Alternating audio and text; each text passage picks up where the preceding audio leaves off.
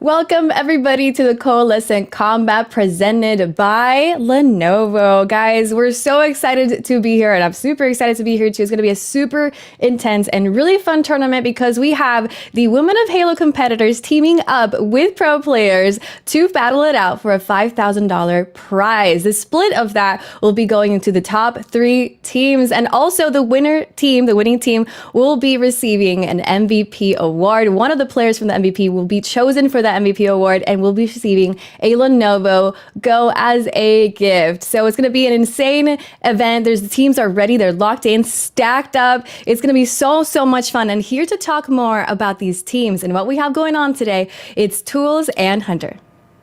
Hi, everybody. Hey. Welcome, Tools. How are you guys feeling, Hunter? What's up?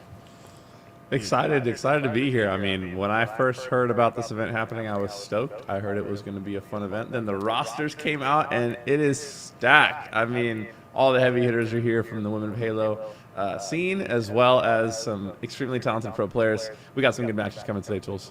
No, this is going to be fantastic, right? I'm really excited because of this combination of having the best women in the game, right? Going with the best players in the game, period. So it's going to be, I think, one of the most competitive tournaments I will ever see. And honestly, these rosters are about as stacked as you can possibly imagine. I've been really looking over this, and I'm like, I don't think I'd stand a chance on it. If I found these 4 in matchmaking, I don't think I'd get a kill. All right, so both of you mentioned that these teams are stacked, and now we can look here at the bracket. So let me tell us what you think here, and maybe you got some picks for those top 3. Hunter, I gotta say. Yeah, I mean, off the rip, our first match on stream, we're gonna get to see Nuance and Tempest. Nuance, actually, one of my dark horse teams for the event. That roster consisting of Janelle, Gun Goddess, Katarina, and I believe Druck, if I'm not mistaken. Druck is their pro player captain. Just a lot of talent, a team to look out for. When I was trying to pick, early, we're in the Discord, we're chatting about it. We're talking about rosters. Who do we think is going to win? Like, who's your favorite? I couldn't pick a favorite. There's like 5, 6, 7 teams in here that look good, and this is definitely one of them as well. And they're going to be taking on Tempest, who we just saw on your screen as well. A talented match to pick, but I mean, waiting for them in the bracket, there's nowhere to go. There's landmines everywhere. There's good teams everywhere. You're not going to be able to dodge the smoke in this event, so excited to get the action started. Here go, Hunter. First match is on its way. And we got two really good teams here competing today. And honestly, it's like the matchup, right? Obviously, a lot of competition between these guys. How good they are, but we also have the pro teams in here that are, I think, going to be a huge rivalry, right? Tolic going up against Druck in our first round. Like, these two teamed for so long, and now we get to see them on competition. First match in. Yeah, hopping on board here with Druck. He's currently running around the pillars area with the heat wave in hand. A lot of early scoring going into the favor of. Oh, well, it looks like we're gonna have a restart actually here. Man, but just a little warm up, right? Just getting the guns warm. Nothing too serious, right? We're just gonna hit the restart really quick. Make sure the players are feeling good and everyone's comfortable, ready to roll. Yeah, absolutely. I mean, hey, we got to make sure we get the changes where we can, get everyone situated so that it's the right way. We'll get some of those issues fixed on our end, right? We'll get that effort out a little bit. Get those team colors the right way that we like them and all that action, and we'll get right back into that match.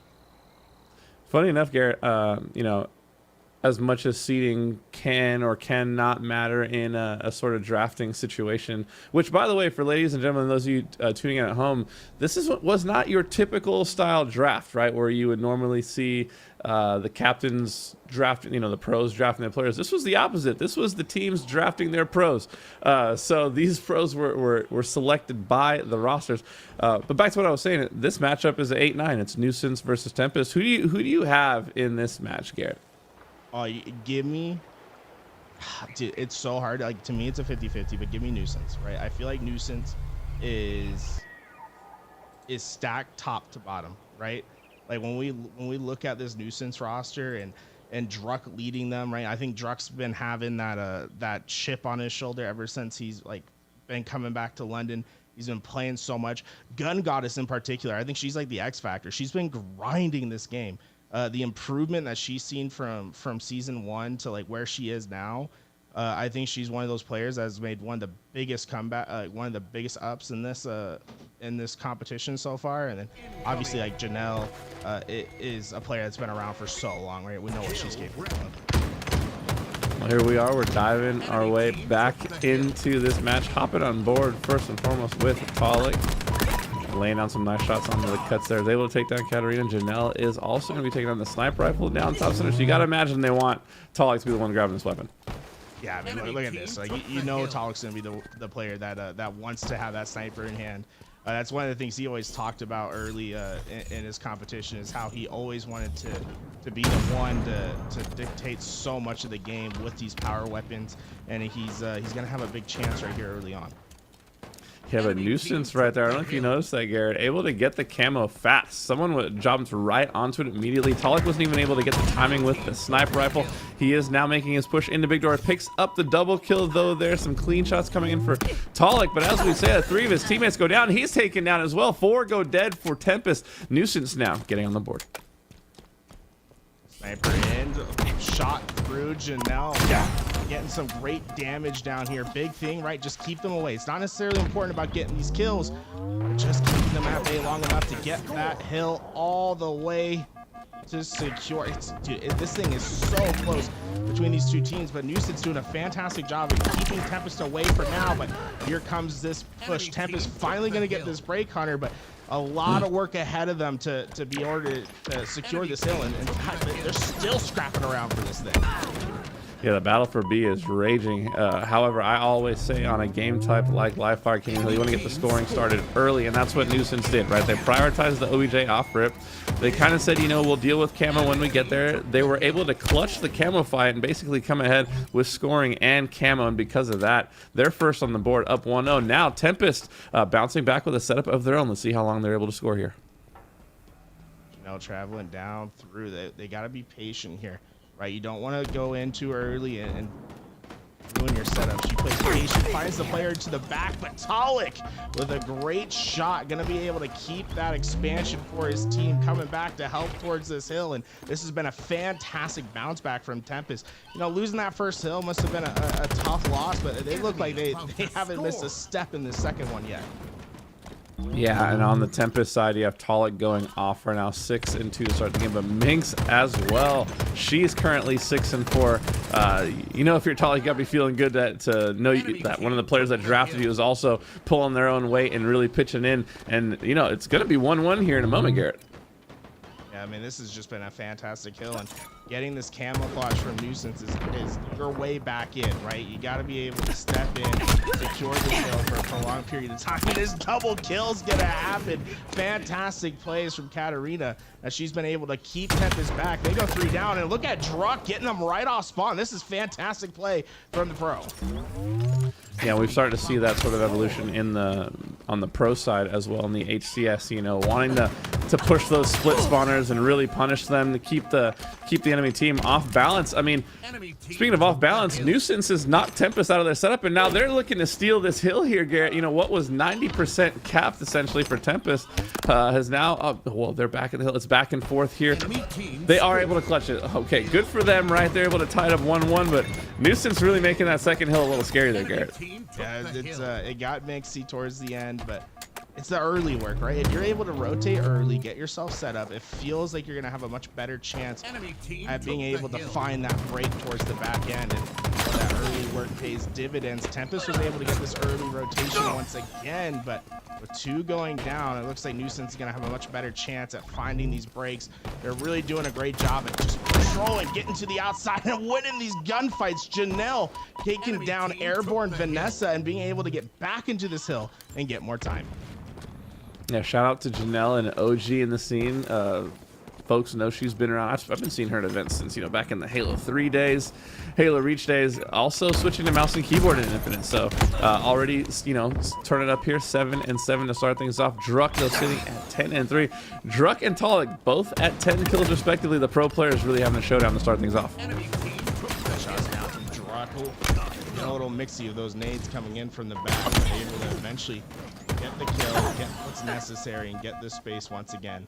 Great job by them to maintain this hill. Villainize is doing a fantastic job with the little jiggle. Unfortunately, not going to be able to stay alive long enough as Gun Goddess not only gets the double kill, but the perfect shots on that second player, and it might just be more on the table as she gets great damage down onto that sandbags, and has basically been a one-man army in that entryway for Nuisance. They're able to secure camouflage because of her great work over by the hill. Yeah, and Villainize did everything they could to, you know, try to slow that push there. Gun Goddess coming in with a clutch double kill with the perfect shots. Really, Nuisance, we're seeing a collaborative team effort here early on in this series. You know, first match of the day, and you know they're looking to make a statement early on, right? Like, yeah, everyone, we're first on broadcast. Check us out. We're here to win. Making great plays together, great pushes. They're extremely efficient, but Druck going off. I mean, 15 and 4 to start things off. Katarina, I do want to shout her out as well. Not only a member of the Women of Halo community, but a member of the Europa Halo community as well, representing Europe. You know, so we've got international competition. We've got competition of a high level, and man, every time I blink, I feel like Druck is just adding more and more to the board. Tolic trying to keep up with 14 kills of his own. This hill, you know, so far, early scoring going to Tempest.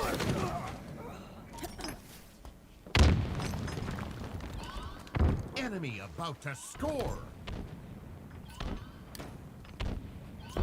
And here we Tempest go. looking to shut Nuisance out, right? Like, they're looking to have a perfect hold here, and it's looking like they're going to do just that. The game is now tied 2-2. I don't think that Nuisance set foot, I mean, anywhere near the hill there. They weren't able to make it within a 10-foot radius of that hill. No, I mean, that felt like perfect play, right? And having those perfect opportunities can really not only like tie up the game, but now just have that momentum going into the rest of this thing, though. I mean, look at the pros and their performance so far. I mean, we talk about the duo of Druck and Tolic, but they are basically having dual score lines in this game thus far. The battle between the two of them, Tolic's going to be able to take a one-off at 19 kills as he's putting a lot of pressure onto that B side. Nuisance just trying to get any sort of angle into this hill. And a great job by Tolic in the game just to ensure that they couldn't get there without doing a lot of work beforehand. But as 3 go down, Nuisance going to have a real shot right here to put in some valuable time. Yeah, and this is Nuisance's first shot at this hill. I mean, if we've learned anything about Tempest, is that their setups are pretty deadly, right? We saw them completely cap the 4th hill in one setup and then cap about maybe 75% of this hill off of one setup as well. So if you're Nuisance, you got to keep that in the back of your mind. Hey, this team is efficient. We got to make sure that, you know, we're on top of our breaks. And they were able to break this hill and score as well. So this hill is all knotted up here. You know, Nuisance looking to take a lead here in this game, 3-2. Camo in the hands of Gun Goddess as well. Here comes the fight, top center. Tempest back in the hill now and scoring. The grenades come in, the shots come in. 3, go down. 4, go down for Nuisance immediately though. So a perfect wipe there from Tempest. Whatever strat they just ran needs to be studied and recreated in matchmaking on a day-to-day basis, because that was absolutely perfect there from Tempest. Able to wipe Nuisance 4 dead and go 4-0 in that fight, Garrett. Nobody traded. Yeah, their setup, you could say, Hunter, was a little bit of a nuisance, right? You know. But it's so interesting to watch that because, right, it's a great setup. They're able to execute, but it comes down to execution. It felt like if that nade was maybe a half meter forward, it was going to get a great, like, damage, and you'd see, like, a triple kill happen. But just great temperament from them. They're able to execute when it's needed the most, and they come out with a big victory on that 4th hill. And, well, we go into this potentially final one. Tempest has been fantastic on this hill. Nuisances, it feels like a nuisance even trying to get close to this thing.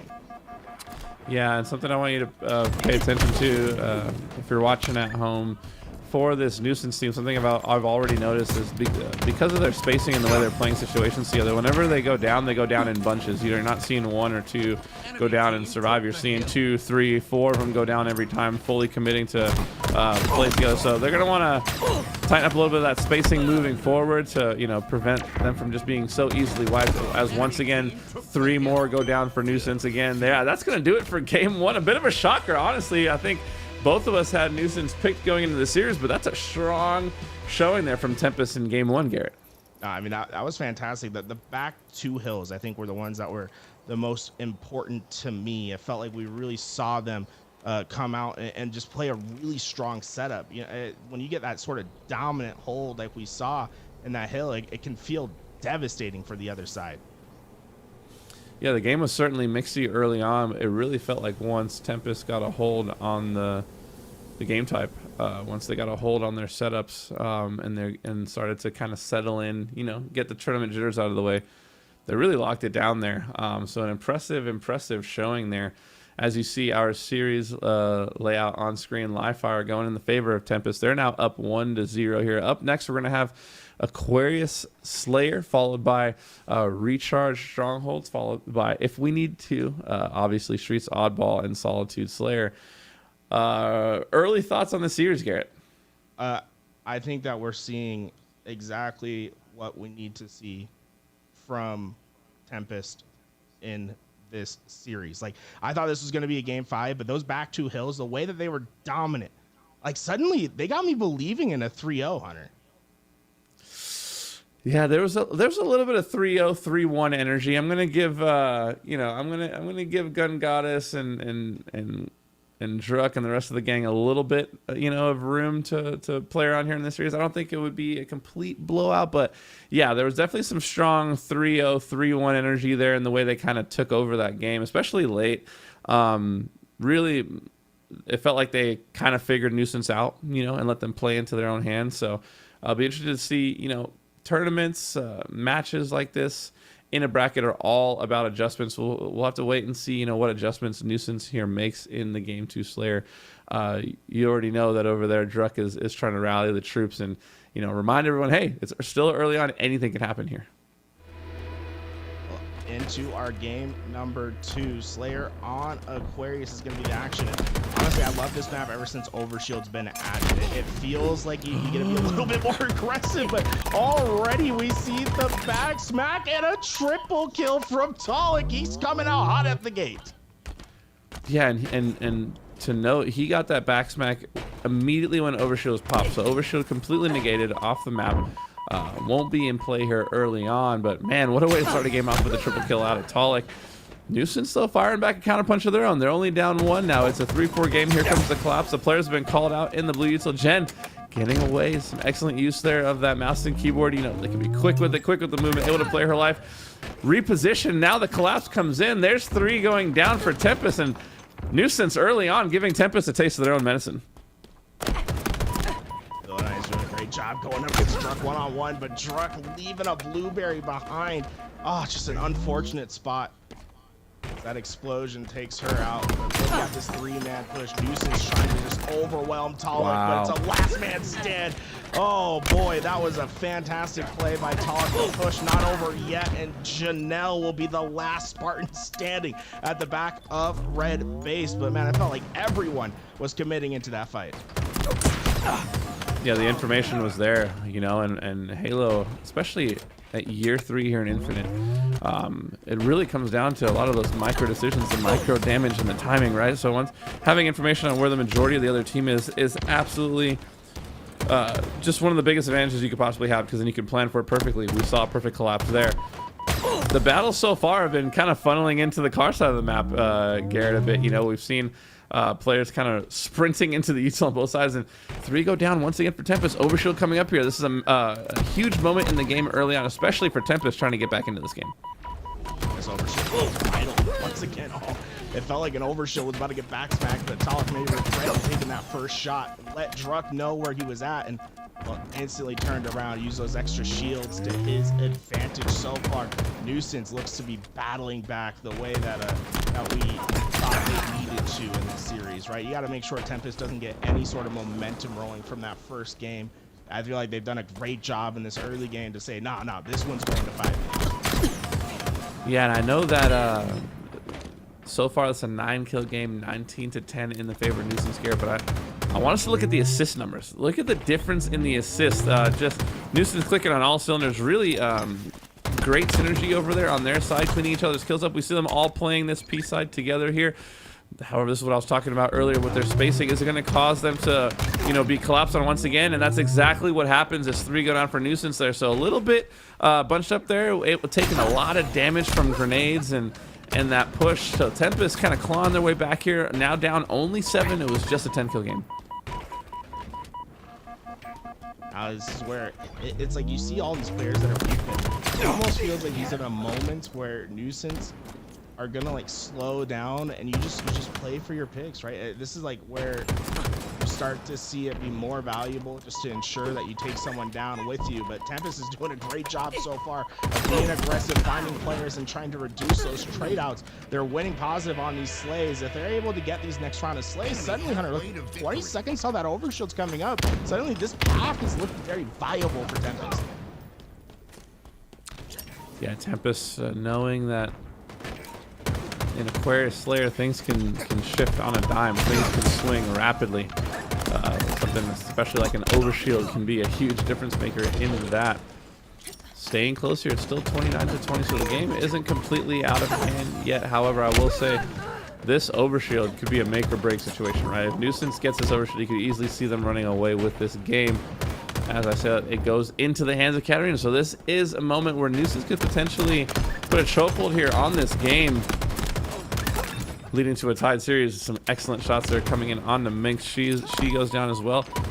However, Tempest answer back with 2 kills of their own. So this is an even fight here, 2-2 on the P side of the map. It's a bloodbath. As I say that, the 3rd goes down for Nuisance. So Tempest actually going to come out ahead in that team fight, despite not being able to grab that overshield. Now only down 8. It's 34-26.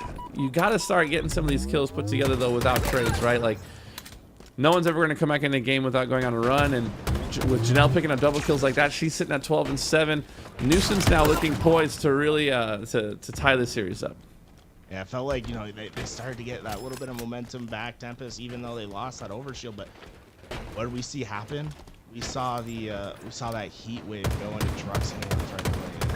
We know what Druck's able to do with that thing. I mean, oh my God, Nearing put in right victory. away. Some excellent plays going in there.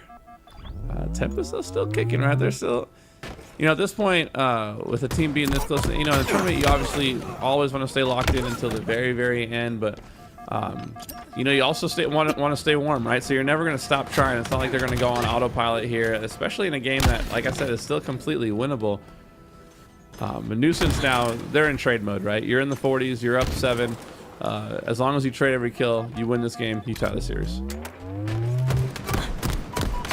Shots from Talik, and the help comes through. He's got one more to deal with. Janelle with the thrust. Ooh. Oh, Talik. Oh, he is so glad just to be alive because he's gonna have a chance to work on this overshield, and this is exactly what Talik and the crew needed. Villainize puts this overshield 6 on. kills. This is their way to get back into the game. This is their moment. It's now a 5-kill game, overshield in hand. If there was ever a moment to steal this game away for Tempest, it is right now. And it's going to come down to how Villainize is able to use this overshield. The shots come in, a killing spree coming in out of Villainize. Minx picking up a kill as well in the red base. As that happens, they knows the last 2 players are here. The collapse comes in. Gun God is trapped in the corner, is able to take Villainize down to no shields though, and Janelle is able to. That's a huge trade right now for Nuisance in a very dangerous situation in this game. That overshield. Now suddenly the game's only within 3. These next couple of moments are going to be the critical one for Tempest. You see them getting up onto that high ground. Minx trying to do her best to find a flank, but Janelle and Druck, 2 massive kills across the map, get them to 47. And suddenly this feels as if it's so much harder when the other team is just a couple kills away. Yeah, 47 to 45, right? I always say in a close game in the 40s like this, Garrett, it's funny to me how players all of a sudden start playing the way they should have been playing the entire time, right? Like you start to play your life so well and not want to give anything away for free, and we've seen it just get tense. But here comes the trade. Villainize getting the double, but it is not going to be enough. Nuisance able to squeak that one out, Garrett, and honestly, a 50-48 win there when you were up pretty big the entire game. I'm not sure if I'm even feeling good after that one, right? Like the series is tied, but it almost started to feel like Tempest was figuring them out again towards the end of that game. I think you're on point with the can you feel good about that one, because it was so, it felt like they had control for the first 80 to 90% of that game, and then suddenly it gets very, very close at the end. Talik and Villainize looking like D-Wade LeBron out there at the end of that game. That Villainize going on that killing spree at the end, man, I thought that she had just started to secure this game for her team, but great job by, in particular, Janelle and Druck getting those. I think those 2 kills when it was like that vital moment to get yourself within 47 like that, to get yourself to 47. I always feel like 47 kills, 48 kills is sort of that threshold where it feels like you have to play too good in order to come back into a series. You know, the other opportunities, it does, like, it feels like you have a chance. If you're like 45, 46, you can give up deaths. When you get to like 47, 48, like no longer you can give up those deaths, and you can't play it like as aggressive as you need to play. Yeah, I agree wholeheartedly. Looking at the other side though, we obviously got to talk about Druck, Janelle, and Gun Goddess looking like Steph, Clay, and KD, right? Just massive numbers coming in there. And then from Katarina, 11 assists, you know what I mean, to throw in. So everybody getting in the mix there. This series is all tied up 1-1, so we're for sure going to see Streets Oddball at some point in time, but we're now heading back into Recharge Strongholds. Garrett, early predictions. Who do you have here taking this game number 3? Ooh, you know what? I feel like Tempest, they got that momentum on late game. It didn't feel like, it didn't feel as dominant as a win as like that game 1 felt. I feel like they're going to bounce back here. They want to get their revenge. You know, I feel like a team that wants to win because of a game that they closely lost. I always feel like they have that big advantage going into the next. Yeah, I think after seeing the way Tempest played game 1, I think my prediction completely changed in my head to a Tempest 3-1. And typically in a 3-1 series, the one game is the Slayer, right? The toss-up Slayer that goes to the team that ends up losing the series. So I'm going to stick with that and say I think Tempest bounces back here and, you know, goes up 2-1 in the series. However, you know, Nuisance, they're feeling like a nuisance, right? They don't want to go away in this series. They just tied things up. It was dicey. It was close, but at the end of the day, it's now a best of 3 heading into Recharge Strongholds. Obviously, Shock Rifle Camo going to be a huge part of this map and game type. It'll be interesting to see how those power weapons, power-ups are put to use and what team is able to capitalize on them, right, Garrett? Because you can get all the kills in the world, but if you're not taking advantage and scoring off of it, it really counts for nothing. I'm telling you, the big thing, right? Keep the Shock Rifle out of Talik's hands. Like, I feel like that guy can just absolutely obliterate a team if he gets. I feel like that. It's almost like the win condition is like, right, get the shock rifle, either get your kills quickly or waste that ammo, because we know what a couple of these players can do in this lobby when they get that thing in their hands. Did you see that clip that Frosty hit the other day? Speaking of another pro that's in the tournament, right? The shock rifle is absurd. Yeah, the shock rifle is absurd. The shock rifle in the hands of a professional who's got some of the best aim in the world, which is any of these professionals, by the way, is insane absurd, you know? And it starts to make me think about the game within the game, Garrett. We have Druck and Talik as, you know, I would say the captains, but they were drafted to their teams, right? But these are longtime teammates, right? The game within the game, like they are going to be playing each other in a way where they understand the tendencies of one another. It'll be play and then counterplay and counterplay, right? And underneath all of that as well, I think leadership intangibles for this entire day, this tournament, is going to be a huge factor, right? Talik, a known leader in the scene. Druck, not known for his leadership as much, but if you've been in any of those Money Ace lobbies, you know he's able to take charge of a team when he really wants to get the win. So this is a battle of titans, if I'm being honest. Druck versus Talik, Gun Goddess. I mean, these rosters are stacked. And so far, we've got a series to show for it. Yeah, I feel like this is going to be like the common theme that we'll see in the tournament today is how close these series can be. I almost like when I was looking at these teams, like the pro players that were each on each one, and then just like the composition of each team. I think they did a fantastic job of building these teams, because I feel like any team can win, and I feel like almost every series is going to go to like a game 5. Is the way that I'm seeing this thing, like with how these teams are built, with how competitive these women are, and how good the pros are. This is going to be some of the best Halo you're going to see all week. I'm just going to tell everyone out here today, like be prepared. This tournament's going to be absolutely crazy. Well, here we are hopping on board now. Well, we are not. We are ending it. But yeah, I agree with that, Garrett. I think the competition level is going to be high all day. I think we have some high octane Halo. I'm excited to see, especially with this series playing out the way it is already as our first match of the day. Yeah, I don't even know anymore. Are my predictions even going to be somewhat right? You know? A lot of times, like these draft tournaments can be so crazy, and oftentimes what looks like the favorite is out in the first or second round, and then you know the winner is a team that is just a well balanced, middle of the road, put together type of team. So, you know, between these two, early on we both picked Nuance. Within the game, we were picking Tempest, Garrett. So they're already winning us over. Right, I think that's going to be the big thing for everyone watching here today. You know, you might have like your favorite pro player that's playing, or maybe you've been playing a lot of matchmaking and you've seen some of these women in your game. You're like, you know what? Like, I'm going to root for this team. But quickly, you're going to be watching gameplay, and you're going to be like, no, I'm rooting for this team because they did some sort of pop-off. They're playing some sort of way. And it's almost going to be one of those situations where every single round, you're going to have a new favorite team. I love tournaments like this where you have, you know, a lot of, you know, obviously known players with the pros, but also a lot of players that you're ready to become a fan of. Yeah, and I think I speak, you know, for everyone when I say at this point in time in Halo Infinite, you know it when you see it, right? When you see good gameplay, good teamwork, good timing happening, it's undeniable, and you know, so far we're seeing some great Halo being played from both these teams, right? In the game 1, it was all Tempest. In the game 2, Nuance able to hang on and win that one. So both teams showing life so far in this series. Hopping now into game number 3, like I said, recharge. Strongholds, Talik early on getting the camo. Already 1-0 on the board, make that 2-0. So Talik takes down 2, Minx takes down 2 as well. Early BC hold here for Tempest. Now trying to really put the pressure on by getting a triple cap, but no! The excellent shots coming in from Druck, and unable to take down the second player, but scoring early for Tempest.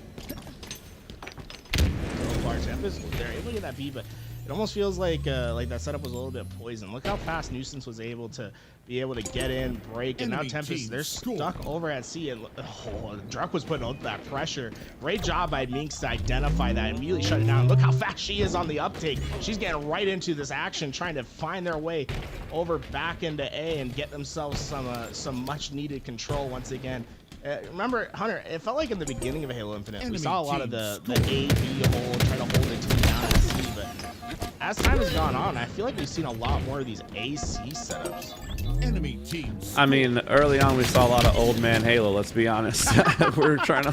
we're playing like it was Lockout in 2006. You know what I mean? But as the game has progressed, and you know, shout out to the pros for always pushing the meta forward in some way. It's what I was talking about earlier, Garrett, where it's like counterplays, right? And if you're always used to a setup being one way, then over time people are going to adapt and figure out a counterplay for that. So then you have to figure out the counter to the counter, and it ends up with the game, you know, over time becoming much more fluid.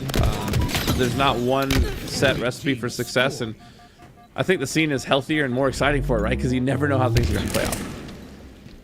And so far, we're seeing that big back and forth to get to the next camouflage. We're basically tied up even. Villainize not quite able to get away with that camouflage. You're seeing how even it is between these teams, but big kills from Druck, able to get the double, and that's going to mean a shock rifle. And this feels like where the game can maybe get out of hand. Yes, you got some points to make up, but Druck is feeling aggressive, and you can see him trying to line up a trip cap. Yeah, and Druck also plays on 120 FOV. I don't know if you have ever played on 120 FOV, Garrett, or if you would agree with this, but I feel like hitting the shock rifle is just so much easier and more satisfying on 120. I feel like I don't know, something about it. As I say, like, he misses his shot, so clearly I'm wrong and it doesn't matter. But the shock rifle is going to be taken down, and 3 go down there for Tempest. So now Nuance with some scoring of their own. They're currently sitting in the lead, Garrett, 60-40. I feel like everything's more satisfying, but I feel like I don't play it when I'm cracked, you know? You gotta be like at your top level at all points in time when you're playing on that FO. So far, no, Nuance getting some great time. They were down 20 when this one started. Now they're spending point after point. And it's been this A-B hold that's been successful for them. They've been trying to venture their way into that long haul, but haven't quite made the full journey into that tree. There's a lot of individual fights going down, and it's teammate action on the other side. Druck and Tulloch giving each other beatdowns as the push comes in at A. So far, I mean, this has been just such a strong defense point at A. It really feels like both these teams have put a real emphasis on solidifying their control at this hill. Yeah, I want to give a shout out to Katarina there. I know she ends up going down eventually, but she was holding down A for quite a while there. Picked up 2 or 3 kills, reset it multiple times, just making high impact plays there while she was at A before she was taken out. And her team currently sitting in the lead. However, Tempest now bouncing back with an excellent push there and a triple cap on the board. So, you know, Nuance is really trying to get this A cap to immediately stop that bleeding. That triple cap scoring 2 points a second, just so deadly. The fast rotation comes in, so Tempest really now starting to play at their pace, wanting to, you know, place their mark on this game and on this series. Now with another triple cap coming in, the shock in the hands of Minx. She takes down 2 perfect shots there from Minx. The mouse and keyboard shots coming in, covering the cross, the camo in the hand of Villainize. Everything going in the favor of Tempest right now. I forgot that she transitioned over to the mouse and keyboard. She used to be a controller player, but obviously it's working. I mean, my God, what some great shots right there. And this trip cap from Tempest puts them right back into this lead. I think Tulloch's not done with it yet. He's getting behind too. They're both one shots. This is too easy for him. The stick, oh, talk about how valuable that stick is. That's a great play by her, yeah. Was causing mayhem. Yeah, Tulloch was on a bit of a heater there. That stick was absolutely crucial. I do want to talk about the difference in philosophies, Garrett, because we've already seen a difference in philosophies from these two teams. We've seen Nuance, when they set up, they want to hold the 2 cap and kind of play a little bit more conservative, a little bit more old man Halo, a little more dinosaur, a little more year 1. However, when Tempest get rolling, they want to get all 3, right? They want to push the pace. They want to take a little bit more of those high risk, high reward scenarios. And so far, I mean, it's paying off. They're currently up by 10. They had a huge run, obviously, to put them at 120, but now we're seeing a little bit more of that Nuance style, right? The 2 cap. They are going for a triple cap, but no, I'm not able to capture C, so it will just be a double cap for now. But yeah, we're definitely seeing a difference in 2 styles here. I am always a fan of going for that kill shot. You know what I'm saying? Like, get that trip cap in, Like you could lose your slays, lose most of the game, and get one good established trip cap in and win off that control. And once again, Tempest put them into the trip cap, though we do see a lot of players from Nuance spread across the map. They're gonna try to be able to find this control back once again, but Airborne Vanessa, oh, the sticky goes astray. Druck's trying to hunt down the camouflage player, but Vanessa's doing her best, but nothing gets away from the sights of Druck. Yeah, and a player like Camo, once they're spotted out, they're so important on the map. Once you have that information, you got to go for the kill, right? Even if it costs you your life, you got to take down the Camo player. Druck, they're able to spot out Vanessa. We saw what she was going for, though. I saw the blueprint, right? If she would have landed that stick, it could have been a sick play there to get the stick into some shots, maybe, you know, into a collapse. But she was taken out. 2 go down for both teams right now. B will continue to be captured, though. A huge play coming in there for Druck to capture that point, but Vanessa is able to put him down. Tempest now, a killing spree coming in for Talik. They're going to be scoring once again. It's now 160 and counting. The heat starting to be turned up here in this pivotal swing game number 3 as the series is tied up 1-1. Whoever wins this game obviously takes charge of this series. So right, this is a big fight over in the backside of A. Oh, nice. Doing a fantastic job of finding those kills, playing her process. That's going to be able to get them to A. So although it was a trip cap for a second there for Nuance, they don't really get any of the benefit from it. And this might just be a counter trap that's played from Tempest. Look how fast they were to get into this tower. Suddenly, Nuance, they're trapped on the backside of Long Haul. There's not really much they can do. And Villainize is debating with herself, do I go for this trip cap? She's in. But unfortunately, a couple too many players there to deal with her. But Nuance, they haven't gotten any space. And this is concerning for them because this game might quickly get out of hand. They're about to reach that 200-point threshold. Yeah, the issue with how structured Nuance has been trying to play is that they've been caught in predictable situations, right? Getting trapped in long haul, getting trapped in red. They're a little slow to rotate out of the zones when the other team knows where they are. But they were able to put an end to that bleeding and get a 2-cap going here of their own again. An A-B setup. Yeah, I think we've only seen Nuance get A-B setups in this game, if I'm being honest. Not even saying that as a joke. It seems like that's what they're comfortable with. They keep going back to that. However, Tempest has kind of been able to make lemonade out of whatever lemons they've been given this game. As a nice shot comes in there for Druck. Now, this could be an absolute difference maker, right?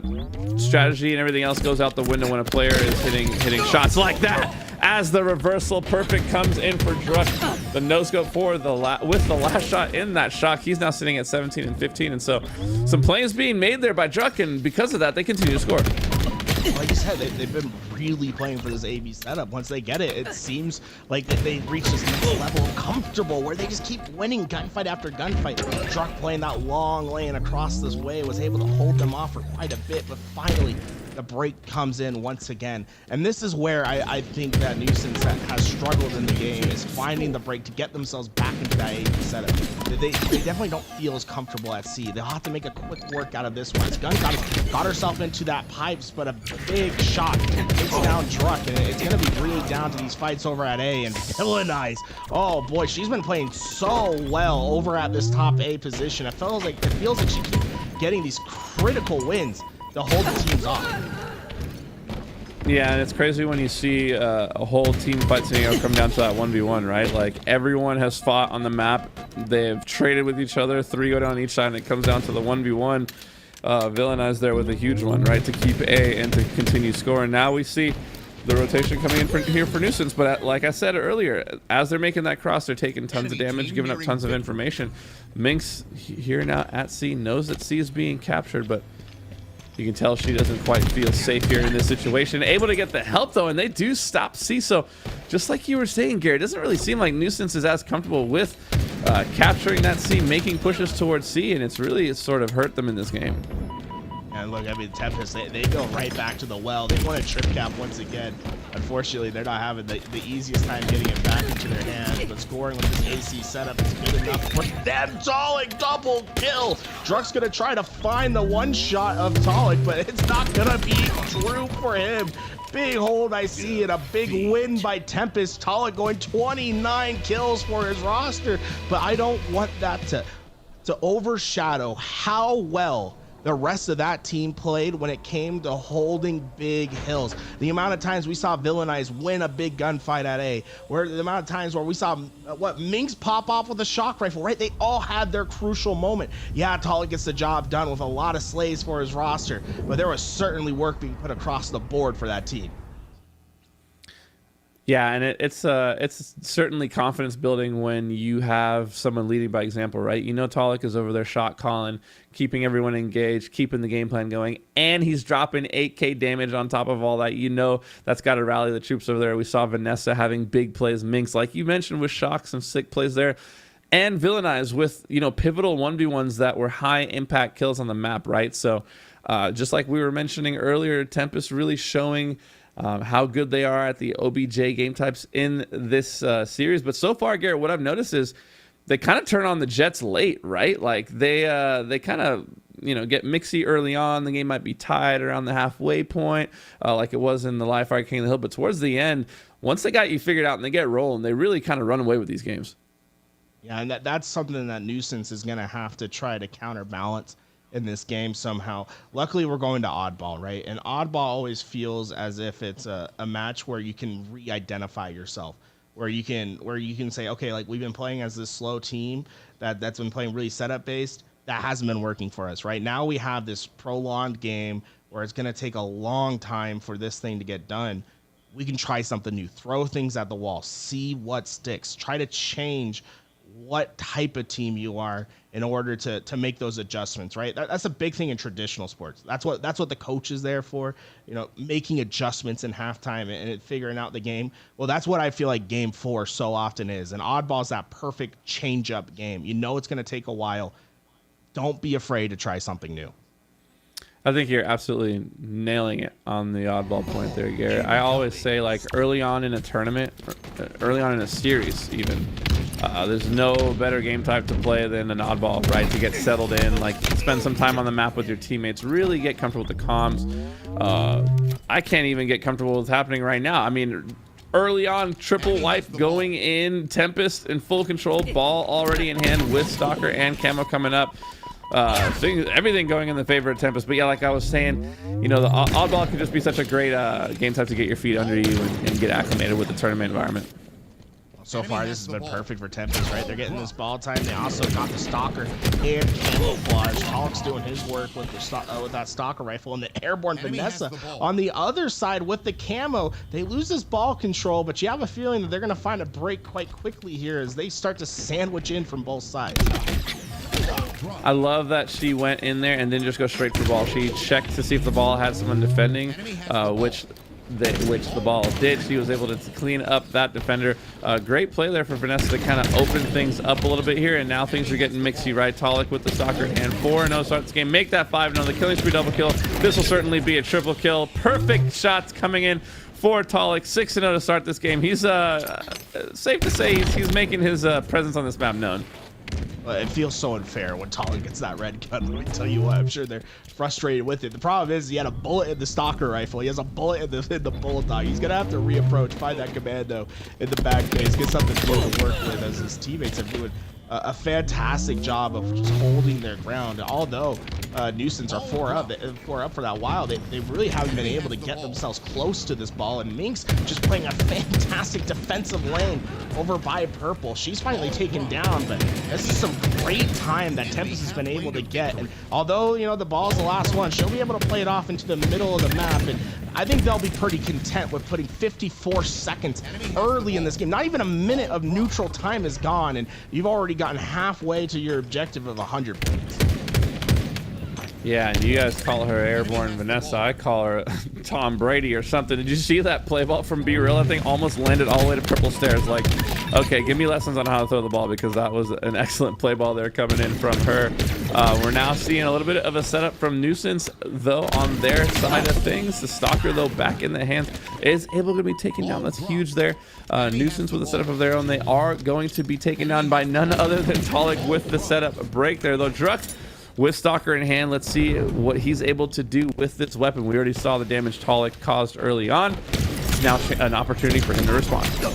Yeah, it's like both of them taking their turns with that red gun. Unfortunately, Talik gonna cut Druck's life a bit short there to villainize his third with a stalker rifle. I'd say this has been the most impactful weapon of the map so far. How many kills we see go down with it, but a little bit of a cursed weapon action going on. Nuisance, they've done a great job of stabilizing here and preventing Tempest from getting too much time, but we haven't been able to see them get that comfortable setup yet, and that's what I really want to see. It felt like in the Strongholds game, when they got their setup, that's when they felt the most comfortable. I want to see that sort of comfortable setup once again, and so far, Tempest have just been playing so mixy. They are fast, they're aggressive, they're getting in their face, and well, it's getting them ball time, and there's been plenty of damage downrange for Talik in particular. He's about to reach double digits. It's between him and Druck. Whoever gets his next kill, they're going to be the first one to reach 10 apiece, and as I say it, Druck lines up 2 across the map. He'll get to 11, and here comes the push from Nuisance. Yeah, the push comes in, 3 go down. Excellent shot there from Druck. He knows Talik is the last player alive. Gets the damage in and the call out to the player B-Rail. Talik, though, gonna get away with his life. You know he's a player that, at this point, if I'm Druck, Garrett, I will literally be calling out Talik to my teammates because it's just such a relief in pressure when he's not on the map, right? As I say, like camo, again, going into the hands of Vanessa. She's been really on top of this power-up, and shout out to her for, you know, last time she had it, she was impactful on the map. This time she's making a sneaky push here into C. Love to see how she plays this. Finds the ball, is able to take down the ball carrier. Katarina going down there, so 2 go down for Nuisance here. Vanessa with another excellent camo play. That's a set of broken, Garrett. Excellent shots here from Vanessa. She takes down 2 more. She's farming in the back of the base. She put that camo to maximum use, got 3 or 4 kills out of it, broke the setup, and is able to now score with the oddball. This is turning into an excellent life here out of Vanessa. Minx is just, I feel like Minx has been fantastic at playing that front line defense. You know, she doesn't have like the most kills in the lobby. What do we see? High engagements, 8 kills, 9 deaths. She's so often being that forward line, and it's just been a nuisance to the other side. I feel like she's been a big part of the reason why they score so much in this game, and that's the big thing. There's so many people, you know, Hunter, I play in matchmaking, people yelling at me because I don't have that ball time. I'm like, bro, I'm doing work over here. I'm making sure that you can hold the ball by being up in that front lines. I think Mix has been fantastic at that role so far. You just brought up a fond memory of mine, Garrett. One of my biggest TikTok ever in the Halo Infinite era was a TikTok of my teammates complaining to me when I had 0 oddball time when I had 50 kills when we won. Anyways, but back into this game. Hey, son of a, you know, let them know. That was a fun little memory there. You mentioned earlier Nuisance looking for those perfect setup situations, right? And trying to get that. I think at this point, Garrett, the way Tempest is playing, they're playing so mixy. I think that is not something that that's gonna be given to you. I think you're gonna have to find a way to get scrappy with it and make the most of the moments that they do give you, right? Like you can't hope to wait for a perfect situation to score. When Tempest is scrapping 5 seconds here, 10 seconds here, 20 seconds here, you got to get on the board and get on the board early. I love this play from Druck to get the ball immediately off rip to get the scoring started. First team to get the scoring started in an OBJ game type is the team to dictate the pace and to control the level of pressure, right? And so I want to see Nuisance early on getting onto that oddball, getting some sort of lead, and really, you know, placing the ball, so to speak, in the court of Tempest. Enemy has the ball.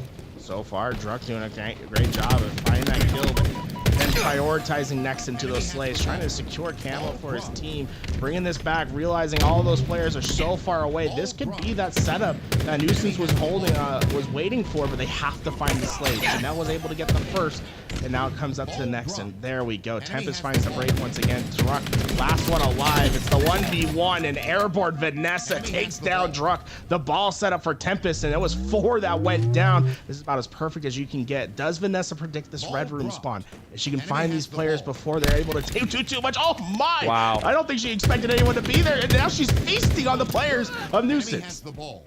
And this is Vanessa's third camo. You can tell that she's absolutely been prioritizing when it's coming up.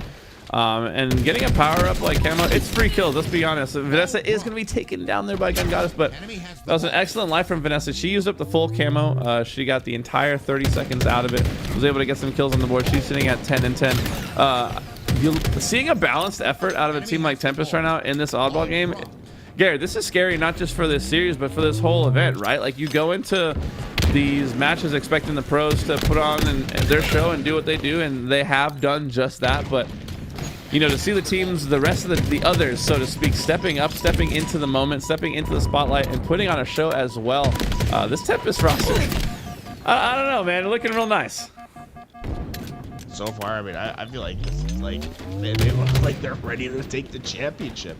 You know, classic caster take to go and say, wow, this team that we're seeing win this round 1 is going to win the tournament. But so far, it feels like it's even distribution between everyone, right? We're seeing big plays from everyone. We've been seeing the camouflage priority from Airborne Vanessa. Talik's going to be able to get it this time, but they've been doing a fantastic job of controlling the map, getting the power-ups, getting those power weapons, and then facilitating them into the hands of their stronger slayers. And it feels like this team is just on that next level of teamwork thus far. I love watching Talik's POV. It's just so calculated.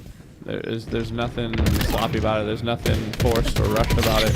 You can tell he's always playing at his own pace. The shots coming in there. Vanessa takes down one, but is going to lose that fight immediately after, so she gets traded out. That's a double kill there for Talik. Every time we go to his screen, it seems like he's getting a double or a triple.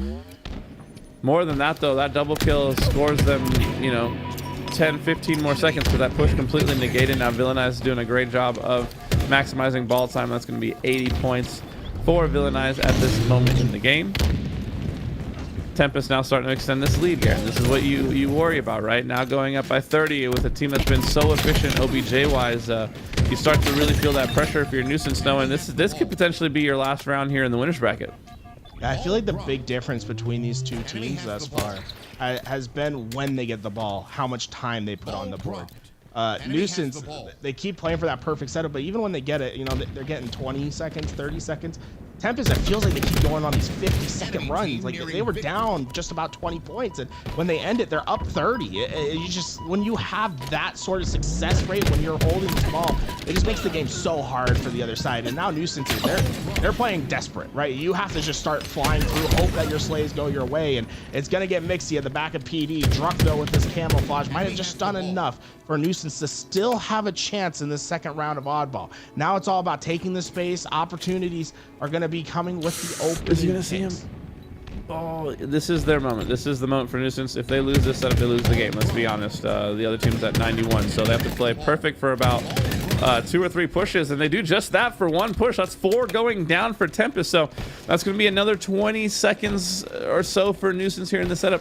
They need 1 more hold to really be back in this round, Garrett. So this last team fight here, it's going to be one for the ages, right? Druk already spotting out Talik in the B-side, is able to take him down, but Talik does stay alive with Stalker there in B-side. He is a very important player on the map. If I'm Druk, I'm calling him out to my teammates, making sure that they know to rotate away from him. The ball is going to be played out towards the middle here, so it's looking dicey right now. It's do or die time here for Nuance, who will get the first pick here in this fight. The melee comes in. Villainize is able to take down Katarina there. Villainize is going to be traded out there, though, so a 3v2 situation now for Nuance. Nuance up in this fight. Talik fighting for his life with the soccer. Is he going to be taken down? He is, but at what cost? The damage has been done. Many weak players. Janelle, though, with a double kill of her own and playing the ball. Big plays coming out. Janelle, the repulse comes in. She takes down Minx there for the reversal. 3 kills for her. Go down for Janelle there. Will it be enough? The ball's been played, though. It's complete standstill. No, Villainize jumping down, able to get the ball in and gets the ball out to Tires. And I think that's going to do it, Garrett. No one's looking like they're in position. Druk has to desperately fly, not going to be able to do it. Tempest going to take our first series of the day here, 3-1 with a 2-0 showing on Oddball. But we saw signs of life there towards the end from Nuance. What insane plays coming out from Janelle. That last team fight really being the determining factor. And you got to be kicking yourself a little bit there if you are Nuance, because you had a shot, right? You had a shot there in the end. Tempest, though, icing up, and I feel like we could use this pun all day, but when it rains, it pours, and they really did put the hurt on Nuance whenever they were able to get their setups in that ball game. Fantastic day start for Tempest. They're looking really strong, and not just that, but their team dynamic seems to be working. This might be their first time playing together as a squad, all four of them.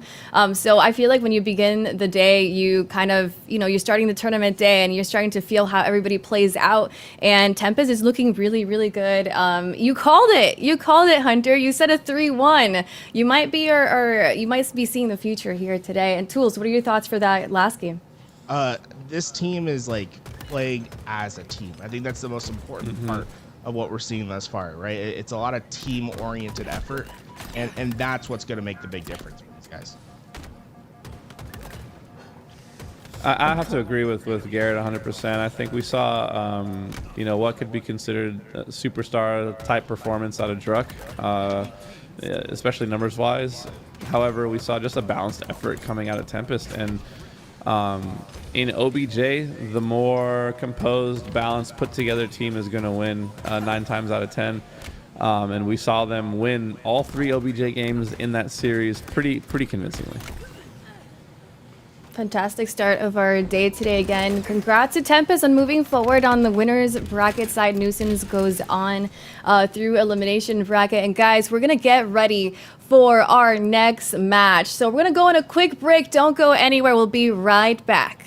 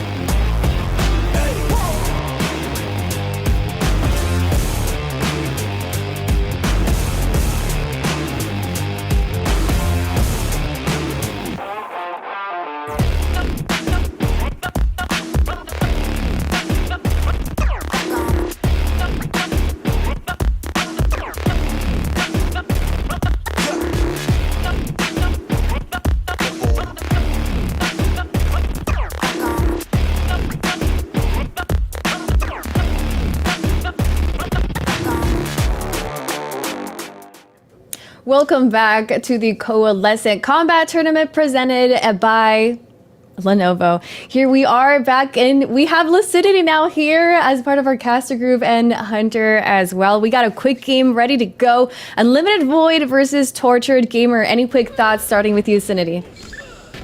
Super excited to see this game. We have some familiar names from the women's scene, you know, that are kind of out here and just ready to really kick ass in this series. Pink Sakura, one of the top female players from the Mexico region. Giselle, too, who's also had some really high tournament placements as well for herself. So this will be a really, really fun series to dive into. Yeah, and I know that if Blood Reina could hear you say that you think Pink Sakura is one of the best female players in that region, I know she's kicking herself right now just at the very thought of it, right? We got two players here, both really highly regarded from that region, taking each other on.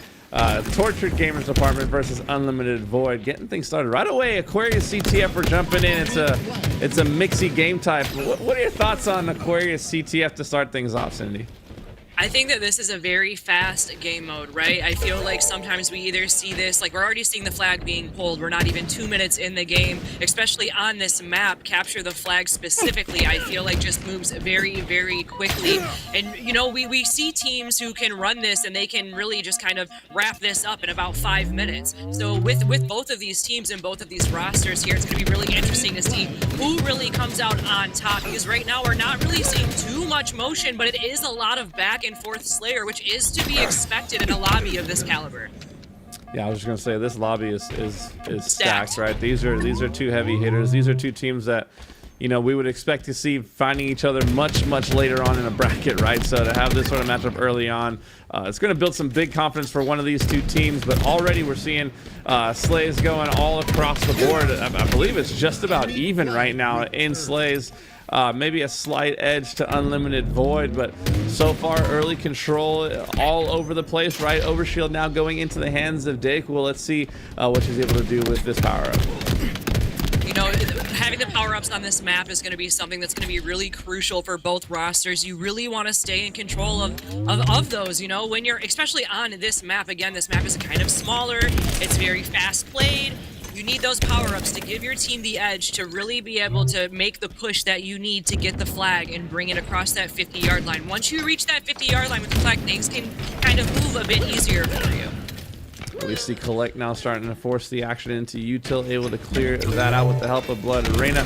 Now getting their first pull on the board here. So Tortured Gamers Department starting to move this flag. Collect wisely going to choose to back up and bait this flag. They know they don't have full control. It was a 3v3 type of situation, so they're not feeling safe enough to run this flag. However, they are going to use it as some bait. And, you know, that's something that you do see, too, a lot in Capture the Flag, too, is people baiting the flag. It's easier to kind of get your kills down, and just like that, 4 go down for Unlimited Void. So I believe Collect still has the flag. No, Monza has the flag right now and is just rushing it, so this could be, you know, the first cap that we see. Yeah, and I got to point out Monza obviously walking the flag, choosing not to juggle it. You know, that Australian 200 ping, the flag can be a little risky, right? So she walked it all the way across the map and is able to put it in. So first score on the board for Tortured Gamers Department, already off to a hot start here. Elise 9-6 getting some slays on the board. Would love to jump on her POV at some point in time when we get an opportunity to. But as I say that, the kills come in. Rami now pulling a counter cap of his own, able to get the flag to use. So this could potentially tie things up 1-1. Absolutely, and Rami still moving that flag down there a little bit on the side. He's moving it really fast too, so it could very well be the counter cap right here that's going in. Yeah, but Collect wants to have something to say about that. Gets a kill there into the util. Gets some grenade damage in as well. They are able to temporarily stop the flag. And the counter now. Counter pull coming in from Monza. Our first flag runner now running a second flag. So things completely turning on their head there for Unlimited Void in a situation where it seemed like they were surely going to tie the game up. They end up going 4 down instead, losing Overshield and potentially a second flag cap going to be getting put in here by Tortured Gamers Department. There he goes. What a play out of Tortured Gamers Department to take a situation that looked completely not in their favor and you know, turn it on its head and go up 2-0 in this game. That was a really good play by Monza right there. Something I want to point out is she does have 5 assists and that objective, you know, so she's pulling her weight. She's helping get slays, and she's also able to kind of sneak back there and get the flagpoles that have been really crucial. And as I say that, 2 do go down for Tortured Gamers Department, but there was 2 down briefly for Ultimate Void. Giselle just kind of trying to play her life and stay alive back here. Looking to do damage anywhere, and gets dropped down on, though, by Mons. Wow. What insane shots there from Monzo. That should tell you enough about how TGD, as I'm going to call him from now on, are feeling. They once again wiping Unlimited Void, going 4 down. A third flag cap coming in, and one of the things I want to point out about this this Tortured Gamers Department squad is the efficiency, right? Every time we see them getting kills on the board, they're getting in the base, they're getting flags out, and this is now 3-0 and getting out of hand in a hurry here, Lucinity. It is, and you know, this is the danger zone. We have about 6.5 minutes left. They can still get the counter caps. They can still get it, but it's really going to be about them playing as a team. And right now, it looks like Tortured Gamers Department is just really collapsing on all the right ways that they can. And they're really just kind of doing the right pitches and the right moves. And they're just kind of dominating this map. Power-ups, power weapons, everything going in their favor. And now, you know, early on we saw Slays fairly even in this game, and since then it's gone completely out of hand. Now we see every single player on TGD going positive and every single player on Unlimited Void going negative. So looking like Void a little bit outmatched here maybe in this game one. Maybe a poor choice of strategy in how they tackle this game type. The 4th flag here now about to get put in by Monza, who's scoring her 2nd flag cap of the game, and there it is, now 4-0. Tortured Gamers Department completely turning up the heat here, taking early control of this game and this series. And they are definitely taking full control of this map, and I think they're showing that they're very, very comfortable on this map as well. It's a lot of fast gameplay. 3 go down for Tortured Gamers Department. That's the time when the 3 go down that, you know, hopefully Unlimited Void can really advance and kind of get that pull, but it looks like they're not able to really get up there and really make that move. Yeah, I mean, I think you nailed it. I think it's just there's a pace that Tortured Gamers Department are playing to, but also too saw a very clear-cut game plan that they've been sticking to, which is pushing in through the car side, collapsing, and then running the flag back through the Utah. I think they've capped all of their flags through the car side of the map so far, so they're all on the same page and they're playing like it, right? We're going to need to see some adjustments here from Rami and the Unlimited Void squad side to start sort of countering these heavy car pushes that TGD have been doing. Here comes another push right into the car side. Here comes the collapse. Blood Rainer with the perfect flank to start things off, and we're seeing this game plan being executed to a T. And Blood Raina, like you mentioned earlier too, also one of the top players from the Latin American region. She actually dubs herself as the Queen of Latin America. So this, you know, is kind of like a little cheeky rivalry that we're seeing happening right before our eyes right now. And Tortured Gamers Department again with the flagpole. Elise going straight center, but does get taken down. But at this point, it could just be a bait, right? Like there's 4 minutes left. They have 4 flag caps. They just kind of got to focus on slaying, and they could turn this into a Slayer game if they really wanted to. Yeah, a 4-cap cushion is insane, right? Like in a tournament, having a 2-cap cushion feels amazing. A triple kill coming in for Collect. I'm going to shut up and let his gameplay do the talking. No, not able to land the perfect 5-shot for the over, but the triple kill has done the damage nonetheless. The flag is back to the base. That's it, 5-0. Insane showing from Tortured Gamers Department. If I'm going to be honest, I thought that this was going to be a lot closer, a lot more hotly contested of a match, but excellent plays coming out from them. Amazing objective efficiency. I mean, 5-0, you can't really ask for a better way to start a series.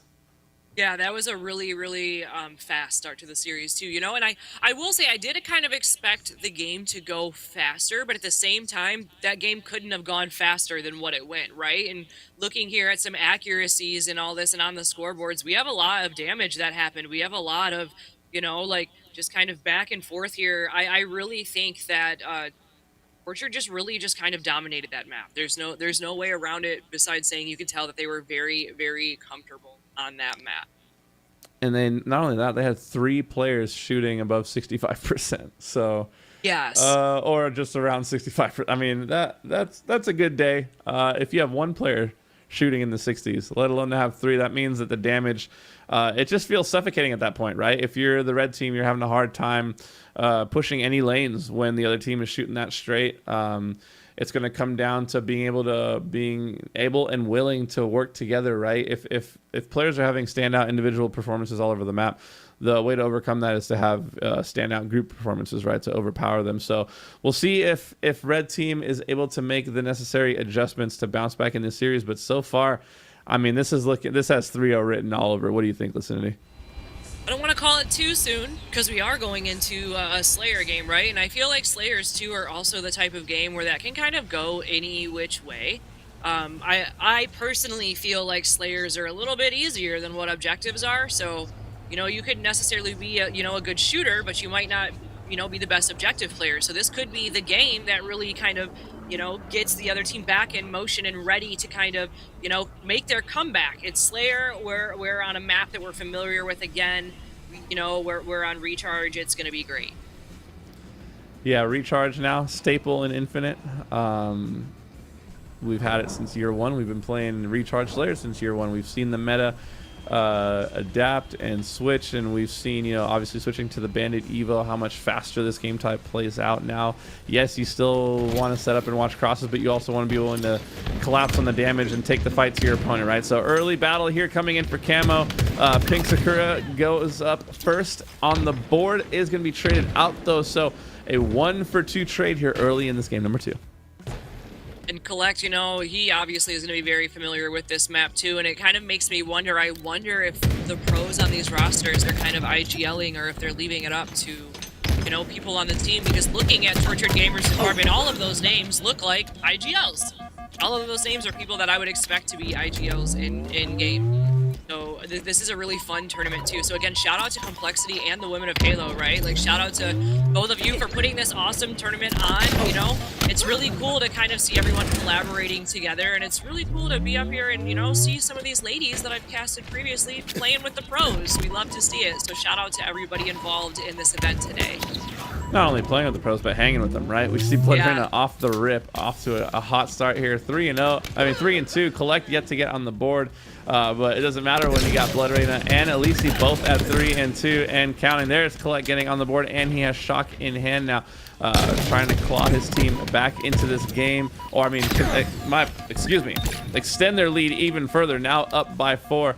Shock rifle in hand. I think you brought up a great point, Cindy, about leadership from the pros and like level of IGLing. I think obviously it's going to vary from player to player, but there is a very real ratio of like talent to leadership, right? Like how much is this a player who is a shooter on their their typical team versus a player who is naturally going to be in that leadership role? How's that going to play out, right? In this the match we're watching, for example, Collect, known as one of the standout, most individually talented players that we have in Halo Infinite. However, an event like this is going to put his leadership to the test. Absolutely. And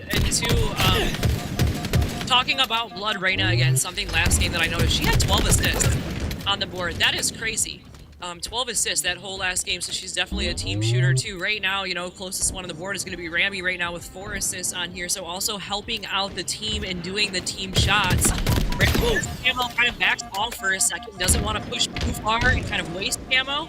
Has to get the shields back up before making the move, hopefully communicating to the team, letting everybody know what's going on, where everyone's at. But no, it looks like Rami does get taken down, and Dayquil going up against Leah gets taken down by Blood Raina right here. Blood Raina making some grapple plays. Looks like she's going to take back down on pipe side.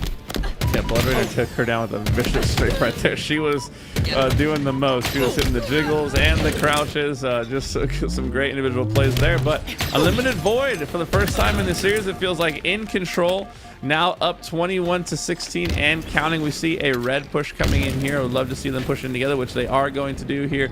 Rami working the red side of the map. The comms come in that there is also a player flanking. It's Collect. He redirects her with the plasma pistol. Now is able to get in behind them, which we'll see. He's going to do some damage with this weapon. Obviously, there, Monza able to take down Sakura. The long haul push comes in. There's the combo shots, but no, the shots out of Rami. Clean teamwork there. That's what I was talking about earlier. It's going to take some more plays as a team to take down this Torture Games Department squad, and Unlimited Void so far doing just that, up now by 4. and still up by 4. Anyone's game, you know, it's just been going back and forth too at this point. And I tend to realize that on this map, you know, the hot spot everybody wants to hold down is back here on pipes. You kind of want to hold down this area, force everybody back and see. And right now, Unlimited Void might be in a very dangerous position here, right? Because they're kind of all corralled here in the corner, although Collect is by himself. But he does have a teammate up there to go down. Technically, he's over here by himself with Monza, so if they get separated, this could be bad.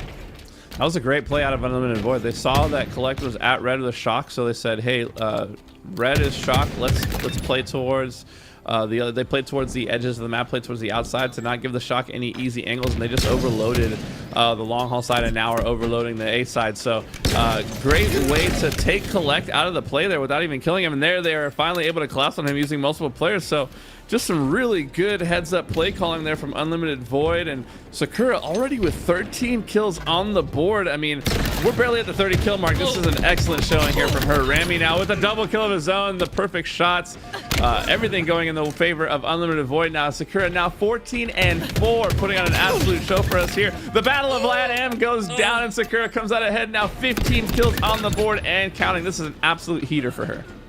Yo, an absolute heater indeed.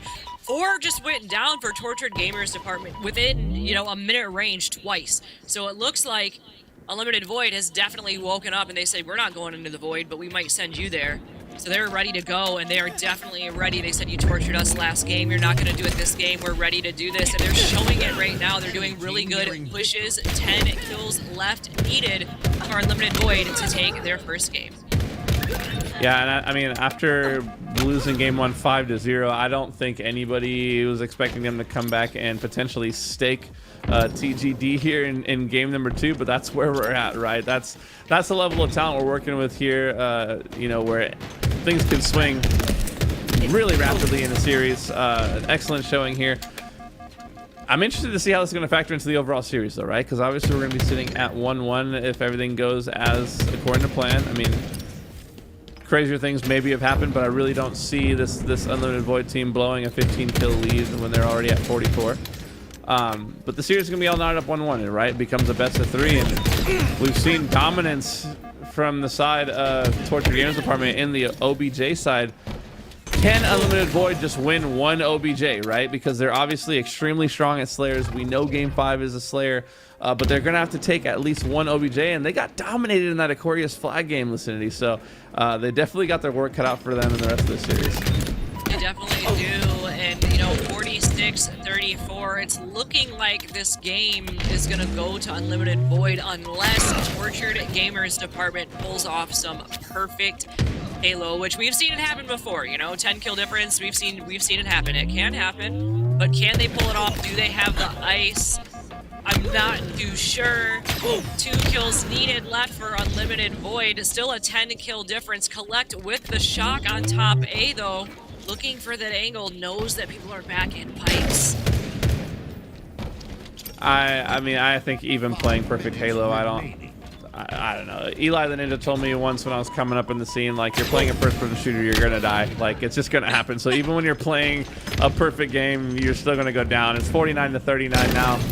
There it is, Unlimited Void making the push. They are able to take down Collect there.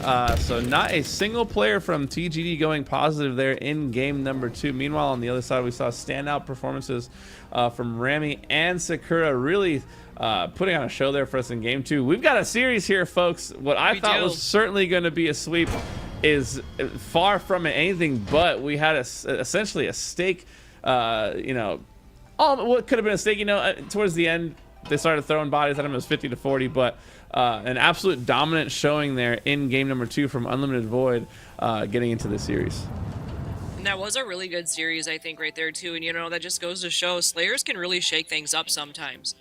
So that's what they did there. And I look at the kills across the board. I will say, though, across Tortured Gamers department, it's all pretty even, you know, 11, 11, 11 all the way down. But then you look on top and you can see that assist column looking rather nice for Giselle and Rami on Ultimate Void right there. And Rami chipping coming in, out right? with, yeah, isn't that crazy? Like, just 10 assists, 11 assists, that's crazy. But like, just going to show they did really good teamwork. Yeah, they're really pitching in as a unit. they executed to perfection, honestly, in the way you want to play a Slayer. They knew when it was time to trade and just get the game over with. Early on, they built a massive lead. I think it was 40-25 at one point in time. So moving forward in the series, as we take a look at the series layout, you can see it here. Game 1, absolute OBJ dominance from the side of TGD. Game 2, the final score doesn't show up, but I would say it was absolute dominance in the Slayer as well by Unlimited Void. That's the most respectful stake you could ever see, right? You've never seen a 50-40 stake until this moment. That's what that game was. So the question now is, and I'm going to ask you this, Sidity, honestly, like, can Unlimited Void get an OBJ game, right? If they can just take one OBJ, they could be interesting, right? I will say, out of the Unlimited Void roster, there are some players on there who I know they might not be a fan of Oddball, but they are rather good at Oddball. Dayquil, I always see clips of her playing Oddball. She's pretty good at that. So I think if they were to win a game or a objective game, I think Oddball would be a great place to start. Yeah, I couldn't agree with you more. Oddball, obviously, super teamwork oriented. You gotta be able to play every role to perfection.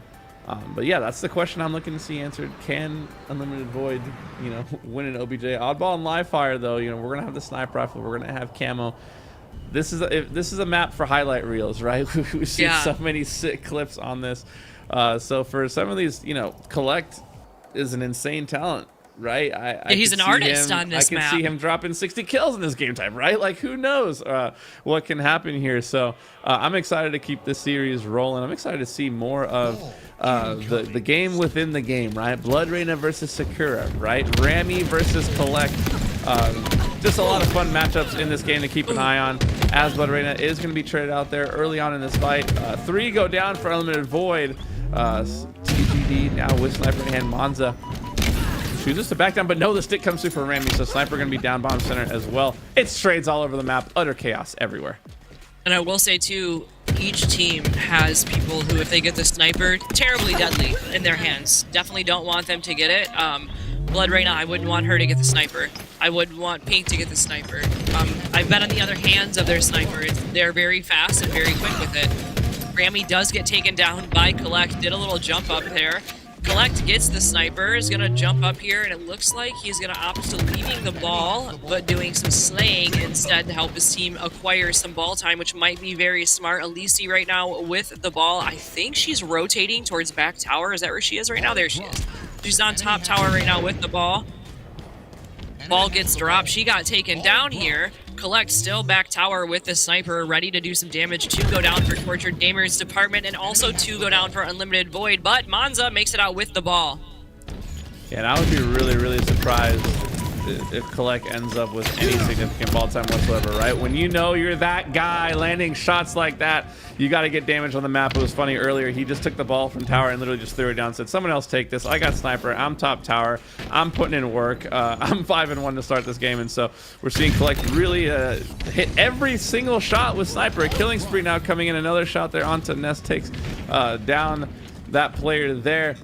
Staying alive here on the top of the tower. Collect such a nuisance up there. The amount of times I've played against him in that position, it is hard to get him from that perch, especially when he's got a sniper rifle. He's still here now, coming in for the cleanup onto Elbow.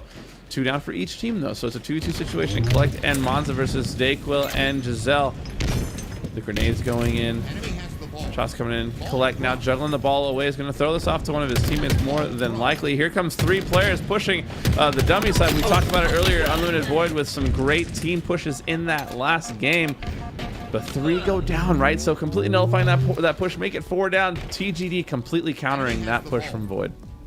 Collect back here with the ball again. Back tower throws it down. Looks like he's going to do some rotation here, kind of get the ball out of tower, bring it. It looks like he's going to bring it all the way back to, what is this, C back here. And see what kind of happens. Looks like he's going to bring it back there and kind of try to hide out back by scoreboard. Which, you do see a lot of players and teams kind of use that setup as well. But it looks like the ball is kind of being baited slightly. Pink ends up with the ball, so that push didn't really work out in Collect's favor, which is a real big bummer. Yeah, I do want to point out how we've seen that meta sort of shift over time in Infinite. We see teams now a lot more likely and willing to rotate the ball instead of just going for the play ball immediately, right? It looked like it was a dicey situation there. Instead of playing it out towards the tower, though, the ball was rotated, you know, through dummies, rotated towards the A side of the map, and scoring continuing to happen now. So seeing a lot of fast decision making here from both teams, a lot of punching and counter punching. However, we are going to have a lag out, so we'll have to wait and see what the ruling on that is. A bummer for Rami, right? He was already off to a heater. He was 12-7 to start things off, but you know, looks like we're gonna have to see a reset here as everyone gets loaded back into the lobby. But early on, I mean, we saw both teams, you know, swinging, both teams scoring. Listening, obviously, Edge going to Tortured Gamers. I mean, it just seems like they're a little bit more on top of these OBJ game types. It definitely does seem like they're a little bit more on top of it. They did move rather fast for that capture the flag game. That was crazy. Yeah, they were there. I mean, the 5-0. I mean, there's no better way to start a series than that, obviously, right? And so. But it always makes it even more shocking that Unlimited Void was able to win game 2, right? They got 5-0'd within, you know, what was it, 5 minutes or so in game 1, is what it felt like at least, and then we're able to, you know, pretty much dominate them in game 2. So this series, regardless of if it's a blowout or not, a win is a win, right? And so it's tied up 1-1. We're going to be jumping back into Oddball on live fire when we get the players all back in the lobby. But looking early on at the stats, you know, in game 2, a key to victory, I would say, for Void was the fact that it wasn't just their pro, Rami, having to put on a show. Sakura also stepped up to the plate and dropped 18 kills of her own in that Slayer, which was absolutely huge. However, early on here in game 3, we haven't seen that sort of performance out of her. So I think it's going to come down to where is the help coming from, right? We know the pros are going to put on a show. We know that's what they do for a living. We're not taking anything away from the ladies who are competing whatsoever. But it's going to come down to who will be that number 2 piece, right? Who's going to match that energy? Who's going to make an impact on the map? And so we're waiting to see, right? Rami already doing work here in game number 3, but who will it be this time? Will Giselle be the one to step up? Will Dayquil jump in and maybe have an amazing performance with the Oddball? That's what it's going to take for this Void team to potentially steal an OBJ game, because that's what they need if they want to get to that game number 5 where we know they're so dominant. Right, and you know, best of 5s are always fun too, because you can kind of see sometimes in some chances or in some cases, you see teams who, you know, give all their gas right in the beginning and then you kind of see them fizzle out. Or you see teams who, you know, don't have the best start and then they start to heat up towards the end of the series. So this could be very, very interesting. But again, like I said, I think Oddball is probably the place to start. I feel like Oddball just kind of has more opportunities, and it can be a longer game, right? So with that additional time means that you have additional time to kind of catch up. We also got to remember these teams were drafted, what, yesterday or the day before, so it's not like these guys have been practicing and screaming and getting everything dialed. They're doing that right now, right? So an Oddball game that could potentially go 20, 25, 30 minutes is a great way to get your feet under you and to, you know, kind of get a foothold in not just a series but your team, to find out more about your team and to figure out what sorts of communication needs to happen, how you guys can best synergize and do it on the fly. And so that Oddball game 3 for both teams is going to be a bit of a character builder, an opportunity for these teams to start to step their game up quite a bit. Yeah, I do agree with that too. I think that it might be the time for them to kind of step up their game right now. And you know, something though, I want to ask you about this because, you know, you're obviously more of a pro player than I am here. So what do you think is the superior setup on this map when you're playing Oddball? What do you think is going to be the power position? What do you think Unlimited Void needs to really strive for on this map to kind of get themselves in the lead? Well, I think year 1, we saw a lot of teams wanting to get that tower control. Obviously, it makes sense. You have height advantage on the map. You also have easy access to play the ball if pressure comes in. So, I mean, if it comes down to where do you want to hold it, you know, C tower is a good option. However, as time has progressed and the meta has evolved, we've seen more teams now. Yeah, they might hold tower, but they will clear a lane and then rotate the ball, right? They'll find out that, oh, well, this team is sending 3 from the B side, so that means let's go cut side. Let's kind of outrun them with the ball. Let's use the ball to manipulate the defense, because, you know, when you're playing and the other team's holding the ball, scoring, you obviously want to stop that scoring from happening. So you're naturally going to play towards where the ball is. And if you're the ball player and you have that in your mind, you're able to manipulate the defense, right? You can kind of drag the other team and force them to have to make rotations they don't want to make. So yeah, it's awesome to have a tower set up, but you also want to be able to be adaptable on the map. You want to give, you want to take what the other team has given you, right? Like, there's a difference between taking an inch when the other team gives you an inch and taking a mile when the other team gives you an inch, right? So being able to capitalize on any opportunity and being willing to rotate that ball, I think, is kind of where the game is at currently.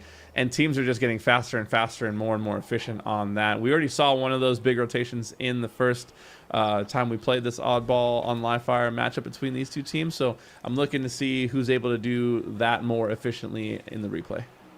I agree with basically everything you said, though.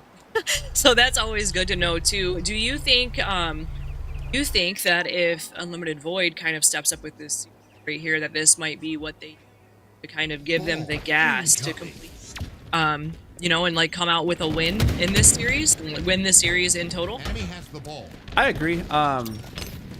However, with how hot we've now seen that they're able to get Void, I don't think this series will be over for them until they're knocked out, right? So I think winning, honestly, if they were to win this game somehow, I could see them winning the series in 4. I could see them coming out with a 3-1 win over Tortured Gamers Department, just because we've seen Void get that hot, right, where they could just end a game. On the other side of things, we've seen pretty much the exact same thing out of Tortured Gamers Department, just on the OBJ side, right? We've seen them just get hot and end a game in a hurry. So neither of these teams are really going to be out of it until the series is over. However, the question mark really does come down to whether or not we can see Void pull out one of these OBJ game types, because we know they got it in Slayer. Absolutely. And just like that, Pink has the ball right now, too. Looks like she threw it back. She has camo. She doesn't want to carry the ball with camo, which, you know, is kind of the smart decision. Don't do that if you're in matchmaking. Don't do that. You waste camo. So that was good for her to kind of drop that down, make the move. But we did have a battle down there in Rat Tunnel. Blood Reina comes out on top. Dayquil in the back with the ball, holding on to the ball. Like I said, she's a really good objective player. She knows when she needs to rotate. She knows when she needs to reset. Oh, and I think that was Rami tried to stay alive, but did get taken down last second there. Yeah, but we're seeing an opposite, a flip-flop of what happened last time in this game type. Currently, though, with Void, the first on the board, the first to build a lead. I always say in Oddball, I have no real scientific stats to back this up, but I think in my mind, 95.67% of the teams that go up first in this game type win the round. It just seems like setting the pace and getting a lead early in Oddball really allows you to dictate the pace and how you want to play the game type. Whereas if you're playing from behind, you're kind of having to deal the cards that are dealt to you. So good to see Void here early on taking a lead in this game type by 24 seconds now. 52 to 28 is the current lead. However, the battle is going down, and Rami is going to be taken down, though. So it's a 3v3 fight here. A winner will be able to secure some more ball time. And, you know, they got to get the ball time here. Tortured Gamer Department, 28 seconds for themselves. We're still kind of in round 1. 30 seconds and approaching. Blood Reina still doing damage with the camo. Has some time left. Takes down Dayquil. Needs to stay back here and stay alive to make sure she can get full use of that camo. Goes into a battle right here with Pink. Takes down Pink. Still shields down, but still has the camo. And just some really great plays out of her with that camo right now. Yeah, these are big brain plays with camo. This is why the camo is so important. Collect with the perfect shots there. Camo is such an important piece. Blood Reina with another perfect kill. Now the killing spree. That's 5 kills in this life. That's a good life. You can go ahead and die now. You don't need to get that 6th kill, that perfect, or survive here. Now you've done enough, Blood Reina. No, in all seriousness though, a life there to get 6 kills to her 1 death and to maximize camo. She used the entire thing. You can't really ask for more out of a life from Blood Reina there, and that's what I was talking about earlier, Lucindy, right? It's going to come down to who will step up and be that number 2 on the team. Currently, Collect is the number 2, right? Blood Reina is the one putting on the show. Yeah, and Blood Reina, you know, she's out for blood, you could say. She's really just kind of dominating, and this is, again, one of the players too, you know, top players in Latin America region, and she is just incredible. She's a content creator for Hydra Gaming. She does a lot of the Hydra Queens Alliance tournaments and things like that too, so it's really fun to see her out here, you know, and partnering with the pro and playing with the pros and hanging with the pros, if that. Yeah, she's doing great. And on the other side, we also are seeing Sakura having a little bit better of a game as well here in the replay. Void going up 84 to 56. So, you know, they're potentially one team fight, one break away from winning this round 1 here in Oddball in the swing game 3 of the series. Oh my. Oof. You know, and it seems like both teams really want it right now too, which is making for a very, very interesting and fun series that we're going to see in front of us. And kind of fast, right? But 3 go down for Tortured Gamers department. Shout out to Taylor Swift if we have any Swifties out there in the audience. 95 seconds left for this in this round. And we didn't get to see it on stream, but those 3 kills, it was a Rami triple kill. So Rami gets a triple kill, breaks the setup completely with perfect timing. They get the ball, they ice it up. Void now going up here 1-0 in this game number 3. 1 oddball round to go in order to take a lead here in this series. So this is a great bounce back performance here from Unlimited Void. Wanting to show they're not just like everybody else who's a Slayer team, right? They want to be like, we can win game 2 and game number 3, and they're poised to do that so far, taking round number 1. Sniper now in the hands of Rami. Let's see what he can do with it. Oh my. That happened so fast, I barely even saw what happened on my end right there. Camo is about to pop up, and Rami does grab the camo and has Sniper, a very deadly combination when you are on live fire here. Again, talking about how it's so important to control the power-ups and the power weapons. And look, Rami has both of them, and they're paying off. Gets one snipe, gets some damage done to himself, but manages to come out alive right here. And it's another kill. Takes down Monza. Oh no, but does get taken down, but gets the double kill. Collect, takes down, but does a little trade. That was a great life out of Rami. He got camo snipe. He got 4 kills there. Sakura now hitting some sick shots. The no scope coming in there. Great crosshair placement. Yeah, that was a great life out of Rami. You can tell that he knew exactly where to put himself with the camo, with the sniper, to be maximum damage, maximum impact on the map. And it's now 34-0. We're seeing a completely different side of Void here as they're starting to, quite frankly, dominate the OBJ here in game number 3. You know, and that's what I said. That's something that you got to look out for. Is, you know, that could have been their wake up. You know, that Slayer game could have been like, all right, we can do this. Let's get it together. You know, they got the first game jitters out. Look what's going on. You know, 45 seconds on the clock for Unlimited Void. Nothing yet for Tortured Gamer department. 50 seconds and counting for Unlimited Void right now. It looks like they are going to kind of maintain control of the ball and this position right now. Rami in a really nice spot. Grabbing QT, getting ready to make some cheeky plays with that. Can't wait to see what he cooks up. Yes, Rami now fighting 2. Knows that he's in danger. Gets out of 1. Is able to isolate the fight onto Elise there. So even in a bad situation, there are 2 players hunting him down. He is able to get 1 and get away with his life. And now Rami's still on this map playing creep, right? Disrupting the setup, gets the nades down onto the ball there, gets the comms that there's weak players on scoreboard. 2 more go down. So excellent plays there out of Rami in that life to not only avoid being hunted down by 2 players, but also to turn it into kills of his own, a setup break, and now more ball time for his team. So we see just how high of an impact the plays that he's made on the map are. At Giselle with the excellent shots there on the Monza. So everything going right now for Limited Void, and they're looking poised to end this game 3 here in a convincing fashion. And what a game 3 this has been in this series right now too. Going across and looking at kills. Pink and Rami leading right now in kills and in the lobby. Blood Reina close behind 16 for herself. Been a lot of shooting going back and forth between them. 10 assists as well for Rami and Pink. They're just definitely doing a lot of teamwork right here. We had a really nice thrust jump in the air, and just like that, that game is going to go to Unlimited Void. That's going to do it from Unlimited Void, and really silencing the critics, aka me, who thought they were going to get 3-0'd in this series. An excellent bounce back, an excellent statement made. That second round was not close.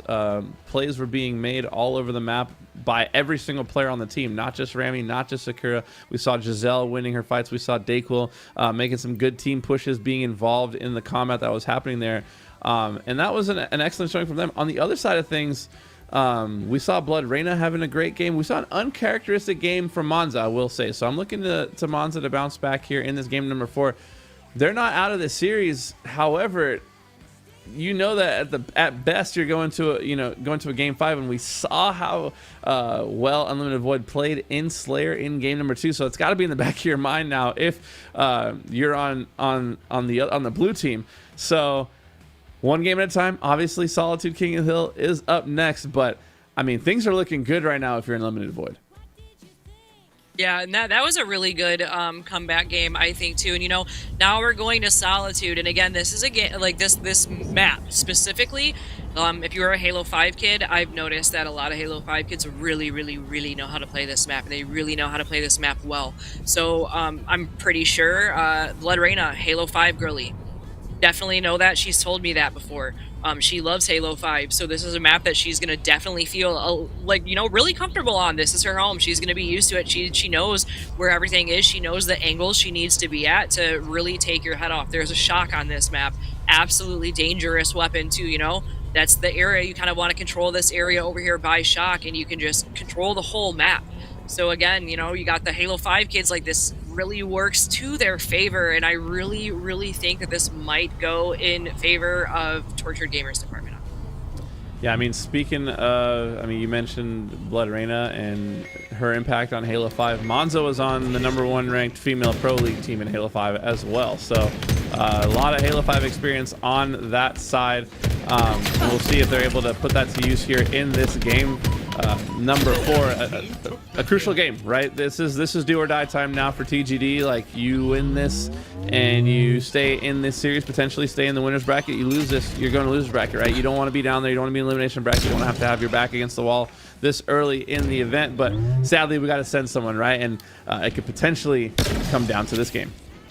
It definitely could come down to this game right now, and it looks like Monzo with the camo and the shock already kind of controlling power-ups, takes down Dayquil right here, manages to get away, still kind of control her life, save the camo, goes back up on truck. A lot of players love being in the truck area with camo, and I really think that's the power move. She's in a great position right now to kind of see and lock onto shots, but I spoke too soon. She does get taken down, and Dayquil gets the shock. Yeah, a good little flank there from, I believe that was Dayquil there on the wood to get around behind Monza. Really, she wasn't able to have an impact on that hill at all. They were able to isolate her and get around her and take her down, secure that weapon. So we saw some early scoring for TGD, and they continue to score now. So a great bounce back here after what was a pretty dominant game 3 win from Unlimited Void. TGD comes right back with a swing of their own, and it's landed. They're up now 1-0 in this game number 4. Remember, folks, if they win this, they will force that deciding game number 5. Game 5s, we love game 5s, and that's very fun for us all to see. So maybe, maybe we're all hoping for a game 5 right now. Either way, one thing's for sure, we're about to see some super good Halo action. Camo is about to be up too. Camo's up right now, so whoever gets this could be making some really good moves. It looks like no one's really went for it yet. Collect knows that it's there, so does Rami. We have the battle of the pros right now. Center mid. And Collect is going to make off with that camo. Let's see what plays he can do. Yeah, and Collect getting that camo because Monzo was able to push Rami out of that fight, right? You could tell Rami really didn't want Collect to get this camo. However, some excellent plays there from Monzo and Collect, able to secure that power up. Now coming in to try to help the team fight. He spots 3 though. I am surprised to see him shoot, but he did know that player was weak. He stays alive, is on a killing spree, gets away with the camo. A 5-shot comes in from Blood Reina to protect his escape, and now Collect back in the mix, lands the perfect shots on the hill, is able to break the setup, and some great plays there from Collect and Blood Reina together to essentially break that Unlimited Void setup with just the 2 of them, and now resume scoring. Oh man, and that was a nice gun battle that we saw back there too. Tortured Gamers Department approaching that first, approaching the the hill marker time, but Unlimited Void still on the hill, getting themselves time. This hill back here can be a tricky one, I feel like. There's a lot of different angles that you really have to watch out for too. Rami up here on ledge knows when to move and when to back down. It looks like we are about to see the push from Tortured Gamers Department though. Yeah, we saw Unlimited Void do a good job breaking back in. This last fight, though, the squad spawns came in to tram forward Torture Gamers' apartment, so they were in a great spot to start. And Collect has been alive this entire time on a frenzy now. Collect versus Dayquil for this hill. He takes down Dayquil as well, so Unlimited Void stopped just at the 1 yard line of scoring this hill. There is going to be one more fight, one more push coming in, but Sakura's not going to be able to do anything about it. And just like that, Tortured Gamers' apartment ripping the hearts out of Unlimited Void. It looked like what certainly could be a time capture. The plays that Collect, honestly, too much in that moment. He goes on a killing frenzy, which he's still on, by the way, heading towards the running right. Now going to have Camo and Shock in hand. Takes down Rammy. That's either 13 or 14 in a row. Collect. There it is, the running right, the double kill. Camo, Shock, 2 down. He knows 2 more players are here at Truck. Collect continuing to push. He wants to isolate this player. Gets the perfect shots on. 2 more kills go in his favor. Collect absolutely tearing the competition to shreds, single-handedly wanting to will his team to a game 5. And Collect made out with a camo. Both the last 2 camo grabs, Collect came out on top. So he's definitely utilizing all the power-ups right here. If I was Unlimited Void right now, my main focus would be killing Collect. I would make sure that everybody knew they need to take Collect down. He is just being an ultimate demon right now.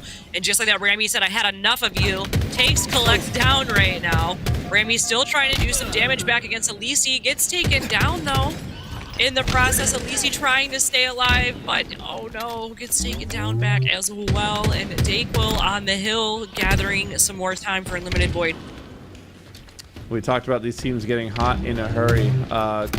Collect literally willing his team to this victory early on in this game, at least. Now, it was almost a rampage, but it was stopped short, right? He was eventually taken down, so we'll see now.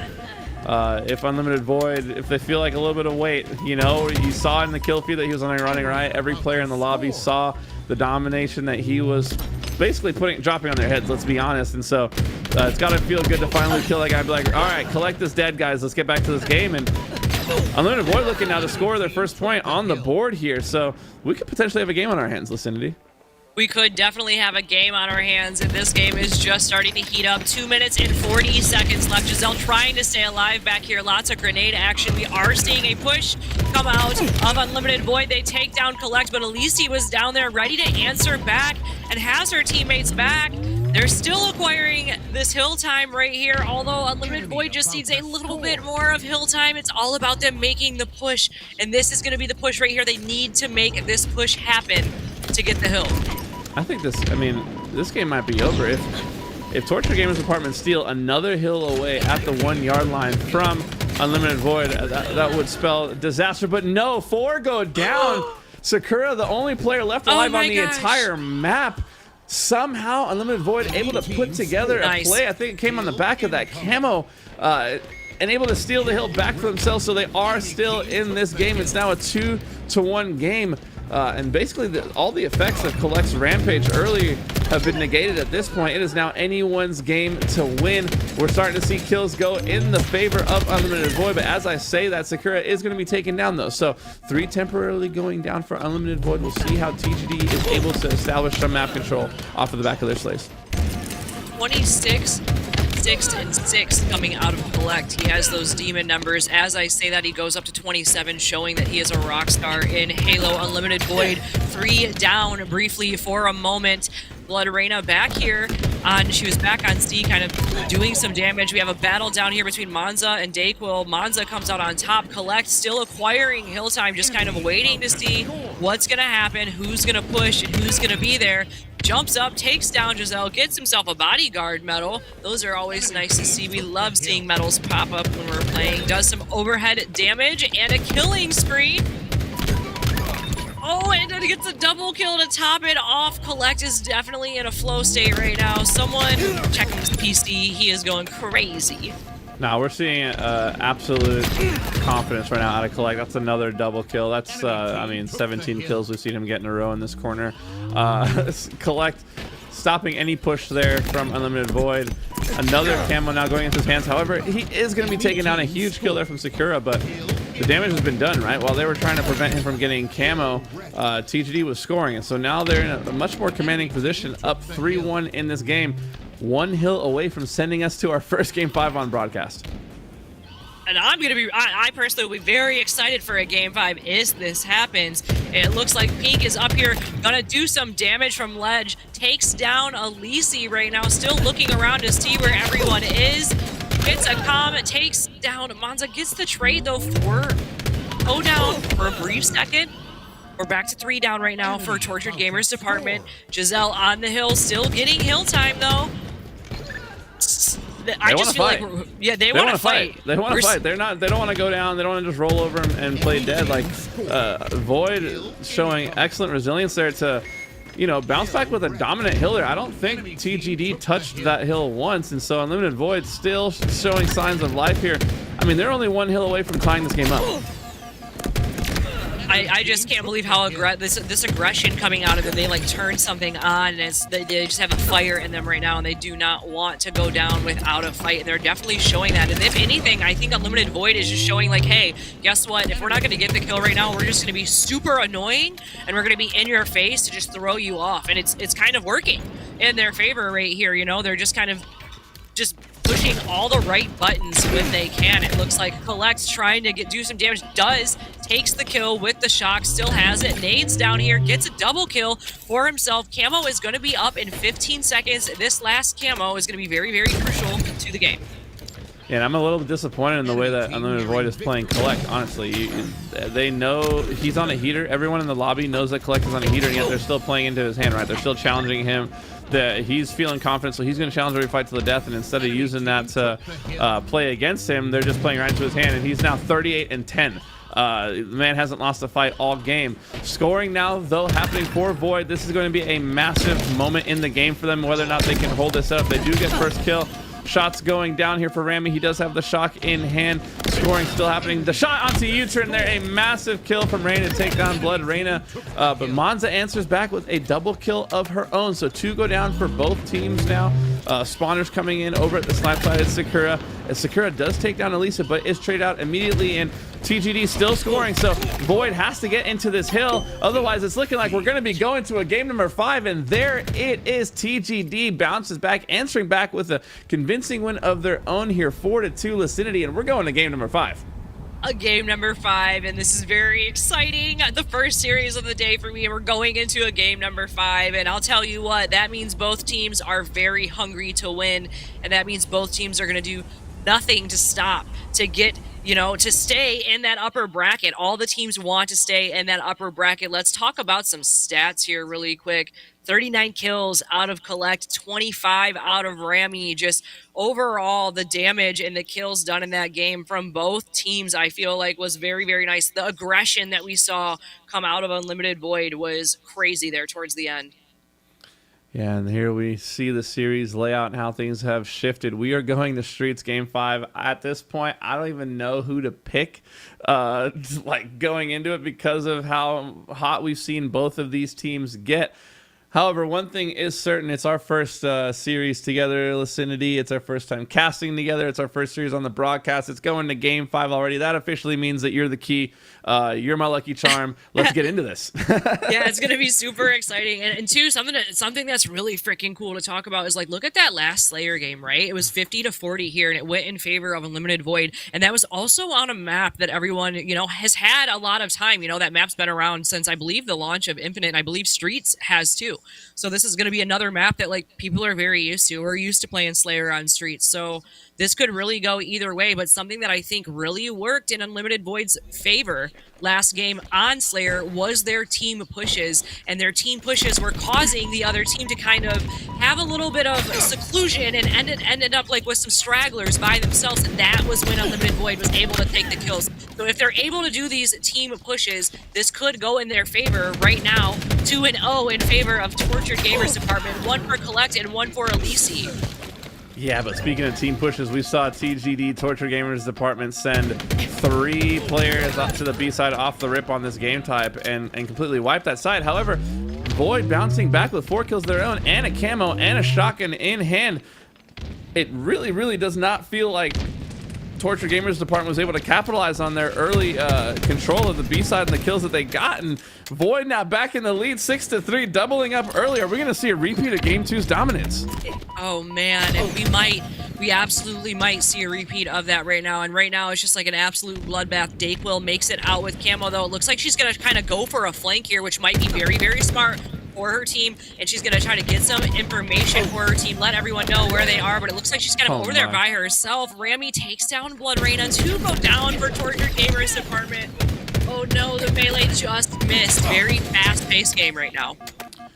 Yeah, I'm honestly kind of shocked that Tortured Gamers Department didn't do a better job of capitalizing off their break. They had such a good break and are down, you know, they're double down essentially to show for it. Now down only 4, it's 11-7, so they do get 2 unanswered kills of their own, but really good plays there, good composure out of Unlimited Void. Now up 11-7. We see the fight coming in towards the B planner side. Will be interesting to see who goes down first, right? These team fights come down to first pick gonna go in the favor of Void. So now a 3v3 scenario. Sorry, they are able to trade one out. Torture Gamers Department able to answer back with 3 kills of their own. So a situation that looks clearly in the favor of Void, with them getting first pick, is answered back by 3 picks for Torture Gamers Department. So far this game completely back and forth. This camo comes up, you know, both of these teams desperately want to acquire this power up.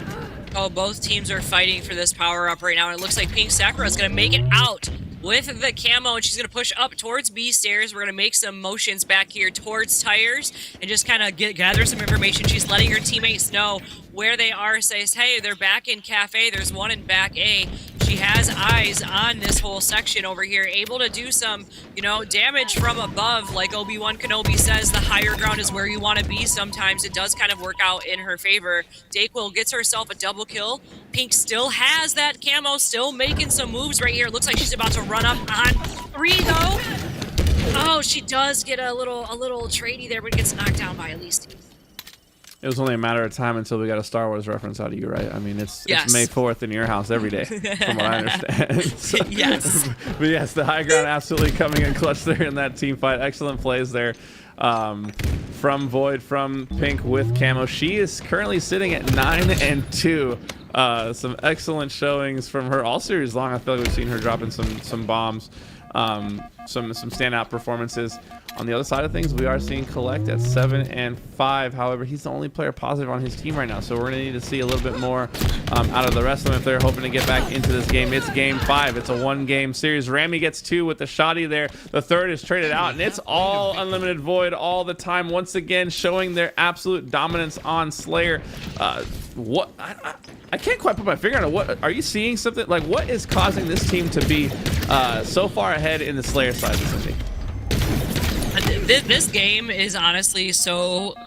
I just feel like this game, we're blessed right now to see this game. This game is going very fast. It's very back and forth. We're at 27-20. It's still anyone's game. We've seen bigger comebacks happen, right? So like this could happen. And now at 21-27, it's all about playing the life right now. It does to me. Unlimited Void is doing more team shooting, right? So it looks like Tortured Gamers Department, again, they're going to have to kind of group up together and start making more team pushes to kind of keep up with Unlimited Void.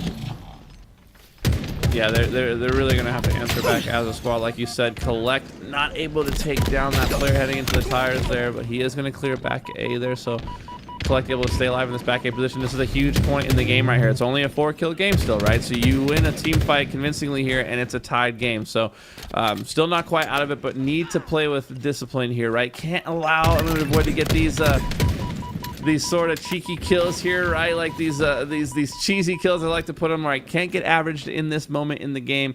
Too much on the line. It's the 30-kill mark.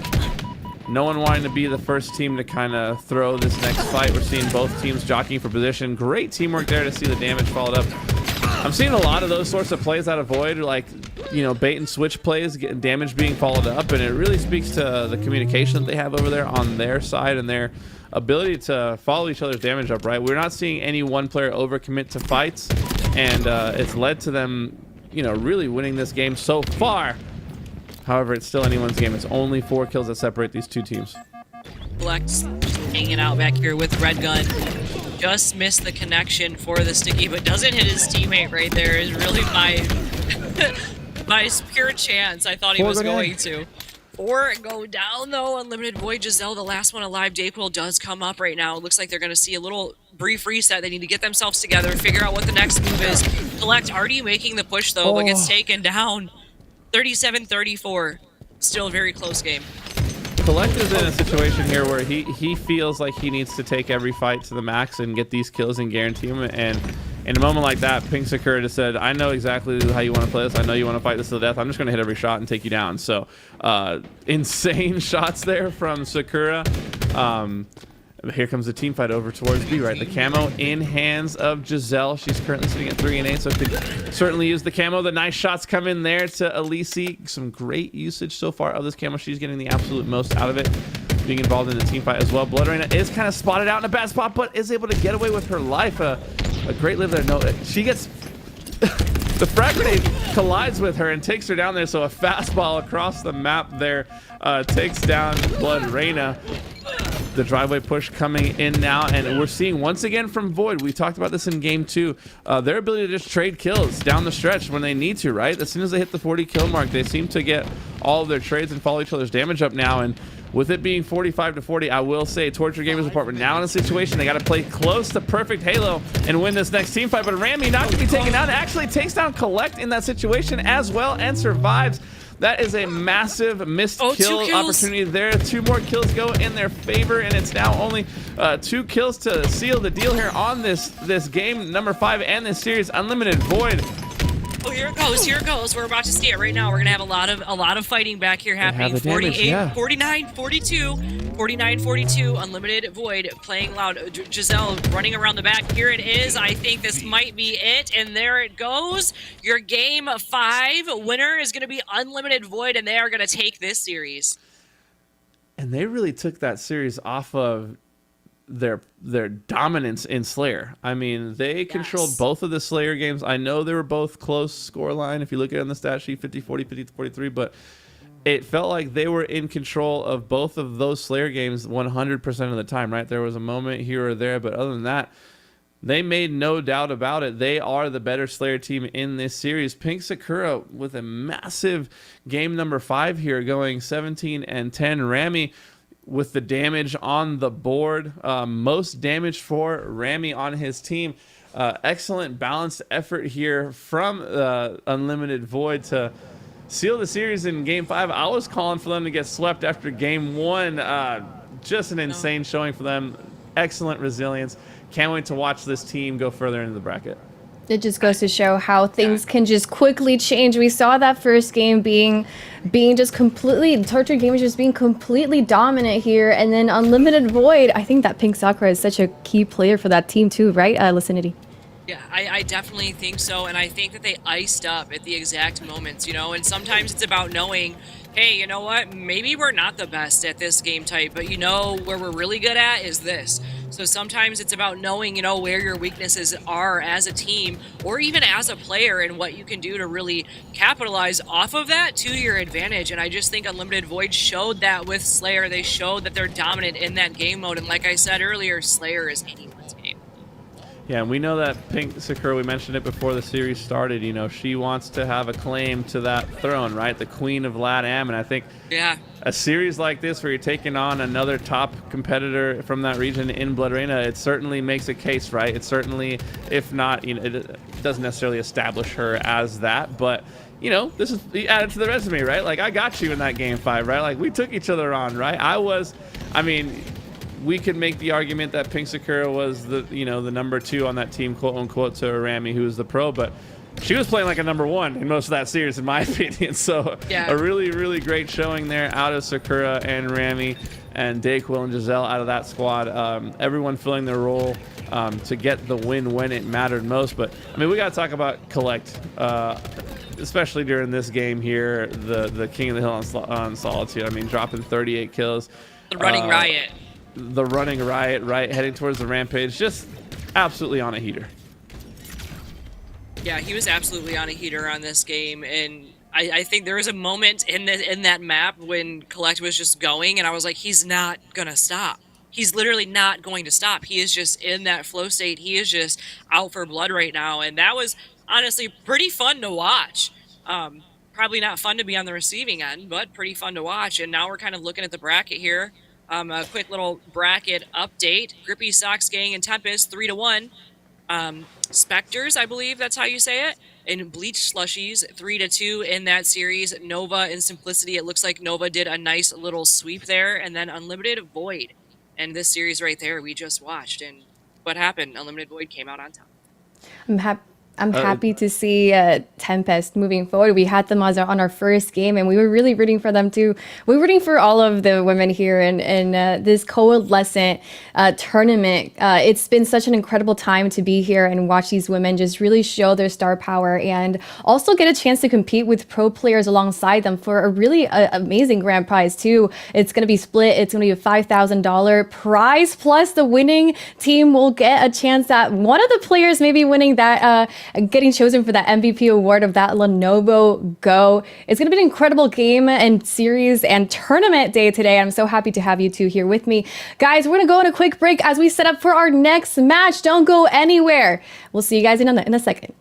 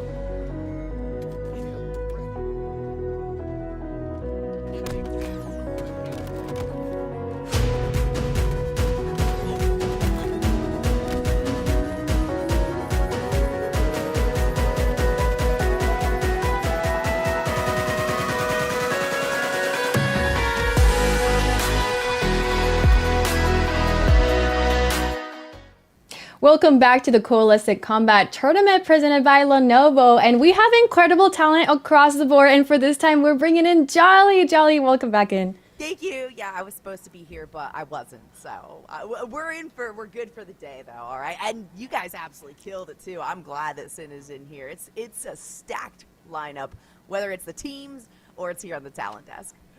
It really is. And Hunter, we've been seeing some incredible games today, but our next match is going to be Tempest versus Specters. And we saw Tempest earlier today. We gave a really, really great performance too.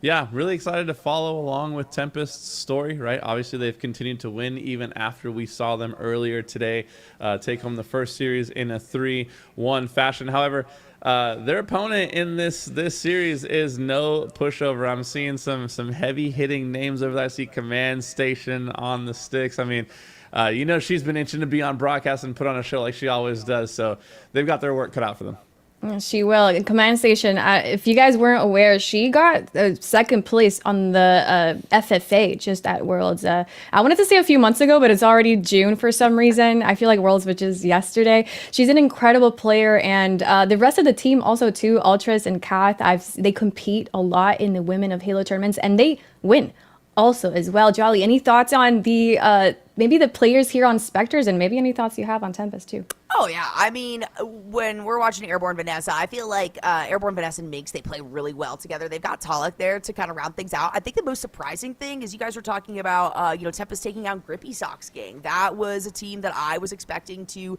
really pop off earlier throughout the day and not find themselves in any, lower side of a bracket. But this is what's so fun about an event like this, right, is we get to mix things up and we get to see how these pros pop off and communicate with the gals. I love the pictures that we have of all these girls as well. Command Station, she is so used to winning in general, whether it's solo, free-for-all, whether, it's MVPs of events or just carrying her team. I don't think it's going to be any different on this one. It can be anyone's game. And we just saw it on our last series too, how close these games have really been. Hunter, do you have any predictions here? I know that we have Tempest winning our first and second match earlier today, but coming up against Specters, that's a match for them. Yeah, an absolute match, an absolute bloodbath we're about to witness here. Taking a look at the series layout, we've got live fire Strongholds off the rip, a tried and true game type. Been around since year one, you guys know it. We'll follow that up with some Solitude Slayer. Forbidden CTF jumping in the mix there in game number 3. Cannot wait to watch some sniper on sniper action there in that one. Recharge Oddball will be an absolute blender of a match if we make it to game number 4, if no one gets swept, which I don't see this being a sweep. And then obviously finishing off things with a Game 5 Street Slayer if we need it. This series, super, super important. The winner of this goes on to the winner's finals, right? It's one step closer to the ultimate goal. Like, we've seen it time and time again. The team that comes out through the winner's bracket is so much more likely to take the whole thing. And so for one of these two teams, that journey is going to continue and things are going to look real good after this series. That's right, guys. We're already on semifinals here. We're waiting for Tempest and Specters to be ready. I actually have a question for you two. Since we're so close to grand finals, what are your predictions for maybe those top 3 placements? We'll start with you, Hunter. I don't know, man. I was thinking about it earlier, and I started off. I was like, oh, I got like a top 2 for sure, and then I thought about it some more, and I was like, oh, I for sure got a top 3, and then I thought it was somewhere, and I was like, I got a top 5, guys, and now I'm sitting here, I'm like, guys, I think I might have a top 8. I don't know. We see some teams already in the lower bracket. Queen X3 and friends are down there. We weren't expecting them to be there so early. They're in elimination round 1. We're seeing some teams soar. We're seeing, Lakar and friends also are really far along in the winner's bracket. I mean, look at this loser's bracket off the bat. That Grippy Socks gang versus the Hustlers really jumps out to me. Lots of good players in both of those teams. Someone's going to go home, right? We just saw Tortured Gamers Department in the last series push things to the absolute limits in a game number 5. So, yeah, you're making it hard for me to pick a roster. If I had to pick one off the top of my head, I mean, there's some teams we haven't seen yet, right? Like, we haven't seen Frosty's squad go to work yet. We haven't seen Piggy's squad go to work yet. So, I don't know. It's too early to call. However, I will say this: it wouldn't surprise me if it was one of the 2 teams we're about to see on broadcast right now. There we go. I think we're definitely... What an answer! What an answer! We definitely got some stars here that we're gonna be seeing. I mean, Jolly, I feel like you did have some favorites. You had I don't want to say favorites. You had some people who you were really excited to see, and some teams that you're excited to see on stream. I have a favorite, and mostly You have a favorite. Okay, it's funny. As long as I've been doing women's Halo and stuff, Miss Lakar has always been like a standout player for me. So Nova is absolutely up there. We also haven't gotten to see Miss Lakar in a little while. I do know that Piggy was one of the final, drafts for a lot of these teams too. So they're trying to, kind of even things out. But adding Fortune Cookie on there is going to be great. The other one I'm looking at is Specters, to be honest. Command Station and Ultras, when they are on, they are absolutely on. And if we can find the synergy between them with Kath and Envor on this team, I have a lot of faith that Specters isn't going to fall anytime soon. Yeah, Specters is definitely a really scary team, and that's actually the team that we're about to watch in just a little bit. Tempest, though, we can talk about Tempest a little. We saw them earlier today as our first game, our first series, starting off our tournament, and they were looking so strong. Look at Airborne Vanessa, Hunter. Yeah, I was actually going to call out Airborne Vanessa's camo plays. They were flawless. They were just about perfect in the first series. We got to watch them on broadcast. Yeah, they came out strong, right? They took home a pretty convincing series win, and obviously kept that momentum going into their second round. And so I'm interested to see. They can only get better, right? More and more time together, learning each other's tendencies more. So I'm excited to see what this now 3 rounds upgraded version of Tempest is looking like. But on the flip side of things, I mean, we haven't gotten to see, Ultras or Command Station or Envor or Kath on broadcast yet, right? And these are no slouches, right? They're here for a reason. You don't end up in the winter semifinals without belonging there, right? So they've got something they want to say about the little run that Tempest has been on. I know that these girls, these ladies, and also their drafted pros are definitely looking to win. I mean, there is a $5,000 prize on the line and an MVP award also for that winner. It's going to be a toss-up for sure, and I think we're going to see some incredible surprises along here. Maybe you will find your favorite, maybe a favorite woman player that you've never put your eyes on before that is like killing it here today. I think they're here to win. They're hungry. They're ready to compete and show everything that they have got in their play, in their gameplay. And I'm excited to see what will happen, Jolly.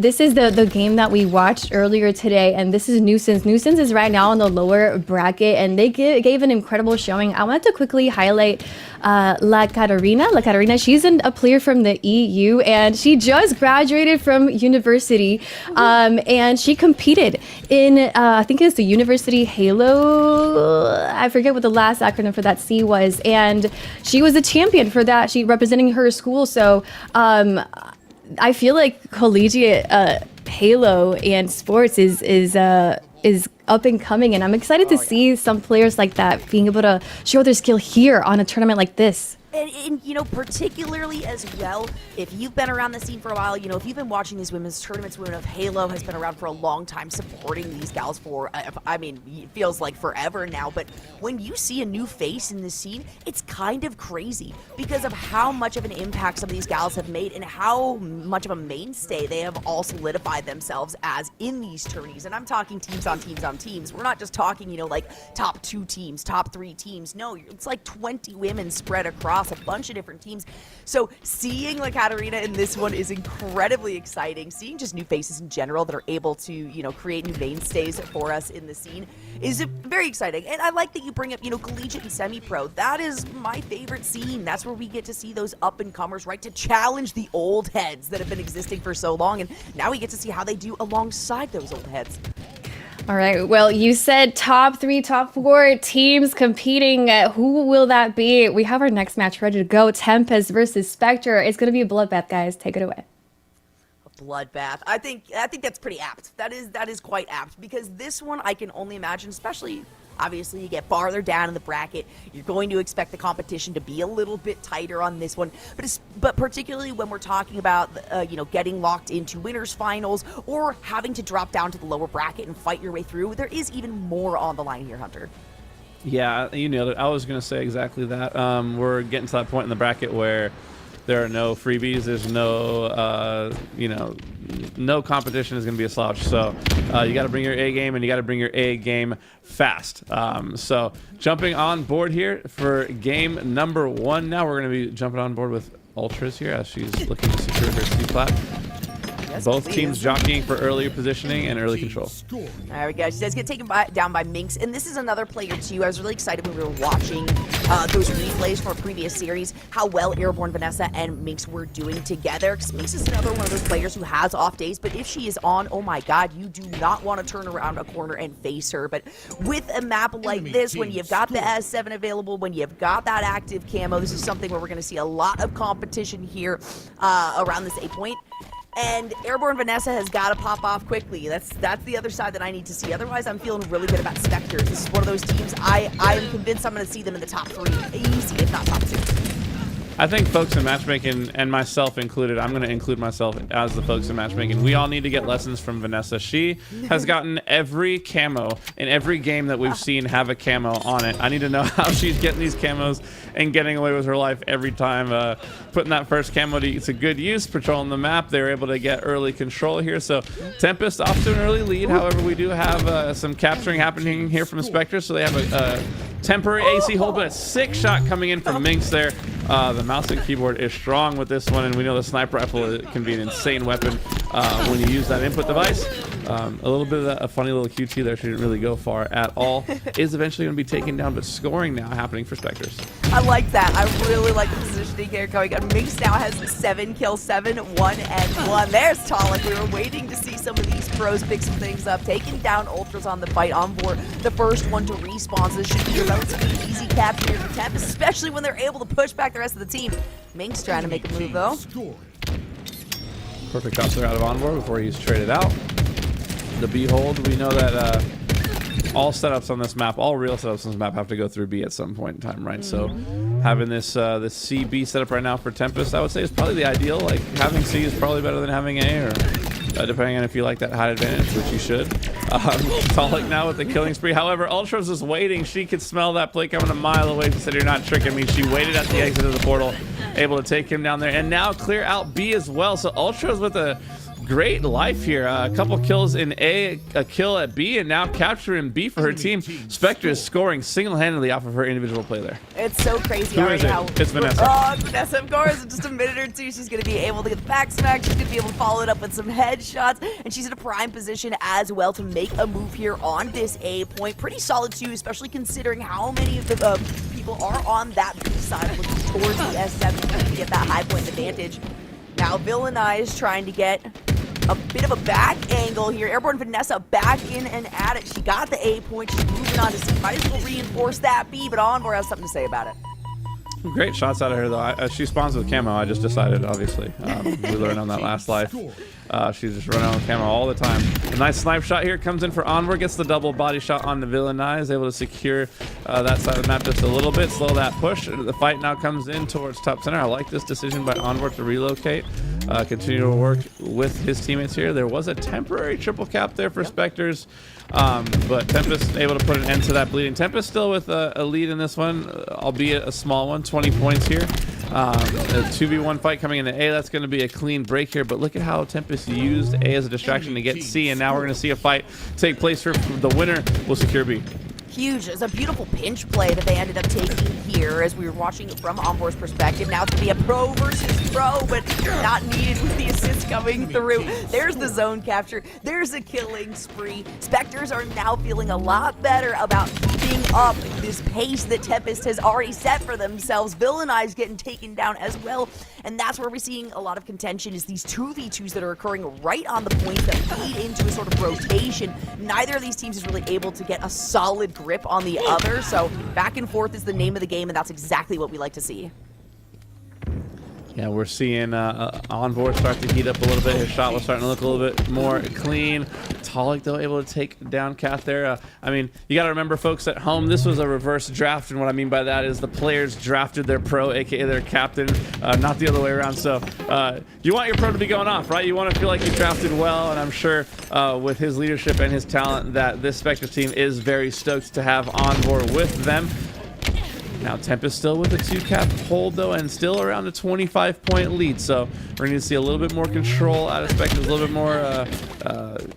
We need a couple pushes here, right? We need to get a couple caps going. We need to get some scoring going, because so far Tempest are being extremely efficient. They really are, and again, it's a lot of these 2v2s, right? You think you're in a situation where you're going to be soloing an individual player, know there's somebody behind you, and they're always focused around these objectives. There is Villainize with the AC, the exit camo getting turned on for her. That's another 2v2, somebody swinging around the corner. Airborne Vanessa feeling really comfortable here, looking for the triple cap as well as B is being taken, and it's going to work. Villainize really using that active camo well. One more headshot, and it's a double kill for Airborne Vanessa. I've been so impressed by her all day. Just great shots, a great double kill. More than that, acknowledging where the spawns are happening and being on top of that play immediately. We've seen Tempest now not only triple cap, but punish spawners while they're triple capping. That's the worst feeling ever, when you're not only are you getting triple cap, but you also can't even come off spawn. And we've seen that lead that was once 20-25 points now balloon to about a 90-point lead here for Tempest and counting. Specters are going to have to counter this and counter it fast if they want to stay in this game, because it's looking like it's going to swing for Tempest. They're working on B. They got a really fast capture on B. And nice. There's the shot. There's the melee. Minx is going to find one for herself. Working on recapping A. It is interrupted, so B is where they're going to fall to. At least Specters holding on to this 1 point, but things are looking really dangerous. They need to find a double cap. Otherwise, there's going to be no point of retaliation for them here. So now they're moving on to C, trying to just maintain A. Not able to find themselves a second capture, though. Yeah, it just seems like Tempest is everywhere. Like, they're doing such a good job of spreading. Oh my goodness, I gotta shut up for a second, because Command Station just hit a sick double. Porting straight into the no-scope. She, yeah, just insane. Unbelievable Mad talent, woman. and put on a show there for us, hitting some sick shots. But back to what I was saying, Tempest, it just feels like there's more of them on the map than there really are, because they're doing such a good job of spreading the map and being fast to get to different points. So you might stop them from capping A, but as you stop the guy in A, they have 2 people capping C on you, or they're already rotating to B while you're securing your home base. And they've just been really, really, really efficient on their rotations, and like I said, spacing themselves out. And it's showing here in the score now. They're up by over 100. Looking to put another double cap on the board here, which they do. It's a CB setup. However, we do see Camo go into the hands of Specters. So if they were going to claw their way back into this game, it would have to come here from the back of an Ultras Camo play. And this is where they can potentially start writing the script for themselves, because it feels like Tempest has been so predictive in their positioning on their rotations, right? They have the double cap, and everybody from Specters is like, alrighty, let's head to A. Tempest is like, perfect, that's exactly what we wanted. You're not going to be able to cap it, and we're going to have everything else you need. But it is an AB cap right now for Specters, so it's up to Tempest to try to find the rotation. They're moving as a squad down here in the tunnels, but Oddball are going to take down a Villainize. And now we're looking at almost 200 points here as we get an A and C swap almost instantly. So it was a triple cap for half a second. Specters at least pulling in some points. Yeah, Specters at least get on the board, at least slowing the bleeding, right? Opening up potential to rotate. Vanessa, though, in this fight here, will she take? She gets the help from Envor there. Envor, 22 and 8 at the moment. Jolly on an absolute heater, also with the most assists. So most kills. Did have the most assists, not anymore, but up there in the assist column and the least deaths. He's put on an absolute show here for the squad. Yeah, and you know, if you look at the score lines too, just in general, this isn't a Slayer game, right? You look at the score lines, things seem really even. There has been a much heavier sway because of Solak in the last minute or two, but that's not what this game is about. You gotta focus on those captures. Specters now working on trying to maintain this A and C positioning. Difficult to do, though, because like we were talking about earlier, if you want to find any of these rotations, you're going to be focusing on B. They want the triple cap. C is the target here for Tempest. Airborne Vanessa jumping away at the last minute. Command Station getting taken down by Talek. Oh my gosh. Oh no! Oh, it's nasty. It's so rude. I hate to see the pros do that. Yeah, but at this point, I mean, we've all been world starred by the QT in some way, shape, or form, so no one's letting portals go unguarded now at this point in Halo Infinite. Like, if there's a portal, someone's watching it. We saw Talek there play it perfectly, gets the kill immediately when she came back through. B now going back to Specters. It was all chaos there at B for like the last 30 to a minute, you know, and to it's finally gone into the favor of Specters. Now they're going to have a BC hold here, potentially, depending on how this fight goes. Villainize not able to land the shot, so Onboard they're able to take down C and get the camo, and potentially might go for this. I mean, it has the sniper, might go for the camo, but no, gets the call up. Vanessa was flanking, able to take her down as well. So great plays in that life from Onboard, picking up multiple kills and capturing C. However, camo now in play. Tempest capturing C. Oh, the camo gets absolutely melted there. A little bit over aggressive with that camo. Probably was command station there. She wishes she could have that playback.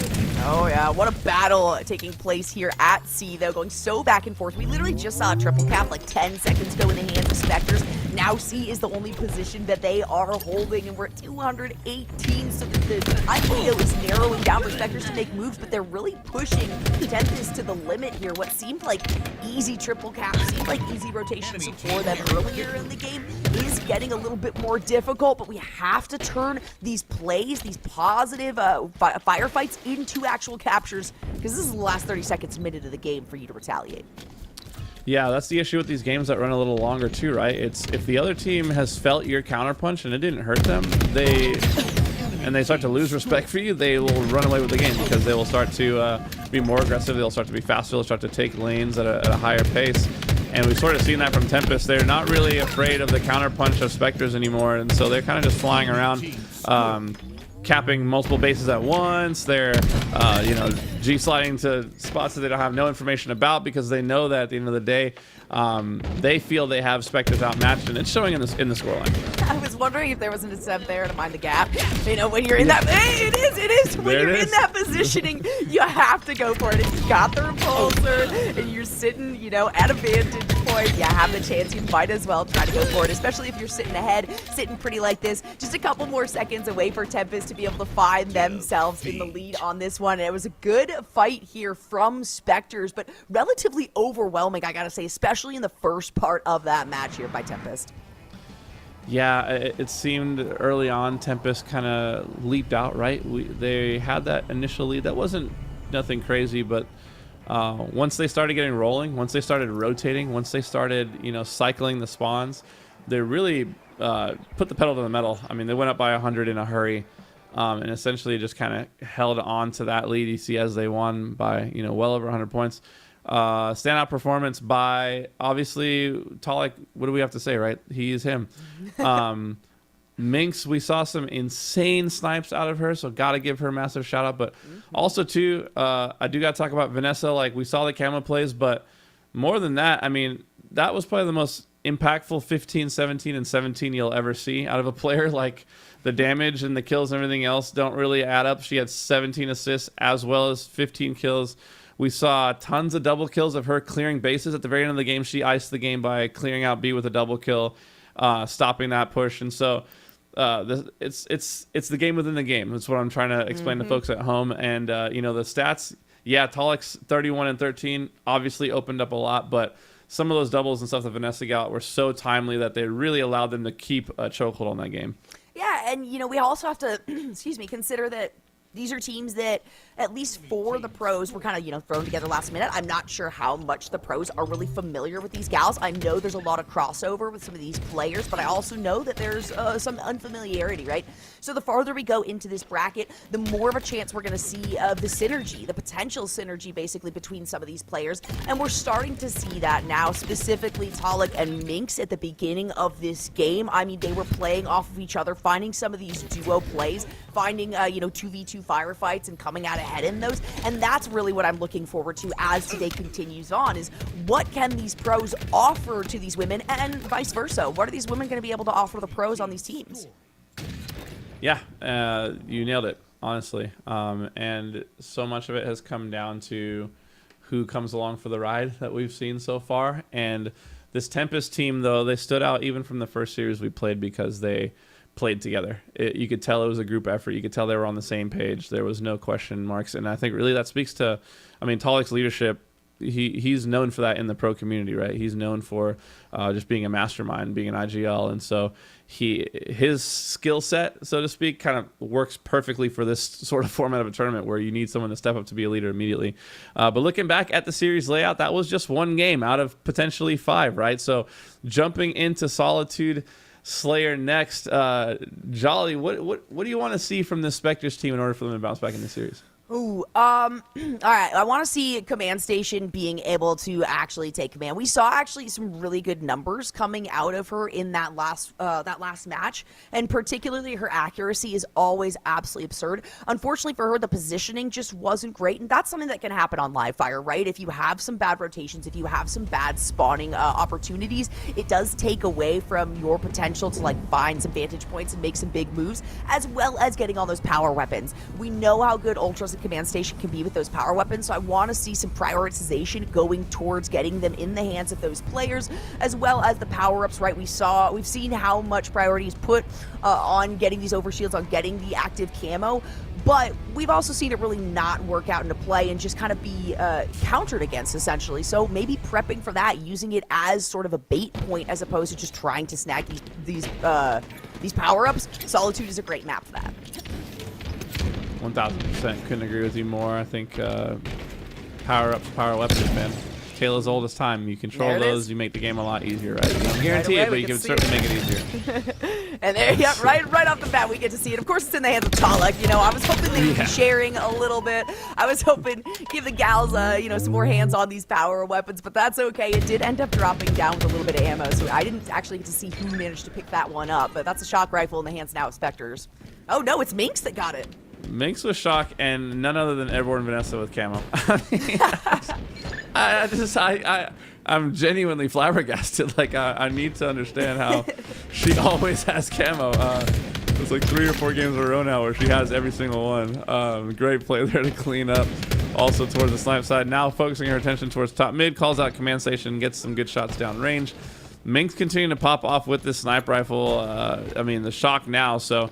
We've seen her hit 6 shots of snipe. Now she's hitting 6 shots with shock. Apparently, Minx is turning into a bit of a power weapon specialist here in this event for her team. Not able to land the last shot of the shock with the damage done. She's already 3-0.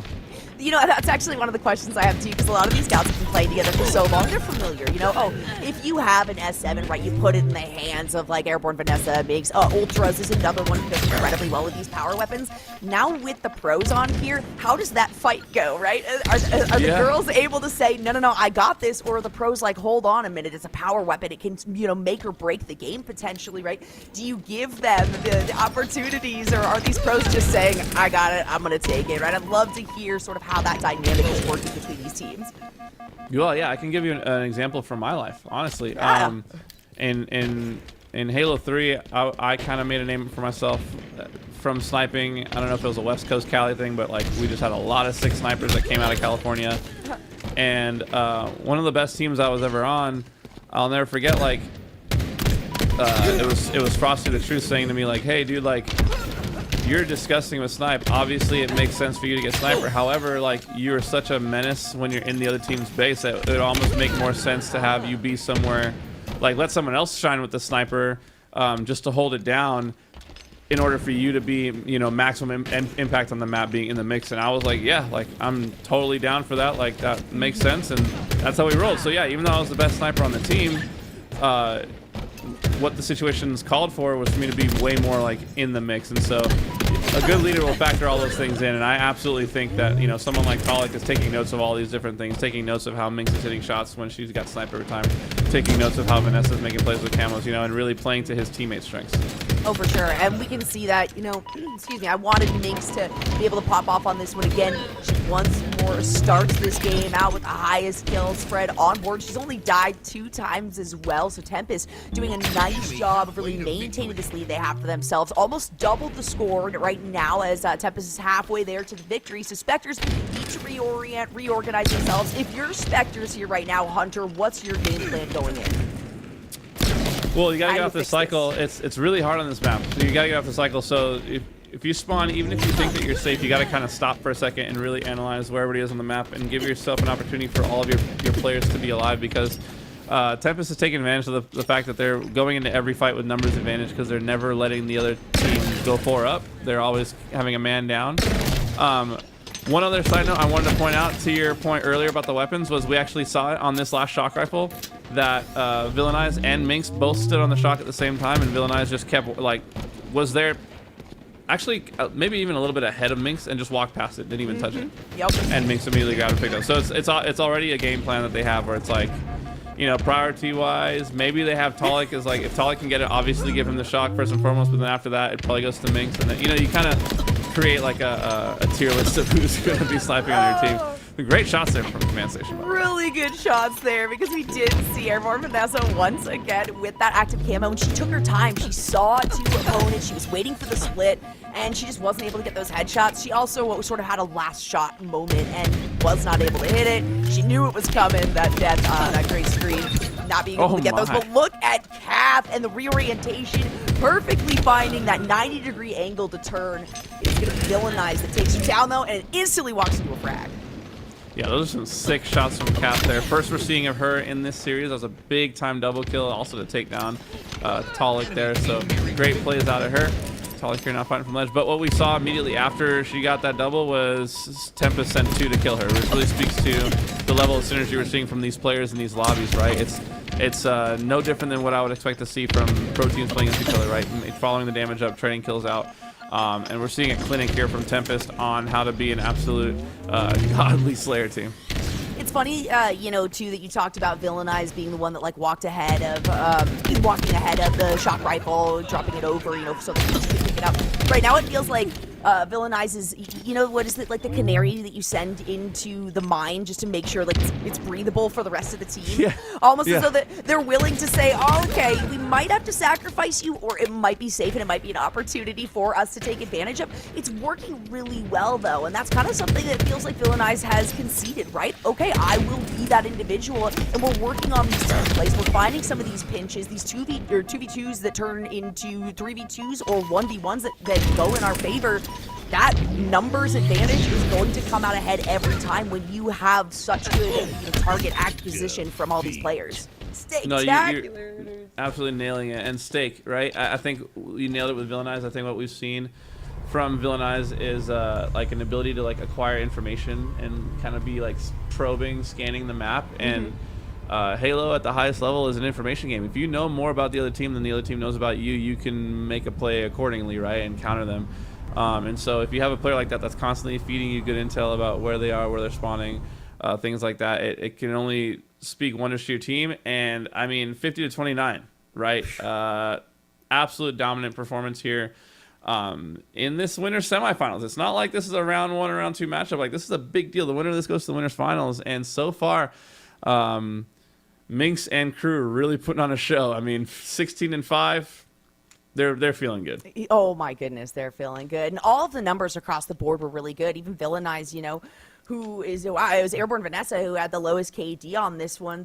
Everything was so perfectly rotated throughout them. And the funny part is, you know, I get to call myself out right away. Just got here, already get to call myself out. I was hyping up Specters, right, as this team, just because specifically, you know, being able to see Command Station and Ultras together, I know how well they work together. And this is where we get to kind of consider that cohesion with the pro, right? Maybe Envoy isn't offering as much to this as they kind of would have anticipated, right? Or maybe the communication isn't as on point, because when we look at Tempest, I know for a fact that comms is one of their strongest traits right now, and that can push them through this entire tournament if they keep it up. Yeah, I just, the way they're playing is impressive for so many reasons, but what I was explaining earlier, when you see a team, we know what to expect from these pro players, right? And so naturally your mind goes to who's going to be next up, who will be number 2 to Talik. But if you can have a player put up a performance that's so good that all of a sudden you make Talik your number 2, like Minx just did, Yep. you start getting into like unbeatable territory, right? Talik was the 3rd, you know, highest score on his team. He was technically, according to Halo Infinite, number 3 on his team last game, right? So, I mean, Tempest could not possibly be feeling better, right? It's not even like they're getting carried to be where they're at. It is a balanced effort. These ladies absolutely putting on a show and doing amazing things. Now hopping on board with Villainize, we'll be able to see now what they can do with the sniper rifle. And it's funny too, because then we have to, you know, maybe I've been considering the side of the pros thinking about, you know, how the team, or the girls thinking about how the team is gonna be supported with this pro. No, the pros are like, thank God I got drafted to this team, right? This is the right one for me, and it works out really well. So I love that aspect of it too. Command Station not able to find any sort of angles. Her and Cap getting taken down one after the other. Already a single capture going over to Tempest. That's absolutely massive here in Forbidden. Yeah, and I think the issue, you know, with Specters, I think you can end up in a little bit of a Caitlin Clark situation, being that everyone knows Command Station is hot stuff in Halo Infinite. Like, nobody will question that whatsoever, and because of that, you almost place the target on your back in game, right? When players see you, they know, hey, if I can get her off the map, if we can focus her down, their team becomes significantly less threatening, right? And so Command Station, to start this game, for example, 0-3 off the bat, right? Really being shut down, and because of that, Specters, I mean, they're essentially in a 2v4 now instead of you know, even a 3, because her impact, her presence on the map is so valuable. The other team really taking advantage of isolating her. And you rarely see Command Station have sort of an off day. She has really good recoverability. That's something we expect. We see her making calls. That is another thing we got to consider about Command Station. She is such a loud voice on the team in the best possible way. And hopefully, the way that these teams lined out, she's capable of making those calls and having the confidence that the rest of the team is going to back it up. That overshield is going to help out Airborne Vanessa, though. It's an easy beatdown onto Kath. And yeah, it's so unprecedented to see Command Station sitting at something like 1-1-4. I don't care what game mode it is. I don't care what map it is. I always expect greatest from her. And it's not as though she's performing poorly at all. They are just staunching her ability to do really anything here. It's Tempest finding, I mean, just smooth rotations and working so well together. They're preventing Specters from, like, getting off the ground. Yeah, they're essentially saying someone else is going to have to beat us. They're saying Command Station will not beat us. Ultras or Kath is going to have to beat us. And so far, I mean, the series score speaks for itself, right? They're up 2-0 now. However, this is a tied game. The flag is not going to go, and Ultra's able to stop it there. However, it's not enough. 2 more come and secure it from Tempest, and this is what I was speaking about earlier. Oh my goodness, the shots from Minx. I can't even get a thought across because there's so many sick plays coming out of these players. Minx there with just the turn, the timing, the turn, the shot accuracy, unbelievable. But Tempest now going up 2-1. We saw Tempest send essentially all 4 of their players back to secure that cap. Like, the level of cohesion is kind of shocking to me, to be honest, to see these players all on, like, clicking on this level as a unit, you know. So not only are we seeing individual plays like Minx there, but we're also seeing excellent team plays, especially for high impact moments like securing a flag cap. And there are some teams that we still haven't gotten to see here on broadcast that might have that same cohesion. You know, when we look at the rosters, that's where I'm saying, had I even before the first game that I saw, the second series of the day, even before that, you know, it changes how I would expect these things to play out.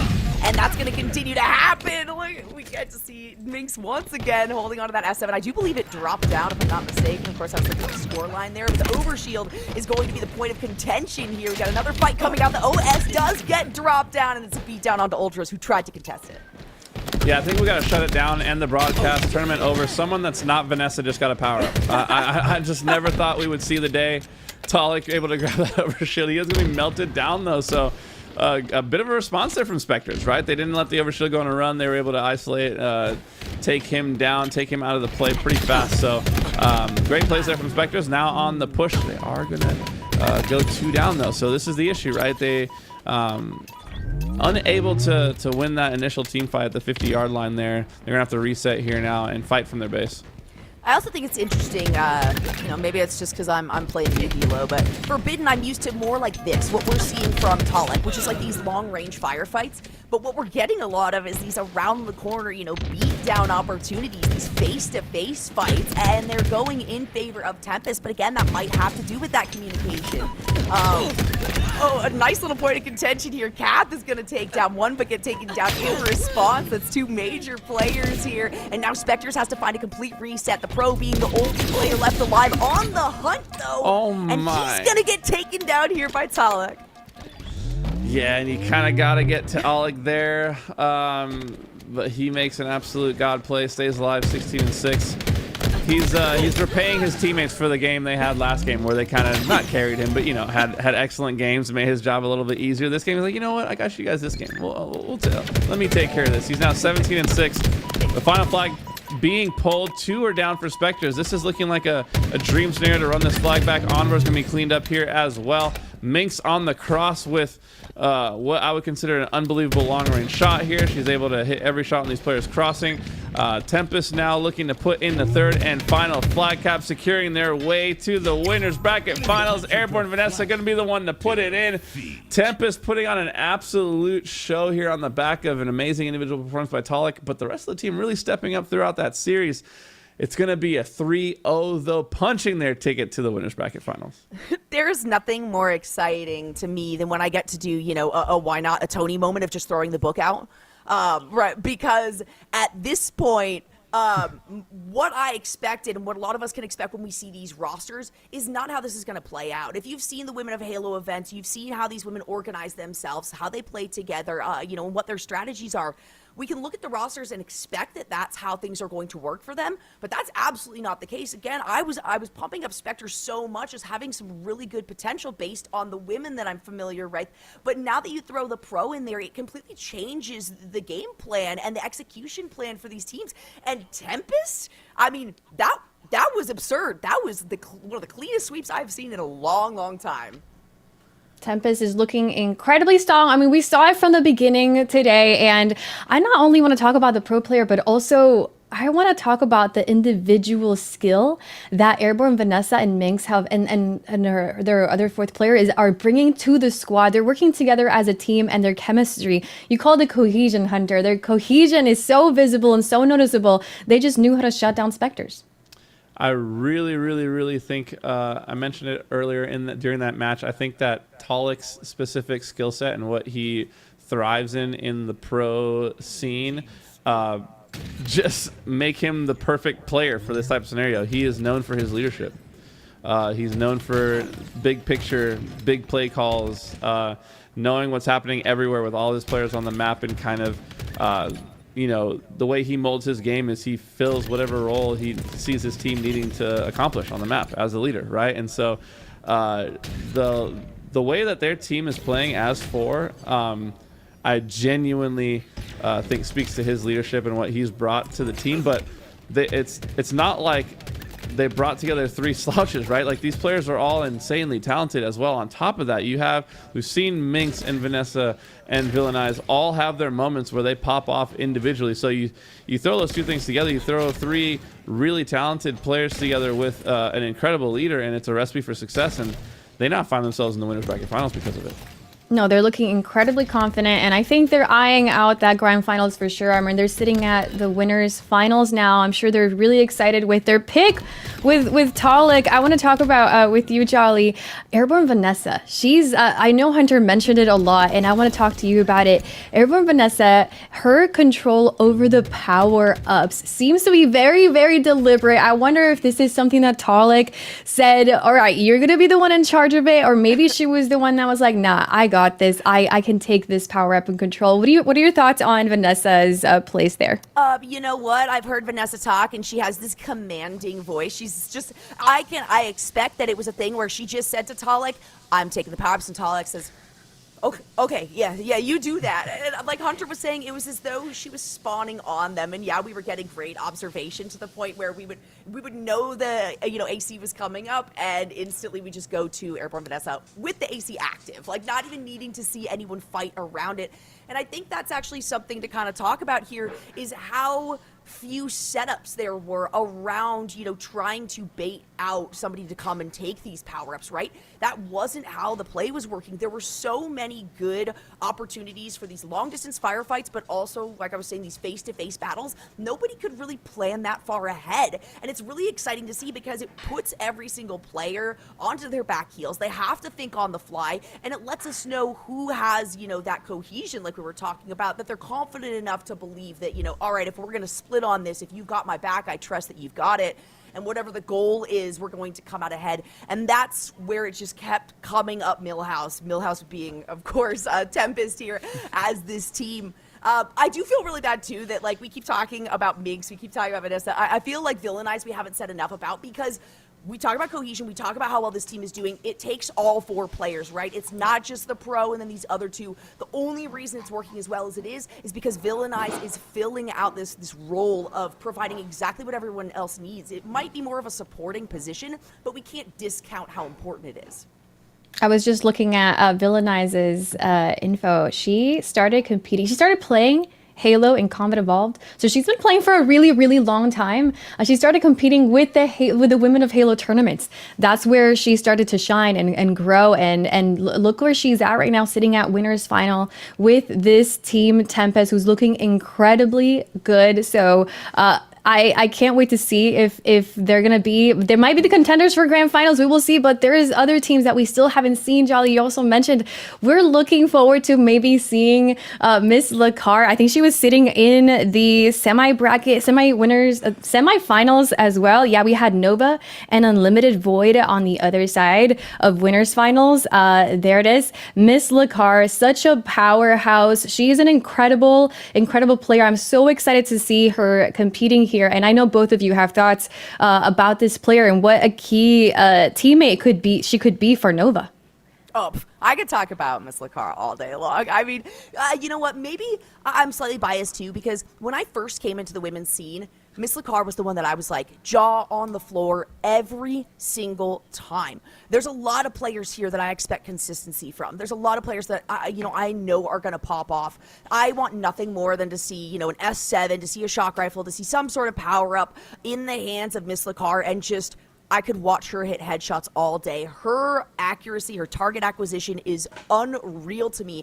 And I don't think there could be any more perfect setup than seeing how well Tempest just did going into a team that we know is absolutely stacked, but, I haven't gotten the chance to at least see on broadcast yet. Am I seeing this correct? I feel like that score says Nova 3-0'd Unlimited Void. Is that correct? Because Unlimited Void, I would be I'm shocked to see that, because we had Pink Sakura there and Dayquil and Collect. It looks like Nova we're going to be seeing them in winners finals alongside Tempest.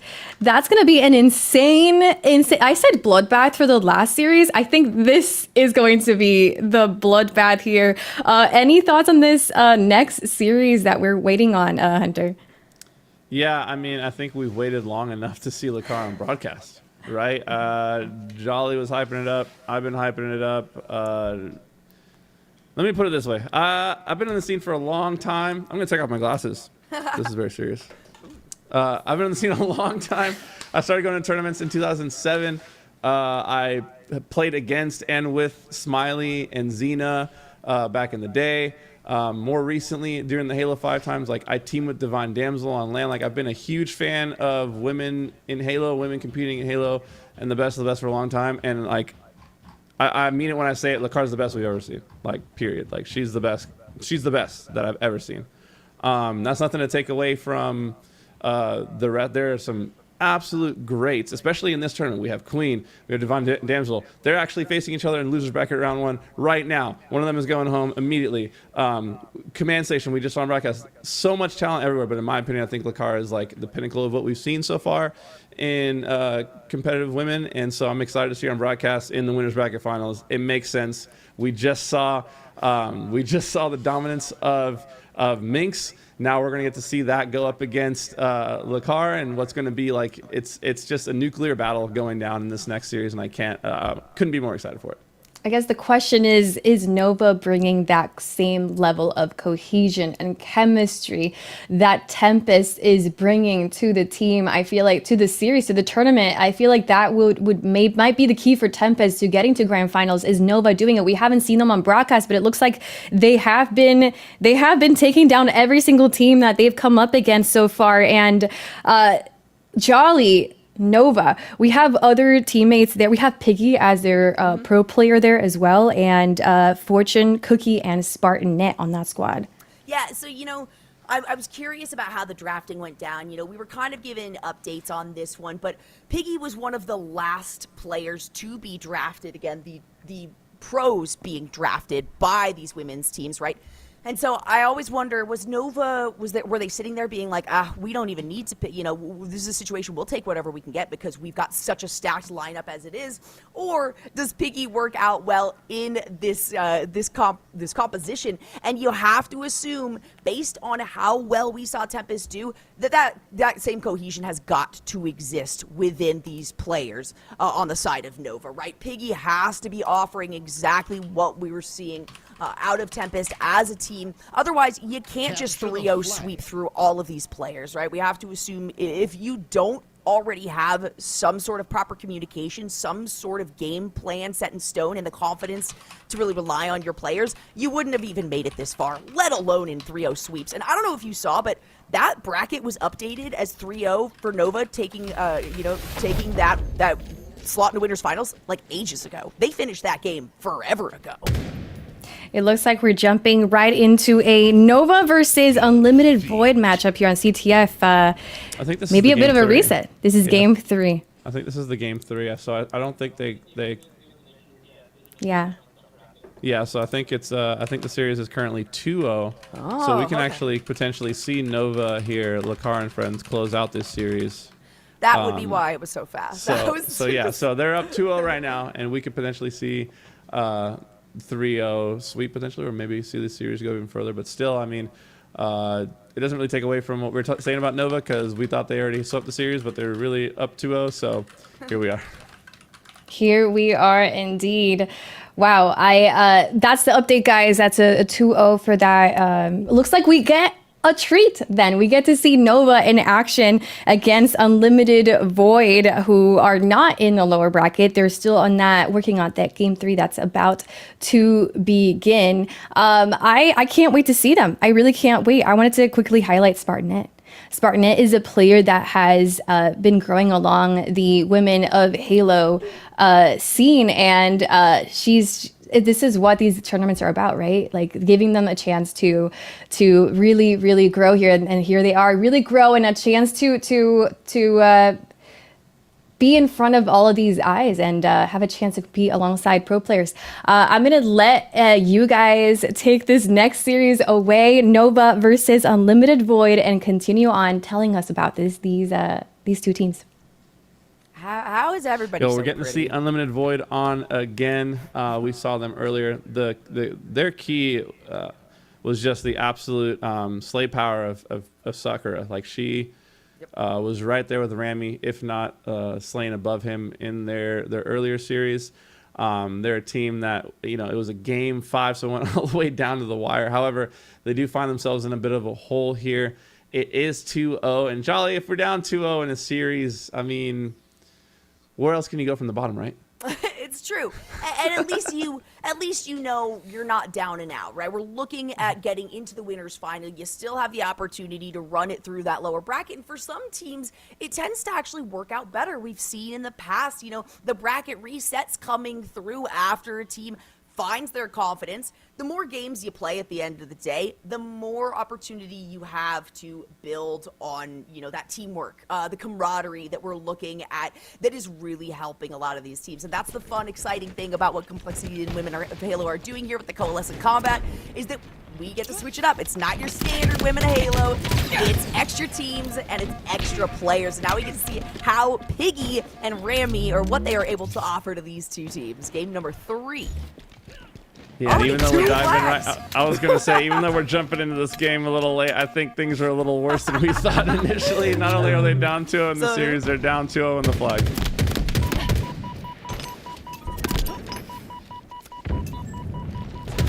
On board here with Spartanet, she is going to be able to take down Dayquil there. Yeah, it looks like Nova in full control of this game.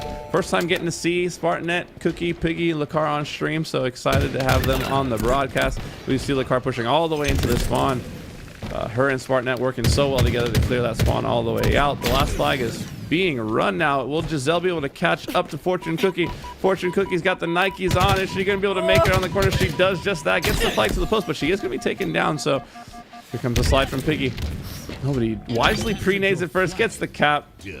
It was a quick one, but we got to see a little sneak peek at Nova, right? 3-0 sweep in the series, 3-0 sweep in the flag. I mean, the results kind of speak for themselves. It's true.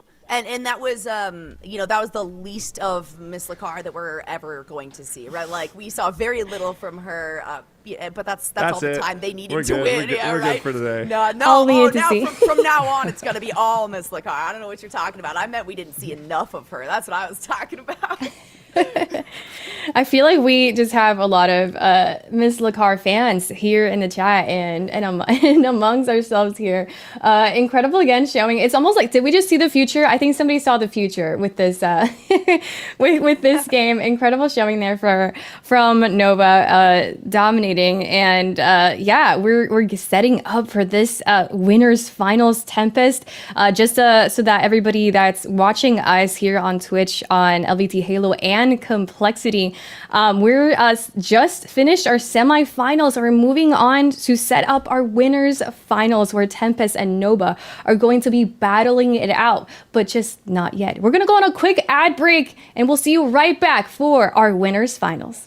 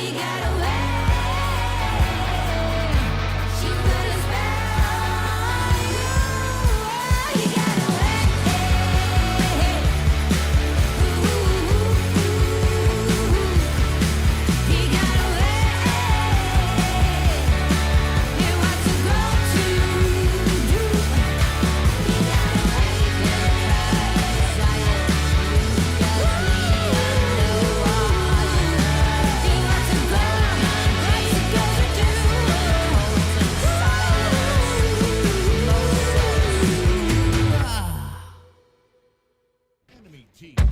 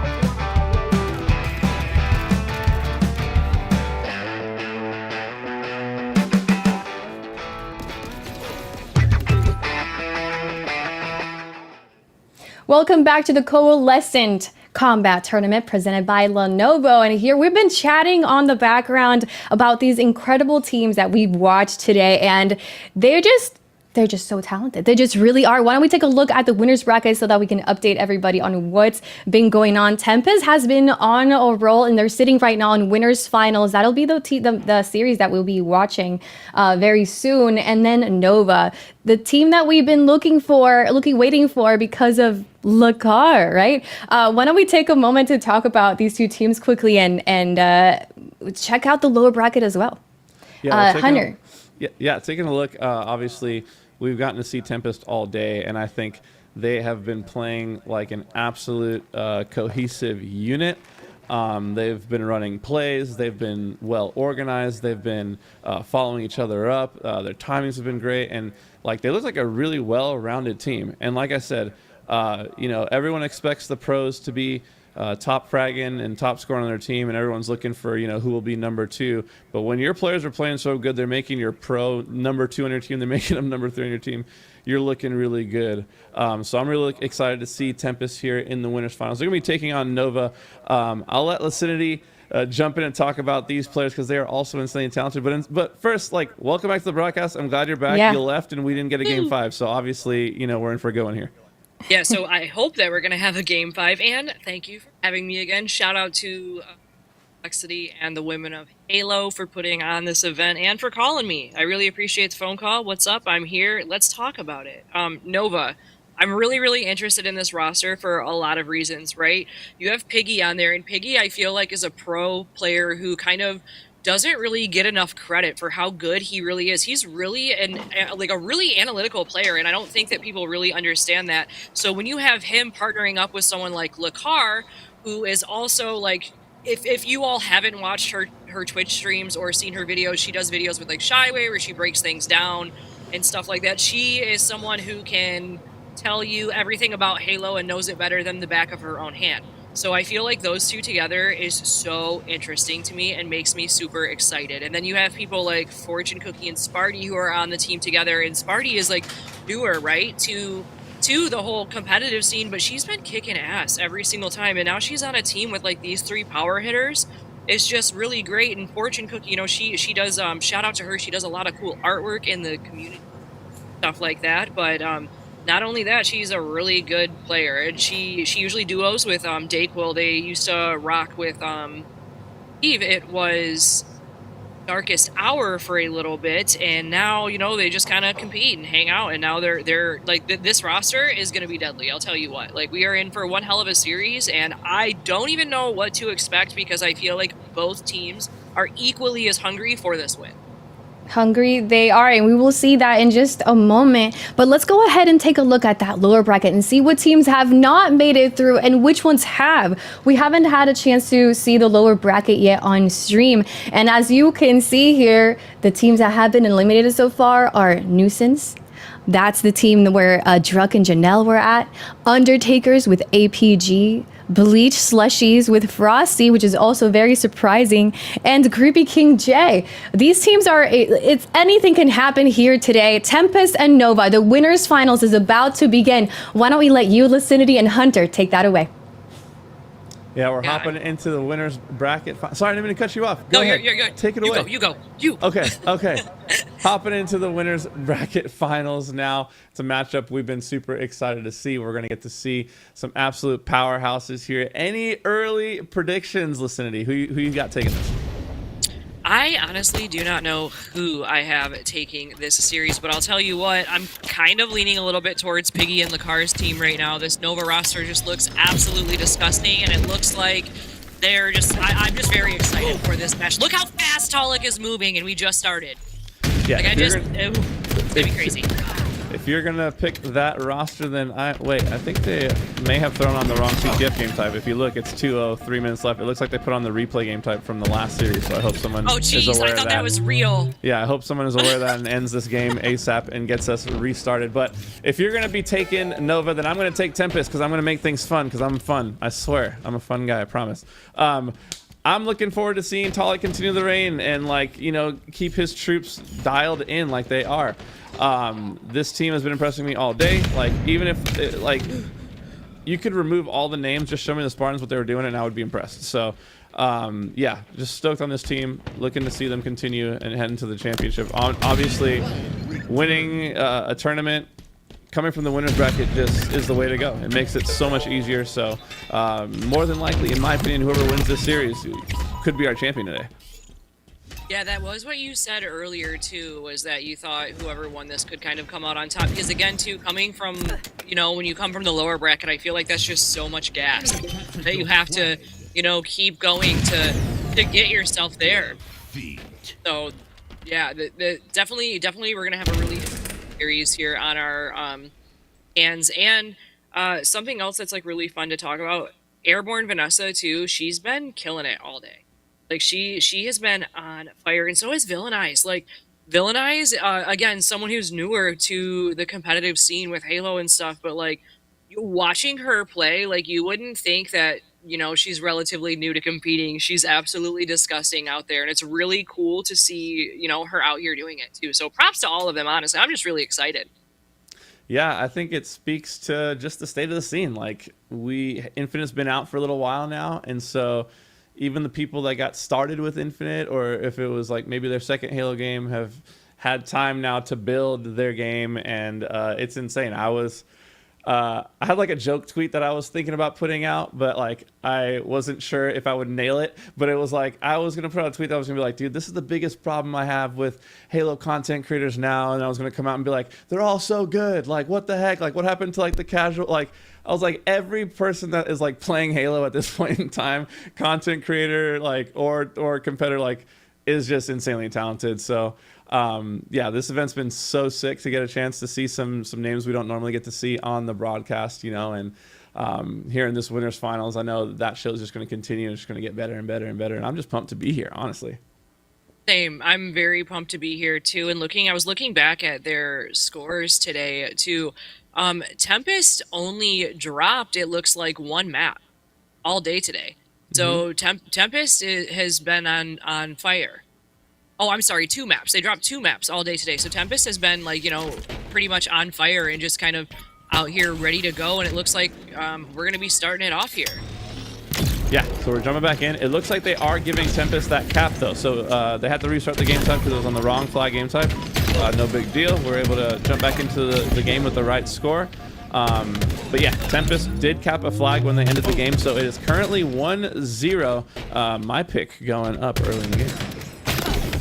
Yeah, and Argyle, you know, this is another map, too, where there's a lot of angles on this map, but in that same sentence, we've also seen so many people fall off this map by mistake because they're sliding around too fast.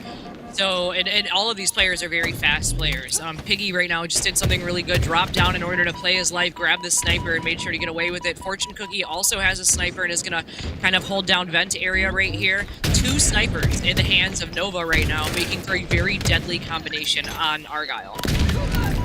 Yeah, that's like a nightmare scenario, right? Letting the other team get their hands on 2 sniper rifles. We're seeing now some controls. Piggy has a sniper as well in hand and knows the spawn's gonna be coming in towards long, is able to get a cutoff there. However, Fortune Cookie does go down, so it's looking like this flag is gonna be stopped momentarily. Piggy, though, staying in the base, such a nuisance. He's now on a killing spree and continuing this flag run. Nova now taking the flag, 50-yard line and counting. The car is going to go down, though, so numbers not in the favor of Nova. We'll see how far they're able to get this flag. Oh, and it looks like that flag is definitely moving and making its way. It's about at the 50-yard line right now. Oh, we do have Miss Lakar going head-to-head with Talik. Takes Talik down right here. We did have a counter pull, but I don't quite think that might not be enough to really kind of make a difference here. I think that we are going to see the first flag cap happen. Yeah, they're just looking to secure it now. The return comes in, gets the shield, gets the slide. There it is. The capture goes in. Piggy able to score the first cap for Nova. We've got a 1-to-1 game now here. And Sparty right now, you know, she's doing really good with being a support player right now. She's hitting all of the shots. People are telling her to shoot. She's turning, she's shooting. She's helping her team. She's being a team player, which is really, really good to see right now out of her, especially with her being so new to the scene, because these lobbies can be very intimidating. lobbies are insane. I would Scary. be getting absolutely destroyed right now if I was in this game. So, jumping back on board with Minx, I mean, the speed at which she shoots and gets away, and it's just insane. I don't even know how to keep up anymore.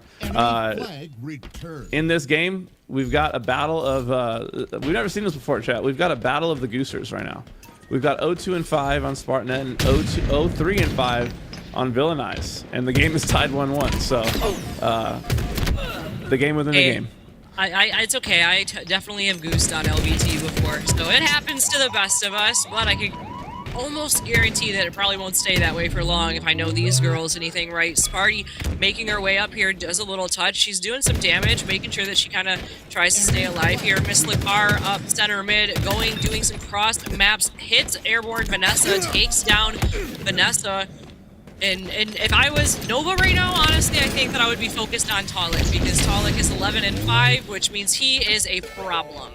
Yeah, you gotta, I love that you bring that up. You absolutely have to prioritize him, call him out by name when you see him on the map, let him know, let your teammates specifically know where Talik is, and just get him off the map, because I can guarantee you that when he's not on the map, it feels a lot freer, right? It feels like you can take a couple more steps, take a couple more lanes without getting shot every which way by this guy, and then, you know, the insane shot that he has on him. So yeah, absolutely would be trying to prioritize Talik. I mean, he's got more kills than his entire team put together.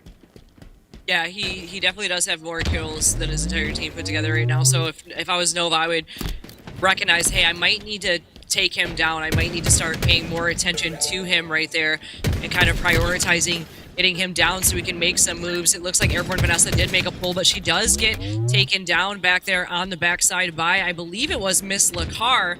Miss Lakar is down here staying alive in a battle with Meeks. We're just kind of having bullets being flown in each direction. You know, everyone's just kind of trying to take people down at this point. It does kind of seem like this is a little bit of a Slayer game right now. Miss Lakar keeping up with Pollock, though. Look at those stats. Absolutely incredible gameplay out of her today. Yeah, to your point, it's definitely a game where both teams are feeling each other out a bunch, right? Like, not a lot of risky OBJ plays or flag pulls coming in, more so just jockeying for position, trying to get damage on the map, trying to take power positions and hold those power positions and kind of trap the other team in their base. But that process can be grueling, right? When both teams are as closely matched as these two are, and we can say they're closely matched because the Slays are pretty close, and it's also a 1-1 game. It could take a while, right? Neither team giving it an inch, let alone a mile, and you gotta travel all the way to the team's base and get the flag back. It's a lot of work. It is just back and forth. 6 minutes 30 seconds left. 1-1 on the clock right now. We have Sniper in the hand of Miss Lakar. 3 just went down for Tempest. This could be the moves to kind of maybe get a pull. Miss Lakar is going to creep up here, though, on the backside of the base and see if she can connect some of these sniper shots. She unfortunately does not. Airborne Vanessa takes her down. We're on board with Villainize right now. Has some shields lower, but needs to kind of just hang out for a second, get her shields back up, but is looking and saw Cookie jump down here. Doesn't know where she went. Lets her teammate know, though. That's something Villainize is really good at. She's really good at pinging and, like, kind of, you know, just relaying information to her team. If you don't use a mic ping, she's great at it. Yeah, this is a war right now. I mean, these two teams are going to war for this map and for this game number 1. Neither team wanting to go down early in this winners bracket finals. Jumping on board with Piggy. Love that he's been putting the shots down lane and then backing down, right? Like, not challenging everything to the death. Like, it is very important to stay alive, and just think about the longer you're on this map, chat, the longer you're alive, the more damage and impact you can have on the map. So, you know, sometimes it's worth letting a kill get away if it means you get to keep your life as well. And so, Talik, an absolute master, Piggy as well. And you just see them doing such a good job of laying the damage down and also maintaining their life. Here comes Talik. He's going to get away. Slips away, drops down. More shots coming in. Is Slippery uses the environment. Check it out. I mean, it's right there in front of you. The way he's dropping and using, like, certain, you know, ledges and stuff right now for shields, and that whole sequence from him right there was just really good to watch. You're never going to kill him for free. It's the most frustrating thing to play against, and it has such a large impact on the map that they're more than likely going to cap this flag with it. Yeah, and you know, that very well could have been because of what we just saw come out of Talik right there. He was just slippery and was just all around, and there it goes. 2 caps just in time. Airborne Vanessa caps it, but does get taken down 2-1 in favor of Tempest right now. 4 minutes and 20 seconds left. Yeah, that was just study that film. You guys just clip Talik's life right there. Study that film. Study the way he played it every moment. Just perfect Halo being played out of him. To not only do damage, but to survive and to just be a nuisance. Excellent plays there. They cap the flag. It's now 2-1 Tempest. And this starts to be that time where the clock starts to become a factor here in the next minute or so. Like you don't wanna mess around and wait around too long to make your move. Something that I think is interesting that I'm kind of noticing right now is I feel like Tempest is very focused on slays, and if you look over at Nova is doing a lot of team shooting right now.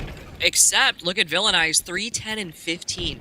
10 assists right now, 3 kills for herself, but still 10 of those kills on her team goes towards her team shooting right now and kind of securing that and helping secure damage. So just want to give them their props. This game is a really fast-paced game, and what they're doing right now is really nice. I like the way they're working this area together. Spartan, Net, and Lakar both control the field together. However, the pinch does come in there. There goes that teamwork that we've talked about, that we've raved about of Tempest all day. They perfectly collapsed, perfectly pinched, and they're running potentially what could be the last flag cap here. This game number 1. Tempest looking like they're going to go up early. The flag is on the point. 2 go down. Is anyone in position to secure? I don't see anyone rotating over yet. They may not be in position. Oh my goodness. Vanessa instead opting to take the Slayer role and slow them down. That's a cap. It ends up being the right play, and they get the cap. That's a 3-1 game number 1 victory here for Tempest. Wow. Amazing plays right down the stretch, and an extremely disciplined heads-up play by Vanessa to maintain ground there and really prevent any sort of return from happening. She was able to hold them off long enough for the spawners to come in and get that cap. Amazing, amazing, amazing. Well played. That was such a good game right there, and that play from Talik in the last end, that tail end of the game, I think really is what kind of secured that last flag cap. He was able to stay alive and still deal out a lot of damage, and then, you know, he gets taken down after running the flag goes up on their base, but then respawn and was able to go up there and kind of secure that last win right there. But I do want to look out at their, let's look at kills, damage, everything. Let's do a breakdown of this stat, Hunter. Yeah, I mean, we're seeing similar stories. 3 out of the 4 players on both teams going positive. I think that Nova may have even outslayed Tempest in that game. I didn't just do the math off the top of my head. I was not smart or fast enough for that. But at a glance, it looked like Nova actually outslayed Tempest. But Tempest, it really felt like all their kills were towards an objective. I know that sounds like so obvious and dumb to even say out loud, but what I mean by that is every moment they were getting kills on the board, they were taking space. It was like suffocating. They would fill all the gaps the second the kills started going their way and the damage started going their way. And the second that it made sense, the flag pulls came out. Like, we didn't see bad flag pulls coming out of them. The pulls either went all the way or, you know, went far. And so we just saw a lot of really, really just excellent plays out of Tempest. And yeah, a great start to the series. Something too that I just found out that is really interesting as well is Sparty is actually in Europe still right now. So Spartanet is on the EU ping, and she's normally probably used to, you know, North American servers. So she's probably playing on something that she's not quite used to as well during this tournament. So shout out to her for still showing up and still participating, because I know that time difference is probably like so off the wall for you right now. So it's really cool that you showed up. And now it looks like we're going to go to Slayer on Aquarius, and just like earlier, super fast game. This map is very fast. I don't know how their last Slayer games went. I can look, though, and find that out. But what do you think that we can expect on this map out of these two teams? We've got the Thrust, we've got the Overshield, we've got the Heat Wave. You know, try to get 2 of them. Try to get all 3. You know, Slayers can get going in a hurry if you acquire your power-ups, acquire your power weapons. So really looking to see what team is able to kind of jump out and make a mark on the map by securing that Overshield, the Overshield off the rip.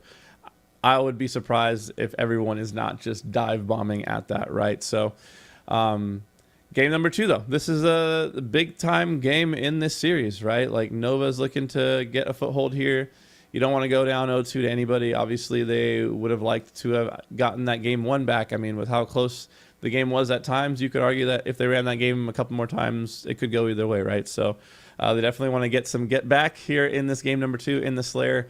But yeah, I mean, these two teams, they were swinging in that game number 1, man. I mean, the Slays, like I said, were pretty close to even across the board, if not edging towards Nova, and everyone is already, firing on all cylinders. I definitely agree with all of that too. I feel like that was a very fast pace, and it was very back and forth there for a second. For a second, I was like, hold on, are we playing Capture the Flag or are we playing Slayer right now? Because I feel like no one was even able to move off.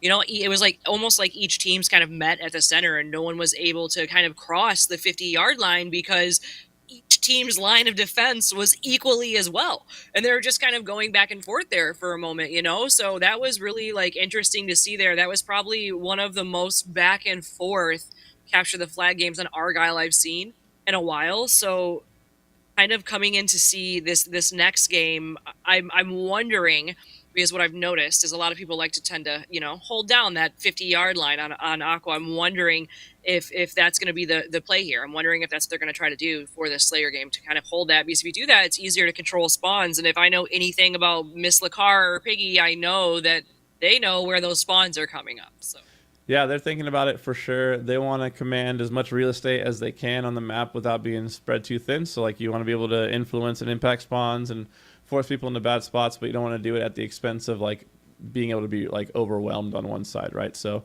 yeah, I would imagine like top mid will be a huge part of this this game. The windows, surprisingly, like knowing you can anchor a base and like block that whole base from being a spawn zone will be a huge part. But it's going to come down to those collapses, right? How many times have we seen on Aqua like teams getting bottlenecked into the base and then that collapse comes in, right? And that's where teams really start to punish or get punished. And so we'll have to see who can be more efficient on their damage and how they navigate their damage. And like, really, at the end of the day, Slayer, like, shoot them more than they shoot you. Like, I don't know what else to say. Yeah, and something too that I've noticed with their gameplay is with Spartanet. Spartanet is a player who, she's very sneaky. Like, you'll be focused in a gun battle, and then all of a sudden she's behind you, and it's like, oh my gosh, how did she even get there? So I've noticed that she's been doing a lot of like flank plays on that too. So I think that it's safe to say that we can probably expect a lot of that out of her today too. She is a very just a very like sneaky, and like utilizes the maps to the full potential. If there's a crack or like a corner that she can go around and like creep up on you, she's gonna use it. So I think that also might kind of work out in her advantage. Yeah, I would agree. I think being able to hit a good flank, get good timing, can absolutely impact the way a Slayer game plays out. But yeah, I mean, I'm looking at the, top to bottom on these rosters. Like, this is an overshield. This is a map with overshield. We've got Vanessa, on Tempest. So we know she's going to be all over that. We know that Minx is kind of a demon with the power-ups and power weapons. Like, so she's going to be going for those.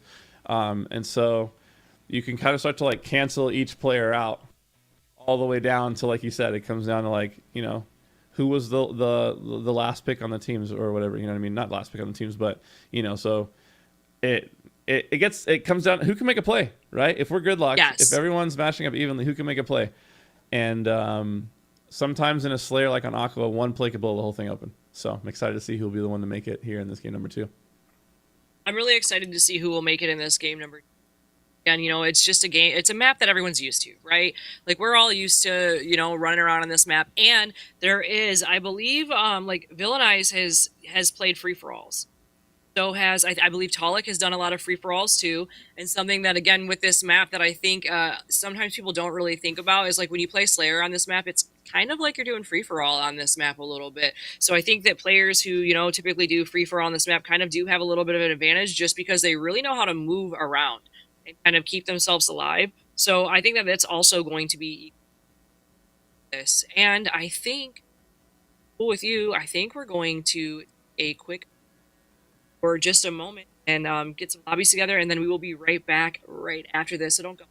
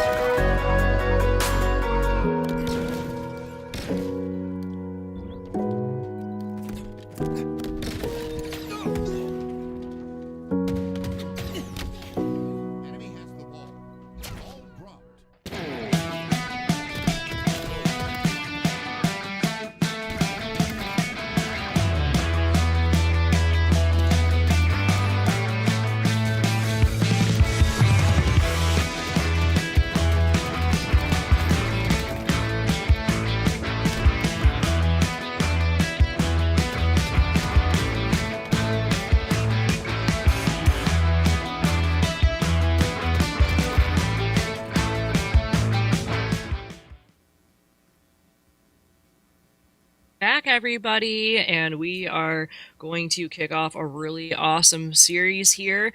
My name's Licinity. This is Hunter. What's up, Hunter? How you feeling? I'm feeling good. I'm ready to get back into this action. The way that game 1 went down, it was it already had signs to be a great series. So excited to kick things back off here as Nova looks to even things up here in this series. I know they would rather not be down 0-1. But Aquarius Slayer here, we're going to have the Thruster, we're going to have Overshield, have the Heat Wave in play, hopping on board here with Minx as she pushes out towards the B side. Here we go, the battle for Ovi down here on the side, still on the ground, but it looks like Cookie is the one who is going to make out with it. 4-1 right now, about 30 seconds in the game in favor of Nova. A nice little start and a secure power-up for them to start this game off. Yeah, and Spartanet off the rip hits a flank, like you said, and gets a double. So already impacting the game with route taking on Aquarius, like you brought up earlier. So far, I think everything going in the favor of Nova. This is the kind of bounce back game you're looking in game number 2. Absolutely, and a very, very fast movement out of Fortune Cookie right there. Talik doing damage from across the map. It looks like he might choose to push. He knows that someone is down below. Doesn't know where they went, though. Has to play the cards right. Doesn't want to pop out too fast. Sees Spartanet over there, but does make it out with the Heat Wave. So it's going to be interesting to see how he uses that to his advantage. Unfortunately there for Nova, 3 of them get pinned in the blue util, and Tempest with a perfect collapse to take the lead and wipe all 3 of them out of there. Just excellent target acquisition there from the Tempest squad, and maximizing the potential for damage here by really pinning Nova in their own spots, right? So Minx now comes in for the cleanup. There's another double. There's another 3 freshly wiped from Nova, and now Tempest up by 2, really starting to roll. So a quick turn of events here early on in Aquarius Slayer. Airborne Vanessa still doing damage while she still kind of has to like hide, you know, and make sure that she's able to stay alive. It's really important to stay alive in a Slayer game. She manages to get away. Villainize doing some cleanup work on the back of the base right here and pushing her way. Ovi, it looks like Ovi is up in about 5 seconds here, so we might see another big bloodbath right down here on top of Ovi. Yeah, nobody wanting to be the first person to die on that overshield, right? Everyone, here comes the fight. Vanessa jumps in. We just saw Vanessa get taken down, though, for the first time. We've seen another team stop Vanessa from getting a power-up. Not only that, they wipe Tempest 4 dead and take the lead. Nova back in the driver's seat now. And Piggy at the start of that OV grab, he peeked around the corner, saw Talik and waited, and still managed to make it out on top with that. Gets a triple kill on top of the killing spree. Everybody stay out of Piggy's way. He is making bacon right now, and he is ready to go. Yeah, Piggy absolutely dominating with that overshield, now sitting at an 8-3. You got to be feeling good here if you are Spartanet. Fortune Cookie, knowing you drafted an absolute beast on the map, who's now 11-3 with another triple kill. So that's back-to-back triple kills here for Piggy. Absolutely starting to just take control of this game, right? These are the moments that you live for when you're a player of this caliber, right? You want to impact winning, you want to impact the series, and in a swing game too, he's now on a killing frenzy and counting, make that a double kill. Too easy, get out of my face. Piggy finally going to be taken down by Minx, though, but what a run. What a run that was out of Piggy right there. I almost had a loss for words. That was just a really nice kill sequence and play out of him. 24-19 right now. Talik up here top mid, needs to stay alive, gets taken down. I believe that was by Miss Lacar too. The way everything is going for Nova right now, you know they got to be clicking on all cylinders. You know the communication has to be thriving. So I want to jump into a listen in at this very moment with Team Nova. Move in, slow. Airborne Vanessa. Keep on. Red. Nice. Oh, that's taking. P-door, red P-door, half health. OS, guys. Slide it if you can. I'm looking on it. Nade it. They're gonna be on it probably. Yeah, wait.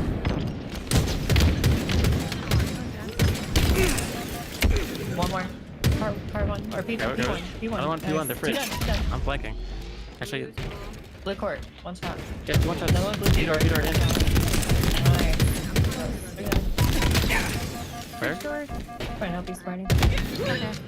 One more. Another one back flag. That's a Blue P-door. P-door. Or Done. Pop gun, I believe. Yeah, red flag right now. P2, Remy. Red flag is sweet. I'm looking at P2 with you, Sparty. I'm Your fridge weak. Vanessa, one shot. Two one shots, P2. Yeah, backed up. P2, Piggy. One shot Back me. up. Our The street. P1, one shot. P1, one shot. R3 as well. Jake, one shot behind P1. Help each other. Nice kills, Nice. Sparty. Nice Good kills. kill. Keep it up, keep it up. We're missing one blue side. Nice. Blue I'm gonna connector. crack three. And car one. That's waste time. Victory. Okay, yellow table. Going P1. One shot, red flag. I spawned blue util. P jump, one shot. Blue P jump, one shot. P2. Solid. Come in. P2 shot mid. One shot, car three One now. shot yellow table. There's two there. One's on the up. One's car one. Alright, we're staggered. Yeah. Weak car two. Our brick, weak. Our car jump, actually. No, dude. Another one. W hill. Bottom red gen is weak. Two Here's blue gen, P-door. one red gen. Two blue gen, It's one right red here gen. with me. Look at me, look at me. Top P-door. Rated. One shot blue Peter. I'm gonna run at you guys. Go red Yeah. flag, go red flag. Try and go to our spawn. Nice. OS and 10. Let's wrap red gen here. Okay. Oh, let's play for us. Oh, Yeah, you guys play on us. I'm rapping. P1's weak. Make yellow fridge. We. Okay. Still yellow fridge. And what calm we are hearing out of Nova right now. I feel like they sound so calm and collected. Something I noticed was Piggy was really gassing up Sparty. Good kills, good shots, you know, and that's just so awesome to hear. Just the amount of like respect that these players have when communicating with each other. It was really refreshing to hear clean comms like that and very nice comms. So very, very nice listening, I think. What do you think about that listening, Hunter? I thought the comms were perfect. Like, the information was all there. It was like, wasn't spammed. It was clear. It was like, I mean, you know, I typically like a little bit of passion here and there, but like you can't argue with the results of like how clear their information was and how easy it was to analyze what's happening on the map with the way they're commenting with each other. So yeah, I don't really have a single bad thing to say. You mentioned it, Piggy gassing up his teammates, like he was telling everybody, "Good job, guys," and this and that. Sick, and he's sitting at 21 and 11. So they're looking to close it out here and tie this series up 1-1. They are 1 kill away. I mean, barring a catastrophe, Nova should be tying this series up. However, I mean, Tempest is still right there. It is 45. So you want to stay disciplined. You want to stay tight right here. Oh, it looks like that they, yeah. It's 1 kill needed, 4 minutes, 40 seconds left. We do have some shots happening back and forth here. It looks like Tempest is playing it very, very slow, which isn't surprising. You do hear some damage go up. Tempest does secure a kill right there, but it does go over for Nova. So it looks like Nova is going to take that game number 2 Slayer. Awesome gameplay out of both teams. Yeah, Lakar able to secure that last kill. So going big clutch there. An excellent job there to tie the series up, to bounce back. Piggy with a standout performance. 21 and 11, 7 assists. He was a part of 28 of his team's 50 kills. So massive kill participation there out of him. On the other side, one thing I will say about this blue squad, I mean, they really do win and lose as a team, right? Such a balanced effort you see out of them. Unfortunately, obviously, you know, it wasn't enough. But so far, we've seen some wild things happen today, right? We've seen teams thrive in Slayers and drop OBJs. And, you know, Talik and Minx and friends, they really played so well on Argyle. I'm interested to see how this game 3 goes. I'm actually really excited for this game 3 too. That last game right there was really fun, and this new map, you know, I think that this map is fun to watch. I like watching players of higher levels play this map because it teaches me, right? So seeing them play on this map, I'm gonna be really excited. Interference, though, I'm a fan of this map. What about you? Do you like this map? How are you feeling about it, Hunter? Do you liking it in matchmaking? Yeah, I mean, I think it's fun for Strongholds, which is, you know, on display here. You have to really be able to control a number of things. I think it takes skill to control the map. There's a lot to factor in. Sniper, overshield. Well, I guess there's no sniper on Strongholds, but overshield, heat wave, you know, thrust, those things you got to control. The question that I'm going to be asking throughout this game is fight or flight, right? Like, you have to be able to determine whether or not you're going to fight for an objective, or are you going to just fly and rotate and try to, you know, out-rotate the other team? And so it's a constant debate you're having with yourself and with your teammates. Like, are we pushing this, or are we rotating? Are we pushing this? Are we capping? Are we rotating? And the team that's better able to make that call, that judgment call in those scenarios, is going to be the team that wins this game. So it'll be interesting to see between both Nova and Tempest who steps up as the captain. I agree with that too. It's definitely going to be really interesting to see. And you know, the games were pretty close for the most part. I think these two games have been pretty close. Argyle was a little choppy there for a moment, but once the team finds their groove and they get to moving, that's when it goes. Fast movement already out of Miss Lakar. I would have already fallen off the dang map. Yeah, she went immediately down there, gets on the rotation towards Nesser, hits the jump up to Catwalk, but now is caught in a rock, and a rock, let's be honest, 3 players push her. She was already weak. She goes down. So Tempest there with the better opening break. Pretty clean break, honestly, only losing 1 player. They end up with the a fast rotation out of Nova leaves them scoring. So AC, Nova bouncing back now. So we're seeing so many fast punches and counter punches between these two teams. Yeah, great plays out of both, honestly. And Piggy down here on, I call this area a little rat. That's my, like a rat place. I don't know the specific call out. I'll say ledge maybe.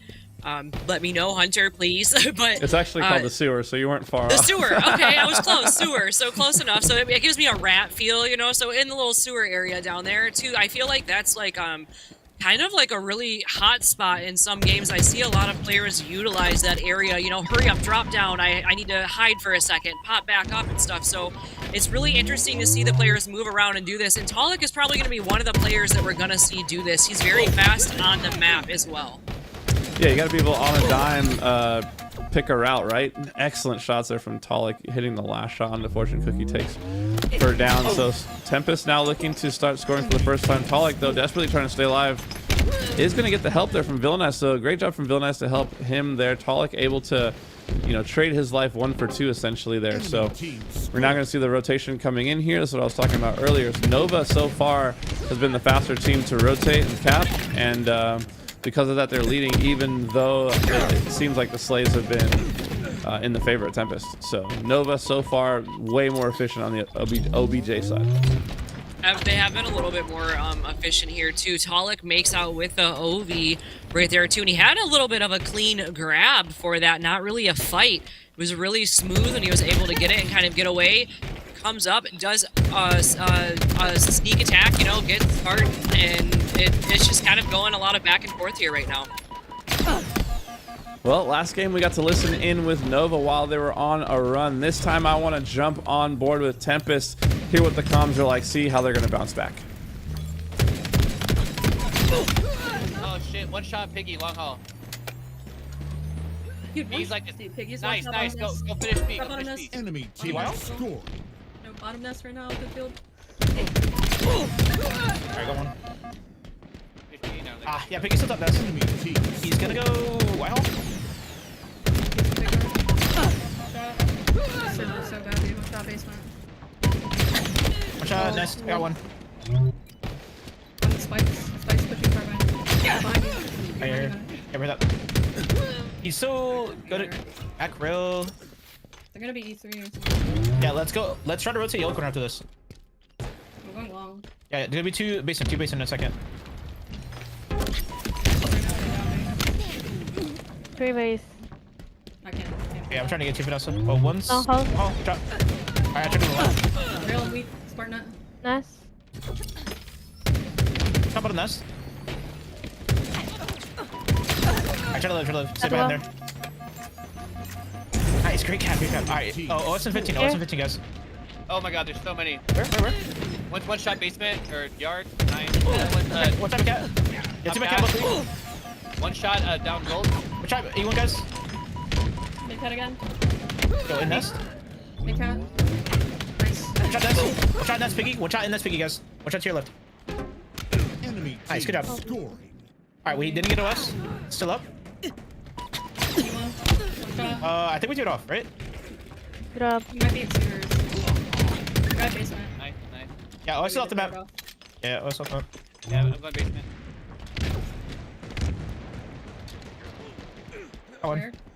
I'm not sure.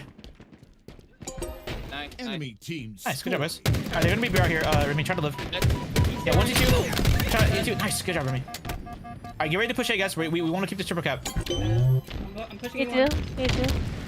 Okay, that. I'm trying to help you. Yo, I'm on E2 right now, Biggie. Watch out, E2. Nice, good help, guys. Dead. Yo, cap B. Yo, Here. try to BR, 5 BR, guys. Yeah, BR coming. Watch out, BR. Dead. Another one BR, guys.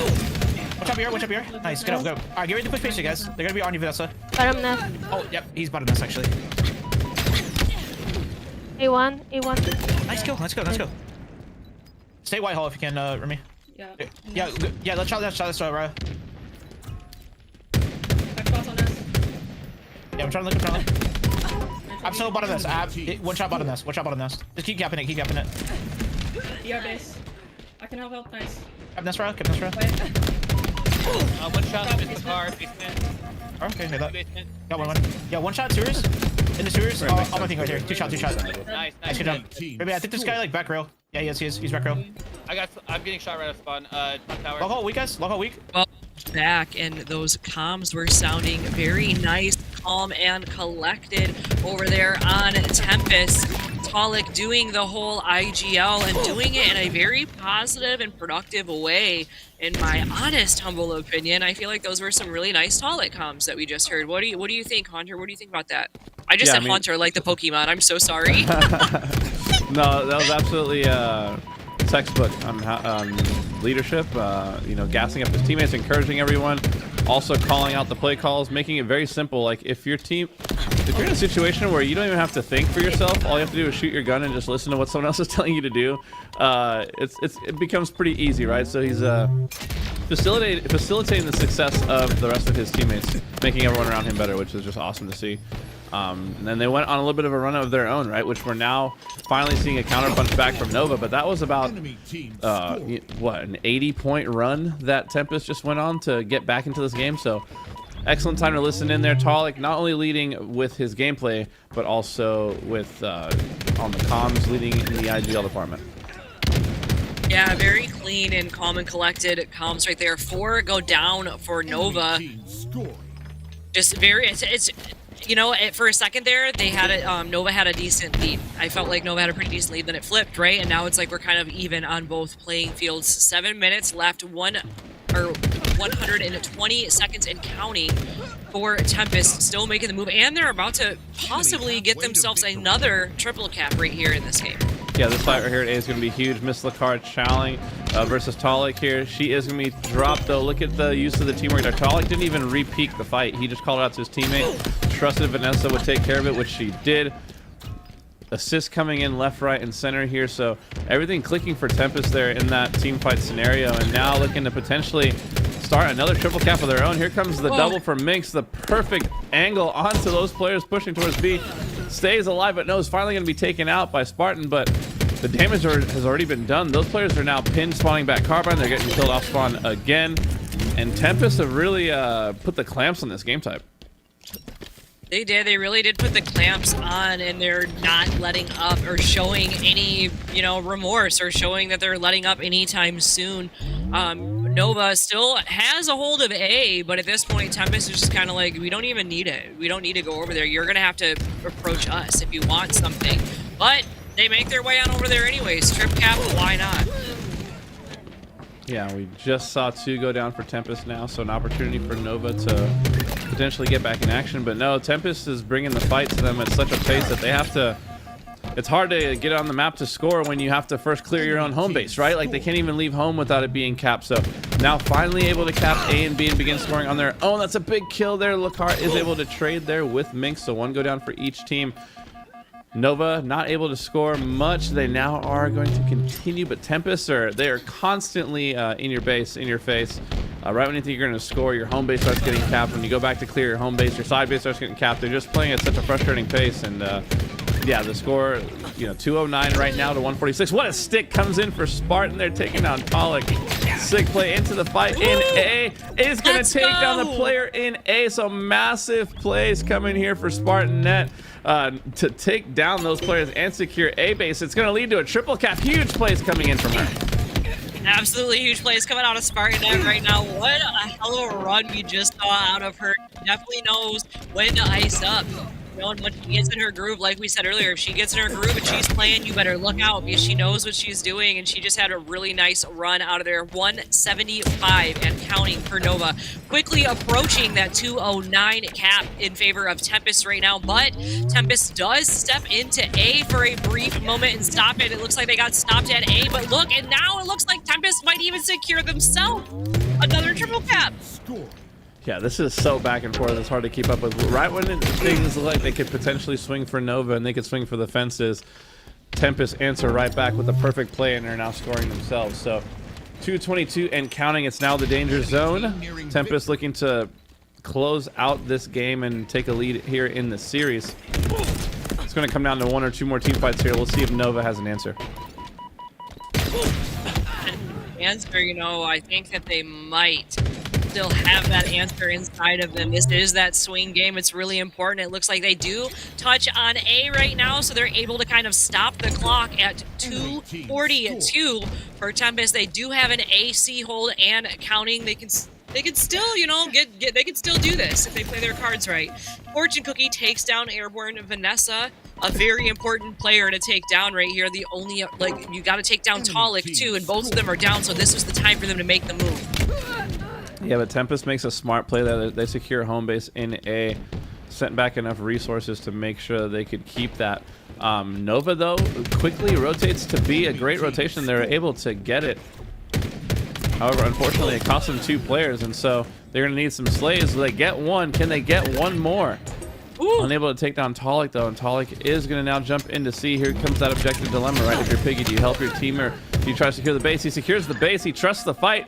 His teammates win the fight, so a trusting play there for Talik actually pays off. Everyone on their team winning their individual fights. They're now in full map control. This could be their moment. This is the moment. They cannot afford to drop this play, or they will lose this game. Oh man, and a trade right there out of Lakar and Minx. Airborne Vanessa still down 3, briefly down for a moment for Tempest, 2 down for Nova. It looks like we are having Tempest put feet inside of C. Someone is gonna need to answer back immediately. We do have feet inside of B and C, and just like that, it looks like Nova could be flipping this right now to another triple cap. Yeah, and 3 went down at Talik. Last player alive back. Catwalk has to challenge. Is not going to be able to get this kill just yet. The fight between Lakar and Talik. No, the help comes in. Talik's going to go down. Players now desperately trying to capture A. Nova with a hold on C and B. Overshield goes down. They're going to grab the overshield as well. Nova now, everything going right for them. No, but the overshield's going to be taken down by none other than Vanessa. Does she pop it? I think she gets it off. She got it off. Got it. Vanessa got it off. She stole overshield and is now taking B. Now takes down Piggy as well. What a play out of Vanessa to take that overshield and to steal the heart from Nova. An absolute clutch game out of Vanessa there at the end to seal the deal. What a play. 3 members of her team went down. She kills the overshield player, pops the overshield herself, gets in B, ices up another kill, backs down another player. And what was certainly going to turn out to be a Nova dub is stopped at the 1-yard line by an amazing play by Airborne Vanessa. Holy crap, that was a crazy game right there in that end right there. I feel like it was a lot of back and forth, and Nova had one hell of a comeback in that last second half of the game right there. Look at this damage that's dealt across the screen. We have a lot of damage coming in, everyone doing their part together. Just phenomenal gameplay out of both teams here. Yeah, absolutely phenomenal plays coming out. So far, this has been a series. I mean, right from the start, right? This play on Argyle was insane. Talik just getting away, living. Such a nuisance on the map. But, yeah, we've seen both teams throwing punches and counter punches. And you love a game where both teams are making good plays, right? Like, one team makes a good play, and then the next team makes a good play, and then the first team makes another good play, and it's like constant back and forth, and we've gotten just that so far in this series. And yeah, I'm so excited that we get to have more of it. Yeah, I'm really excited to kind of continue this series on out right there. That was just, I feel like that was probably one of the best games I've ever seen played on this map.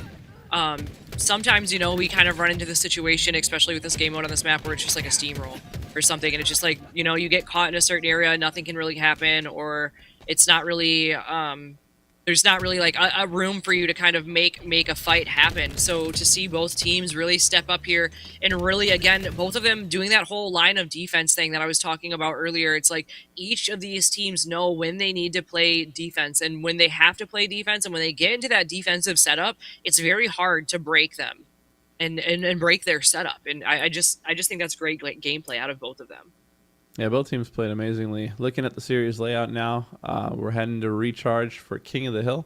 First time getting to see Recharge King on broadcast. I'm excited for that. It's an absolute, it's a pit of destruction, honestly, wherever the hill is, and get to see lots of action. Shock rifle, camo going to be in action. What do you think, Lucinity? Are we going to get lucky and get another game 5 here? Are you really going to be the lucky charm, or are we like, is Nova going to take this next game? Or, I mean... I hope. I mean, if we have another game 5, we're going to have one heck of a game 5, that's for sure. But I know that we're about to have one heck of a game 4, just because, again, a map that both teams are very familiar with. Both teams have been playing for a long time, and now they're going to face head-to-head on it. Like, I don't think that I can confidently pick or make a guess on which way I think that this series is going to go, just because there's a couple factors in here that I think really kind of there's just a couple factors to think about, right? Like, one, you have Villainize. Villainize is an up-and-coming competitor, and she's hungry to win. She wants to win. When you get an up-and-coming competitor, you give them an opportunity like this, and they get to partner up with a pro, you feel unstoppable. You know, so I think that she's dangerous. And because of that, I think she's dangerous because she wants to win so bad. You know, Airborne Vanessa's won before. So, like, you know, her winning is something that, you know, she's kind of used to. But you have people like Minx and Villainize who haven't really won too much. So, like, they want to win and they want this money. So I think that they're just very dangerous right now. I think they're very dangerous. And it's just something to look forward to. And looking at the bracket, you know, this is going to be the lower bracket right now that we're looking at. Awuga, which is Ryan Noob's team, is going to be in the Elim semis.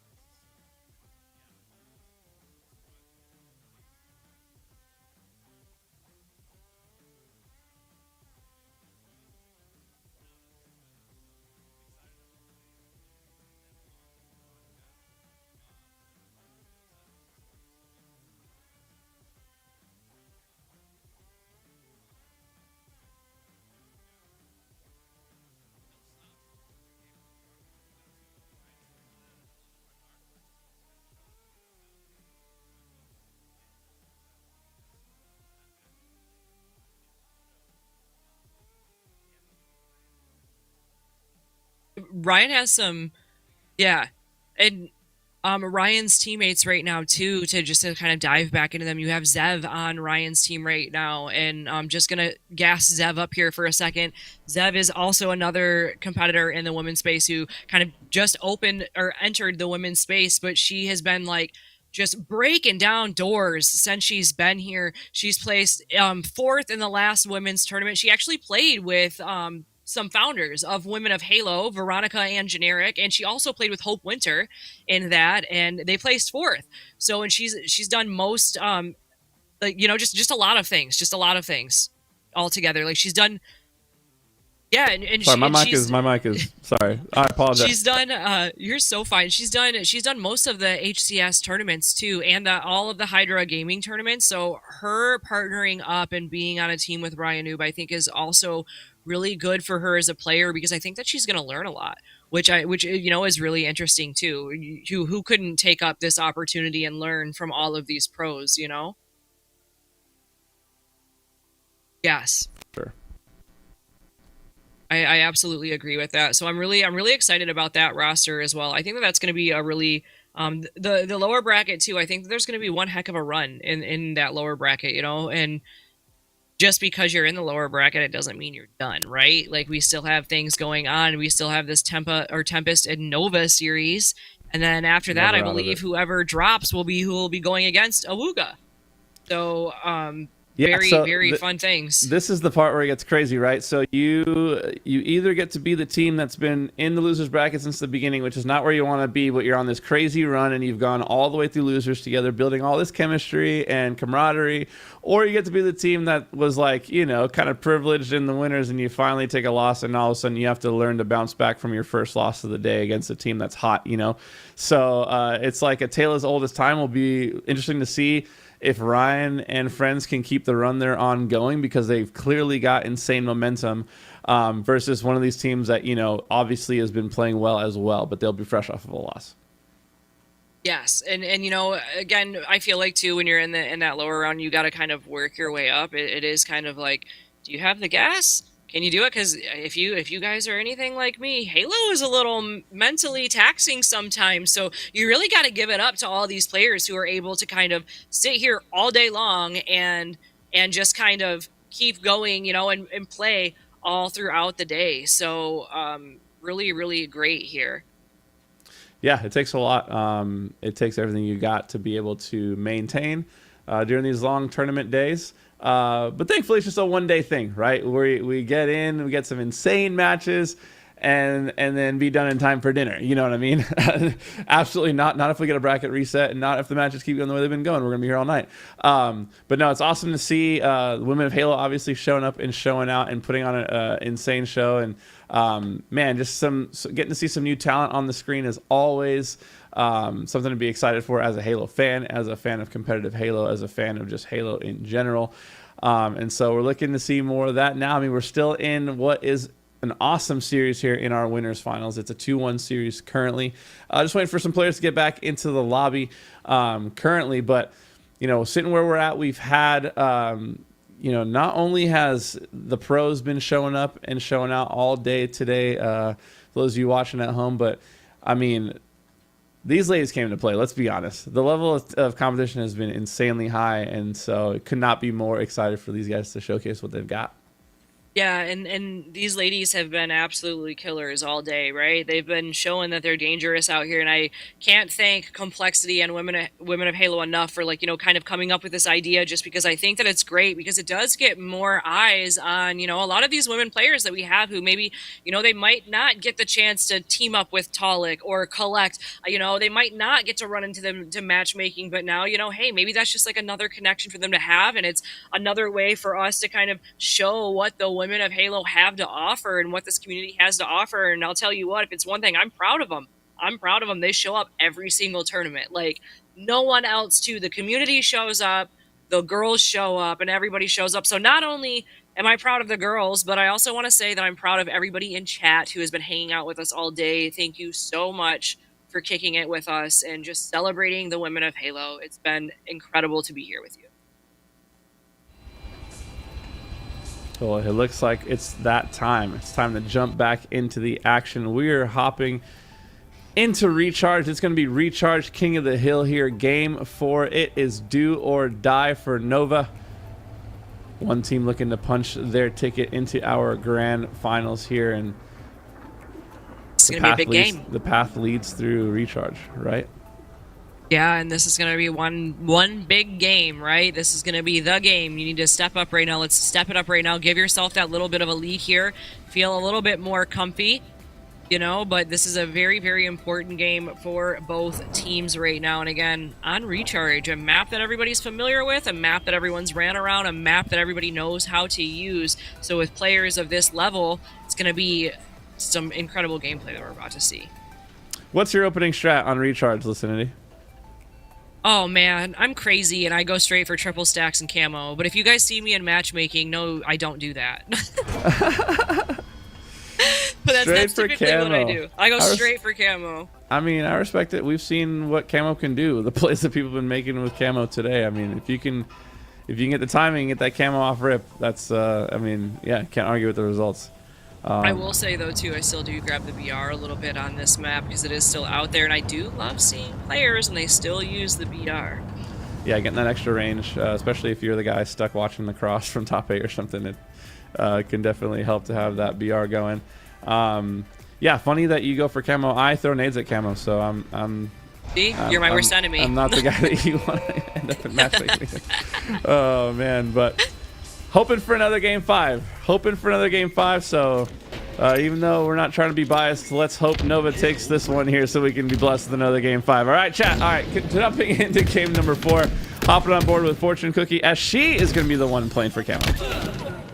He is, and it looks like Camo's still down there. No one's really made the move for it yet, but Villainize does make a cheeky grab and gets away with Camo. First Camo, but dies. But she does pop it. So I believe that means the Camo is not up on the map. Nobody can grab it. It's down, so at least she got it. She pulled the hole. If I can't have it, no one can, and we love that. We do love that energy. Camo not in play for any team. Some great shots there from Spartanet to take down Vanessa early on. Dogpile in the hill. Ricard was getting some great time there, but Minx finally going to clear that out with a double kill of her own. 3 go down for Nova. Piggy, last member alive, takes one down, is going to be traded out. Now the spawn's coming in towards long. It is absolute chaos towards the middle of the map currently. No one's scoring at the moment. However, Nova did put about 20 seconds on the board, half capping this hill. So they did, she's out essentially. Half of a score, which can be really hard to do in this game type, especially in the first hill. Yeah, and there was just a lot of grenades back there for a second, and that's when things get a little fishy, because you got to make sure. Oh my goodness, Miss Lacar stops the whiplash. It gets whiplash right there, stops the grapple. That was one heck of a shot out of her. 2 go down for Tempest. Miss Lacar does get taken down, though, back there in back batteries. Wow, that was just such a fast shot from her with that grapple. Yeah, we talk so much about Lacar, but there's so much talent. We just saw her get gunned by Vanessa in the hill. Great shots coming in from her. So love to see these ladies making plays on both sides of the hill.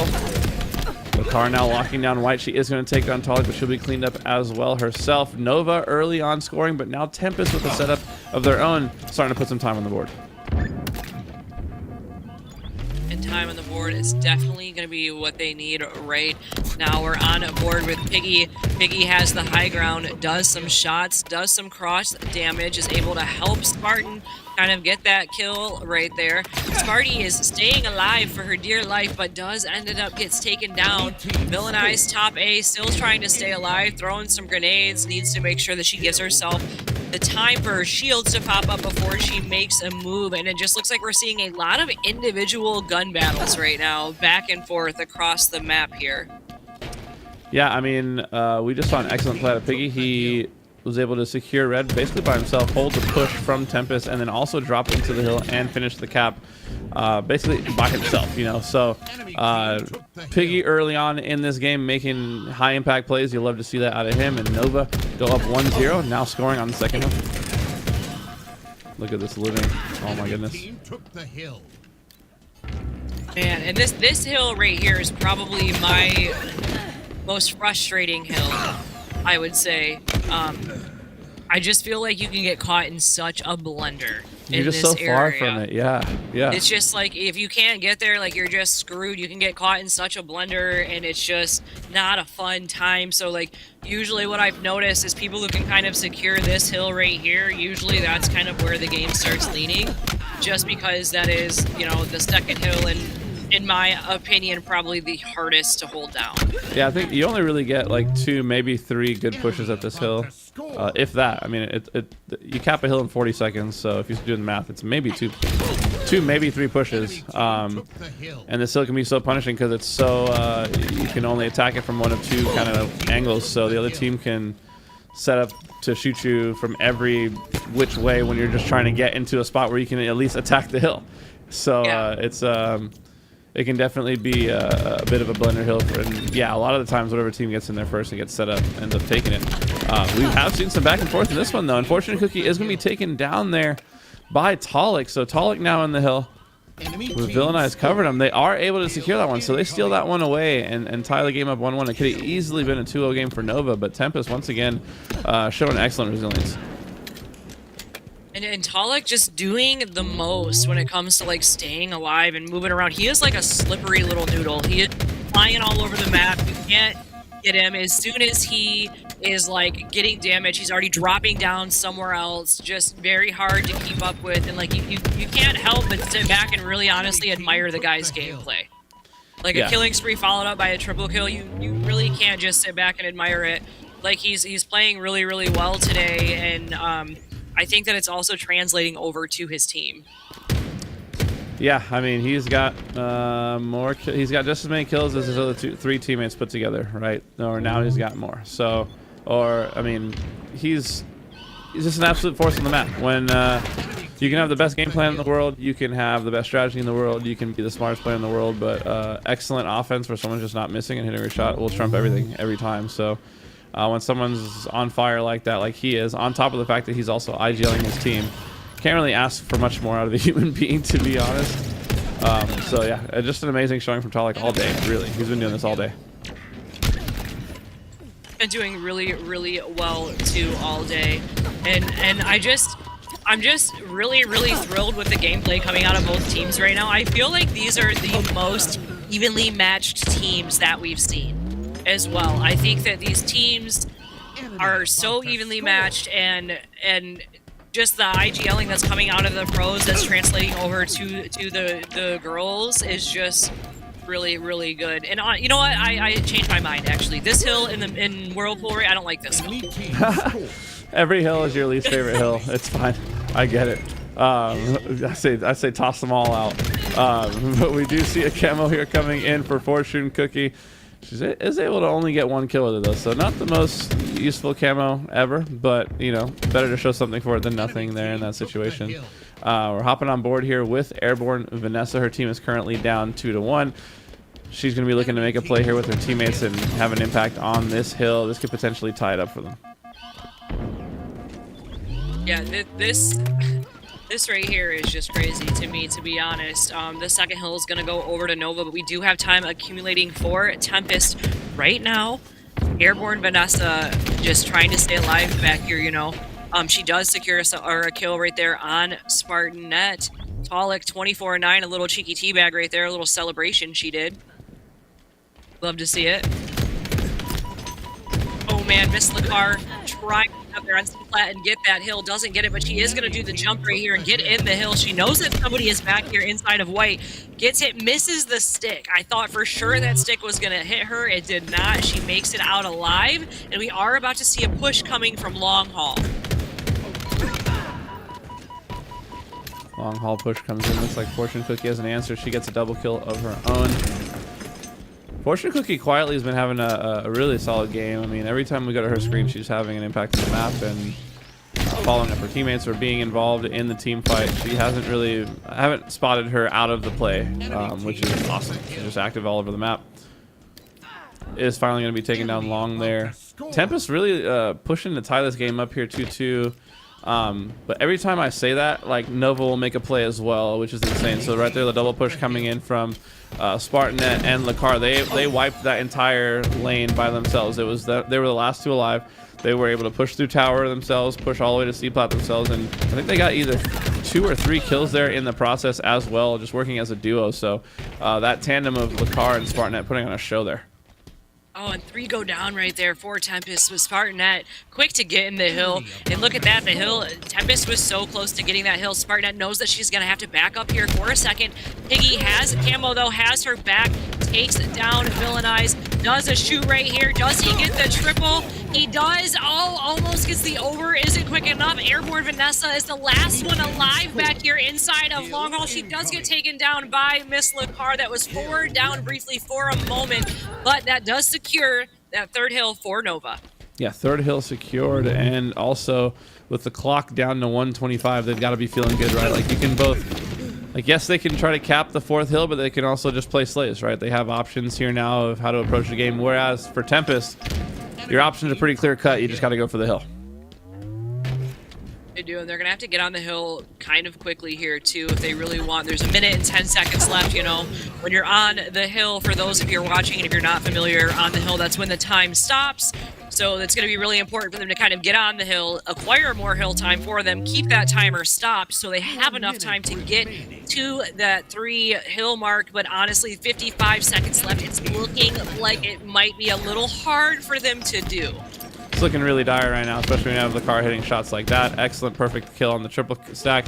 Also hitting the jukes here on the Villainize. Oh no, Villainize, where are you going? Get your ankles broken. Right there. Excellent plays coming out of the Nova squad to have each other's backs during that whole situation. They can just slay her on the map. Now the clock is down to 35 seconds. Tempest desperately trying to get anywhere near the hill, but losing the fights they need to win in order to get there. Another double kill coming in for Fortune Cookie, shutting down that push. Now looking towards the hill. Is able to get the triple. Can she get the over? It's in front of her. She is not able to get it. Spartan.net, what is wrong with you? Spartan.net snagged it, but guess what? Just when we thought Nova was a good team, Spartan.net does something like that and ruins all the vibes. It's over. I think they're going to lose game 5 now. Wow, what play. Excellent plays there all around. Fortune Cookie putting on a show for all of us here at home. Sick plays. We're going to a game number 5, Lucinity.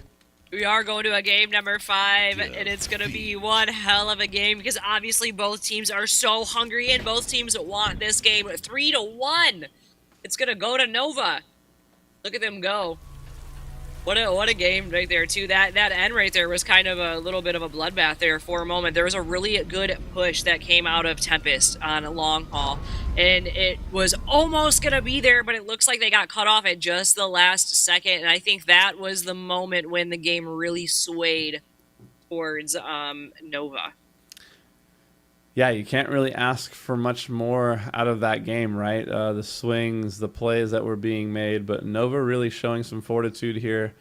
Really wanting to keep this series going, really want to extend their run. Remember, both of these teams are in the winners finals. Neither of them have lost yet today. Neither of them want to be the first to lose between these two undefeated rosters. And so it's only fitting that we go to a game 5, and it's our second game 5 together on broadcast. It is the second game 5 of.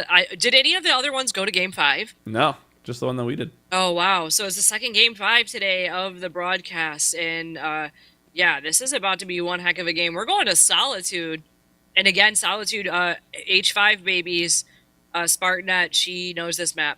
She's ran around this map so many times. She loves Halo 5. There's been some content that went out there. I remember Oath did a piece of content with her and asked her what her favorite Halo was. He literally was like, Halo 5. So it's going to be really, really fun to see her back on this map, too, and see what she can really do. I'm going to stick with my pick. I'm just going to say Tempest. I know that game 4 didn't go the way they wanted to, but I think Talik rallies the troops here and punches his ticket into the grand finals with the squad. I mean, they've just been playing at such a high level all day. However, that's not to say I'm not nervous about my pick, right? Because we saw some insane plays from just about everyone on Nova during that last game. We saw highlight reel plays from obviously Piggy and Lakar, but Fortune Cookie almost locking down the overkill there at the end of the game. We saw Spartan.net with some sick doubles. Like, everyone on that team is playing at a very high level for themselves, and it's really showing. And yeah, game 5 is totally up for grabs. I think that game 5 is going to be a bloodbath.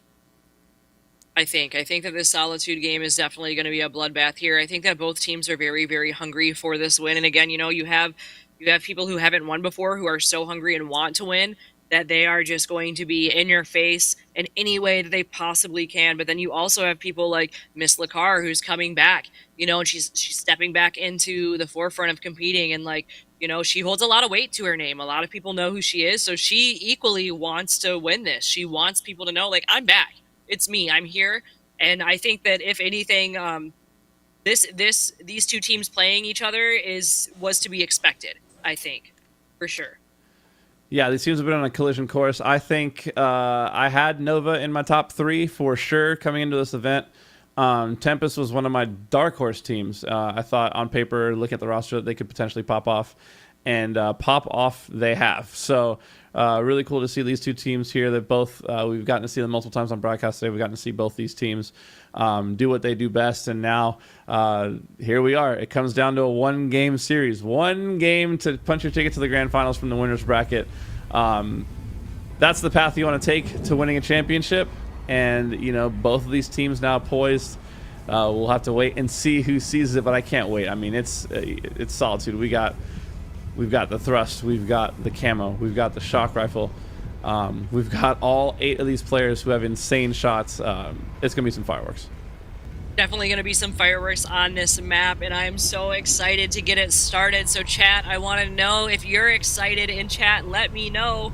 Throw in your little party emotes, and let's kick this game 5 off. And hey, while you're here, you know, shameless self-plug, if you guys have Prime subs, LBT could really use them, you know, we would love it. Go ahead and give it to us if you'd like. If you're watching on the Complexity channel, I'm sure that they have the ability to. So shout out to everyone in chat today, and hey, go ahead and use that Prime over here, you know, don't give Bezos the money, give it back to the Halo community. Here we go, hopping on board with Tempest in game 5. Vanessa, go figure, first camo of the game goes to her. Now making a play in the blue. Look at the way she's playing her life here with Minx. Perfect plays out of Vanessa using the pillar. Piggy as well. You have a grenade. She forgot that she had a grenade. She is going to be taken down there. Unfortunate for her, but another great showing with the camo. She did get a kill and an assist out of it. Early lead for Tempest now, 5-4, but Nova punching back. They're definitely punching back indeed. 5-6, a 1-kill lead right now for Tempest. Still very early, still anyone's game. Only a minute long into the game right now. We're already seeing a lot of action. A nice little one-shot cleanup right there coming out of Talik. He has the shock over here, and he's ready to use it. He's just waiting for someone to pop out their head. Fortune Cookie, unfortunately, is the one killing spree for Talik. Talik has to back up of Miss Lacar, but Miss Lacar does get taken down by Villainize, but Spartanet answered back and took Villainize down as well in that process, and Talik still has the shock rifle. Someone's gonna have to get him.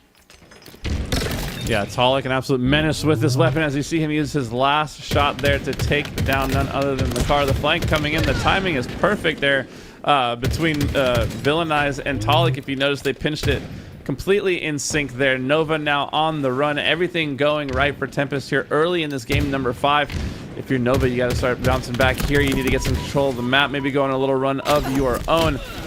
And they're doing just that. As I said, Piggy is able to take down Talik. 1 down for Tempest now. 3, all 4 up for Nova still. And here we go, 9-oh, I spoke way too soon. 11-14, the camo does go in the hand of none other than Airborne Vanessa. What's new?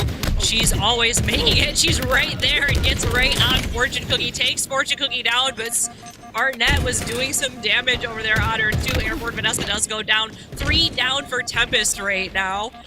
Binks just trying to stay alive over here by Soda. Gets taken down by Piggy. Piggy with the Disruptor ready to do some damage. I'm only half kidding when I say I think we might be witnessing some form of history with the power-ups in Vanessa. Like, honestly, I think that these are the most power-up grabs by an individual player in a tournament in all of Halo history. Actually insane. She is going to be taken down there, though. It's now only a 1-kill game. Nova clawing their way back in. Here comes the push. You see Piggy and Fortune Cookie working their way towards the yard door here. The damage is going down. Talik is weak. Villainize is also weak. But so is Piggy. He wisely chooses to back down, reset the play, keeps Vanessa weak. Now gets some damage out onto Talik. 3 go down for Nova, 2 go down for Tempest. So still not a situation where Tempest can really make a push. These guys in blue have been such a menace to Talik here, but Talik wisely backing down, coming up to the ledge here, gets angles. 4 players for Nova trapped in the blue. This could spell disaster. Tempest now, will they find out that they're all in there? No, the rotation comes in. 2 push to yard there. Lacar's able to push out there. Working with Fortune Cookie, they're able to get through yard. Excellent plays out of them. Piggy's going to go down. Spartanet, though, now versus Talik. Talik on the pillar. Gosh. He's red bar. Can they take him down? They're not able to take him down. Villainize with the excellent shock. They're on to Lacar. Saves Talik's life. He goes back and gets Spartanet. That's a breakdown. That is a breakdown from Nova and a clutch play from Tempest. Holy crap, that was a clutch play right there too. Just goes to show how good the comms are coming out of Tempest. We did a listen in earlier and they were so calm and collected, and you can just see it. It's translating in their gameplay. They're easily, hey, turn and shoot here, hey, turn and do this, and they're all listening to each other. It's starting to pay off. Villainize showing yet again that she is absolutely nasty with the shock rifle right there too. Camo now in the hands of Talik. Opportunity to extend the lead. Opportunity to stop Nova's push. Chooses to put damage on 2 players here, pushing towards the dip side. The car is going to be cleaned up there, so now it's a 4-kill game. Tempest looking to run away with things here now. Make that a 5-kill game. They're able to isolate that spawner there in Spartanet, take her down. Piggy now caught by himself over on poster. She's going to be taken down, but Talik is finally going to be dropped there. That's a big kill for Fortune Cookie to take down the camo player. Yeah, a really good move for Fortune Cookie to take down the camo player because, you know, they haven't been able to really grab it this whole game here. Any game that you've played against Tempest has been, as a roster and as a whole, they've been very good at making sure that they're getting themselves in the position, they're counting down, they're ready for the power-ups, they're ready to grab the power-ups. They've been prioritizing the power-ups, and it's really showing. It's really showing, you know, that can be very helpful in a game 5 right here. You know, you want those power-ups to secure the lead, especially when it's 26-30. That's not that big of a difference. You have Piggy making the move over here, just misses a grenade. Oh, Vanessa hits Vanessa. I thought Vanessa was going to make it out. He ends up hitting Vanessa right there, but has to back off because his shields are a little bit damaged. Miss Lacar just waiting for someone to peek around the corner, but she does not see anyone. Yeah, but we take the way that played out. If you're Nova, you got a 2-for-1 trade, so they were able to take it from a 4-kill game to a 3-kill game. So progress being made in the direction that they could be happy with. Now we see them making another rotation here over towards the snipe side. We know that snipe and camo are about to pop. Nova trying to get in position to contest one of these, if not both. Talik getting caught out. U-turn is going to be taken down by Piggy there. That's huge. 3 go down for Tempest. It's a 1-kill game. All 4 down for Tempest. Game is now tied. Fortune Cookie gets the camo. Will she get the shock as well? What a nice little camo grab that she just had, and she makes it over. She does get the shock, so she is like the most powerful player on the map right now with both of these. It's all going to be about how she utilizes it, and just like that, she takes one down. Piggy looks back, is like, hey, can I help you? She's going to have to back off here and try to make herself stay alive so she can keep the camo and totally utilize all of it, and she does. Yeah, she did a great job of getting out of dodge there and doing some good damage as well as picking up a kill. So I would say camo well used. It's still a 1-kill game. She still has shock in hand. Talik in front in the driveway side is calling to help, but no one's going to be here to help her. Unfortunately, gets stuck out on an island there. A little bit of a misplay, not realizing that the rest of her team had pushed over towards the yard door, and she is going to be the first picked here. Piggy answers back with a kill of his own towards the LR. Now challenging this player towards driveway is Talik. I would imagine they're going to be calling Talik out. They want to get this player taken down, especially when he has a shock rifle in hand. So much ability to do maximum damage. Talik gets another cleanup kill there using his last shock shot. 1v1 Talik versus Piggy, but no, the help comes in. They're both going to be taken down. So 2-kill lead now for Tempest. 41 kill mark. Things are getting a little dangerous. Oh, they're getting very dangerous indeed. Airborne Vanessa took down Miss Lacar, but gets taken down by Piggy. Piggy doing what he can to stay alive. Piggy knows that Talik is up there and he's like, this is who we gotta get. Talik drops down. Oh, he's so fast, but he does get taken down right there. And they've taken the lead. In 15 seconds, Nova, too. just like that, spawn killed Tempest over towards the snipe side. They're able to take the lead there momentarily. It's now a tied game, but excellent plays there from Nova to capitalize on that spawn from Tempest. They immediately saw that they spawned snipe side and collapsed in. Were able to get some easy picks. Camo now up. There's only one player who can contest camo from Tempest, and that's Minx. She's desperately trying to play towards the camo up top. Spot Spartanet. Spartanet desperately runs away, is not able to get away. So Tempest bounces back with a bunch of kills of their own. But as I say that, 2 go in the favor of Nova. 1 goes in the favor of Tempest. 3 go down for both teams. Piggy with another double. 21 kills and counting. Gets the camo. 48-47. Absolute chaos on the map, and somehow Nova comes out ahead. Oh my goodness, we have one heck of a game 5 right here. This is where it's about to get crazy, ladies and gentlemen. Piggy right now in center with the camo. We are going to see the game probably slow down here for a moment. Piggy is looking around, trying to find damage. 2 right here. If he can secure the kill, it looks like 49-48 right now. He still has camo. Nova just needs 1 more kill to get it. Is this going to be it? They get it. There it is. Oh my gosh, they did it. And game 5 is going to go over to Nova right now. What a game. That was so fast. I almost... Absolute insane ending to that. I want to break that down. Talik with camo goes up the soda stairs, looks towards the cafe side, sees 2 people jump blue into the second he saw both of them jump that way. He called out to his team. That means there's only 2 max snipe side, if that. They immediately push down the lane based off of the knowledge of how many people were where, and are able to capitalize at the very end there and come out ahead in that game.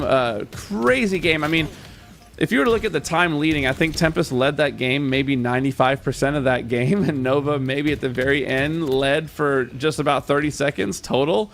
But they come out with the win and a ticket to the grand finals. That's a huge Game 5 win. That's a clutch performance out of them.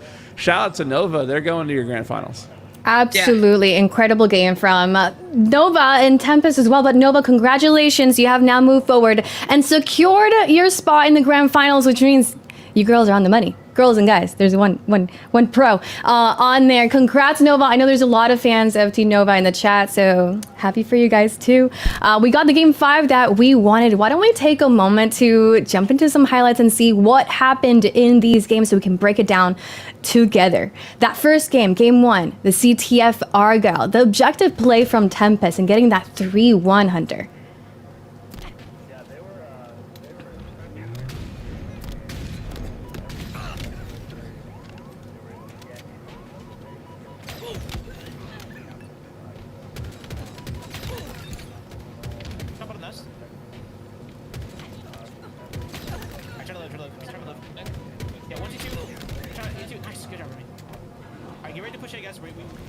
Mm-hmm.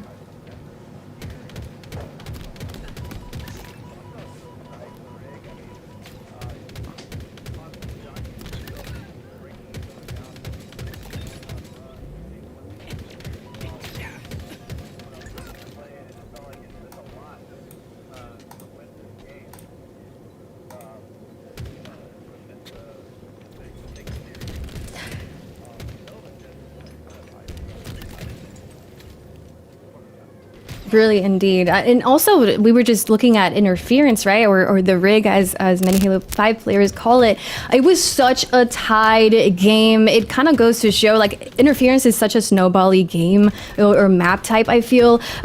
Licinity, what do you think made this so close? Like, what is in these teams that make them so good? The ice. They are icy. That is what makes them so good. No, but seriously, I think on interference specifically, I think that it's gonna be all about how you hold down, sections of that map. And I think that a lot of these teams really know how to kind of hold down that map there. For a moment, it was kind of leaning in one way, but then we saw it switch back and kind of, go towards the other team, and that just goes to show how fast that game mode can really change. I will say that game mode didn't get as snowbally as what I thought that it would have been. Right.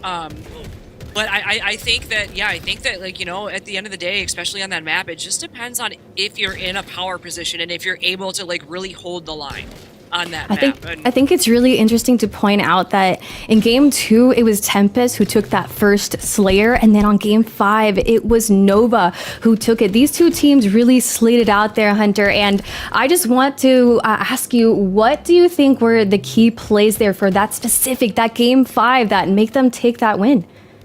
Yeah, I think Nova, I mean, they kept it close like the whole game, even though they were down. We were mentioning power-ups and how power-ups kept going in the favor of Tala, kept going in the favor of Vanessa.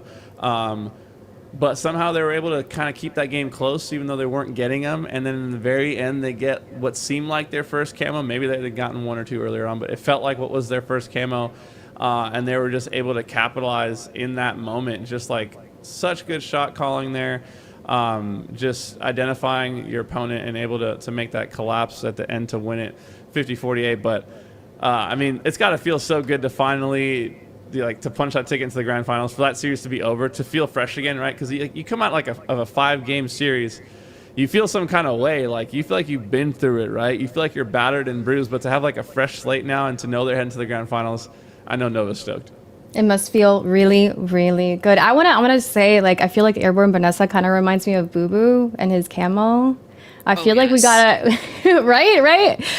Guys. Such a fair, that's a very great comparison right there. That is good. Yeah. She's hunting down those power ups. Guys, we are watching. You guys are all watching the Coalescent Combat Tournament presented by Legion. And it is organized by Complexity Halo and Women of Halo. And I want to take a moment to thank both of the organizers for having this event. And why don't we take a moment while we set up for our semifinals, our elimination semifinals. Why don't we take a moment to take a look at what these ladies have been doing before this, events and tournaments where they've popped off. Nice.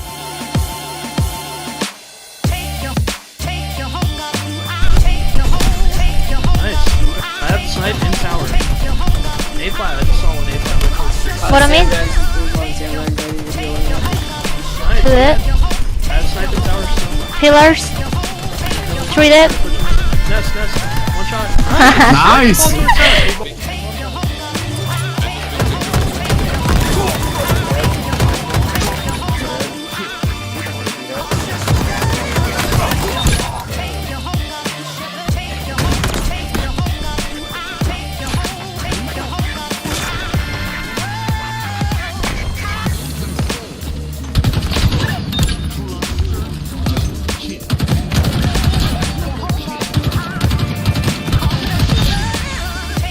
Grab Camo, he's cuts. Camo's dead. Dead. Ah! Oh my god. Oh my god. That was crazy.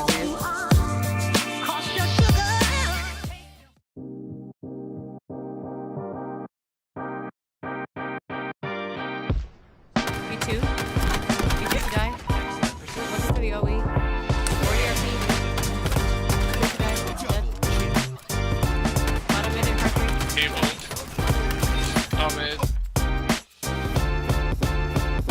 Enter back green, guys. Watch out, Billy. Whole team's here. Whole team's green. Got two. Two dead, guys. Nice. Another guy. Two last two green. Nice, man. Oh, Oh, shit, man. Good fucking shit. One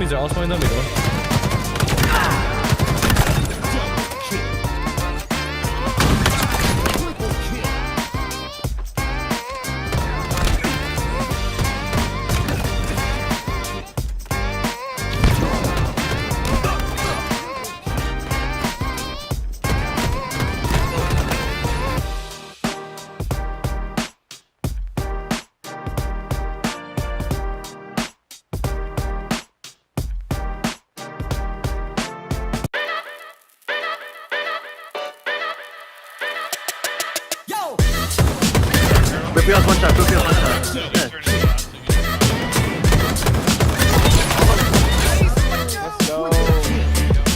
¿Le metió uno? ¿Muerto? ¡Oh my god! ¡Oh my god! ¡Déjame!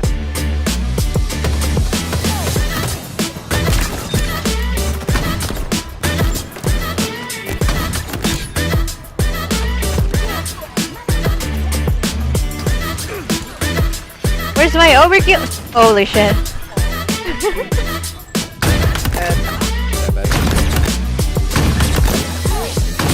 Oh my god.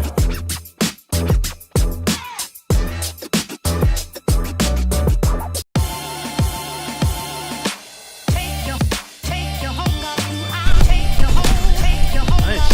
I have snipe in tower. A5, I just saw one A5. What I mean? Is it? I have snipe in tower still. Pillars. Treat it. Nest. One shot. Nice.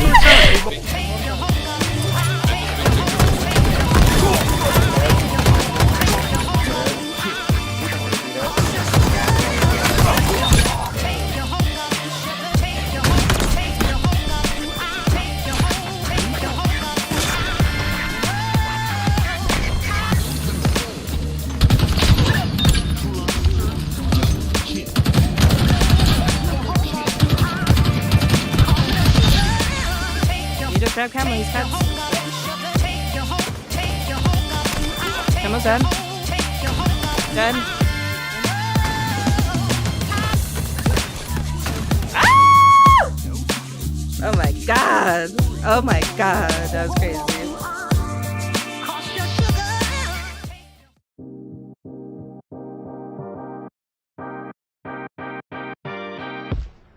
B2. B2 die. Looking for the OE. 40 RP. Dead.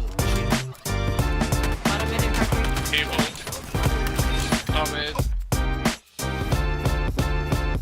Enter back green, guys. Watch out, Billy. Whole team's here. Whole team's green. Got two. Two dead, guys. Nice. Don't think I two. That's green. Nice, Jen. No. Oh shit, Jen. Good fucking shit.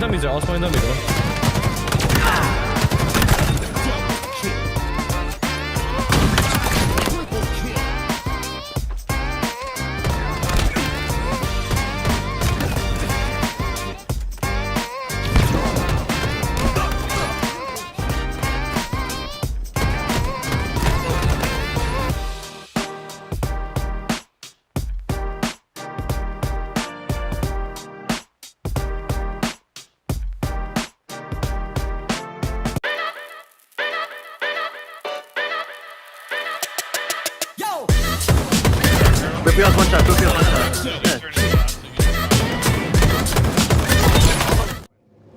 Welcome back, everybody. Did you guys enjoy the montage? Because I sure did. That was the talent in the Women of Halo community that you just watched on that montage. And I want to quickly shout out Freezy and Women of Halo for that montage and for letting us see the talent that is there. And you know what? You're also watching it live here. And to talk more about our next game, let's bring in our casters for this next series, Jolly and Lucidity. I'm so excited to take a look at this semifinals. Finally, elimination semifinals. We haven't not seen Simplicity. We have not seen Awooga. I love that name. Today on the stream, and we get to talk about them. I'm going to start with you, Jolly. I know you've been wanting to talk about Zev, and Zev is in Awooga alongside Ryan Noob today. Yeah, we can see they have done really well for themselves so far. The last two series down in the eliminations has gone to 2-0s. This one, though, I could not be more excited about. And Zev, yes, is the main player on this team that I would like to highlight and that we are going to be talking about a ton just because she is a newer player to the Women of Halo scene. But oh my gosh, you would never guess it because she is absolutely insane. Her communication is on point. She's able to, make really good call outs, and honestly, when we're talking about the impossibility of carrying, she is like one player that I always eat my words when I say it's a team game, one person can't carry. Zev can do that.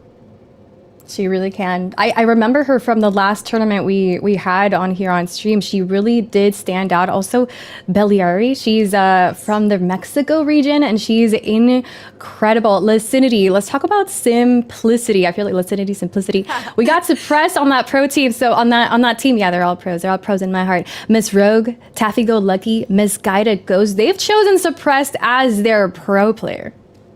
And, Suppress is a really, if you've been keeping up with HCS and, that era or that section of the competitive scene, Suppress is, I would say, a pro that is, really stepping into himself this season. So, one, shout out to him for, coming on and hanging out and, doing this today. It's really, really cool. But the team that he is on is stacked.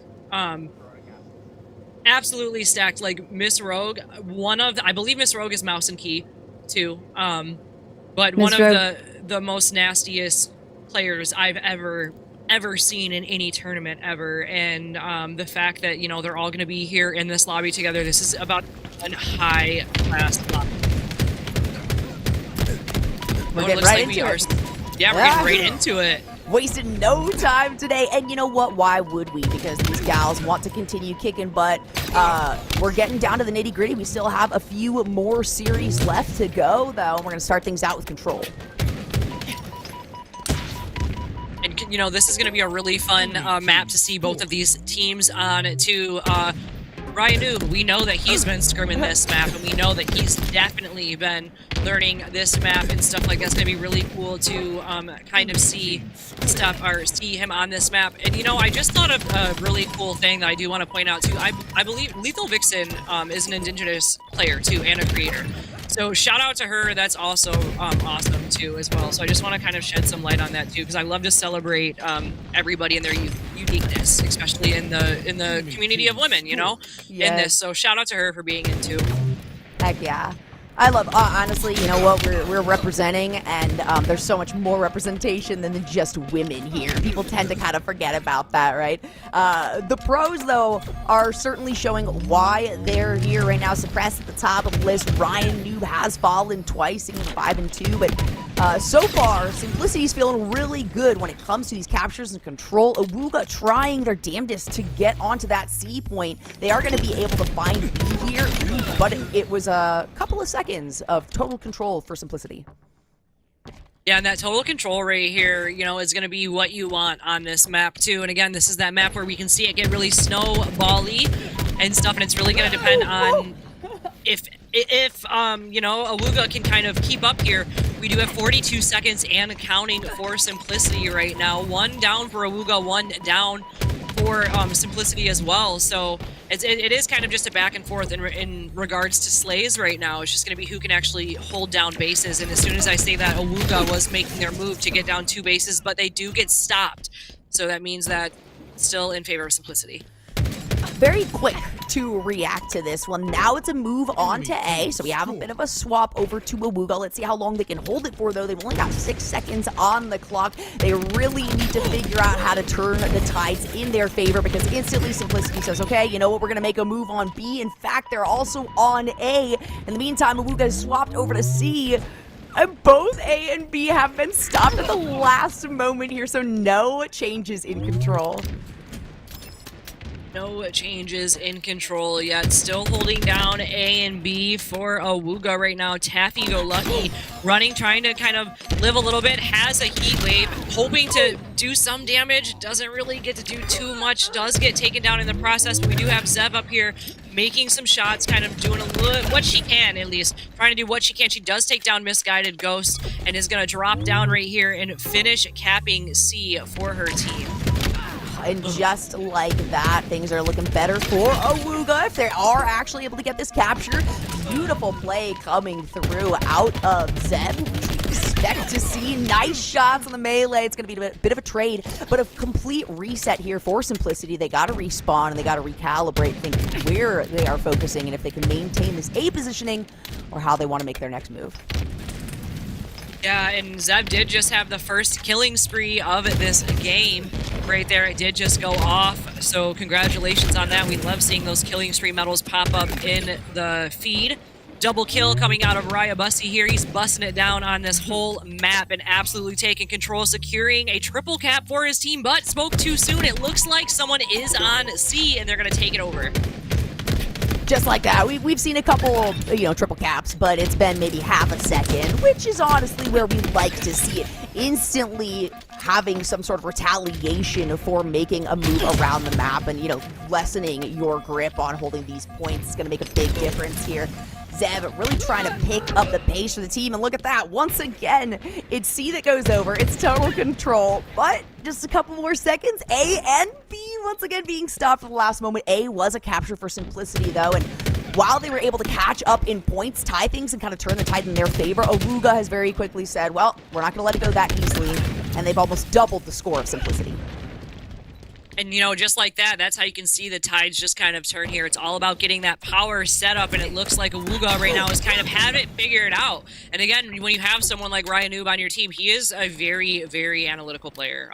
From everyone that I've heard and any pros that I've interviewed and talked to, they have all said that Ryan Noob knows so much about Halo that it's absolutely incredible. So chances are he's definitely kind of telling the team what to do here, and I bet you anything Zev is listening really well, because look at that stat line right there with her too, keeping right up with Ryan Noob. That is some gameplay that she really needs to be proud of today. Right on the side of Simplicity, the one who wants to counter that and throw up double digits themselves is Miss Rogue, who's been absolutely popping off so far this game. Taffy, you know what? We didn't give Taffy enough of a shout out at the start. We need to say her name a little bit more, get her a little bit hyped up, because Taffy Go Lucky also has a lot of potential as a player. But since we haven't seen either of these teams on broadcast just yet, we're not quite sure of how their synergy is working out, that cohesion that we've been talking about for a while. So this is kind of our first opportunity to recognize the strengths and the weaknesses of these players. Simplicity taking it back for themselves, though. They're once again going to work on tying things up. And Taffy too, you know, let's talk about her a little bit more here. Taffy, 7 assists, leading. You know, there's 2 other players in the lobby right now with 7 assists. She's leading her team right now in assists, so that means she's helping her do all of the shots and stuff too. It looks like someone went to go drop down on that pipe back there, gets knocked down, suppressed, gets a double, secures himself the triple kill, looking for the over, knows that it's right there. Is he gonna get it in time? I don't think that he's going to, but it is a killing spree, so we'll count it. And it swaps back over. The score is once again in Simplicity's favor. We talk about back and forth. This is literally the epitome of that. But Awuga now needs to make a play. The closer you get to 200, the scarier things are. When we're looking at a triple cap, it's just not something that you can allow as a team to let go unchecked for this long. Oh yeah, and to Miss Rogue right now is just being a demon. Moving around to Ryan Noob, getting out of the way for Suppress. Suppress knows that he's over there and is looking for him. Looks like he doesn't see, drops down, tries to kind of connect some shots with Zev. Zev sees him though, but Suppress comes out on top right there in that battle. Miss Rogue is gonna go over here and secure C for her team, getting a triple cap, 177 on the clock and counting in favor of Simplicity. Beautiful positioning there from Miss Rogue. Now we can see Misguided Ghost. Ooh, missing some crucial shots there. Of course, Zev is going to be able to hit those. We know her headshot accuracy is nutty. It's an A and B attempt at the capture here. A will be held on to by Simplicity, and I mean, this is a really narrow window that Awuga has for themselves to try to extend this game out. Otherwise, they're already looking at just facing off into game 2, trying to find a mental reset. And you know, there comes a point too where you gotta kind of think about that, but look at that, just like that, they're just going for the triple cap right now. It looks like they did get stopped on B and C, but they did end up getting A. Someone is gonna have to finish B or get on C or something, but I think it's safe to say that this game is going to go in favor of Simplicity. They are going to take game number 1.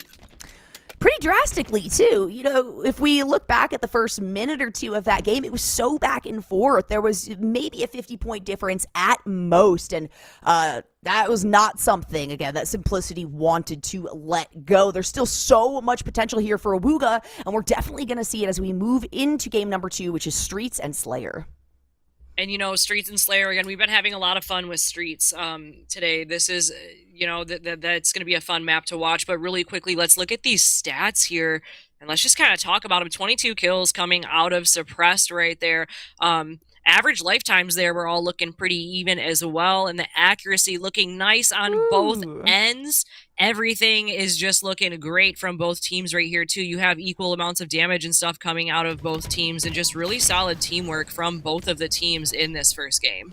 Yeah, the main thing that stood out to me there for, you know, a player on each team was that accuracy, right? Suppressed, we saw from his perspective how many amazing shots he was making, but when it comes to a player that should be able to stand up to the stats or at least hold similar stats to these pros, it's gonna be Zev. We saw she was holding on to a 63% accuracy, I believe. Suppressed just above that at 65, but that's something you gotta watch out for. And Slayer, this is where Zev gets to really shine. This is where she can kind of take these solo plays, right? And it is more about individual play. Obviously, it's a team game, but you know what we're going to see right here, right now, what one player is capable of doing, and her chance to step up, because you really can't drop out of the lower side of the bracket. This is your last opportunity to make your way through to the grand finals. So that just means that, you know, the stakes are high for both teams here, right? So I just feel like each team is really just gonna totally be at each other's throats right here. But Slayer on Streets is something that I just always get excited about Slayer whenever it's on like Streets or Recharge and things like that, because it's a map that everyone's used to. It's a map that everyone knows. These pros run around this map all the time, right? And so do these girls. So it's like putting them all together in the same place. It's like, okay, let's see how this plays out. Let's see what happens. Like, we're about to see a really fast-paced game here. I don't think that people really think about how fast like Slayer games can be, you know, especially on a map like Streets, because Streets isn't that big, in my opinion. You know, it's not too big, it's not too small. Everyone's right there, and it has a lot of ways for you to make unique pushes and flanks, and that's something that I think Simplicity has been focusing on, has been the flanks. And Streets has a lot of areas where you can do the flank. So looking forward to seeing that from them as well. The flanks, the vantage points, a big one for me too that we've been seeing a lot from the pros that we can continue to expect is, that vision break, right? Being able to sneak away behind a wall, behind a corner, and just a moment before you're about to go down and allowing the rest of your team to sort of move in on the fight or getting your shields to recharge. That minute, that second or two of just breaking vision can absolutely destroy somebody's aggression and attack and really reformulate the style of the fight. But you're absolutely right here, Sin. I mean, fast-paced, you can't ask for anything better than Streets, and this is the chance here for Awuga to say, all right, we made our way through. There's a reason that we are still fighting. We've gotten 2-0 in the last couple of series here. This is not going to be so easy, and a big reason behind that is, how standout Suppressed is as a player and what he's able to offer these teams. So that's another thing I am so curious about is what these gals are trying to gather, what they're trying to learn from these awesome resources that they now have in pro players. Oh, absolutely. And what a learning opportunity that this is, right? Not even just for the girls, but hey, also for us, all of us watching and stuff too. But what a great opportunity brought to us today by the women of Halo and Complexity. Again, shout out to both parties. They're really doing their work to kind of make this happen and make this possible. So it looks like we are just kind of waiting for that lobby to be built here really quickly. But while we wait, like Jolly, do you have a guess or an estimate happen on this next game? Oh, it's so tough. This is really tough because, like I said, I expect Zev to be a standout player here. Miss Rogue is on it today, though. Taffy, we didn't get to see really perform as well as we would have wanted to. Misguided Ghost, we didn't get to see your POV as much. And I think that's because Suppressed was kind of taking control in that last game. But for me, this one's going to be, it's a Zev versus Miss Rogue sort of game. But because of how familiar I am with how dominant Zev can be, I have to expect that Awuga should be able to take this one, tie up the series. I want to see more games. The last series I casted was a 3-0 sweep. And while it was very contentious, still not good enough for me. I want to go. I don't want to see sweeps at all. Take the brooms away. I always say it. We don't need brooms here. We're already talking about women. Get your cleaning supplies out of my video game. Yeah, we don't need them. We don't need them. We don't want those anymore. We don't want them. We just want to see. Oh, looks like we're gonna have to do another quick little reset here. Someone probably just didn't do the correct settings or something. So we'll just reset it really quickly, and then we'll get right back into it. But, in coming after you're speaking of, you don't want to see a sweep. So let's, if we're looking at the layout right here, what map or mode stands out to you the most between these? Or do you think would be the game that could really, really kind of set the tone? I think CTF is a really good deterministic factor for how cohesive these teams are, right? It isn't going to be just a standout player. You're not going to just be able to carry across that flag. You have to have some recovery on your back end. You have to be able to move with the rest of your team. And Forbidden is one of those maps that has a lot of opportunities for flanking, like we've been talking about. You have different levels. You have vantage points. So that's one that I look at. But it is also, one of my lesser favorite maps for CTF just because there's a chance for a team to just kind of take over and snowball through it. So after that, I want to see Live Fire. That's Live Fire with King of the Hill is where I'm expecting to see the closest kind of match. Streets might go in favor, heavily in favor of one team. If we're going to see it anywhere, it's going to probably Streets and Forbidden. But again, I love how different just changing the game mode on certain maps can be here for each individual player and how much they're going to be able to communicate and, work together as a team, given how little time they've had to prepare for this.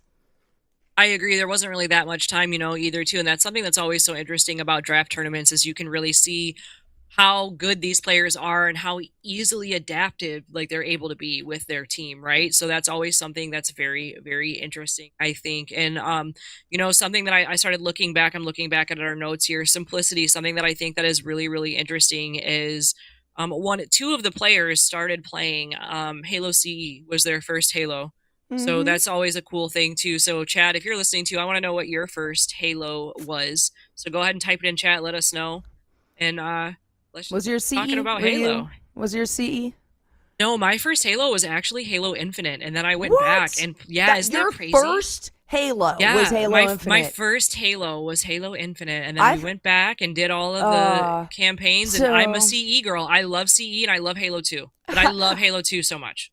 Same. You know, I grew up. I won an Xbox in a raffle in elementary school, and that was the only game that I wanted was Combat Evolved, and then 2 came out, and so I have a special place in my heart for those. But man, I'm sad that you didn't get to go through Halo 3. The online experience of Halo 3 was really something special, and it was a special time within like Microsoft's existence too, because everybody got one of those little headsets. Like, remember those crappy little headsets with a little drop down? And there was no such thing as a party, so everybody was like they were crap talking to each other before the match, after the match, and everybody communicated. It was a really special time in just online gaming. But that game will always and forever be my favorite of all time. And yes, one day I will steal that hat from you. And yeah, I did. I changed out my sock. Thank you so much for pointing it out. Well, how about this? How about while we sit and we wait a little second for this, as we're feeling a little nostalgic here, how about we go back and we roll back some clips from previous events and look at some montages here, and let's just sit back and enjoy some montages while we get ready for this next game.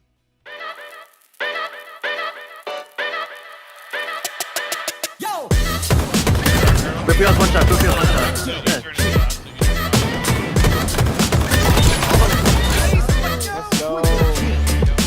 ¿Tiene que uno? ¿Muerto? ¡Oh my god! ¡Oh my god!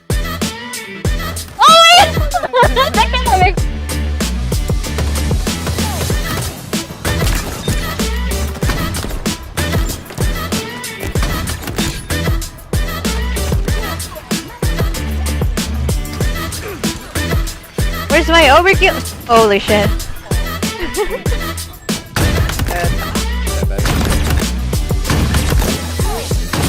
Oh my god!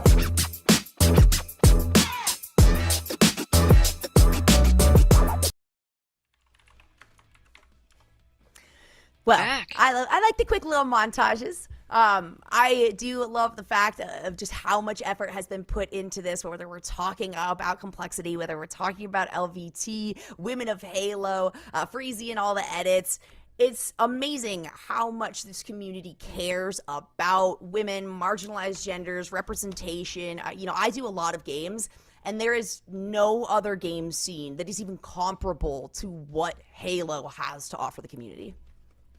I agree with you on that too. Something that I've learned in my, short time of being a part of this community is how tight-knit the Halo community is. And I think if it's one thing that the Halo community should be very proud of for themselves is that the Halo community knows when to stand up for what's right. So I want to give everybody a round of applause and stuff with that too. So because of you, we're able to throw events like these more comfortably and stuff like that. So it really means a lot to be able to, cast in front of all of you and, sit here with Jolly and Hunter and everybody and just talk about these kick-ass girls in Halo, like more women in esports. It's great. So being able to talk about it, like if you guys know me, like that's my thing. I love it. So it's an honor to be here, truly. For sure. And, I do have to say there's a lot of people, because there isn't a lot of women just in gaming in general, people kind of consider, the reason that there aren't as many women, it's not because it's not supported as much, it's just because less women play the game. This is literal proof that when it is supported, there are a ton of kick-ass women. There are a ton of individuals who can really compete to the highest level when they feel comfortable. And thanks to everybody, even the people watching, right, the people who support these players, their individual streams, all of that, it adds up and compiles into something that's beautiful for the community. And like I said, I've worked with other games and they're like, why aren't there more women?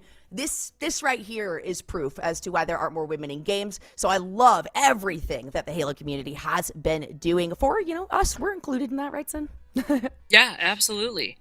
Absolutely, we are included in that, and it looks like we are going to load back into this game right now. Just a little reminder here, we are on game number 2 between Awuga and Simplicity. This is going to be Slayer on Streets, and Simplicity took game number 1 in the series. Yep, it's a losers semifinals, a lot on the line, and some really big names that we maybe didn't expect to see drop down towards the lower side of the bracket as early as they did. You've got a name like Ryan Noob, right? You've got names like Suppress. Sometimes it's surprising to see them have to fall here, but a lot of players play better when their backs are against the wall and there's more on the line. Oh, absolutely. I definitely think I'm one of those people who performs better under pressure, too. So you can definitely see it coming out in some of these players today as well. Misguided Ghost right now is who we're with, trying to stay alive. It does look like she does get taken down. Camo is going to be up in 8 seconds. It looks like we do have people setting up for Camo right now. Ryan Noob just ran around the corner and said not today, and he was not going to let Suppress go down there and try to make that clean Camo grab. But Camo is populated now, and it looks like it goes in the hands of Zev. None other than Zev. No Airborne Vanessa on either of these squads, so she's not going to be able to come in and steal that AC away. Zev is a player, though, that I have touched on a lot. We haven't really gotten the chance to see her shine, at least in this event, but the potential is there. Doesn't quite get the shot she was looking for, but a nice little play jumping over the opposition. She does get taken down in the end. A lot of back and forths here, though, as Awuga find themselves a couple of takedowns. 5 to 8, and the Bulldog is grabbed, and we're about to see some barking happening on the map right now. Always fun when people pick that up. Beliari back here with the thrust to kind of give herself some space, make sure she stays alive. Looks like they do come out. Awuga does come out on that flank on top right there. Zev also trying to stay alive right now, has the commando in her hand. Suppress, come on, pick it up. I thought you were the pro, dude. Ms. Rogue can't carry this all by herself. I know she's popping off today, but she needs a little bit of help here. She's got 4 out of the 6 kills for the team. Double that on the side of Awuga, and a nice little spread across the board for these players. So this is kind of what I was talking about. When you have the opportunity for individual standout plays, and particularly on a map like this where there's so many vision breaks, there's so many chances to just kind of run away from a firefight and not have it be a 2v2 or have it be in favor of one individual. These players for Awuga really excel at that. Misguided Ghost, once again, struggling to kick off on this game. And second camo grab from Zev right here. Both camos so far in the game have gone in her possession. 10 to 16 right now in favor of Awuga. Zev does get taken down though, but guess what? The camo was already burned, so nobody can get it anyways. So again, one of those situations where she did what she could and nobody got the camo. It played out in her favor. Maybe not the best that she wanted to, which is a little bit unfortunate, but nobody else gets it. Beliari making some nice moves there. Can she win this one? She does. She manages to get out for at least a second longer than she probably should have. Now, Zev, we watch, get some nice headshots. She gets taken down. A bit of retaliation from Simplicity. It is still an 8-kill lead in favor of Awuga, but we're less than halfway towards a win. And as I say that, Misguided Ghost is able to pick up some numbers. We know she has it in her. She just, like I said, she doesn't quite hit the ground running. She's one of those players that sort of picks up speed as the game continues on.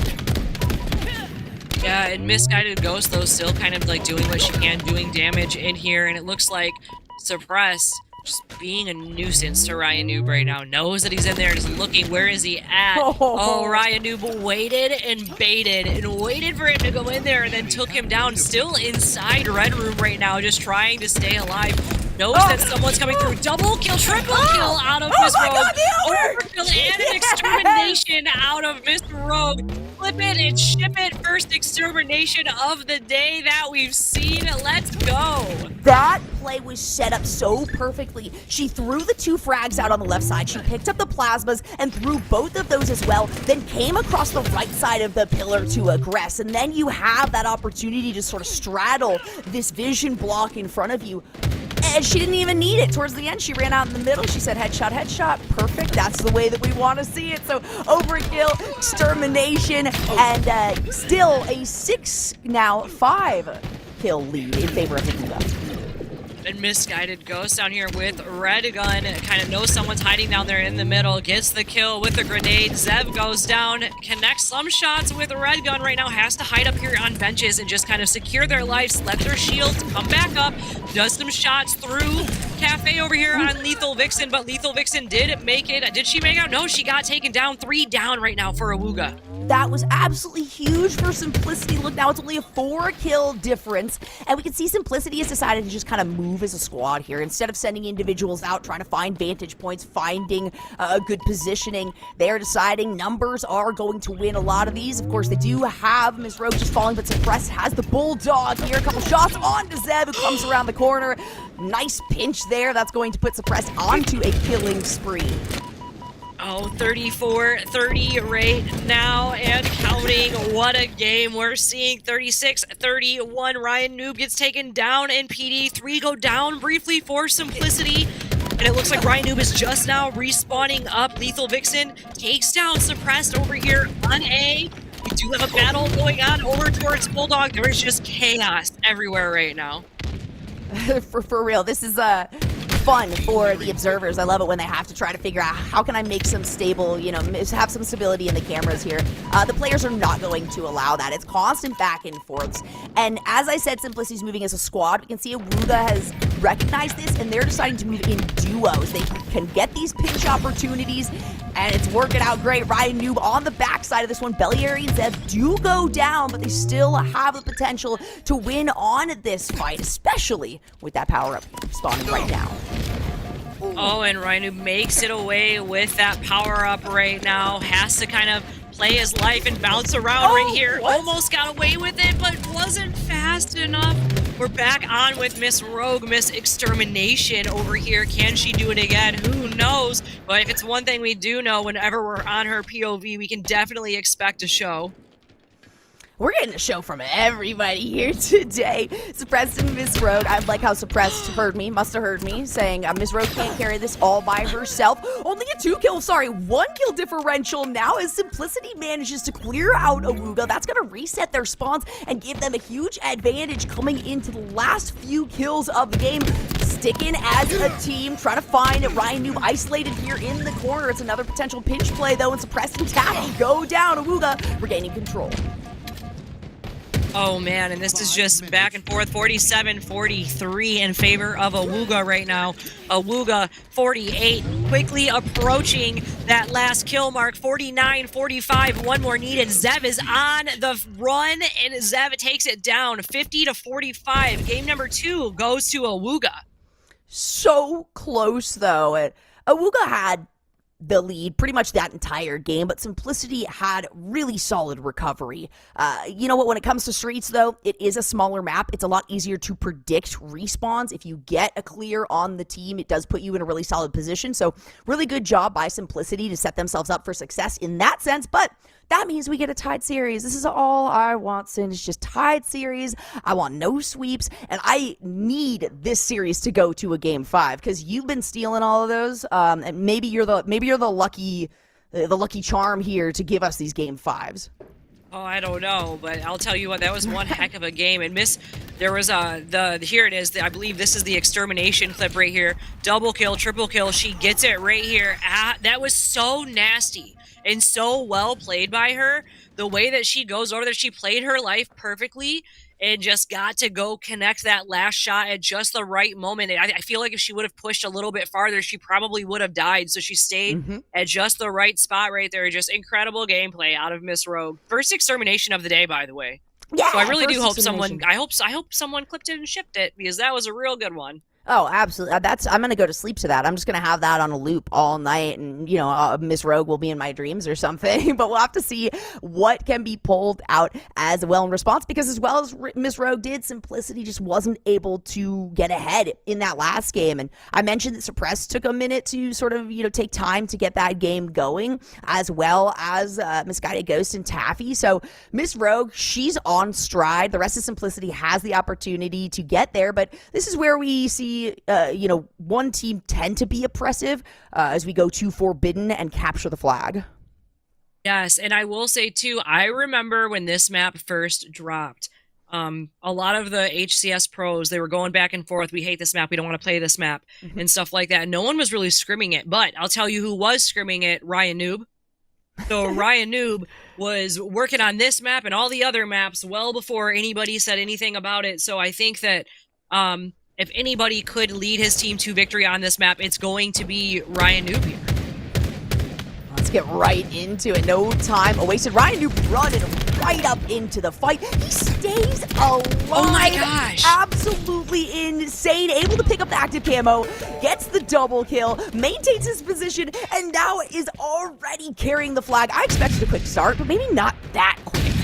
That was fast. I definitely didn't. I feel like I need to play the lottery or something after that just happened right there. He pulled that flag so fast and made some moves. So now it's all going to be about if they can return it or if they can't. It looks like Beliari taking people down over here. I would have fallen off, but she stays up on the map.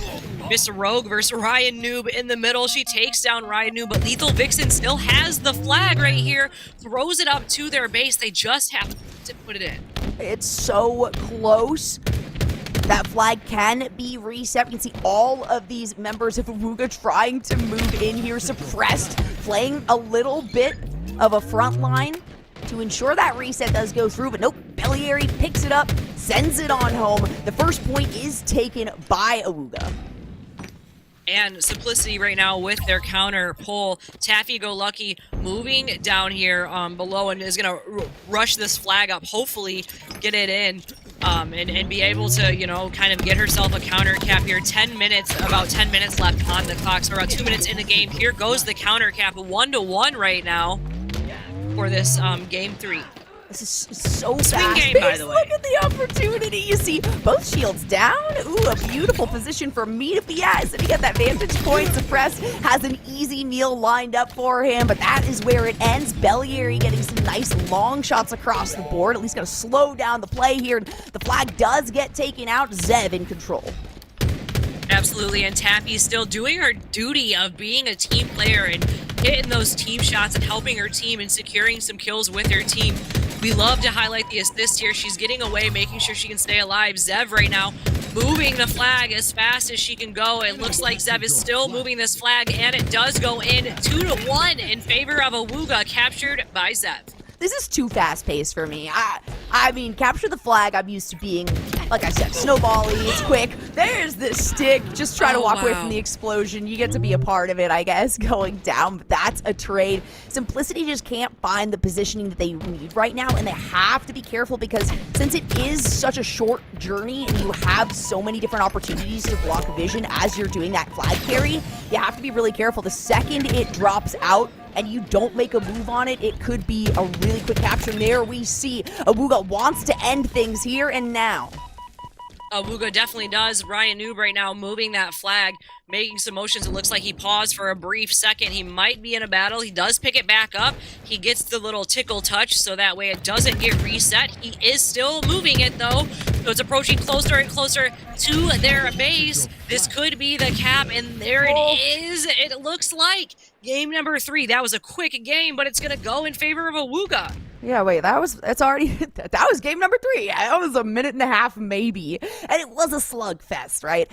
Really good job by Simplicity to sort of have that recovery and attempting to maintain stability, but Awuga just had the speed that entire game. It felt like they were sort of in control, and they were able to just sort of poise individuals along certain parts of the map and back each other up exactly as needed. Now, as you take a quick look at the stats, no big surprise, Ms. Rogue is sitting pretty at the top of her team. Ryan Noob, though, he's got some contests here. Both Beliari and Zev putting up some solid numbers. It looks like the players are ready to go. They're on this. They're ready to go. We're going to go straight into Live Fire, King of the Hill, coming up next too. Do you have anything that you expect to happen out of this game, Jolly, or is there anything that you're looking forward to happening? Yeah, you know, I will say, Awuga, I talked about the positioning here on this last one. When it comes to capture the flag on Forbidden, it's really important, absolutely vital when it comes to King of the Hill here, because it's so easy to gain control and not relinquish that. It's really hard to sort of take over. So I'm looking forward to Awuga, you know, having that stability in it, but I am looking for Simplicity to pull out all the stops and to come up with some really cheeky plays. If they're able to keep away, you know, the S7, if they're able to grab that active camo, they have so much going for them. It's going to be They tough, absolutely do. And here we go, and we're starting it off right here. It looks like players are just dropping left and right. 4 go down for simplicity. We're on deck with Ryan Noob right now. He does secure himself the sniper, and he does see everybody over here knows that they're over by scoreboard. It looks like camo should be populating, so he could just be waiting, seeing if anybody, you know, baiting the camo, seeing if anyone's going to go for it. It was funny, we were talking about priority for a lot of these weapons. Positioning, look at that. It doesn't get a headshot, but it's a shot at least enough to take down the shields. Having to reposition here. We were talking about priority and like how to figure out with the pros. Another no scope. With the pros, do you give the pros these power weapons, or do you try to offer it up to these gals and let them, you know, show their prowess in certain instances? Ryan Noob wants to take it for himself. But excellent response coming out of Simplicity, that active camo as we see in the hands of this rogue. And they just had 4 down briefly for Awuga right there. Simplicity did just have a really good response, and I believe that Simplicity now has, they have control of the sniper. Now 1 bullet left. It looks like he did use the bullet, but it does connect, and it makes it worth it. Takes down Lethal Vixen right now. We have some contention happening on the base. No one's able to get points because we have 2 players on the base right now, but it looks like Awuga does get knocked off. Finally. I was scared that we were going to see, you know, something pretty one-sided. As I say that, Suppress says, yeah, I'll show you one-sided right here. There's a triple kill. Oh my no goodness. elimination, no overkill for the pros yet. We're going to leave that up to the women so far today. But finally, are we going to get the capture here? No. Suppress gets taken down. Neither team has found control. There it is. Finally, Simplicity the first on the mark. What a nice little slide in there. Misguided Ghost slides in, secures the hill for her team, but does get taken down last minute. Totally sacrificed herself there for the hill, which in that play was the correct thing to do. Oh, we have a little back smack there from Ryan Noob. That was a little BM, honestly. Yeah, you already got the Ryan kill, Noob's okay? getting a little sassy right now on Suppressed. Hey, that's a good sign, right? You know what? I want the pros to be sassy. I want the pros to feel like they deserve that, right? That means that the competition is really good. Beautiful shots there onto Bellieri, finding some solid headshots from across the way. Now a little bit of a chase goes on, and it's Ryan Noob as the target. No way that frag is going to be able to find a retaliation, though. And now it's a move on to the AC again. Oh man, a Misguided Ghost slide in over there. It looks like camo does get grabbed. Oh no, but it gets dropped. It's still down there. Ryan Noob makes off with the camo. Belliari got taken down. Camo wasn't burnt. He takes it. He does hit the camo. Camo gets burnt. He gets taken down now. Lethal Vixen trying to stay alive right now, just kind of running around the pillar right there with each other. Thought she had that, to be honest, but all it takes is a couple of shots. Trying now to grapple up. It's a press that we're watching, sitting at 11-6. Zev on the side of Awuga, tying up those numbers. Press just 1 shot more and he'll go down, but he takes 1 with him. Simplicity a little bit behind the curve. It's going to be Awuga that tries to take this next point. Simplicity on move, though. Oh, nice. Zev had the sniper, but Zev got taken down with the sniper. 1-1, Awuga and Simplicity now. We have a tied game for this. This is a really important game. Simplicity has to win this to send us in to a game 5. It's gotta be a game 5. This is way too much pressure for both of these teams. They were ones that I personally expected to stay towards the upper side of the bracket. Oh my goodness. Excellent shot coming out of Suppress. Okay, you know what, the pros, they're like, nah, I'll take the power weapons. I'll take the S7. You guys have shown us enough of what you can do with just the standard weapons.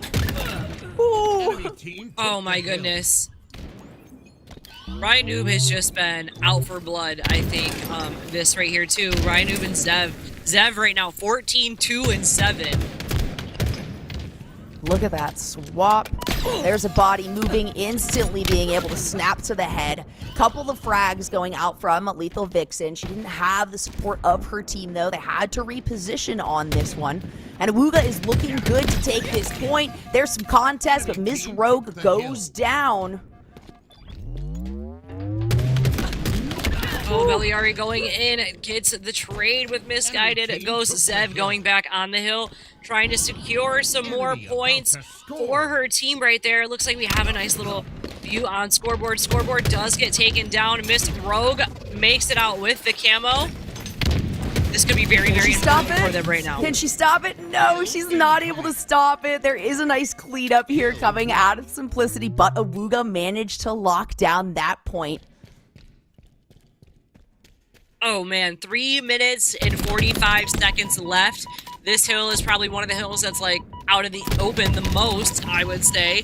We are going to see a really nice battle over here going on to kind of secure this hill. Simplicity really needs to answer back here. Oh, I think we have an Miss Rogue sending people off the map. No, Find she the got gap. that. What was that angle? No, and a way. 360. Oh my gosh. Miss Rogue is her right now. Insane. Miss Rogue is her. We're going to have a highlight reel of just Miss Rogue plays just from this series alone. But it takes more than getting the kills. You have to be able to secure this hill. And it looks like right now Awuga is trying to set themselves up for it. Zev ends up going down. Simplicity recovering a little bit of space and a little bit of positioning for themselves here, sitting above that point and trying to play a little bit of proxy here. And Miss Rogue knows that someone was back there, back tower. However, Ryan Noob has that sniper rifle, and he's ready to answer back. We have a battle going on at Pillars. Misguided Ghost trying to stay alive. She gets taken down. Oh my gosh, Ryan Noob turns around, though, and answers back and takes down Suppressed with a no-scope. Wow, it's getting very spicy in here. Oh, that was a nice 180. Miss Rogue is likely gonna fall. All right, okay, we can, let's give the S7 over to the gals. I want to see it in their hands because I know Zev is an absolute mad woman holding on to that one. We also know Miss Rogue and Taffy are spectacular with those long-range scopes. But no, Ryan says, I got it. There's the body shot. He's going to be able to get the assist and now focus on Rogue. It's a 2v2 situation. Oh man, they take the hill. Awuga gets hill number 3. 3 minutes left on the clock. Simplicity is definitely going to need to answer back here very quickly. It's still possible. They can still do it. But do they have the ice? That's what we need to see. It looks like right now they're kind of going up against one, like a little bit of, they're separating a little bit too much. They're losing these gun battles that they should be winning. And, we have camo up. Suppressed does get it. Let's see what happens. They got to make a move now. One more point, and it's looking for Awuga to continue on. And Simplicity, they might lose their chance to fight in this tournament. We're looking at the lower side of the bracket. Backs really against the wall here. Awuga maintaining the lead that they have for themselves. It's Simplicity, though, that is halfway to this capture. What a double kill, landing all of those headshots. That's what the pros are supposed to be doing. Definitely what the pros should be doing right here. And holy crap, are they doing it? That's for sure. 23 kills right now coming out of Zeb. Suppressed 22 kills. Zeb 23, 5, and 10 right now. They secure, and Simplicity just secures that second hill right there. 2 to 3, they can still do it, but it looks like Awuga is already on the hill, claiming themselves some time, getting ready. They just need one more hill to secure this win. Simplicity doing a great job of finding their positioning, taking the time, showing a little bit of patience to sort of regroup as a team. Oh, just nice attempt there. Suppressed is going to go down. It's a double kill over Ryan New. Let's make that one a triple kill as he finds that headshot. And on the other side of the map, Lethal Vixen manages to remove the last member of the team, so Simplicity has to face a full wipe. And in the meantime, Awuga's locking down the final point they need. Lethal Vixen right now popping out through cuts. She does take down Miss Rogue, another dangerous player that you should be focusing on. Does take down another player. Double kill coming for Lethal Vixen right now. 3 go down for Simplicity, but the hill does go to Awuga. And Awuga is going to take that. What does that mean, Jolly? That's the series. That means that they continue on, and fans of Simplicity and Suppressed, and you know what? Everybody who's really loving all the Miss Rogue plays, unfortunately, we have to say adieu to them because that is 3 in a row here for Awuga. That first map was taken by Simplicity, and the craziest part was how decisive it was. The scoreline at the end of that was 250 to 113. And just as easily as that, it's a reset, it's streets, it's forbidden, and of course, King of the Hill here for live fire is where Awuga decides to take it for themselves. They still have a long journey ahead of them, though, if they want to make it into the grand finals. do still have a little bit of a journey left on there. If we could look at the accuracy percentage really quickly on this scoreboard, I noticed something that I do want to point out that I thought was kind of interesting was that Simplicity, I believe, had higher accuracy than what Awuga did. You know, and that just goes to show that, like, sometimes you can be a really good shooter, you know, but, like, if you guys aren't making those proper team pushes and things like that, you could kind of end up in a position like this where that happens. And look at all the call-out assists as well. Misguided Ghost with 8 call-out assists, and then Suppressed being the only player... of course, being the only player that wasn't credited with any of those. Then on the other side, you know, we're looking at only 5 total, so much lower numbers. But you're absolutely right, Sam. When it comes to the end-all, be-all, when it comes to winning the game, you know, there's each of these stat lines only gets you so far. It only gets you so much closer to the actual goal. It does. It only gets you so much closer to that. But that was one heck of a series. Allie, how did you feel about it? Oh, it was incredible to see Awuga just... Maybe because I just want to say Awuga. No, it was an incredible series. I think all the girls are doing such an incredible job at you know, bringing up their talent and showcasing it here today. And Awuga did just that. I mean, if we look at that first game one, Awuga went 250 to 113. That's Stronghold interference, Jolly. Yeah, it just goes to show you how much of a difference things can be made, not just by switching up the game modes, but also by just getting a feel of the opponent. And that's kind of what this game one felt like to me. You have a little bit of space and time, kind of that buffering window, knowing, all right, we're done with the best of 3s that we've been experiencing down here in the bottom side of the bracket. Now it's a best of 5. Let's take that game one, whether we win or lose, to learn about the opponent. And they hit their stride. They found the next 3 games for themselves. Not to discount at all how amazing the gameplay was. Again, as we see this overkill coming out of Miss Rogue. We're going to keep talking about that one, but the rest of the team, they don't really get to show off any more of that.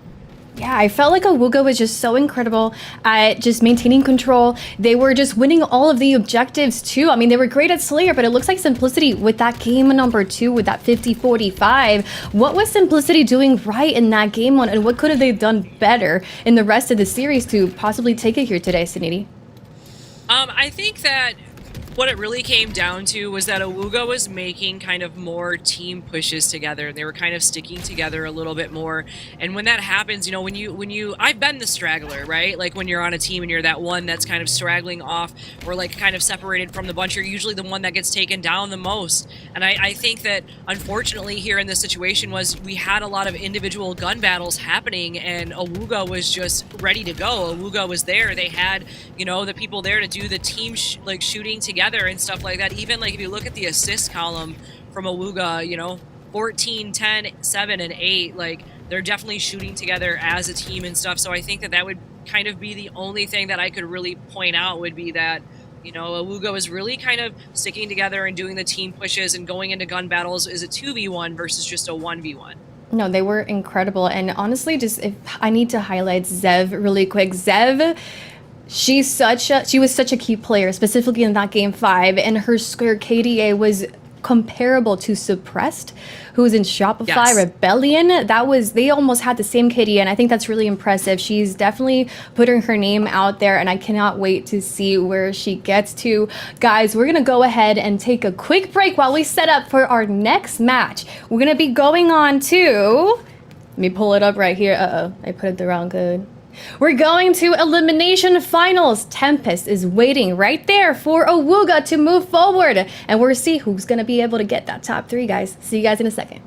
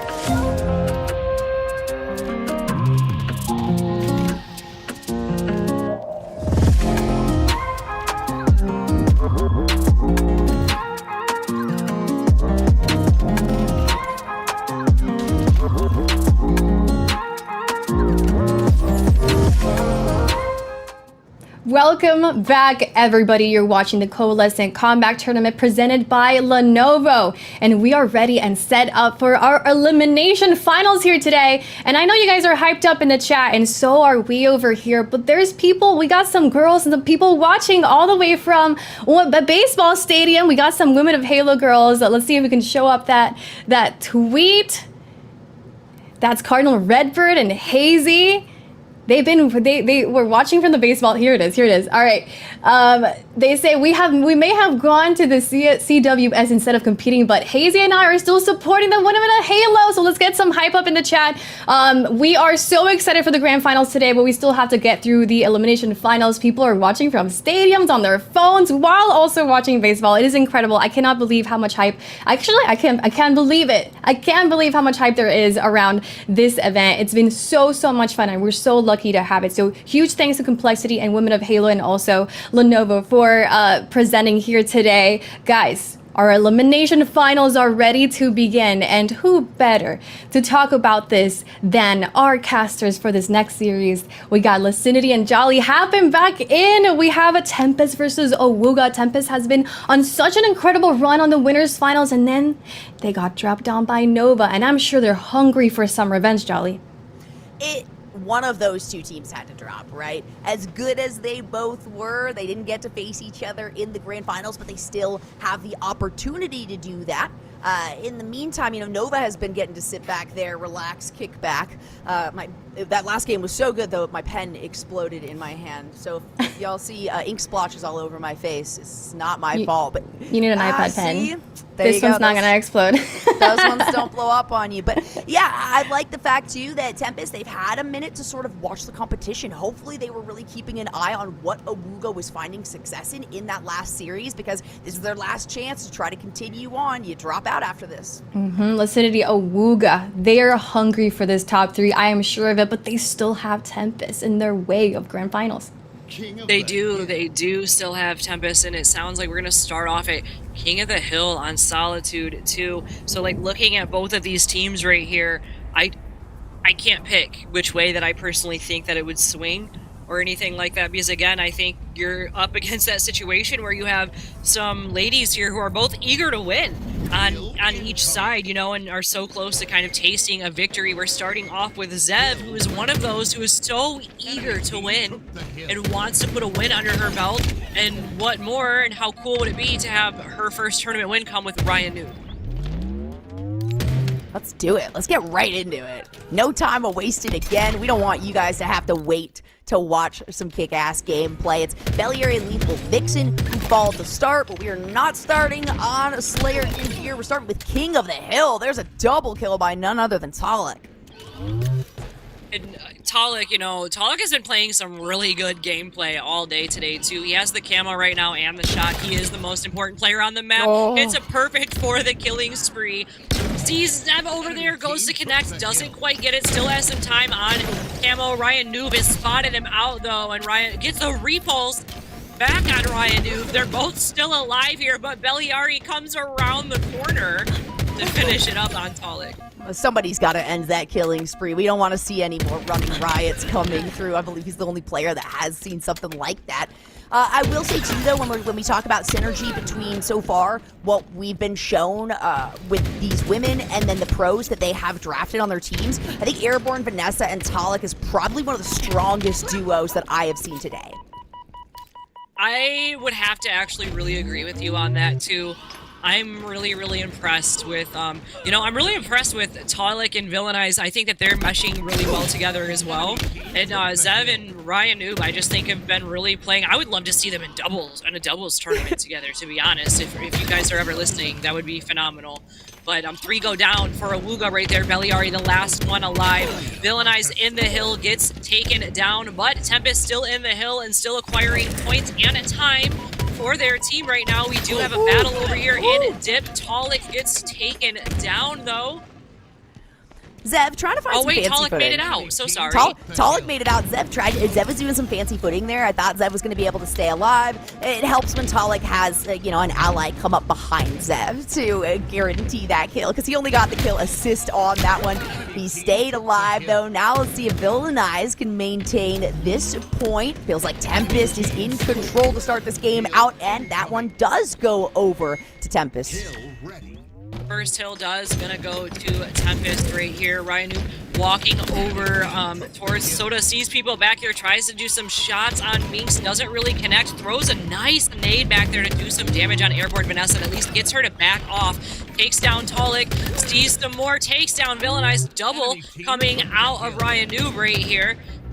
knows where both the other players are. Can he do this? A 2v1 situation. He does get taken down, though, by Airborne Vanessa, but Beliari, again, so quick to come up and just kind of clean up the kills right here and take over the hill. So now Awuga has control. Yeah, it's funny that you were talking about, Sin, you know, Ryan Noob and Zev doing doubles together. I think you're right, but the only reason that they would do incredibly with that is both of them are selfish players, and I mean that in the best possible way. They're going to take absolutely as much as they can. They don't necessarily require the rest of their team to be backing them up because they will take at least what they give. And so they're able to sort of separate themselves out and have a really similar play style. So that cohesion works incredibly well for Awuga as a team. They're going to have to put some points on the board, though. They are working towards tying things up on this King of the Hill. Tempest isn't going to let it drop that easily, though. It's Airborne Vanessa who falls, but most of Awuga gets taken down, and there's the last member in Lethal Vixen. And Villainize did just take down one right there. We have Villainize up here on ledge, making the play towards Camo. Kind of jumped out there a little quickly. Does went to grab Camo, didn't realize, still had that thrust. Has Camo, drops down, makes it out with Camo. Oh, but does get taken down at the last second there. What a nade. That was beautifully placed by Villainize.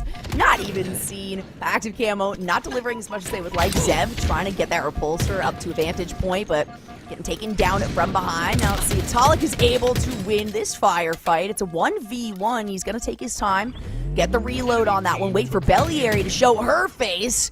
She, though, takes a nice strategy here, and it's just a ring around the rosy with these two players. It absolutely is ring around the rosy right now. Ryan Noob takes down Talik, goes back, hits some hill time for his team. Minx up there trying to be a menace on ledge, but gets spotted out. Lethal Vixen knows that Tempest is back there and is expecting the push to happen.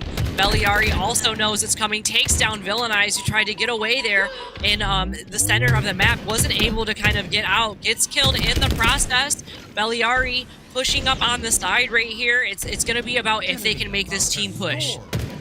We'll see if Tempest even wants to really fight this one. Awuga almost having this point taken, but no, Tempest, they make their move in. It's Villainize who steps off of that. Now 3 members of Awuga ready to secure this 1 point. They're going to put something on the board. Tempest still in the lead, but it's only a difference of 1.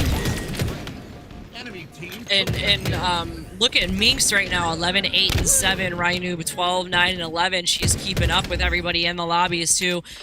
Great gameplay out of everybody here. Villainize has to back off and kind of get her shields back up. Airborne Vanessa gonna throw some nades out, hope to connect and do a little bit of damage here if it's possible, but she does get taken down in the process. We just have back smacks going everywhere at this point. And most of those were in favor of Awuga. You know me, I hate to see the back smacks in general. It's one of my lesser favorite things that was added to Halo over the years, but it exists, and I gotta deal with it. Ryan Noob is gonna be the one to pick up this active camo. Let's see if he can utilize it better than the last time. There we go, he gets the 1 kill. He's able to find a little bit of vision break, and now it's him versus the other pro, and Talek, who gets a nice grenade, but that active camo coming in clutch.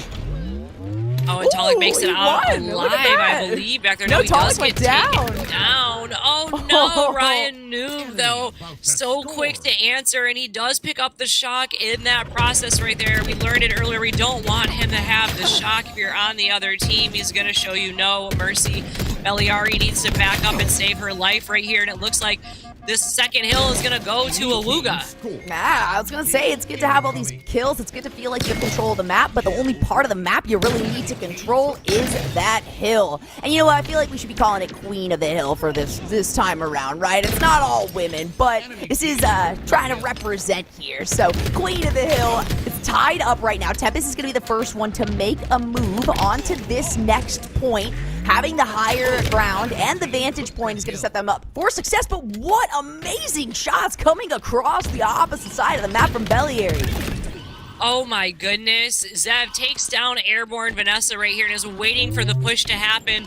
Thinks that it's going to come from across, sees Villainize, knows the push is coming and is ready for it, fully anticipating it. They're setting themselves up and they're getting ready for that. Ooh, good attempt there. That's Awuga. Most members falling. Zev, the last one that you want to be left standing. She's still on the point. She's going to end up falling there.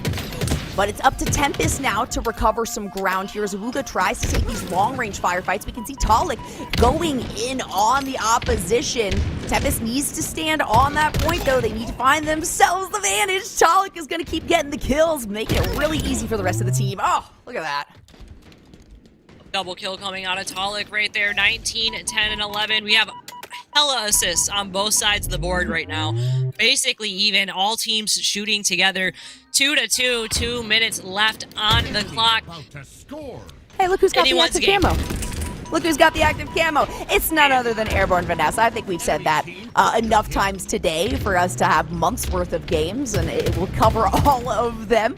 She's coming in now from the top, still utilizing that. She's going to engage on the front side of this fight, but from behind her, Bellieri comes in clutch. She's still alive, and now taking vantage point from her, getting beaten down. Back over to Minx, and that third point was secured by Awuga, now getting 3 in a row. Oh man, and Meek's just trying to stay alive over here right now and does a good job at doing it, gets away unharmed now. Shields back up, ready to go, turning around and going back into battle, ready to go for the shock rifle is up behind her right now. It's anyone's game, and again, 2-3, 1 minute and 50 seconds left. You're gonna want to prioritize these things. And Tempest is certainly doing that. They're halfway to capturing this and retying things up. Of course, as I say that, we get a bit of a reset. Some nice kills here coming out of Awuga. They all managed to stay alive. Ryan continuing on this fight. He's going to remove Minx from the fight. In the meantime, Airborne Vanessa gets taken down. Retaliation does come into play here from Awuga. Tempest making good moves, but they cannot let this final point go over to Awuga, or they are looking down the barrel of a very strong gun. Oh man, and Zev was just doing everything she could to stay alive right now. Airborne Vanessa double kill, stepping into the hill. 3 go down for Awuga. Lethal Vixen, the last one up right now. And it looks like Camo is going to come up. Meeks is waiting for Camo right here in the middle. In a very dangerous spot, though. Gets taken down. Pollock doing damage from above. Looking to support his team from the skies right now, and it's really helping out in the favor. This hill is so very close to being Tempest's hill. They just need to step in. I love the prioritization of, the positioning and focusing on the hill. You know what, as appealing as these power-ups might be, we see what happens when you try to prepare for that too much, especially based on this map and where that AC does spawn. Talik providing so much space for the team. Third point picked up here by Tempest, who is going to be the first team to jump on this next one. You kept saying it, it's really anybody's game now. 3-3, down to the last point in the wire. In the last point, 1 minute and 30 seconds left. Time currently stopped because we have Tempest inside of the hill. It looks like Awuga is trying to figure out which way they're going to kind of make their push here. Oh, we had a stick and a melee happen right there at the same time. I love seeing sticks. There's something so satisfying about it, just not when it happens to me. Oh my god, Awuga just almost... there it goes. I agree. I don't like to see the stick when it's glowing in my face, but I do love to see those sticks come through, especially with players that move at such a speed like this. That last point, it was just conceded, like I said, by Awuga. You know what? They fought back. They took 3 for themselves, and Tempest didn't even have to challenge Awuga on securing that game number 1. Yeah, and that game was pretty close. I still think that game was very back and forth for the most part. We did kind of see a lot of, again, going back into a Slayer action there closer towards the end of that match, just because, each team was so heavily focused on, we got to knock everybody down so we can get time. And it looks like they're going straight into the next game, too. These players are ready to go. Thank goodness. The last thing we need is to have to wait around, and I think they know it's a long day of a tournament set up. I love how many different games, different series we've been able to highlight on the broadcast. A lot of these tournaments, they're a little bit worried about putting so much on the cast, but the more, the better, and the players are digging it. They're getting really comfortable with each other and with the pros that they're working towards, so we can start to see really how these pros are assisting these gals, and vice versa, of course. Zev as an individual standout. Bellieri really popped off in that last one. I want to stop talking about Ryan Noob because, my gosh, he's putting up the points. Same thing with Talik. They're putting up the points. But when it comes to actually swaying the direction of the game, it's about these game plans. It's about being confident in the call-outs that your teammates are making. And we can see why these two teams have made it so far in the bracket. Absolutely, and we did listen to listen-in earlier with Talik's team and Tempest, and I will say in that listen-in, their comms were so calm and collective, and it looks like 4-1 right now is what we're starting off at here. 2 kills in favor of Ryan Noob. Oh my gosh. Awuga was there. Awuga is no longer there. Ryan Noob, the last one standing. Beautiful grenades being thrown out, but he does end up falling. Talik comes out ahead. If there's ever going to be a game that we're seeing that is back and forth, this is going to be it. You talk about familiarity with maps. I don't know if there's any map that should have more familiarity than Aquarius. I definitely agree with you on that, and I feel like Aquarius is going to be the map that most people are comfortable on, just because it is a map that's been here for a long time, right? Like, and again, a free-for-all map. A lot of players play this and they play free-for-all. They're used to running around on this. They're used to kind of predicting spawns and where they will pop up on here. So now it's just about, can the other team answer back? We saw earlier, Slayers can really be a swing game. Truly. So it's just 9-9 right now. You know, 2 minutes, about 2 minutes in the game. We still have a lot of time left. Let's see what happens. Let's see what happens and where the focus is. How much priority is put on grabbing this overshield as it does spawn in about 15 seconds now. Really good positioning from Tempest as they're setting themselves up for that. Awuga trying to make a play, but that's hard to do when 3 of your members have fallen. Belly area now the only one left alive, so that should have easily been picked up, or can be picked up now here by one of these members of Tempest. Maybe they're going to give it over to Minx. Actually, it's Awuga on the backside trying to gather it. Here they go right now, too, and it looks like they got that OV, and that's the really important thing. And who gets it? Zev. And when Zev has that, she can be dangerous here. She's going up against Villainize, takes down Villainize, but Minx was right there to answer back and takes her down. Minx has the heat wave, also gets taken down. Ryan Noob, really quick to answer back. No big surprise there. That's one of the things you are guaranteed when he is on your team, but it's going to take more than that. Tempest only ahead by 2 kills right now. Awuga with control over this bridge. Is it belly area there? Managing to get a hit. It's a scary position for Zev to potentially be in, but of course she takes the high ground here. Sets herself up for success. Finds that melee. Another firefight happening on the opposite side of the map. A beautiful split taking place here by Awuga. A nice split right there. 17-18, 9 minutes left on the clock. And it just going back and forth. Minx securing some more kills. 20 for Tempest right now. Minx leading her team right now in kills. Ooh. We hate to hear those deaths. I don't want to hear the deaths, you know? I don't want to hear those Spartans going down. Zev, she's really low, but she's got Lethal Vixen. Watching her back. A pinch play potentially onto Talik. No, Talik comes out. Oh, no, it's a trade. A 1-for-1. Ryan Noob and Talik, both of the pros going down. Lethal Vixen does get caught out here. But Zev, she's able to clean things up as usual. She does. She cleans things up really quickly right there and continues to push right here on the side. Oh, man. And Zev going up against Talik right now takes down Talik. Manages to make it out. Oh, no, but Villainize answers, but then right there gets answered back almost immediately. Oof. And Ryan Noob makes it out with the OV once again.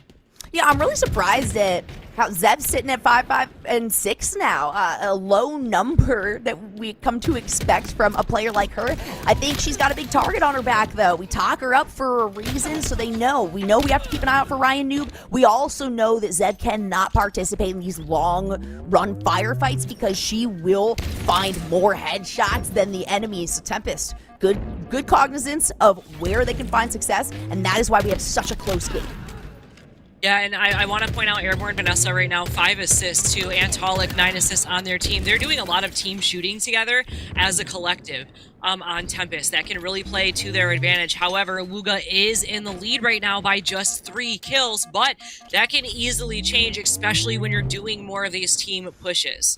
It's kind of terrifying, Sin, how quickly it does change, especially as you get closer and closer, to the right side of that bar, to the 50 scoreline here.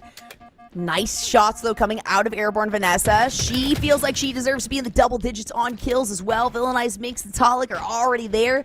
We know she is capable, but it's kind of like she's taking a step back for this one and acting as more of a supporting player, which I do love to see. She excels at both of those strategies. Yeah, a very diverse player indeed, which is really refreshing to see too. You like to see when players are able to adapt to their surroundings and to their rosters or whatever team they're playing with, because it really shows what type of player they are, right? You can see when players are able to adapt and stuff like that. You can really, I just think that speaks volumes towards them as a player and their gameplay. And we're seeing a lot of it here right now too. Beliari takes down Villainize, manages to stay alive. We do have a little push happening right here with Awuga. You see Awuga's going in 3 deep. Cleans up Airborne Vanessa from across the map. Knows that Talik is up on top. Saw his head pop out. Talik drops down. Does get taken down, though, by Lethal Vixen. Awuga is doing such a good job of almost baiting out some of these fights. Convincing Tempest that they're looking at just having a standard 1v1, and then all of a sudden there's a vision break and there's a second player that comes out that's got full shields that is able to just take that 1 or 2 final shots to win in the overall. So Awuga, good positioning, good recognition, but still Tempest is right on their heels. And Mink's doing the ultimate flank move right now. She's rotated around the map, goes over and gets that kill on Zev, secures it down, does some cross-map damage right there. Airborne Vanessa gets taken down. Beliari gets taken down. 2 down for Tempest right now. Ryan Noob needs to stay alive back here with his shields up. 48 to 45. Yeah, that bar keeps messing me up too. 46 to 48. They're keeping it really close as we get into the final 5 minutes of this match. Just a couple more kills, that's all that's needed. Airborne Vanessa as that supporting player. She's gonna go in. She provides the space that Minx needs to get the final headshot. The rest of the team trickling in onto this one. And it's a trade there as Awuga finds 2 for themselves. Yeah, there goes the 50 right there. It looks like it's going to go over in favor of Awuga. Oh, my goodness. Awuga able to tie things back up once again. And, we need a game 5. We didn't get it in the last series, right? Awuga, they didn't want to allow Simplicity to give us another win, but this might be the opportunity. These were probably 2 of the teams when I was looking at that first round. These were 2 teams that I would not have been surprised to see in the grand finals, but only one of them is going to be able to make it through, and I honestly could not call it here because both are so on point today. Yeah, I agree with you on there. I definitely don't think that there's any way that I would be able to call it here. And just look at the damage that's dealt across the board. We have a lot of 5Ks, 4Ks, 3Ks. Everyone's shooting their gun. Everyone's shooting their gun. They're shooting their gun together too. Just really, really great work from both teams right here. KDA's highest KDA in the lobby is going to go to Ryan Noob, followed by Meeks. Right behind. Yeah. So that's awesome to see too. I'm just loving, I'm so proud of all these women today, and I'm loving seeing you all play out here and keep up and just really showing people that, you can really do this. I think it's really incredible. You all should be so proud of yourselves. I agree. Look at that accuracy as well, something that we find consistent with the pro players. Minx over 50% though, and Airborne Vanessa, even though she had a lot less influence on getting some of these kills, her accuracy was amazing. You can't negate though the fact that we got a 71%, I think is what I saw there from Talik. Just incredible numbers. Yeah, I think these were great numbers all across the board, and we're going to recharge next too. Again, this is a map everybody's used to, we're used to these maps now. So Recharge is a map that I think usually plays relatively fast. We have Camo on that map. We have Shock on that map. We have Grapple on that map. We have tons of fun things on this map, and it's going to be really cool to see which team really utilizes the sandbox more. But I will say that I feel like Ryan Noob and Vanessa are both equally just like on the sandbox. Like, they were getting every single camo. They are getting every single power up. So I'm wondering if we're going to see those two kind of battle it out for camo on this map. Yeah, it is actually interesting. Plus, when you have the shock rifle along with that active camo, that can be a huge sway. So much better than any of the other combinations, particularly with the camo available. Though, I will say, I think, you know, if you have to prioritize one or the other, I can expect that these teams are going to go more for the shock rifle. They have so many players that have a lot of prowess on these long-range weapons, and you've got so many solid points of positioning and vantage points that they can take advantage of, that's where I would put my priority. However, again, if you can lock down both for the same player, I mean, there's no better way to set yourself up for success here. I do agree with that too, and what we saw in the last couple of series when we saw this map, you know, is players prefer to kind of hold down. And look, Ryan Noob right there with the camo right when we start out, but they prefer to kind of hold down this orange pipes area. Ryan Noob takes down Minx right there, has camo, still does some shots, double kill, 2 go down, 3 down for Tempest. It sincerely does feel like they're just spawning on these power-ups. So, I mean, whether it's Airborne Vanessa, whether it's Ryan Noob, we get into the game, and that's the combination I was talking about. Oh, 2 in a row. Let's make that 3 in a row. Single shot kills. Oh, he's looking. He was hunting right there. That's where he was hunting. Bill and I's definitely just hit it out. Ryan Noob was out for blood right there and said, I'm going to find you. That's what I'm talking about. We have, you know, all the 3 power-ups that I just mentioned, Ryan Noob had within the first minute of the game. And he does expend a lot of the ammo. I didn't see what was left on that one. He's going to fall. A lot harder to hit those shock rifle shots when you are face-to-face with the opponent.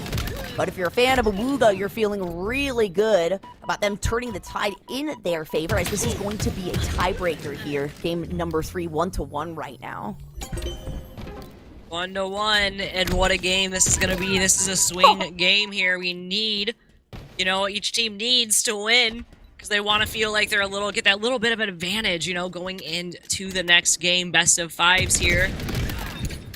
Oh man, Ryan Noob still just kind of out for blood, takes himself a double kill, sees Talik down there, throws some grenades, hopes that one connects.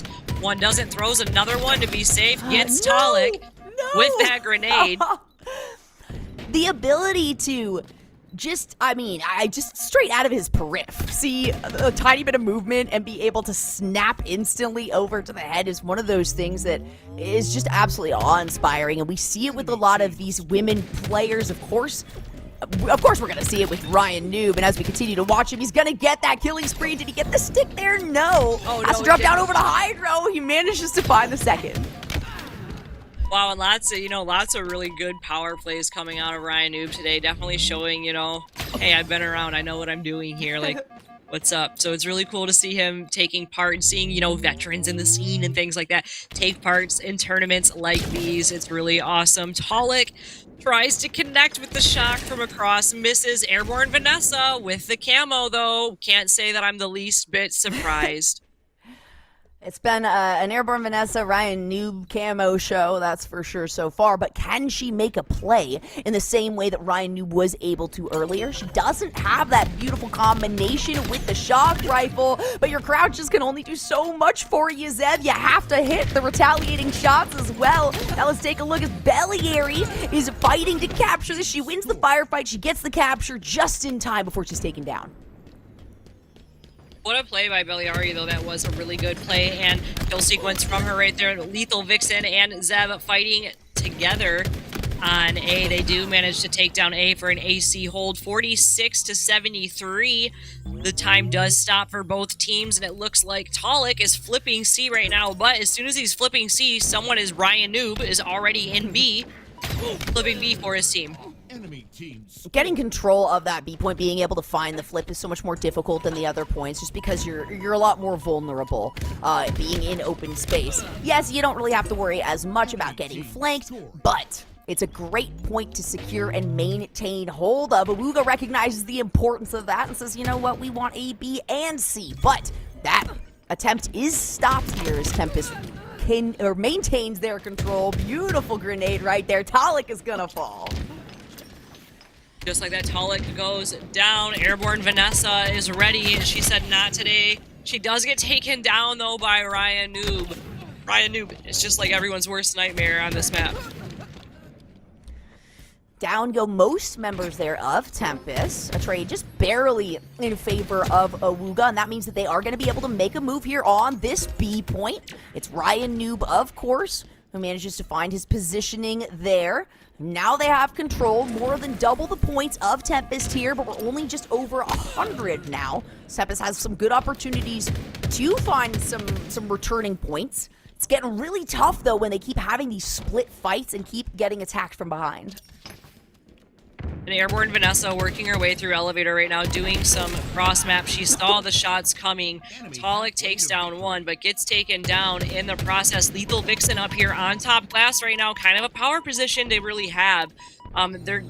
Tempest is really going to need to kind of answer back here kind of soon, though, so the lead doesn't go too far ahead in Awuga, but we did see it earlier, and we have seen massive comebacks, specifically in this game mode. So anything is still possible. 5 minutes in the game. It's true. It's crazy how sometimes, especially as the time ticks down, it becomes easier and easier for certain teams and certain players to just maintain control. B, of course, is a massive point. Great Praxi playing coming out of Brian Noob. He's able to get that shock rifle, does lose his shield there. No way that didn't hit. There was some sort of invisible barrier right there that meant that grenade was not going to stick. Yeah, I thought that hit there for sure. And again, Ryan Noob just grabbed that shock rifle, though.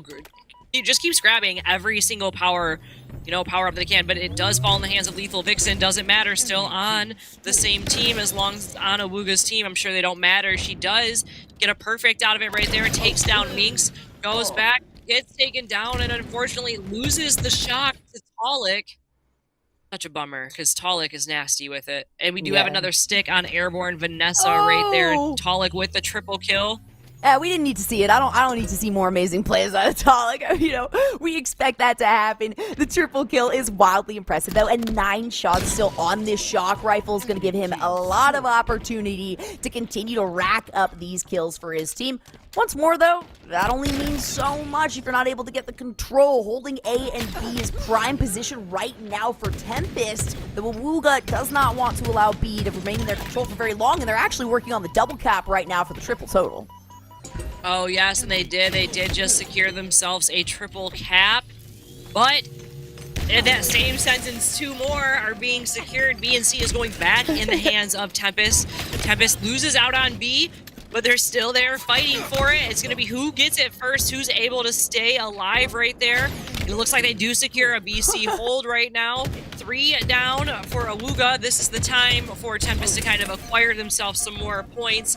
About 60 seconds, we'll say, behind Awuga right now. Really well played by Tempest, though, because not only were they able to, kind of swap things around, now they have to in favor of themselves, but they perfectly initiated on that fight. They were able to take down one after another. They staggered the respawns and the fight timing that Awuga was trying to go for here, which immediately puts them in favor of taking those points.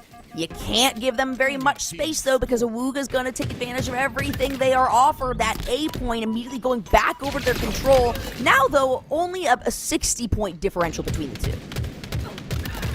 And this game, like we saw it happen earlier, right? We saw a really, really big catch-up happen in this game type. Different map, but still game type.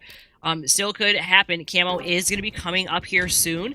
Camo's up. Zev with the shock. Is she going to go for Camo? It looks like, I think that Villain Eyes snuck underneath there and kind of grabbed it. She did, but she does go down. I'm unsure if she actually popped that or if it's still down there on the ground. Zev still just moving around the map, waiting to do more damage. Takes down Airborne Vanessa. Still out for blood. Does more shots. Gets taken down by Meeks. Meeks answered back, but Meeks gets taken down in the process. It's just a complete back and forth. 200 seconds for Awuga and counting. That shock rifle fell, right? I don't think we even see who was able to pick it up because it was just dominoes falling one after the other. So I think somewhere, there is a shock rifle with a decent amount of shots still remaining in it, but the point is not to get the shock rifle, it's to stop letting Awuga stack these points up since they're 50 away from taking the victory for themselves and turning the tides in the Tide series right now. Airborne Vanessa, she's got 2 targets in front of her. She gets taken a little bit too low to continue the engage, tries to have that vision break, but Bellieri is able to easily read the play. Beliari too, she's been playing so well this whole game as well. 135 and counting for Tempest though. Still moving up. Talik 21 kills right now. Ryan Noob 28 kills. Pros leading the lobby, but the girls keeping up and still coming over here and just kind of kicking ass while doing so. Meeks looking to make a move, knows that someone is behind her, probably heard some footsteps, turns around, and now just needs to focus on getting out of there and making sure that she is able to stay alive. Ooh, yeah, I don't think she actually noticed that that wasn't Zev that came around the corner at first. Shields were down. The belly area that we were looking at. Villainize is going to be the next to fall, though. Tempest losing a couple of members. That means Awuga can push forward. It's still the triple cap in their favor, and they are just racking up points at a most crucial moment. The A point and C will eventually go back over to Tempest, slow things down a little bit, but Awuga instantly responds and tries to take A back. Oh, a sneak king coming out of Beliari. Zev still with the shock right here, holding down A right now. 223 and counting. Takes down a Minx. Reloads. 12 bullets left in this. Gets a stick right there on Airborne. Vanessa still manages to stay alive. Is doing a really nice job of kind of blocking off A right here, not letting anyone come through. She knows that all of these players are trying to push through elevator, and she's not letting them in. She's holding a really great line of defense. However, while that's happening, they do sneak over on B, but it's not enough. Not going to be enough. Still 2 points, and that is going to do it. The tie has to be broken by one of these teams, and it is Awuga. Zev almost hitting that 20 kills, but when we look at the standout player, I think we can all agree Ryan Noob sit at about 30 of those, really helping his team out. He did really help his team out there. And this map, you know, went kind of the way that I expected in terms of sandbox coming out of him. I figured that he was going to, you know, make sure that he grabbed everything and utilized it. 35 kills, though, coming out of him is pretty wild, if I do say so myself. Max killing sprees in the lobby, 6, I believe that says. It might say 8, chat. I'm so sorry. I have horrible eyeballs. I think that says 6, though. 6 coming out of Ryan Noob for a max killing spree here, and look at those accuracies. 8 grenade kills. That's just rude. I'm so, you know, I love seeing those grenade kills. I don't like to see the pro getting that many over everybody. The damage, too, is insane from this man. But when we look at the headshot kills, Zev was right behind Ryan Noob in stats. And she's always going to be one that we have an eye on that's really standing out. That was such an incredible play, though. The single shot kills, getting all 3 to kick things off. And we saw just what a deadly combination the shock rifle combined with active camo could be on this map. Yeah, and something too that I thought was really funsies to watch on that map specifically. I really like watching all of the grapple plays. I think those are really fun. I love seeing how these people use the grapple and how they, like, you know, kind of do the whole grapple and shock combination. We saw a lot of really nice shockwave or shock rifle like shots on this map and during this game, and we're gonna go straight into game number 4. This is gonna be Oddball on streets. Right now in this series, Awuga is winning. If Awuga takes this series, that means they are moving on to the grand finals. That's right. We're looking at the bottom side of this bracket. That's the elimination side. That means if you don't win this one, you're gonna get eliminated if you are Tempest. We do want a game 5, of course, and this is a nice setup for that. Tempest just has to find a little bit of recovery here for themselves. They're gonna be the first ones to put a couple points on the board, though, as we get right into it. Yes, an Oddball. Oh, we do have a Bulldog, and it's about to bark, and Talik is barking with the Bulldog. He takes down one, gets one, absolute doesn't get to finish it. It gets taken down. Oh, man, and Zev with the double kill, just ready to go with the triple. She's looking. Oh, you know what? And I love looking at Zev. That's for sure. I could watch her play all day long, especially knowing when it comes to history, when it comes to experience. Hers is a low level compared to the other players, which just means there's so much potential in a player like this. But the numbers are still stacking up in favor of whoever's got that oddball. You can kill as much as you want. If you don't have control, you're not going to win the game. And that's Tempest right now looking to tie the series back up and push us to a game 5. Oh, yeah, and you know, if we do get a game 5, we're going to be very lucky. It's going to be a sweet treat out of it, that's for sure. Villainize drops down, it takes down Zev here. The ball is just kind of out there in the middle, just kind of being baited. It's a good strategy to play with, especially when you got some time on the clock. It's not a ton of time, but it's enough that you want to try to push away the opponent. So many members of Awuga are going to fall here. Ball not in control of anybody, but it's nice positioning from Tempest to set themselves up for success. Airborne Vanessa goes down, but so does Lethal Vixen and Zev here. The Bulldog falls. At least a shot or two gets taken out. It goes down on B stairs right there, 21 and 11. But Awuga has the ball in the hands of Zev. Zev holding the ball right now, which honestly, I feel like I don't see Zev hold the ball too often. I'm not saying that she can't, but I'm used to seeing her be more of a slayer, so it's cool to see her kind of pick it up just to show again she can do it all. Oh, what was that? The grenade getting the kills. It's true. You know what? If I want to see anything in the hands of Zev, it's going to be a gun. It's going to be a long-range shooter, but she can do anything and everything, so she manages to lock in some solid points, get the score a little bit closer, but Villainize on the side of Tempest is doing a great job of maintaining control here and trying to stay out of sight. As I say that, she falls. 2 go down for Tempest right now, 1 down for Awuga.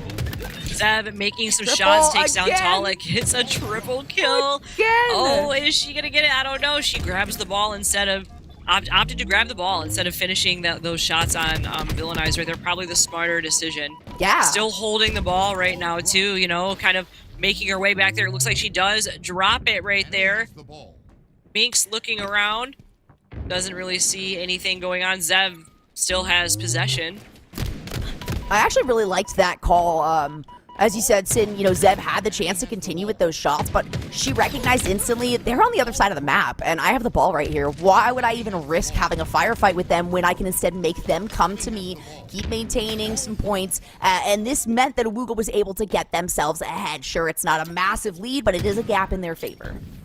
Exactly, and sometimes that little gap is all you need to kind of kickstart it, you know? So we do have camo is up right now too, so this next camo is going to be kind of crucial to this round. We are at about the halfway point in terms of points here for both teams, so whoever gets this next camo will probably be aiming to make some really good plays, and it looks like Minx is going to get it. Does get knocked down by Ryan Noob though. Airborne Vanessa. Oh no! Oof. Oh, that was so tragic. So much on the line here. Awuga knows they just need to secure this game. They find themselves continuing forward through this bottom side of this bracket. Tempest also acknowledging, hey, we don't want to fall right now. We got Talik, okay? We should be able to make it farther through as the bracket continues on, but it's only a 5-point difference. Minx currently holding on to that. She gets the assist. She pulls out the Bulldog. What a phenomenal play. I just want to talk about that for a second. I think that it was Talik threw her the ball, and she grabbed the ball, then dropped the ball, and then made a shot. That was such an icy play out of Minx right there. It was an honor to watch that, Minx. That was really cool. What a throw. And she tossed it so that nobody could see it, too. It was a perfect throw, a perfect 180 back into the fight as well. And you know what? What better setup can you have for yourself in holding the Oddball and also holding the Bulldog, being able to have yourself kind of backed into a corner and forcing somebody to come face you, and then hopefully shooting them in their face with that Bulldog, using it to best opportunity available. Ryan Noob, Lethal Vixen both fall. Tempest looking good to tie this, or to bring this closer to a tie and potentially lead us out to a game number 5. I want nothing more than that, Sin. Oh man, and we're so close of a game right now. 83 to 86. 3 go down for Tempest, 2 are down for Awuga, 4 go down for Tempest. This could be what Awuga needs, and Awuga makes it out with the camo too, so they're kind of getting a double whammy right here.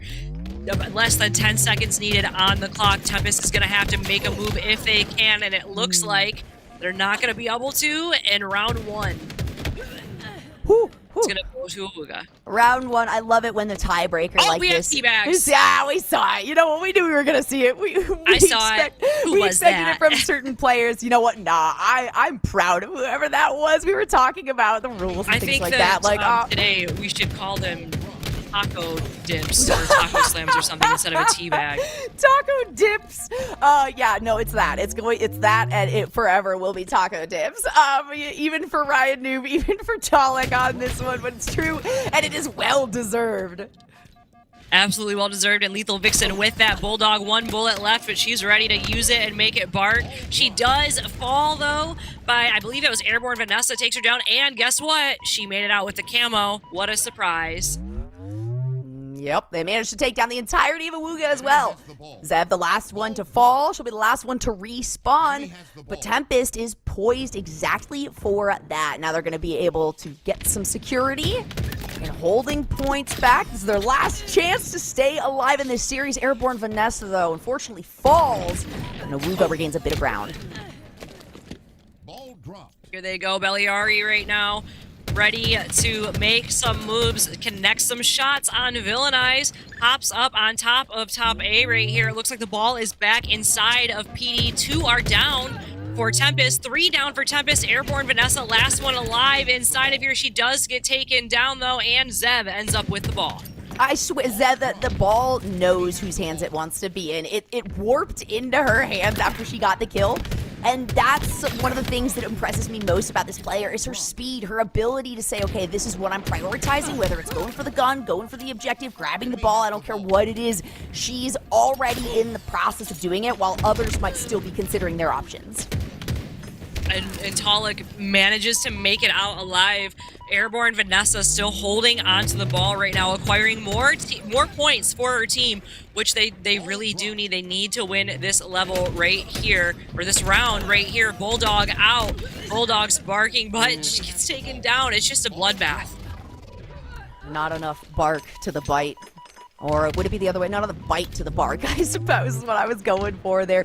Zev gonna be the one to take this away from Airborne Vanessa. That's how I'm seeing it now. It's just straight just stealing from Airborne because she's supposed to spawn on that thing. You got the Bulldog as well, though, and I was talking about the combination between the shock rifle and the active camo. The second best is going to be the Bulldog. We see it used right there. And the Bulldog is just the Bulldog's my favorite weapon, so I love when I get to see players grab it on streets here. Lethal Vixen trying to make some connections. Beliari has the ball. Looks like she does drop it down, though, and we are seeing some gun battles right now. Tempest quick to pick up the ball. Villainize has the ball, grabbing some points for her team. Zev takes down Minx on B stairs right here. And we do have a battle going on back by the ball, but Airborne Vanessa comes out on top with it. It's tied, though. We rarely see a tied score like that. The 360 single headshot, none other than Zev. Continue to give this gal some of these fantastic weapons so that she can maintain these headshots. A really well-placed grenade. She couldn't find the follow-up on the shots, and 3 versus 1 generally doesn't go in your favor, even if you're Zev. You know, and Zev 23, 10, and 14 right now. Talik leading ahead of her in terms of kills. Ryan Noob does grab the ball, showing that he's not afraid to also be the objective player right here. We love to see it. Awuga does have control, though. Great positioning for Awuga right now. I love that. They did actually lose Beliari over there. I thought that might have been a better situation for them because they had kind of the opportunity for a pinch, but it continues to be trades. And it doesn't really go in anyone's favor in particular. However, when we're talking about the ball, the favor of that is with Airborne Vanessa and the side of Tempest as they try to tie things back up at 69 and nice. Oh man, and that camo is up right there, still awaiting in the center, and it looks like both teams are trying to get it. 69 seconds on the clock for Awuga and counting. They're very close to closing out this round. If they win this, that means that Awuga will be moving on to the grand finals. Not to say I was expecting this team, but out of all of the teams that I figured would be there, Ryan Noob and Zev is just a combination that is so hard to beat. Tempest has impressed me wildly, but they really have to impress me if they want to maintain their position in this fight. Only 7 seconds, 7 points left is all that's needed here for Awuga to clean up this series. And Villainize does make off with the ball right here, though. It looks like she is going to maybe try to get a setup back here for her team. She's still holding on. 66 seconds, 93 seconds for Awuga.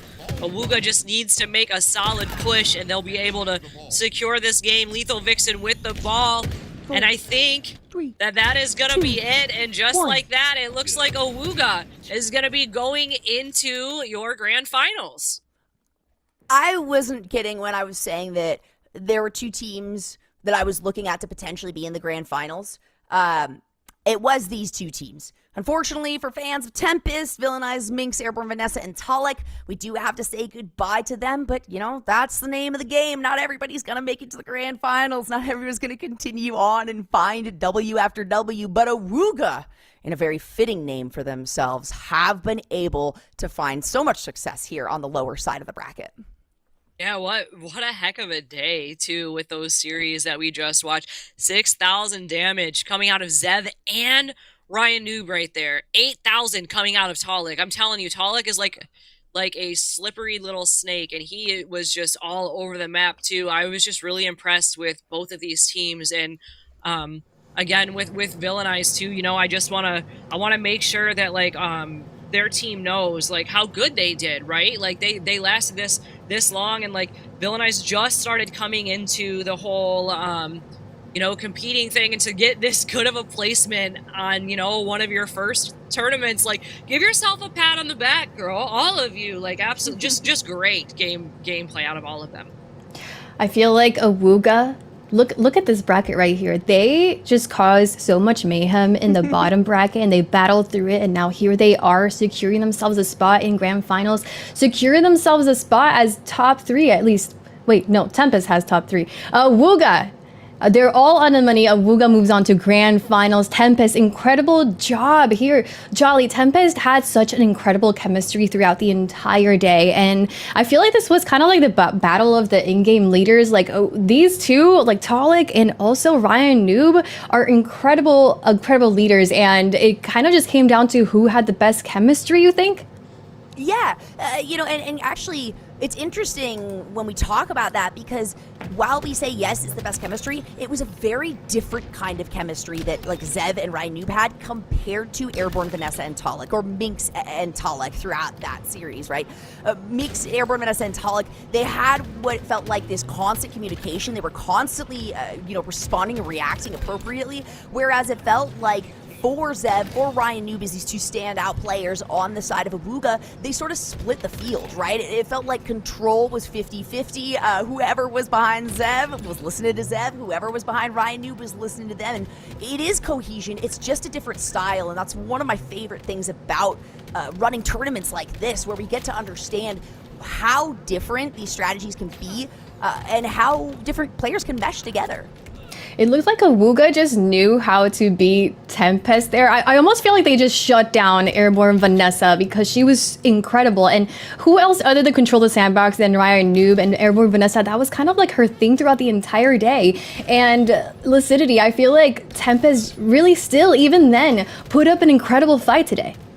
Oh, they absolutely did. I think Tempest played some damn good Halo. Talik, I think Talik played, you know, and I know that we see him a lot. I think Talik played probably some of the best Halo I've been able to watch him play and, like, sit down and watch. I thought he played absolutely incredible. Minx did some plays today that were so unreal and were so fast and fast thinking that I couldn't even keep up with her because she was moving so fast. And then you have Airborne Vanessa, like you said. Airborne Vanessa is such a boss. Like, she is such an incredible player, and she continuously shows up in these tournaments. And then you top it off with Villainized, who is just a new competitor who wants to be here and is hungry to win and stuff like that. So just to see them, the way that they played together, I think couldn't have been better. I think they truly did so well. They should definitely be giving themselves all a pat on the back.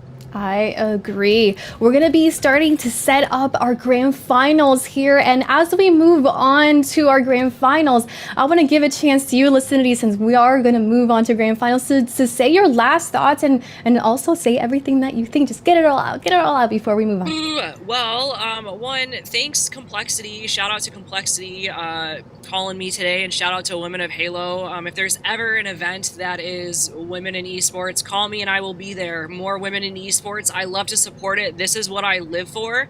And thank you all for giving me the opportunity to be able to share this day with you and talk about what I love, which is women in esports and Halo.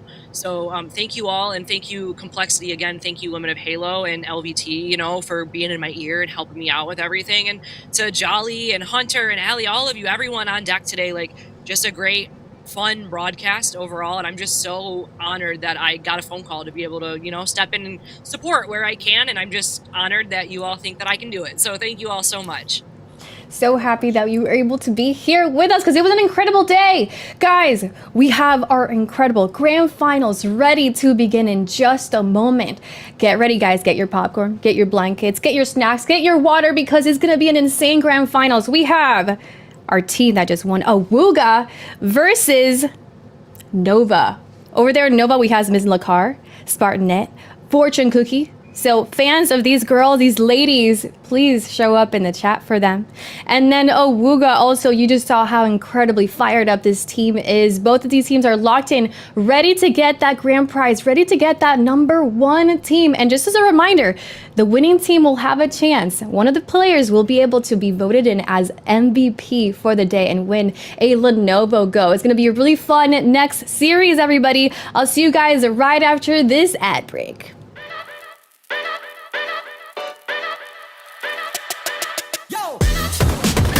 Repeat one shot, repeat one shot. Let's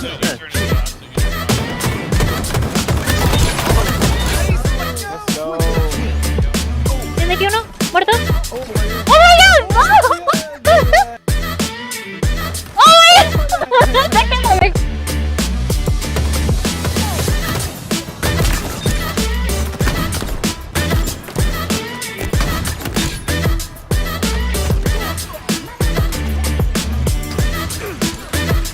Where's my overkill? Holy shit.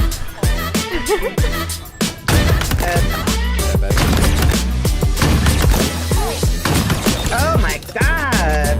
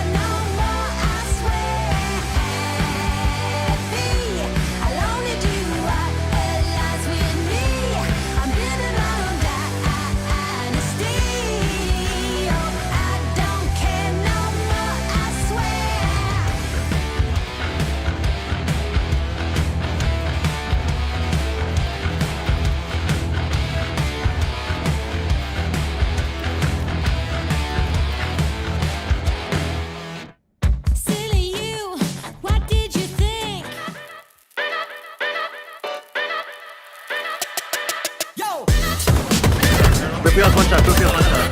Dead.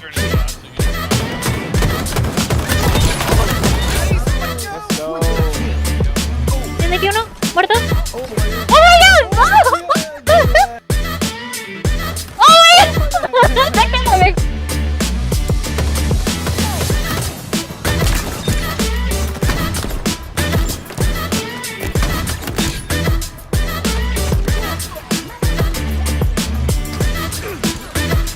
Where's my overkill?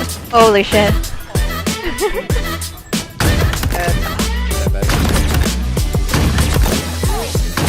Oh my god!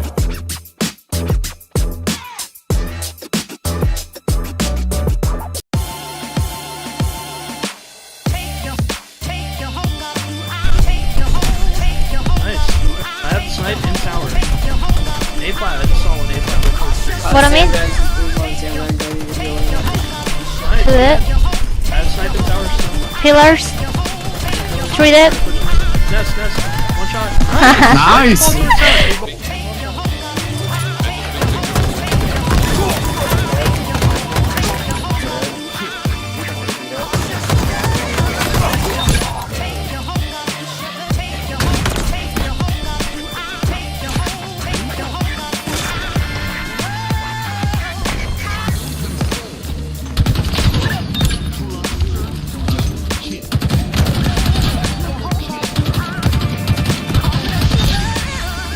You just grab Camo, he's cuts.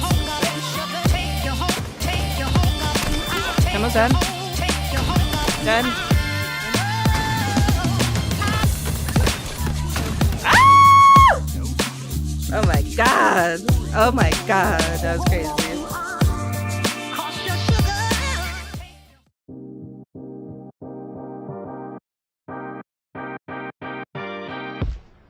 B2. B2 die. Looking for the OE. 40 RP. B2 die. Dead. Bottom mid and concrete. Table. Top mid. Enter back green, guys. Watch out, pillars, pillars. Whole team's here, whole team's green. Got you. Two dead, guys. Nice. Don't think I two last green. Okay, Nice, okay. Jen. Oh shit, Jen. Good fucking shit.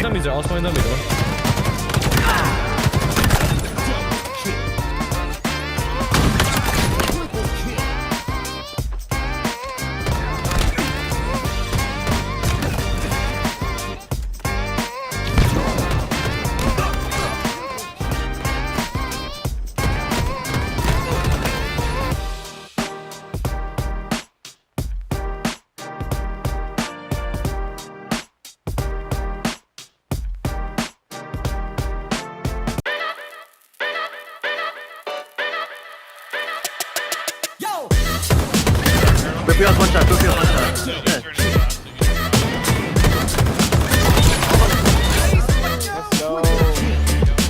¿Tiene que uno? ¿Muerto? ¡Oh my god! ¡Oh my god! Déjame.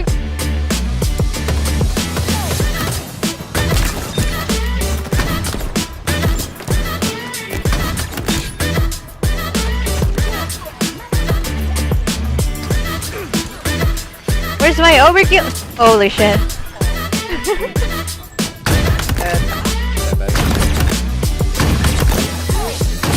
Oh my god!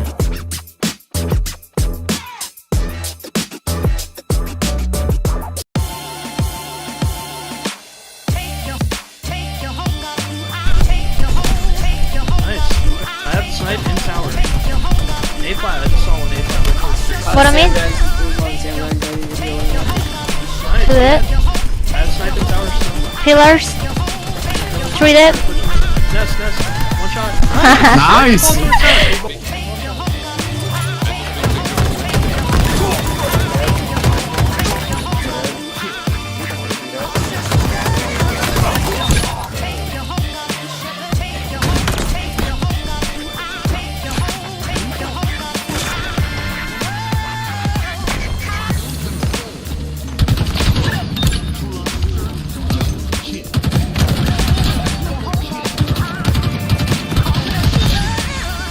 You just grab Camo, he's cuts. Camo's dead. Dead.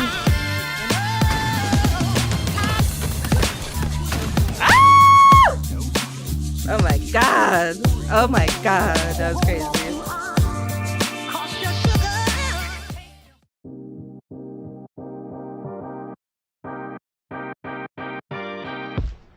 B2. B2 guy. Looking for the OE. 40 RP. Dead. Bottom mid and factory. Cable. Oh, mid. Enter back green, guys. Watch out, Billy. Whole team's here. Whole team's green. Got two. Two dead, guys. Nice. Don't think I two green. Last two green. Nice, Jen. Oh, Oh shit, Jen. Good fucking shit.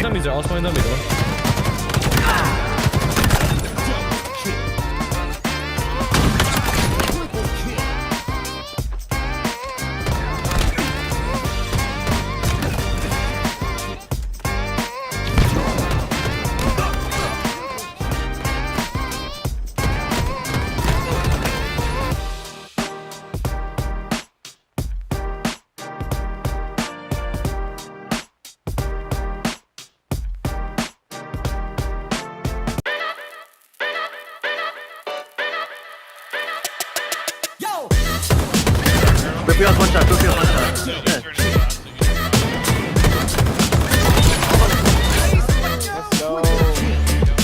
¿Tiene aquí uno?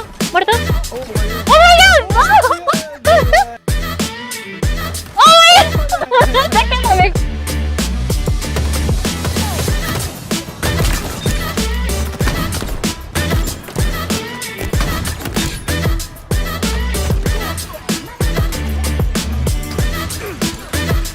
Where's my overkill? Holy shit.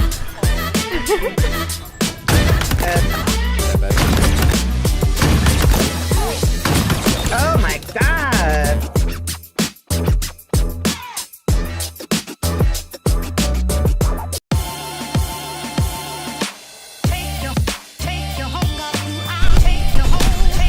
Nice.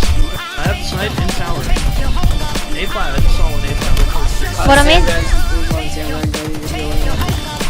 It. I have snipe in tower still. Pillars. Treat it. Nest. One shot. Nice.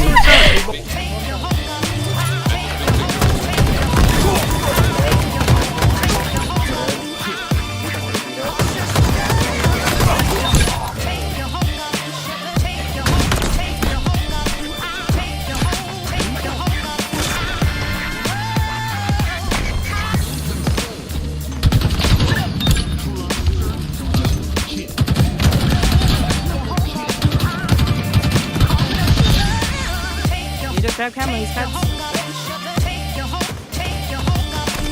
Camo's dead.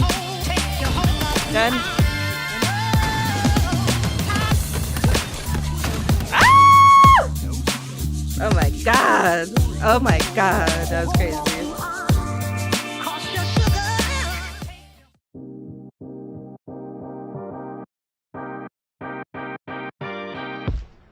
B2. B2 guy. Looking for the OE. 40 RP.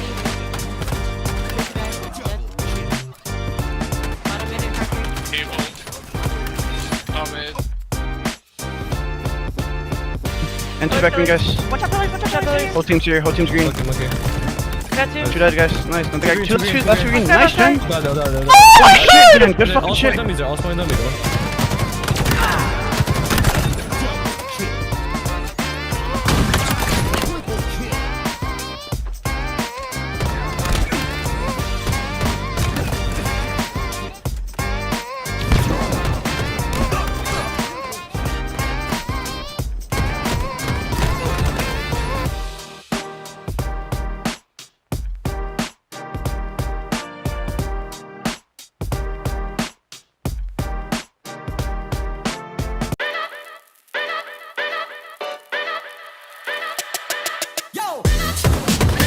Repeat one shot. Repeat one shot. Yeah.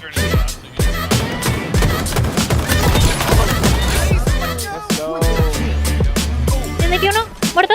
¡Oh my god! ¡Oh my god! ¡Déjame!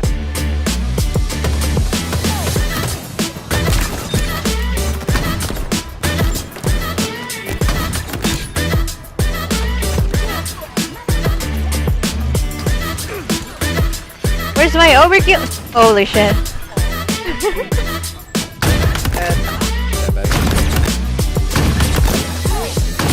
Oh my god.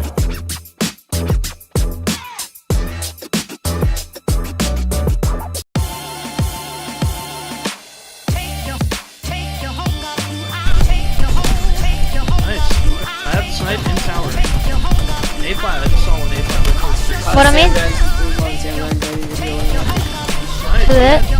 I have snipe in tower still. Pillars. Treat it. Nest. One shot. Nice.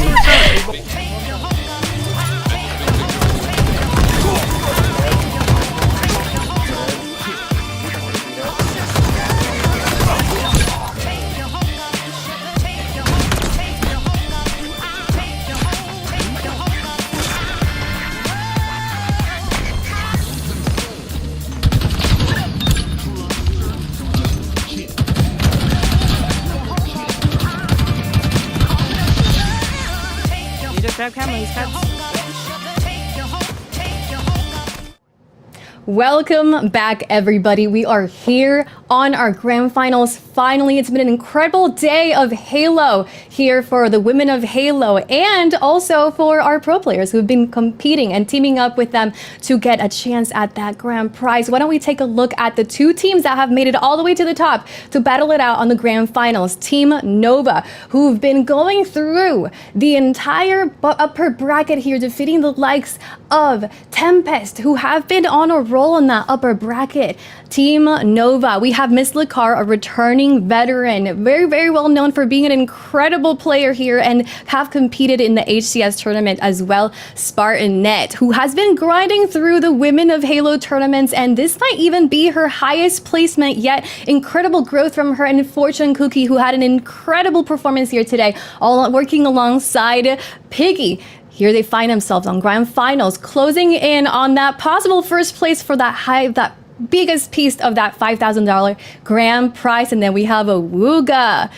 Should I say a Wooga? A Wooga. Maybe in the chat, everybody. We got Zev, everybody. Zev, who has been such an MVP player today. She has been just grinding through this entire bottom bracket alongside Bellieri. Bellieri has been representing the Mexico region, and her highest placement has been top 6 for that Women of Halo tournament. Incredible player, so talented. And then we have Lethal Vixen. She's a First Nation woman who has also placed top 16 in the SSG Open. Talk about powerhouse here, working alongside Ryan Noob, one of the best IGLs here in the Halo competitive scene. This is gonna be an incredible grand finals, and only one of them will be able to have the biggest piece of that $5,000 prize. And speaking of prizes, today one of the girls will be able to win and be an MVP, or should I say a Legion GOAT award will be given to one of the girls who will be the most valuable player. They will be selected by a panel of 9 judges, and that will show that they are the MVP of the day. They will be receiving a Legion GOAT today, and they will be our Legion GOAT of today's tournament. Now, why don't we go ahead and introduce our casters for our grand finals. I'm so excited to have Hunter here back and Charlie. It's gonna be an incredible game here today. I could not be happier. Like, sincerely, I've been talking about individual players, and I specifically have been talking about individual matchups that I wanted to see that I haven't gotten the chance to see. So not only are we going to get an amazing series, we're going to have some pop-off individuals, and I could not for the life of me call it right now. Yeah, I'm really excited. I love a situation where we get to see everyone in our top 3 play each other. So this is an opportunity for us to on broadcast get to see the third matchup, right? The Ryan Noob versus Piggy matchup here on the main stage, the Zev versus Miss Lakar matchup, and it's coming in our grand finals, right? So obviously the team coming in from the top, Team Nova, they have that winner's bracket advantage. They would have to be beaten twice if there's able to be a sort of bracket reset situation. But I think we've got some good Halo up ahead. I'm excited to see the absolute peak of the competition. 12 teams showed up today. We're down to our last 2, and now we're going to crown a winner. I do want to say that we have 12 teams that have competed today, but it originally was it was going to be 8 teams. But because there's been so much interest in this tournament from the Women of Halo players, they've upped it. Complexity upped it to 12, which has been really incredible. Here we go, everybody. Nova versus Awuga on that grand finals. Take it away. We're just getting right into it. We don't even get Aliak to ask us questions leading into this one. No, we're like, we want to start the games now. This is another best of 5, so keep in mind we're not swapping to a best of 7 or anything for grand finals. You touched on it though, Hunter. The thing I've been waiting, I feel like my whole life for, to be honest, is to see Miss Lakar go up against Zev, and particularly because the last couple of Women of Halo tournaments that we've had, Miss Lakar has been absent. She also kicks butt in, Call of Duty. So we've seen her kind of jumping around between other titles. But this is why she's a mainstay name. We saw earlier today how she was able to help carry this team through that upper bracket. But Zev is one of the newer players in the scene, and I could not be more excited to see these two gals go face to face because of how similar their playstyles are. And I should not see a power weapon in the hands of anyone other than both Zev and Miss Lakar. And I also want to touch real quick on the fact that Awuga has played 6 series back to back to back. This is their 7th series with no break at all. 7 series with no break and also with no loss, right? Like this team went from losers bracket round 1. Yeah, they lost their first winners match and then have been in the losers bracket round all the way from round 1. As we take a look at our series layout, game 1 will be Imperian CTF, a tried and true Halo game type, aka the Pit. Game 2, Live Fire Slayer. Streets Oddball for game number 3. Hopefully we'll at least see a game number 4, which will be Strongholds on Interference. And if we need it, game 5, Aquarius Slayer. Jolly, what jumps out to you looking at the series layout? Well, you know what? I love the fact that game number 3, which could be, a make it or break it game, depending on how the first 2 go, is Oddball and Streets. It's just super volatile, and it's a heavy swinging map. I think, that's one of those where a team can be incredibly far ahead, and as long as you're able to find yourself solid positioning and, have good communication, things can just go back and forth. So that's the big one I'm excited about. But mostly, I gotta say Aquarius on Slayer because it's game number 5. It's a classic. It's tried and true. And in fact, it's possible that not only do we get to game number 5, it's possible we get to game number 10 if there is a bracket reset. Awuga's going to have to pull out all the stops to force Nova out on something like that. But the potential is there, and that's why we love double elimination. It is hard to reset a bracket, right? Awuga's got their work cut out for them, but with the run they've been on, they've clearly not been lacking energy if they've gone 7 series back to back to back. Now would not be the time to run out of gas, right, Jolly? It's like you've worked this hard. Yeah. You've gone 9 steps out of the 10. You might as well just finish it out strong, right? So I can only imagine the coffee's probably being brewed, you know what I mean? Maybe some Starbucks runs made, like getting locked in, dialed in, ready to turn it up to 11 because we've got a bit of a heater of a series coming up next. Yeah, and when we look at it on the other side, Nova has only played 3 series, right? This is their 4th series of the day, and they've been able to sit back, watch the competition, kind of relax. So actually, I want to ask you personally, do you prefer to go on, this run so you can keep your tactics hot, not have that break, or would you prefer to have a several series break before you hop into grand finals by being in that winner's final? I mean, if it comes down to me being in the grand finals from winners or losers on a run, I'm going to take coming into the grand finals from winners all day. So even though Nova hasn't gotten an opportunity to play as many series to figure out every nook and cranny and dial in teamwork as much, they clearly have had enough to be in this situation to be in the grand finals from winners. And so, even if they drop a series, they still have an opportunity to bounce back. So I'll take that room for error all day. However, I mean, Awuga's kind of got the perfect answer to that, right? Like perfect scenario of they went to losers early and have used the losers bracket to build their teamwork up to the point that it is now. So we're going to see a battle of momentum, right? Can they continue momentum here on the side of Awuga, or will Nova have a brick wall answer waiting for them? We're going to find out right now as we jump into capture the flag on Imperian. We've got rockets. We've got overshield, we've got repulse, we've got multiple sniper rifles. This is going to be a flashy one to start things off. Hopping on board now with Fortune Cookie. It is. Let's take a look. Oh, Miss Lakar coming out the gates hot. Look at that. The S7 shots across the board. Lethal Vixen finds 2. Belliary there finds the one for themselves. So, like you said, no delay, and there's another one. Like I said, I don't want to see anything other than these power weapons going across the board, and there's the other.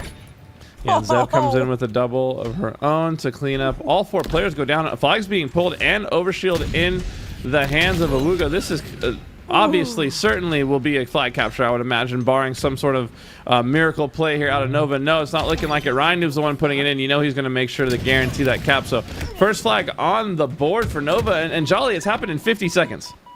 That's faster than I was expecting, that's for sure. But so far, what we've seen out of Nova and Awuga is they like to hit the ground running. You can't hold back any stops. And like we talked about before, Awuga has that momentum. So Nova might need a moment or two to sort of figure out their game plan once again. They're not going to take too long, though, as they are going to making a move here onto the flag.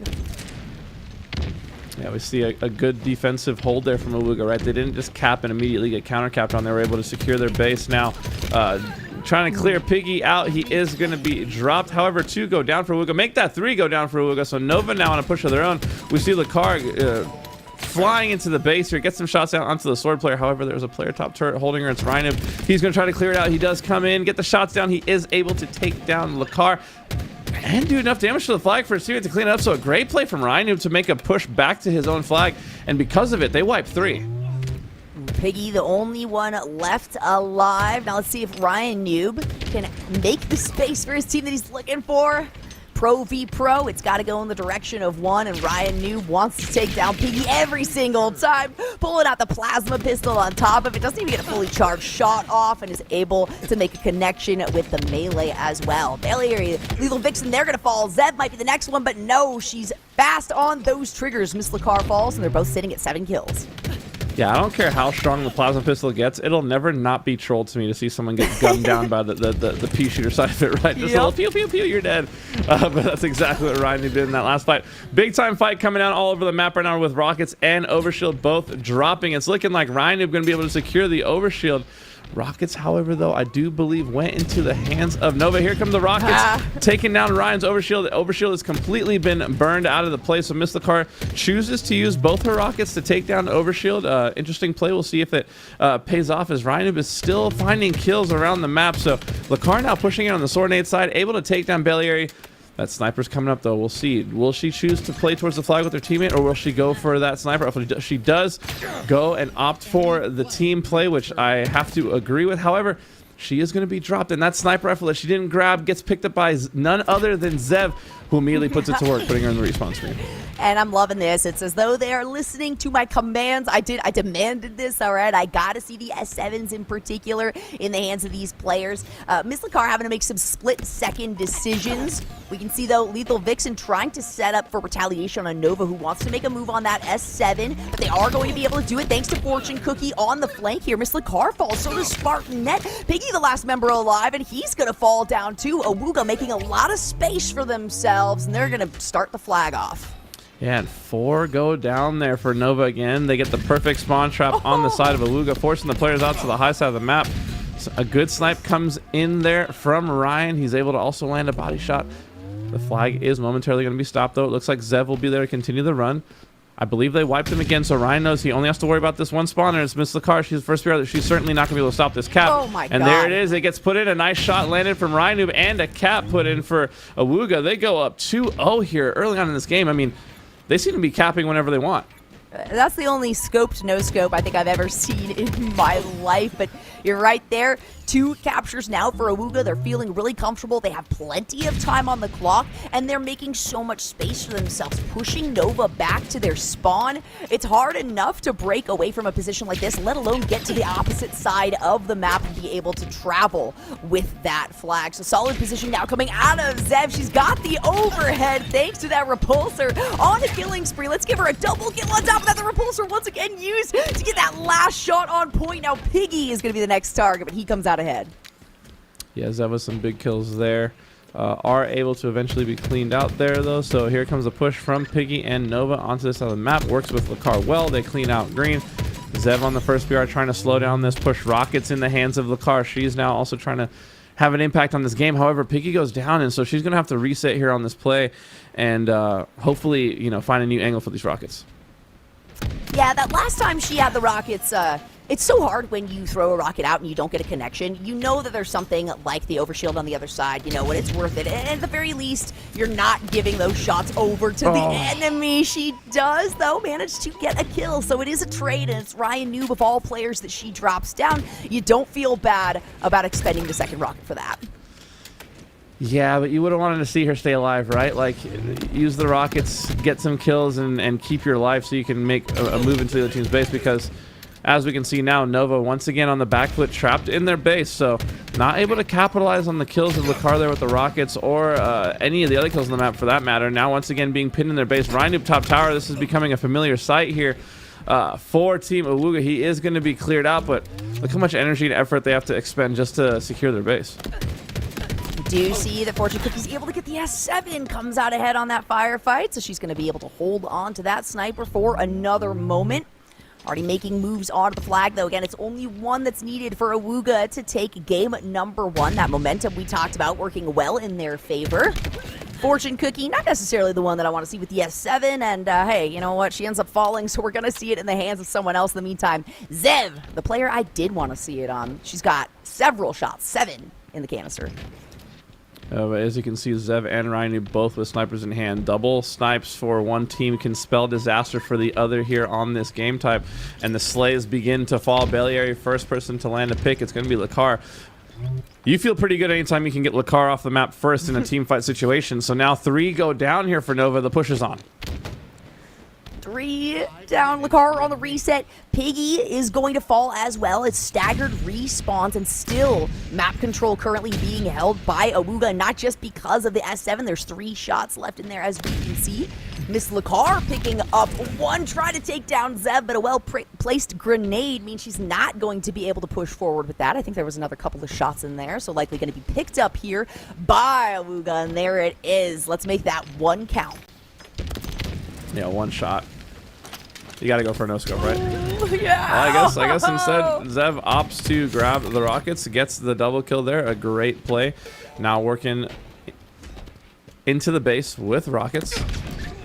Knows the last player alive is underneath bridge, but Ryan says, I'll take some maple with that pancake as he sends Piggy back to the respawn screen. Right? Piggy goes, yeah. He just, I mean, there's so many ways to describe what just happened to Piggy in breakfast terms,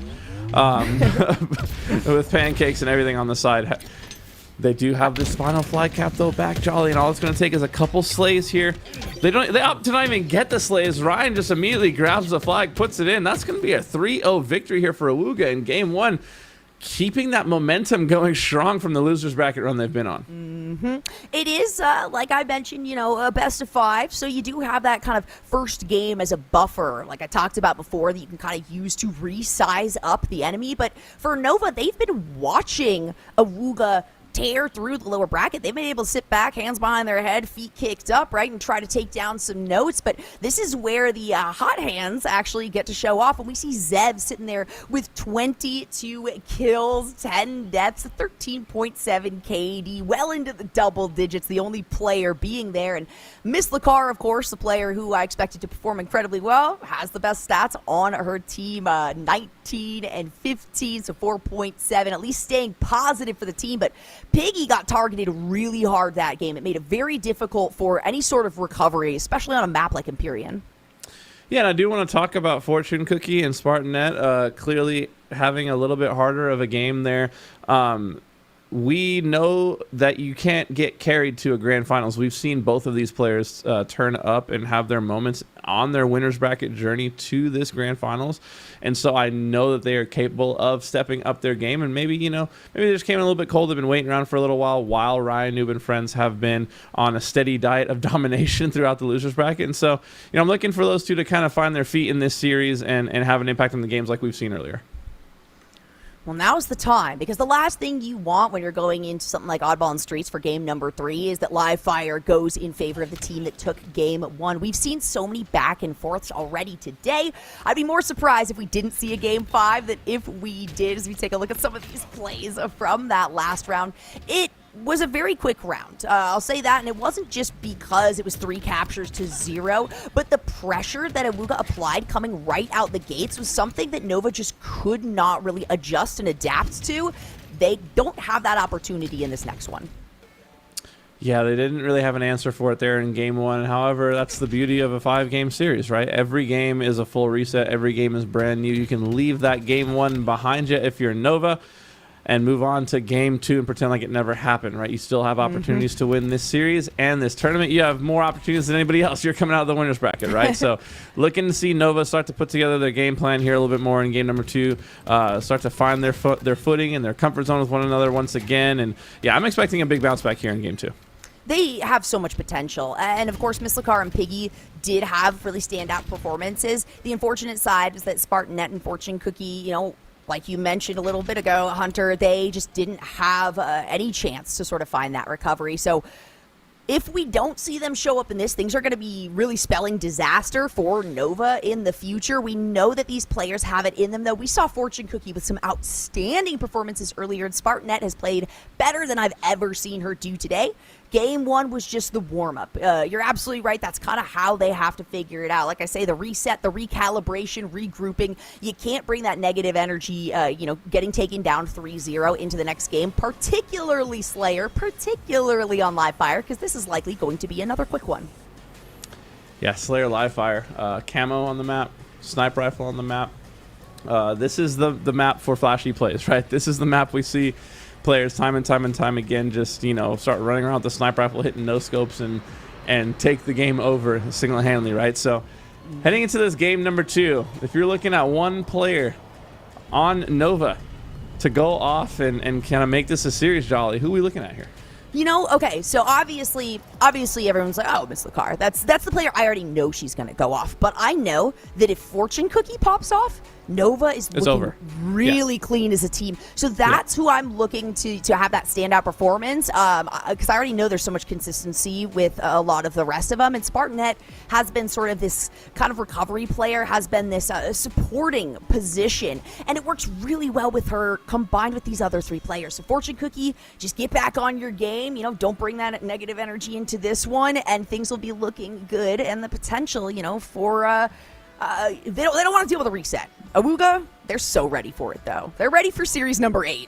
Yeah, I mean, this Awuga team, at this point, they've been playing all day. They just, why even stop, right? They're going to go into money 8s and matchmaking as soon as the tournament's over, because that's what you just do. You just win until you don't win anymore, right?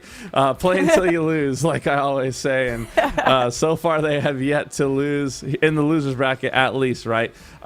Interesting to see how... how they've been able to turn this whole thing around, right? In the winners bracket earlier on, they lost to Simplicity 3-0 in the first round. They got 3-0'd in the first round. That's so unprecedented. Not only is that not the expectation here, but then they barely lose any games. I think if we look at Awuga, they lost 1 game to Bleach Slushies, and then they got to reface Simplicity in that elimination semifinal and came out 3-1. So they've been feeling really confident, and they're able to have that recovery. But better than that is they come out the gate strong every single time. And when you leave it up to the other team to sort of recover and compensate for that, you're already setting yourself up for success. And Awuga, again, they got the hot hands, right? They have technically more practice as a squad than any of the other teams here. And Jolly, I can't even explain to you the feeling when the team that put you in losers bracket drops to losers and you get to play them again and you send them home. It's a totally different kind of hype, right? It's like, yeah, you might have dropped us down here, but we just took you out of this whole thing. You're done. You're packing it up. So they've definitely gotten that demon off their shoulders, right? And so they have basically just been playing free, right? They're playing with house money at this part. They already they beat the team that beat them earlier. It's like, well, let's just run it and see. And it hasn't stopped yet. They just won 3-0 in our grand finals game 1. Awuga, I mean, definitely on a heater right now. It's going to take a special performance from Nova to put an end to this momentum, because this is a fire that's just raging at this moment. Oh, for sure. The capacity that they have within them as a squad, though, we've seen it before. We saw how well they did to tear through that upper side, taking down Tempest, of course, who just fell to Awuga. So there's so much, even in just today's story, that they've set up for themselves with sort of these rematches. Or, you know, we took down the opponent that took you down, so we can do the same to you. So a lot of that mental stability does actually come into play here for this grand finals. And as I said, Awuga, they're ready for that bracket reset. Nova, the last thing they want is to have to go another series. They set themselves up for success here. Didn't start out hot, but we'll see if they're able to pull it out as we get into game number 2 here. Slayer on live fire. Fortune Cookie first to fall. Fortune Cookie first down, unfortunately. Just kind of swung that first fight a little too wide there and overcommitted to it. Now Piggy trying to clean up, though, on the damage. He is going to take down Zev. 3 do fall there early on for Awuga, so Nova with an early lead here, 4-3. Camo is up, though, and Lethal Vixen with a huge play to not only get that cleanup on the Spartanet, but also get away with Camo. So even though Nova with an early lead here, 6-4, Awuga gets away with Camo. And Lethal Vixen being that last surviving member with the Camo, staying alive, not allowing for a team full wipe. That gives just so much space, so much, so much opportunity for Nova as a team to sort of reorient themselves. Now you gotta wait for the reset on the active Camo. Ryan Noob decides to take down Piggy, and you know what? I wouldn't be upset if Ryan Noob and Piggy just had their own 1v1s going on the sides, but with the way that Nova is moving together like a squad, they're not gonna have that chance. Yeah, they're moving different, right? We just see them in such good sync.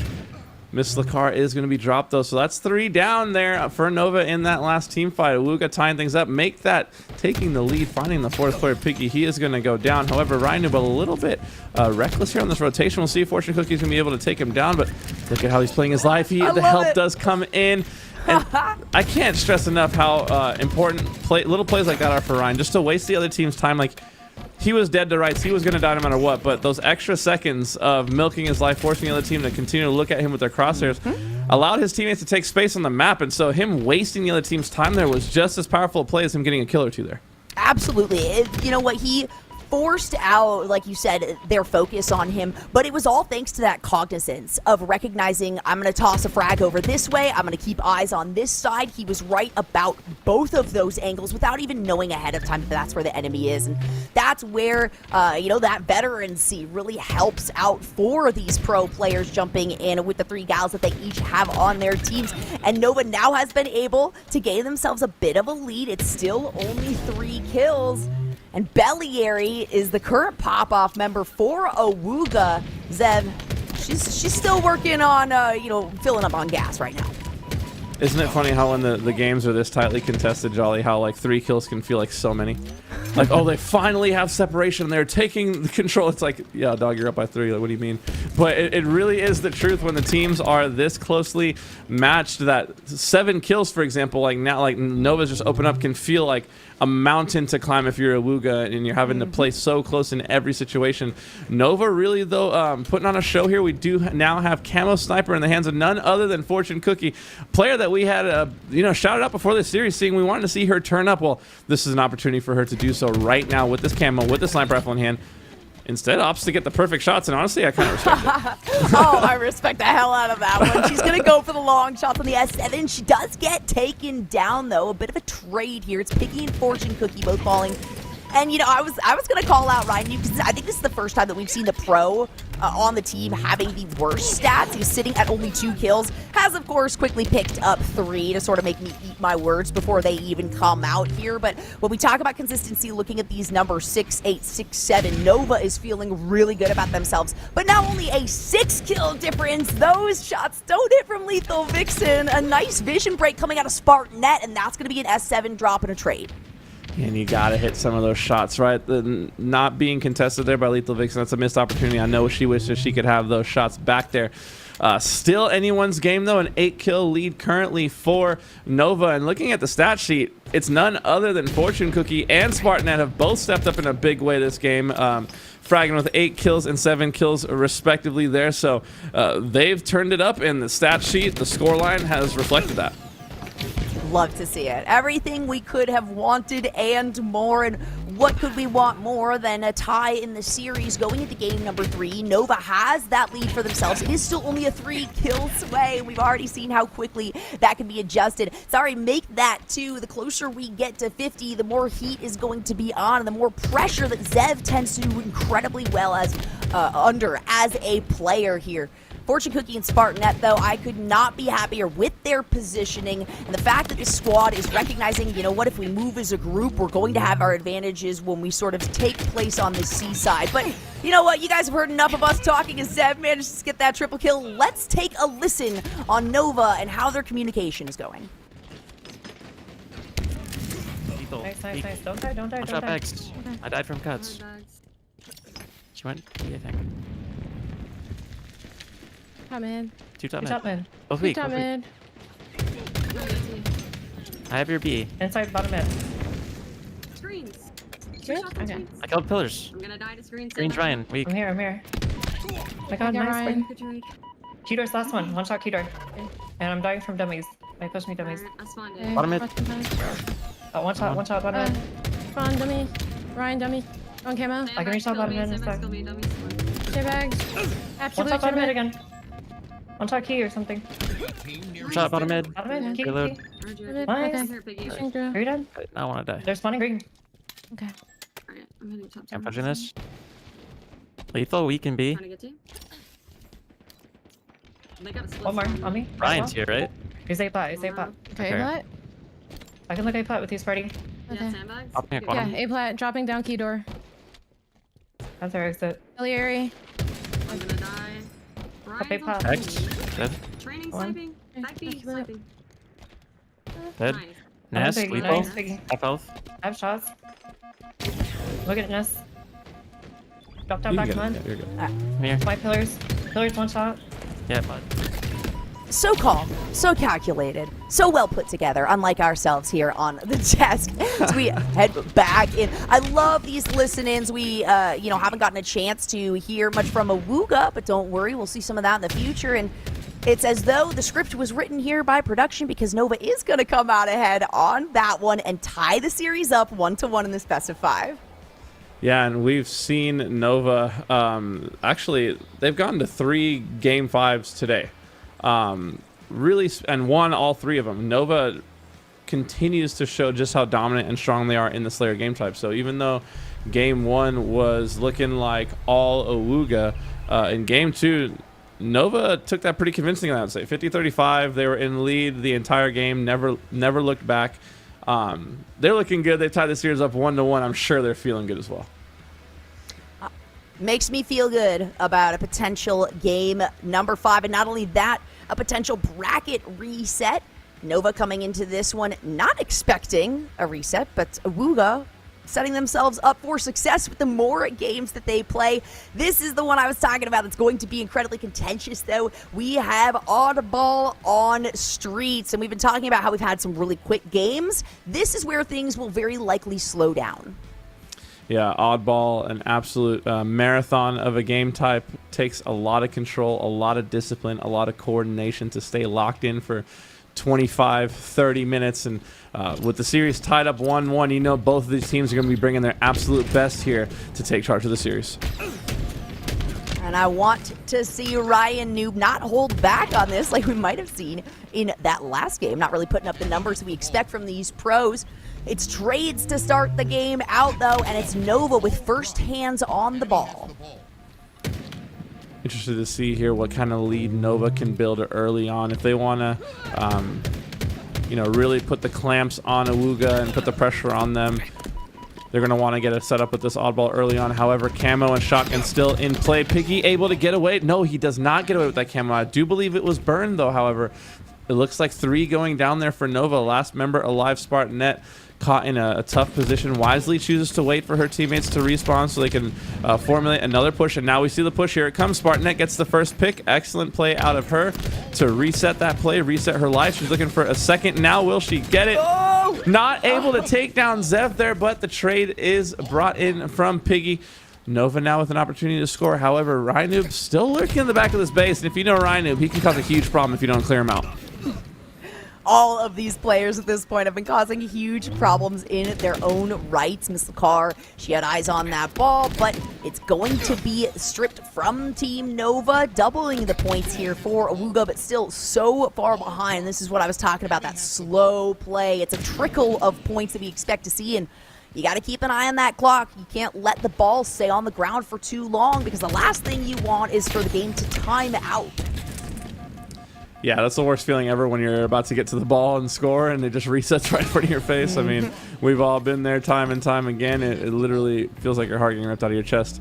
But so far, pretty close game here score-wise. Only 11 points separating the two teams. But the shots coming in from Piggy back-to-back. Perfys. Excellent use here of the Stalker. And yeah, the Stalker in the hands of a professional player is just so deadly. I mean, that 3-shot potential, insane. And we already see Piggy putting it to good use. Try saying that 10 times fast. Piggy putting it Piggy putting it to good use. Try saying it one time slow. You take over, Jolly. I'm done talking for the rest of the day. It's over. Maybe one time slow is the way to start on that one. But Piggy holding a lot for his team. It's double the score now that Nova holds over Awuga. They're going to contain control of this ball, and it's none other than Fortune Cookie sitting across the way. Those Lethal Vixen looking for these long shots. She got to change her sight of focus, though, because now it's a face-to-face fight. Belliary in the wings of the enemy. Miss Lakar does go down. Piggy will eventually fall, but that ball is still directly in front of the side of Nova. Yes, a double kill comes in though for Spartanet. She's turning up here in the C base, so those are two kills that she's able to clean up with her team to open up that fight even more, extending this team fight over here at C. We do see Zev now the last player alive. The collapse is going to be coming in from Nova. Who will be the one to finally clean her up? It is going to be Spartanet as well, but there it is, the moment we were talking about. We knew it would happen eventually. The ball resets. Absolute heartbreak for Nova. They certainly would have scored more there. They're okay with it. They're sitting pretty, 42-16 right now. 2.5 minutes on the clock. Plenty of time to pick that thing up and keep it on your side. Piggy is going to fall. Belliary, as we see. I was not expecting that, and neither was she. Only has 2 kills to her name, so not feeling as comfortable this game as she was in games 1 and 2.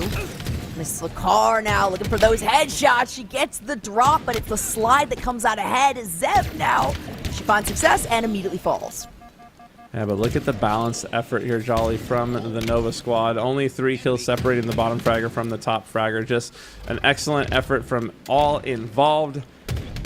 Now it's starting to feel like the beast has been awoken, right? Now we're starting to see the version of this team that landed themselves in the grand finals from the winners bracket that is yet to drop a series here today, right? We're starting to see what makes them such a force on the map, and their ability to just overpower you, right? And to take a team fight and turn it on its head on it, like, and come out ahead just like that moment right there. We thought for sure that damage was going to lead to multiple Nova deaths. However, instead they kill 3.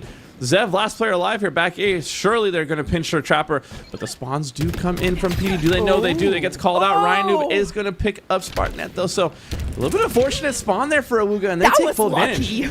That was lucky. Like, I've never had a spawn like that. It was the double spawn, too, and Nova says, okay, we've got this. Look at that, though, the triple kill coming out of Piggy, showing us why he is a pro. But, you know, my hopes in this is that some of these gals that we're talking about as non-pros, I'm using air quotes, they will be referred to as professionals in the near future, particularly as we've been saying. Miss Lakar, Spartanet, and Fortune Cookie once again comfortable. They're picking up the pace here for the rest of the team. But can they hold the ball down? 1:20 is all that's left. Somebody needs to pick that thing up. I love to see the level already. Like we've seen, I think this is some of the best gameplay I've seen out of the women of Halo, period. You know what I mean? And the ability to team up with a pro for a day, pick their brain to get a different type of understanding on the game than what they're certainly accustomed to just playing matchmaking or playing with friends, I can imagine is invaluable and going to elevate their game forever. And we can see the coordination, the teamwork right there. Miss Lakar and Piggy back to back. They're sharing shots, they're sharing kills. Miss Lakar now sitting pretty at the top, and that means that Nova is going to retain control of this one. Less than a minute left on the clock, but not a ton of points, not much time necessary for Nova to be able to secure this one and put themselves at match point for the series. Nova looking very strong here in round 1. They're now, you know, up by 15 seconds. Not by 15. Only need 15 seconds left to end the game, the round, by holding the ball. They're up by over 60, and there's only 40 seconds left in the clock. They've got everything going for them here. It would take, honestly, a collapse for them to lose this round. Not impossible, but they would really have to blow it in a big way. But they continue to secure kills on this Awuga squad, and that's the strength to this Nova team that I don't think is talked about enough. Even when they're not getting the OBJ done, they're able to slay the other team so heavily on the map that they can't even get to the ball anyways. And round 1's gonna go to Nova off the back of a very balanced effort. Shout out to Piggy, massive plays, 16 and 10 in that first round. This Stalker triple was absolutely insane, but yeah, great showing here early in this game from Nova. Looking forward to seeing how Awuga responds now that they've had a chance to feel out this Nova squad a little bit. Yeah, for me, it's a shout out to everyone but Piggy, just because, you know, this is their time to shine. This is the time to highlight these women. And it was so consistent across the board for everyone. We saw right there at the end, Fortune Cookie making some of the most stellar headshots I have seen, given very little visibility. And that's something that she's going to continue to do. So you have to watch out, because in your face, Spartan and Piggy are absolutely dominating. But the same can be said about the other two players from the far side of the map. Now, Awuga needs to sort of take the same game plan that Nova did of, hey, don't let the fact that you're faltering and that you're looking at potentially losing this next one and setting yourself up for a match loss. Reset your mental. It's the same game, but it's a reset on the timer. 14 points, though, already put on by Nova. At least for Awuga, they have a little bit of confidence as they're able to take control of that ball, and they've also got the active camo. This was a great camo life out of Lethal Vixen, though. She was able to take the camo to B side, survive 3 players pushing her, and get 2 assists out of it. So her team able to finally get some points on the board off the back of some smart plays there with camo from her. She is going to be taken down, though, and just like that, 3 go down for Awuga. So it's looking like Nova going to be right back to scoring, a position we're well acquainted with now in this game type. This team's so efficient. It seems like Nova loves to, they like to decide sort of at the beginning of the round, are we're moving as a squad or we're really splitting ourselves up. And this game, Nova has sort of each taken, it's like they're taking a corner of the map a piece, and they're finding a lot of success there. So maybe it's time for Awuga to decide, hey, we have to move as a squad. This might give us the chance that we're going to have some firefights that are in favor of us when it comes to women on the field. But let's take a look, or let's take a listen, rather, and see how Awuga is doing here in this game number 3 with their backs against the wall. 18 weeks with Kimo Pro. Shotty and ATM. Dead. ATM, Kimo yeah. Shotty. Shotty dead. Dead, nice. 2 dead. 2 up right now. No, I'm dead. Oh, I didn't have to jump. Bench. Bench and Logi, last 2. Enemy has the ball. Spawn back C. Purple never died. There's 1-8 laundry. I got spawned red. Laundry. Purple. Purple backed And up. purple. I don't see purple. Yeah, Purple might be pillar. super awkward. I'm gonna hide ATM. Pink and... Oh my god. Nice. Nice. There's gonna be one. I got spawned red again. 3 now. I got 2, I got 2. Nice, Jay. And you lived. There's 3. Cafe, Spawned last red. guy. Enemy has the ball. Fight through, Bell. I'm with you. He's Nice, one nice, down. nice. He's weak, he's weak. Nice. This one bottom C. Ball dropped. Going bench now. Enemy Benches. has the ball. I can hold ball. Ball dropped. Enemy has What's a the PD? PD. Watch it, Ryan. Big some PD. Alright, yeah. PD's got a shot on. 2 shots on. Back PD still. No. Oh, that's on me. Our PD's weak. I'm cafe right now. We're 3 dead. Good luck. It's good tuck. That's a great tuck right there. Oh. Nice. Enemy has the ball. Sounds too there. I'm hitting this. Okay, I'm with you. Another one tires. Going B. Oh, top tower. Yep. Ball dropped. I'm getting back tire. Got a melee, got a melee. 2 Back up, 2 in. top.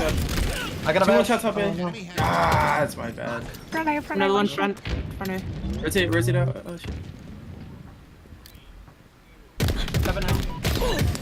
Calm and calculated as well, but a little bit more insistence, I gotta say, behind some of the words of these players. I mentioned that their back is kind of against the wall, and now even more so because they're facing down 20 more seconds of Nova holding the ball, and a series point for them.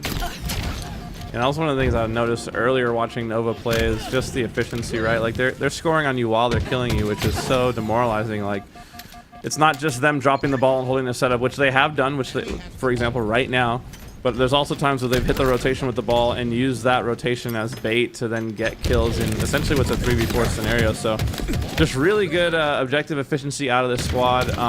We're starting to see that that effort, like to have 3 players with 20+ kills in this game type, in a round 2, really bodes well for a team and their confidence, and for everyone to be clicking on every cylinder like that. You know, they got to be feeling good. 2 more go down for Awuga. Another push completely just nullified. Missed the car, winning every fight on the map right now. It feels like she just took down 2 more, is able to stay alive, cause a distraction long enough, and just like that, Nova gonna win game number 3 here convincingly in a 2-0 fashion and take a 2-1 series lead here. Jolly, they're 1 game away from taking home the championship. They are the championship, taking home that $5,000 as a grand prize, which is pretty sweet if I do say so myself. And as we are, looking forward to the next one, we just saw it's gonna be Strongholds Interference. So Awuga started off strong.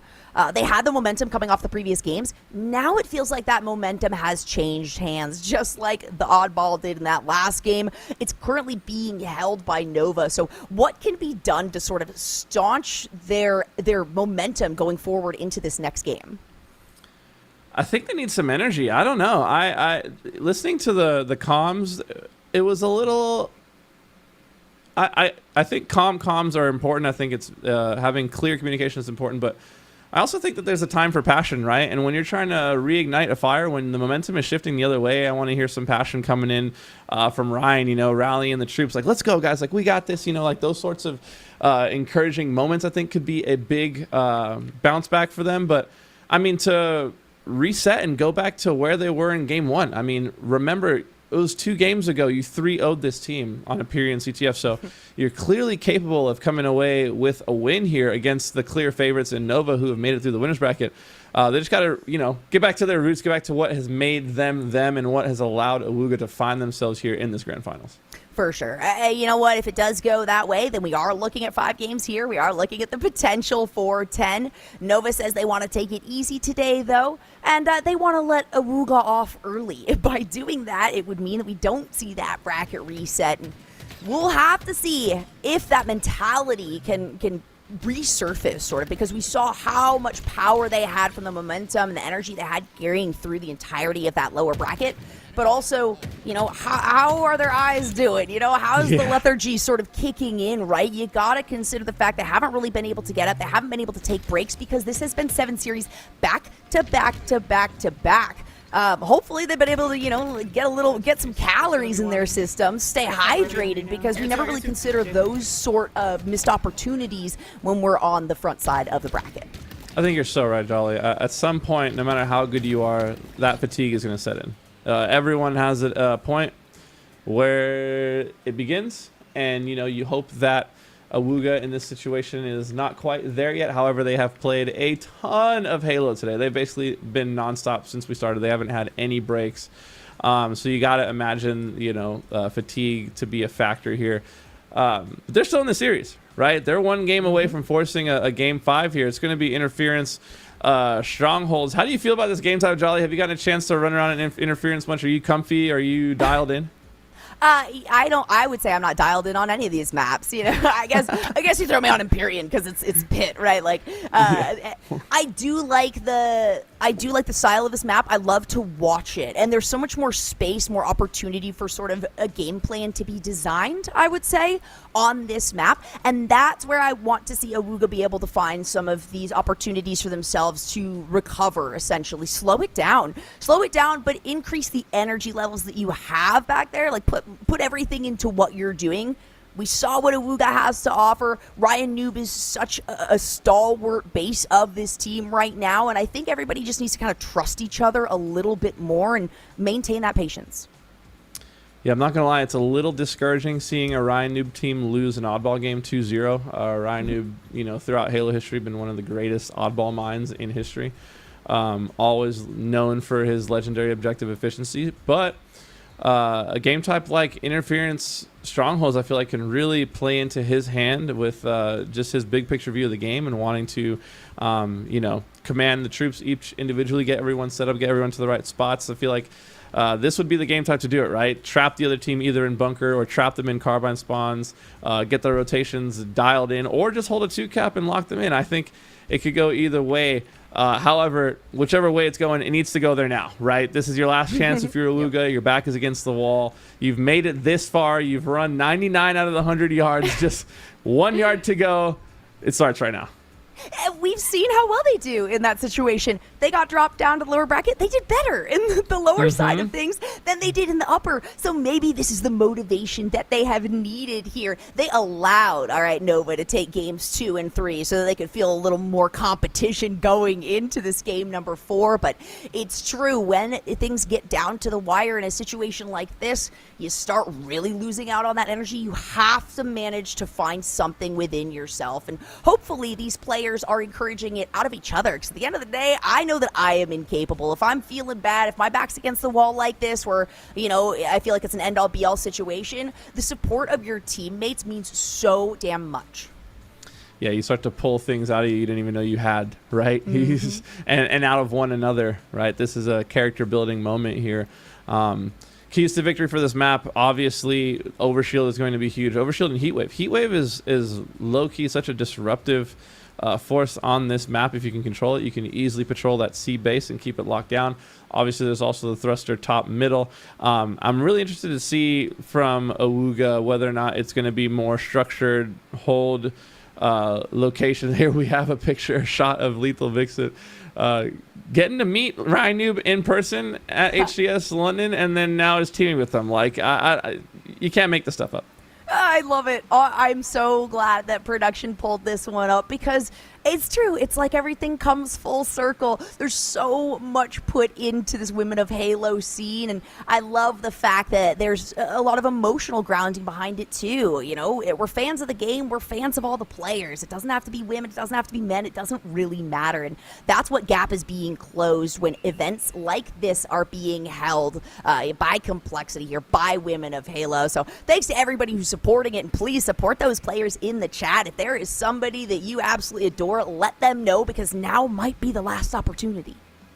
Yeah, and if Lethal Vixen is somehow watching this rebroadcast right now, checking out what we're saying, I saw that beaded necklace. I think is sick. I want one. Just saying, you know, I'm just going to go and say, if arts and crafts are happening, I want to be a part of it. But shout out to her, and, you know, and obviously the opportunity to get to team with Ryan. It is massive, and we've seen her elevate her game in a way that I didn't even know that she was capable of some of the stuff we've been seeing all day. She's been playing great, and it's so cool to just see the pros giving back in this way and helping everyone be better around them. For sure. And you know what? Hopefully it also, I would like to hope that they already had eyes on all of these women, all of these players in the scene, but they've got a lot going on in their own lives, right? They have to maintain their own gameplay. So hopefully this gives them a chance to, you know, meet some new people as well, sort of expand the group that they play with. And hopefully, as I mentioned before, some of these gals we will be seeing in the HCS soon, because my God, do some of them, all of them, but some in particular, really deserve it.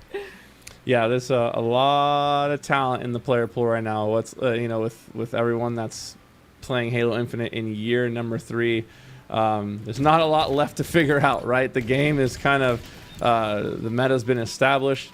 Everyone's kind of getting faster and faster at making their reads and their rotations and getting their damage out. And my goodness, the shots from Fortune Cookie. I love that we called out how big of a difference maker it would be if she was able to turn up, and she just immediately responded next game, right? Like, she just absolutely, she had herself a game on Streets Oddball, and if we're going to be honest, her having a game is part of the reason it wasn't close, right? Yes. We mentioned early on in game number 1, if SpartanNet and Fortune Cookie could elevate their game, how much of an impact that would make. And yeah, they've since then won 2 games in a row, the last one not really being close.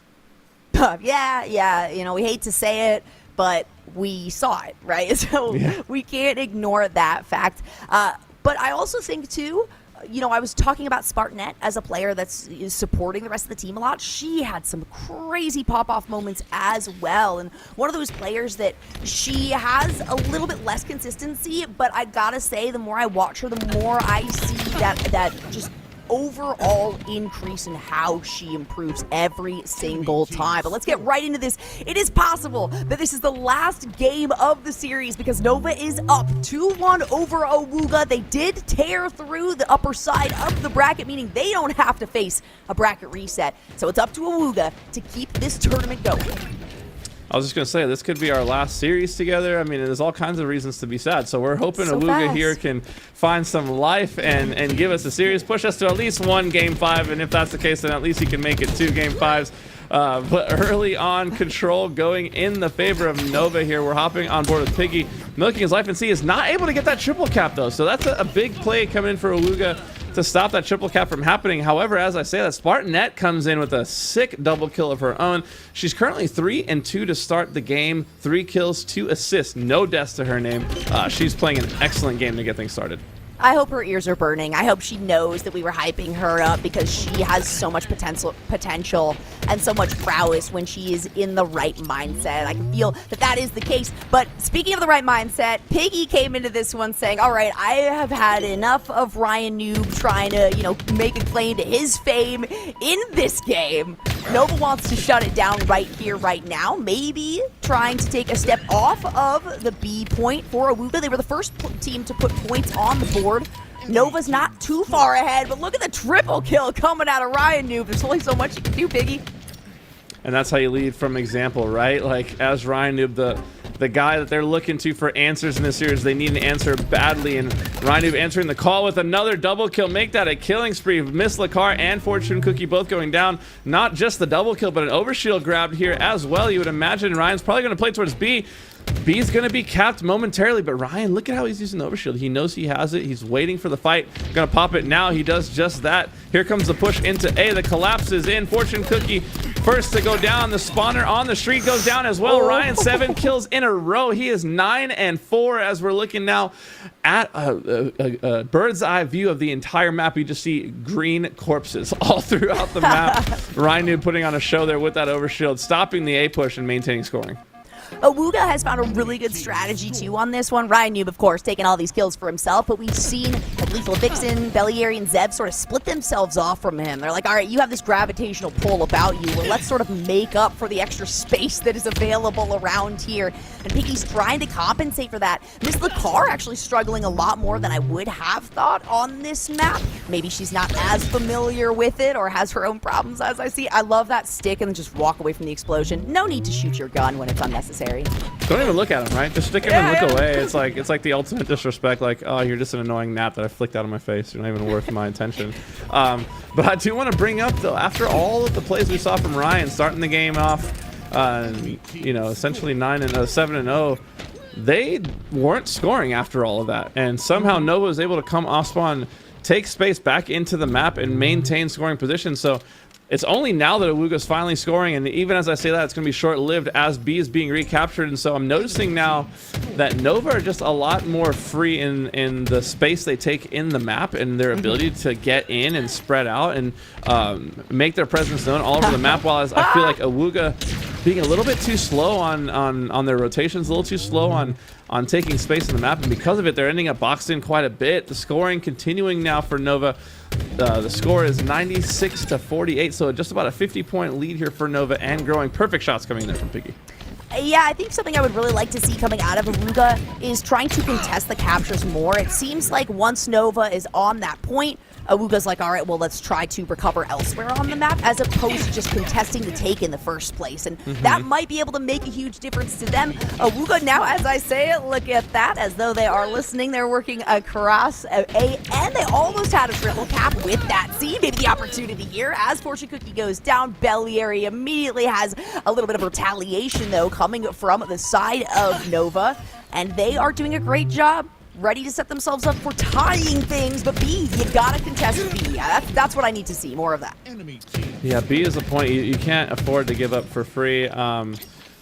To your point earlier, it was what I was mentioning on I believe our first series on. I'm not even sure if you were on yet, but the fight or flight dilemma in Strongholds, right? Like, are we going to fight this point that they're trying to cap and try to stop them from capping it, or are we going to fly and try to rotate the map, right? It's and being able to make that decision on a fly and all be on the same page, right? It's insanely tricky, and it's not something that people think of very often. 4 go down now for Nova, so this is an opportunity for Awuga to get some map control. As we take a look at the map, you see the spawns coming towards yellow, but the split does come in the bunker. Piggy able to pick up a kill there in a terrible position, make that 2 kills for Piggy. Those are those game-changing plays that the pros are capable of pulling off, and they absolutely change the flow of the game. Yeah, I mean, they've done it a million times before. They have so much veterancy underneath their belts. Not to say that these gals don't either, but when you see that the level of competition for these professional players is really high, that they have to pull out these incredibly high-end strategies to be able to take down the opponents, that is a fantastic sign for how well these gals are playing. Look at Fortune Cookie once again with the headshots. When she has an inch of visibility, she's getting some of these really long ones, and they're transitioning that into maintaining control. Ryan Noob now has to run away from this one, recognizing it's too dangerous of a position. He's got the overshield. Oh. He's not able to apply it. So close on that overshield grab. Who has it now? I'm looking across the map. It's still down. It is going to be grabbed, though, and it gets picked up by Piggy. He gets the double. Obviously, the melee's coming, but is he going to be able to get the triple here on the B? He does just that and resets it, so a huge play there out of Piggy. And one of the things I've noticed here as the series has gone on, Jolly, is Nova have seemed to figure out the fact that besides Ryan Noob, Zev is probably the other biggest threat, and they have completely isolated Zev in every opportunity they can, keeping Zev out of a rhythm, essentially not letting Zev have an opportunity to impact the map, and because of it, we see Awuga just outmatched in a lot of these team fights. It's true.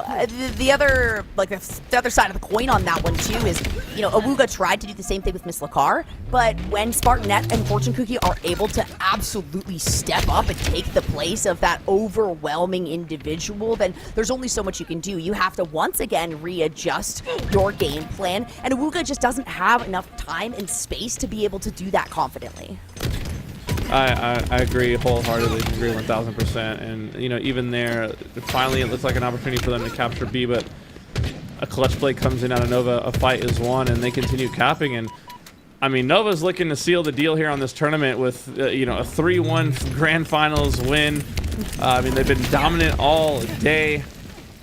This is an opportunity though for Awuga. 1 kill goes in their favor. They are able to get the first pick. Ryan is weak. He's going to be called out as well. But no, the rotation comes in. Miss the car now in a fight for her life in Whitehall. She is going to be taken down by Belliary. So if you're Belliary, you know that you got to cap B, holding the bat ledge there. I like that position out of her. Now working her way into the Whitehall. We can see the spawns coming. You see B finally getting capped now for Awuga. So it's going to be a BC hold shortly. Make that a BA hold. BA hold. Let's see if they can add C to that. Let's see if they can add C to that. B is jumped on here by Nova. C was taken. It's a triple cap, as temporary as it might be. It is huge. And you know what? Not only is this the last chance for these players to really show something against each other and what they can do when it comes to these like kind of pug comps, but it's also the last chance for the smack talk to be available for Piggy and Ryan Noob, who are very familiar with each other. And you know, now after this, we'll have a big claim to fame as well, just saying, hey, I was the one that helped lead my team to victory. Here's why. This is massive. Not to take anything away from the gals, because the reason is that everyone's supporting each other so well, but kind of goes to show you the flexibility of these pros too, and how team swaps or different compositions will work out for them on the fly. Jolly, I got to cut you off for a second. This is absolutely massive. Awuga has held a triple cap here for almost 30 seconds. They've completely cut the lead down to just 40 now. What was once a 110-point lead now is only about 30 seconds on the clock. Absolutely insane display of dominance, pressure, timing from Awuga. Once again, denying A again. They're on the roll. Is what I was talking about. Anything can happen. The game can turn on a dime. Another set of slaves goes their way. Spartanet, the only player alive in C by herself. No! Able to capture those. So that is a big play from Spartanet to prevent the triple cap from continuing, but the damage is still being done. It's now 209. Make that 210. Not quite yet. Awuga looking to take the lead in the game here. B is going to be traded out for Nova, so Nova will have a foot to fight from. But Awuga with a 2 cap, they now have the lead. It's 212 to 210. I don't know if Nova scored the last 4 minutes. Oh my god. You know what?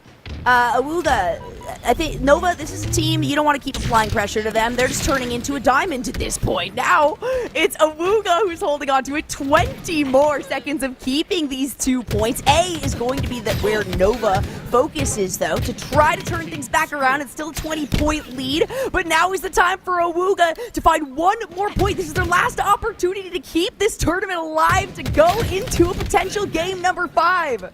Yeah, and we're seeing players make some panic plays there. A little bit of a panic play out of Fortune Cookie, pushing the action to B by herself before her teammates were ready there. But here comes the fight. 2 are going to go down early for Awuga. Player alive, bottom nest. That's Zev. She's got to get taken out there. Unable to clean up Zev just yet. And finally, Zev is going to be taken down. So now, opportunity once again for Nova. But no, the fight comes into A. Spartanet is going to be taken down. Double comes in for Piggy. I don't even know who's scoring or capping or what's happening on the map anymore now. Nova able to transition over towards C and cap that, but B will be capped for Awuga. Awuga once again will be scoring. There it is. At least momentarily they are scoring, but no A going to be flipped now for Nova. Nova opting for the flight option, right? When we talk about fight or flight, Nova hitting the rotations perfectly, keeping Awuga like off balance and not quite able to set up properly. No one scoring at the moment. We're seeing no points being put on the board. Everyone rotating points. 2 go into A for the capture there. A going to be flipped, but as A is getting flipped, C is also getting flipped. It's impossible to keep up with. No one can score now. It's been 237 to 233 for quite a little while. And just like that, Nova now scoring with 10 seconds left to secure this tournament win, Jolly. They gotta stop it. This is the last chance. Making a move is the only opportunity that Awuga has, but they stop C. They start to capture C, and it's not enough. A last-second stall out. Awuga was looking so primed and ready. They were behind by like 150 points to start things out and brought us all the way down to a last-second tear. But it was the team that made their way through the winner's bracket of Nova, Miss Lakar, Piggy, Fortune Cookie, and Spartanet that are going to be able to take home the big W, that $5,000 grand prize. And one of these lucky ladies is also going to be called our Legion GOAT as our MVP of the team. Yeah, I think an unbelievable showing from Nova, but also an amazing showing from Awuga, right? Like, you can't take anything away from them. Even in the end there, they were still showing signs of, like, we're here for a reason, right? They triple capped. They scored like 100+ points in a row. At the very last second, they get out-rotated a couple times by Nova, and that's just, I mean, I feel like my heart just got ripped out of my chest, honestly, watching that. That was an insane game to watch. What an effort from Ryan Noob, Zev, Bellieri, and Lethal Vixen to be in a position to be in the grand finals and to make the run all the way from losers bracket round 1. But the run is the Cinderella story falls just short. Nova is able to put an end to things. They were able to bounce back from that game 1 loss, you know, get a foothold in the series, and then they won 3 straight, Jolly. Just an absolute dominant showing from them. They can't be sad. They cannot be sad about that. But you know, you guys have heard enough of us. Let's bring Allie back in here and see what she has to say about that showing. What do I even have to say? I think everything that you guys all said, I echoed. I think the chat echoed. I think we were all losing our minds. I think there was an incredible showing of incredible talent across the board from both teams. That interference map game was incredible, and here we have Nova versus Awuga. Just a little bit of a highlight here from what they went through on that first game. Hunter, how did they do it? Well, Awuga was running on just straight momentum in game number 1, right? Like, they came in and 3-0'd Nova in a way that kind of, you know, made me perk up a little bit. It was like, wait a second, is this team for real? And they continue to show that they were. I mean, to come out with that much force and to just dominate the map everywhere and essentially win that game, you know, with no, you know, dirt on their shoulders whatsoever. It was extremely impressive. But you can sort of feel it in the game too. The Slayer, I mean, we've seen Nova be an insane Slayer team all day. Like I said, they won 2 or 3 game 5 series where they won the Slayers. And only had to win 1 objective in those series, but you could feel it in game 2 that they were starting to catch their footing, right? We saw the plays from Fortune Cookie, the camo plays, we saw the snipe plays, and by the time you got to the oddball, it was a different beast that Awuga was dealing with, right? So the Slayer ends up being 50-35, which is a pretty handed victory, and when we got to oddball streets here, it was all Nova. It was a 2-0 win. It was plays being made by them. It honestly wasn't close in any of the rounds. But we saw some amazing plays regardless, you know, from both sides. Lethal Vixen, this play here with Kemba was so sick. She just lives, gets both assists, and preserves her life. It was a valiant effort there, but not able to close it out or get the win there in the oddball. And then in the closeout game, I mean, we were all there together, right? We saw that Nova just dominating the whole first half of the game, but Awuga just waking up like the sleeping giant awoke for the second half of this game. I couldn't believe the run that they were on, and for a moment there, it looked like they were playing perfect Halo and that they would just run that all the way to the end. But Nova, I mean, icing up like champs do, right? The best of the best are able to take that heavy hit and bounce back with a hit of their own, and we saw that from Nova all throughout the series. It was incredible. There's something that you said, Hunter, earlier. You said that Nova needed Spartanet and Fortune Cookie to, specifically also Fortune Cookie, to like wake up, ice up, and really show up for their team. And I feel like they really ended up doing that in this grand finals. Jolly, any thoughts on both either Nova or Awuga? Oh, yeah. I mean, well, that was me that said that. Oh, you? Well, there you go. Then the question is yours. The question is yours. The question. Yeah. He set up the question for me. And that was exactly what I wanted to see. That's exactly what we got. There were several of these games that started out, and I'm like, man, where's Miss Lacar? She's going to show up. Where's Miss Lacar? And it didn't really matter because Fortune Cookie and Spartanet were making up for that slow start. And that's why this team, at the end of the day, felt so well-rounded. When one player sort of faltered with something that had worked for them in the past, another instantly picked it up. That, and then the ability to just really quickly respond and reorient their game plan based on what's happening. There's something to be said about proactive and reactive play, and you have to know which is better when and take advantage of those situations, right? Because there's never one easy answer. So that cohesive, it was like a single brain almost behind this team, like they've been playing together for months. Awuga, though, they had so many individual standout moments. I guarantee if you give another day or two for these four to play together, they would look just as clean. They were just, you know, half step behind the pace that Nova was moving at. They were definitely looking super scary. I mean, I feel like everybody was honestly kind of asking for a bracket reset. We were just waiting for it. I think Awuga, given more time, I think they definitely, I agree with you, they could have also done it. There's so many talented players in that team as well, Hunter. Zev, incredible performance throughout the entire tournament.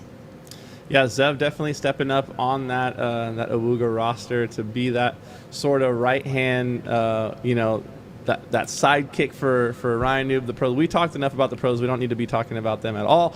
They absolutely put on the show that we would expect from them, but it was kind of shocking throughout the day with Zev and many others that really had games that, like, you know, knocked the pros down a notch, knocked it down 2 notches. Like, no, like, we got this. Like, we're glad you're here. Don't get us wrong. Like, we drafted you. We're stoked you're here, but watch us go to work real quick. And we saw that all day from the women of Halo, and couldn't be more proud of the showing from them. So just an all-around great tournament. Amazing to be a part of it. I'm thankful that I got to be here. I just love that today, not only did we get to see veteran women players, competitive, insanely competitively talented players show up and give it their all, but also there were some standout players that we're not used to seeing. There's some new names for some people that maybe they hadn't seen before, and they showed up, and they've been growing so much. And I think the first person that comes to mind, and I mentioned it before, was Spartan, and we call her Sparty also in the community. She iced up. She knew that interference map, I feel like, to the bottom of her heart. She was a huge Halo 5 player as well, and it's just it makes me proud of her and seeing her grow. And now she's become a champion here for the Coalescent combat tournament. Do any of you have like a standout player from the tournament that you just really, it just pops into your mind and you want to call out and highlight? You know, Spartanet is definitely up there for me, but I do have to say that Fortune Cookie came in clutch, and Fortune Cookie was one of those names that she was able to just recover so much. It's as though they were all walking in this line and they're like, all right, Piggy, you're in the front, you know, Miss Lacar, you're right behind, and we're going to be, any of the pieces that make it past you guys, we're going to be picking those up. Fortune Cookie with the target acquisition, we saw some of the long shots where she was scoped down, and it was a snap decision sort of situation where she just got the very tip of the crown and was able to secure double kills, multi-kills off of that, allowing space for the rest of the team. That was really impressive to me because it always happened when there was a lot of pressure behind her. Maybe that's her fuel. Maybe that's what makes her be able to ice up and be here. Hunter, any thoughts on our grand finals? I mean, I thought they were an exciting grand finals. I love seeing Rynoob in a grand finals. Call me a fanboy, whatever. I'm a little biased, but seeing him in a grand finals is always a treat. An excellent showing from his squad as well. He really showed what they were made of. I love that they got to have their revenge story, right? They got to knock out the team that put them in losers. They made the run all the way from the beginning to the end. So shout out to them, obviously. But in the end, we talked about it. We talked about time over and over and over again. It was seeing Fortune Cookie and SmartNet step up. We mentioned them early in the series, not because we understand that a tournament like this is going to be skill levels of all kinds, a whole range of different levels of competitiveness. But we had seen glimpses, and we were like, no, I've seen SmartNet and Fortune Cookie though have a game or two, right? And then to see them have essentially back-to-back games in that grand finals, and it was the difference maker. The difference between game 1 and then games 2 through 4 is pretty tangible. And I guarantee you, if you were to look at those two stats, it's probably a substantial leap between that first game and the rest of the series. And they get to hold their heads high. Number 1, you win the whole tournament. There's no one left to face you. It's the best feeling in the world. Guys, we just saw our champions, Nova, winning our Coalescent combat event. But we have one more thing to do today. We have our Legion GOAT Award. 9 votes will come in to decide who the MVP, the most valued player here today on our winning team. The winner will be able to receive a Lenovo Legion Go as a reward for being the most awesome player of today's tournament. So don't go anywhere. We're going to go on a quick ad break, get us set up. We're going to have get some thoughts from our champion as we decide who this Legion GOAT player will be.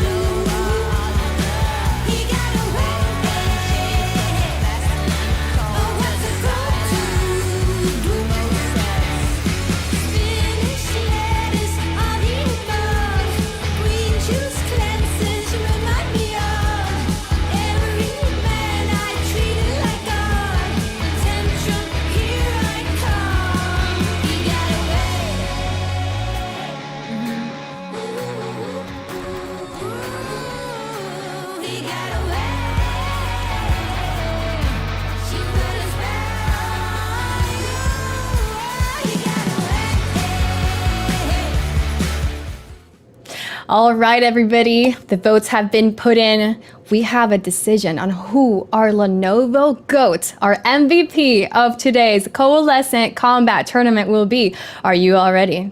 Our MVP, our Lenovo GOAT award goes to Miss Lekar. There she is. Look at her. Isn't she beautiful? She's not only beautiful, but insanely talented. Why don't we go ahead and bring in Miss Lekar so we can have a chat with her too. Miss Lekar, welcome. I am so happy to, first of all, have you here. Congratulations on being the champion of the Coalescent Combat Tournament presented by Lenovo. You'll be receiving a Lenovo Go. It's pretty cool. How are you feeling today after today's win? It was so fun. I had a great time. Like, honestly, I didn't really know what to expect. I was just kind of joining for fun and saw that I had a cracked ass team and my teammates played amazing. So we had great vibes. Everyone was laughing, having a good time the whole time. So it was a great time. It's an awesome tournament. Really grateful to be part of it. Thank you guys so much for hosting it. Now, you're not a stranger to tournaments. You've been a long-time Halo player, a long-time veteran here, competing in tournaments. And is this your second MVP award so far, or have you collected a few more along the way? Actually, hold on. No, I don't have it with me. I was gonna say I have the MVP ring I got a long time ago from the Lady Spartan series, but yeah, I haven't really played much tournaments since then, so it was really fun to like come back. But yeah, this is the second MVP, so I mean, really awesome, guys. You humble me, seriously. There were so many great choices for it. My teammates played incredible. They all deserve one too. So thank you so much. Speaking of your teammates, had you played with your teammates before? You said you saw that you had a cracked team. Oh yeah. So had you played with them before? What kind of practice did you get coming into this? None.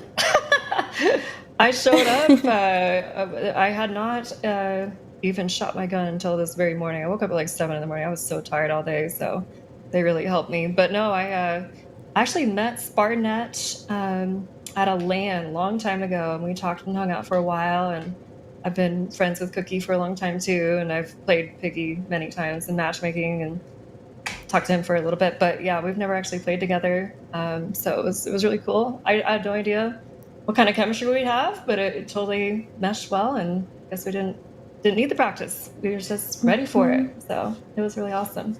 It looks like it worked out. Now, the three of you had a chance at picking your pro. That's the unique thing about today's tournament, is that you three were able to draft a pro player. What went into the decision of picking or drafting Piggy for your team? It was just we all talked about it in a group chat and just kind of played around with a couple of different ideas of what pros we might be able to get, because we were like the second to last pick, I guess. So it just came between King J and Piggy, and either one of them would be incredible choices. But my team and I wanted to go for Piggy. Honestly, I looked at the pro cards, and he was the only one with a big old smile on his face, so I just knew that guy was going to be good vibes, so I'm like, how about him? So you just knew, just from the smile. Knew. Yeah, the big old smile. Right? The chemistry started before even, right? That's how it happened. Yeah, it's gotta be. If you're having a good time, it plays so much easier, so. Right? Yeah. So considering that, this is also a Women of Halo initiative here today, and you've been a part of other Women of Halo events as well, and also seeing you here, a lot of people are excited to have you back. What does being and competing in a Women of Halo event mean to you?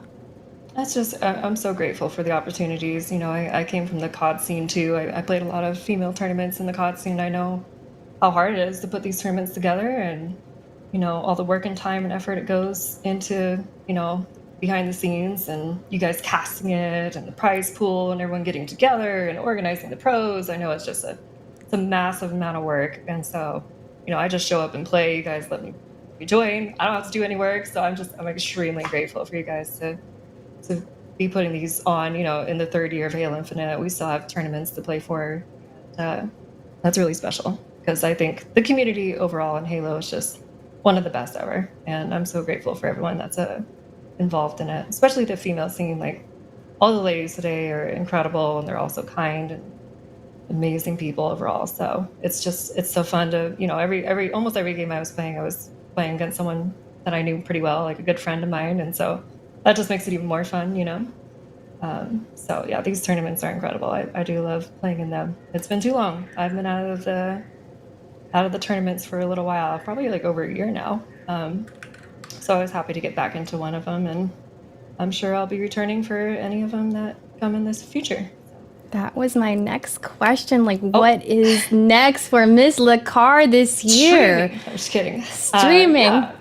Honestly, I've been coaching and streaming, and that keeps me really involved in Halo and takes up a good amount of time. And it's amazing meeting new people every week and getting to talk to all different types of skill ranges and really just, you know, dive in deep on Halo. But yeah, I definitely will continue playing tournaments. I love streaming. I'm a little small streamer, but I do enjoy it. So I'm keep playing Halo. Doubles just came out. I love doubles, so that's one of my favorite game modes. So maybe there's a 2v2 in the future. Who knows? An idea. Just an idea. Just throwing it out there. But yeah. Hopefully we'll see you in an HCS tournament this year. The next one, Atlanta, is coming around soon. Yeah, you never know. There was some talks about a team potentially forming. I have no idea. It does take a lot of time to, you know, grind it out and scrim every day, but I would love to. I'm sure I'll be competing in something, some HCS event by the end of the year. I'll definitely be at the Salt Lake City and Worlds event, just to go around, say hi, if nothing else. So I'll be hanging around. Well, anything else you'd like to add today? Congrats again on winning. Congrats on being the Lenovo, the Legion GOAT, the Lenovo GOAT here today. Congratulations. That. Anything else you would like to, you know, maybe get off your chest?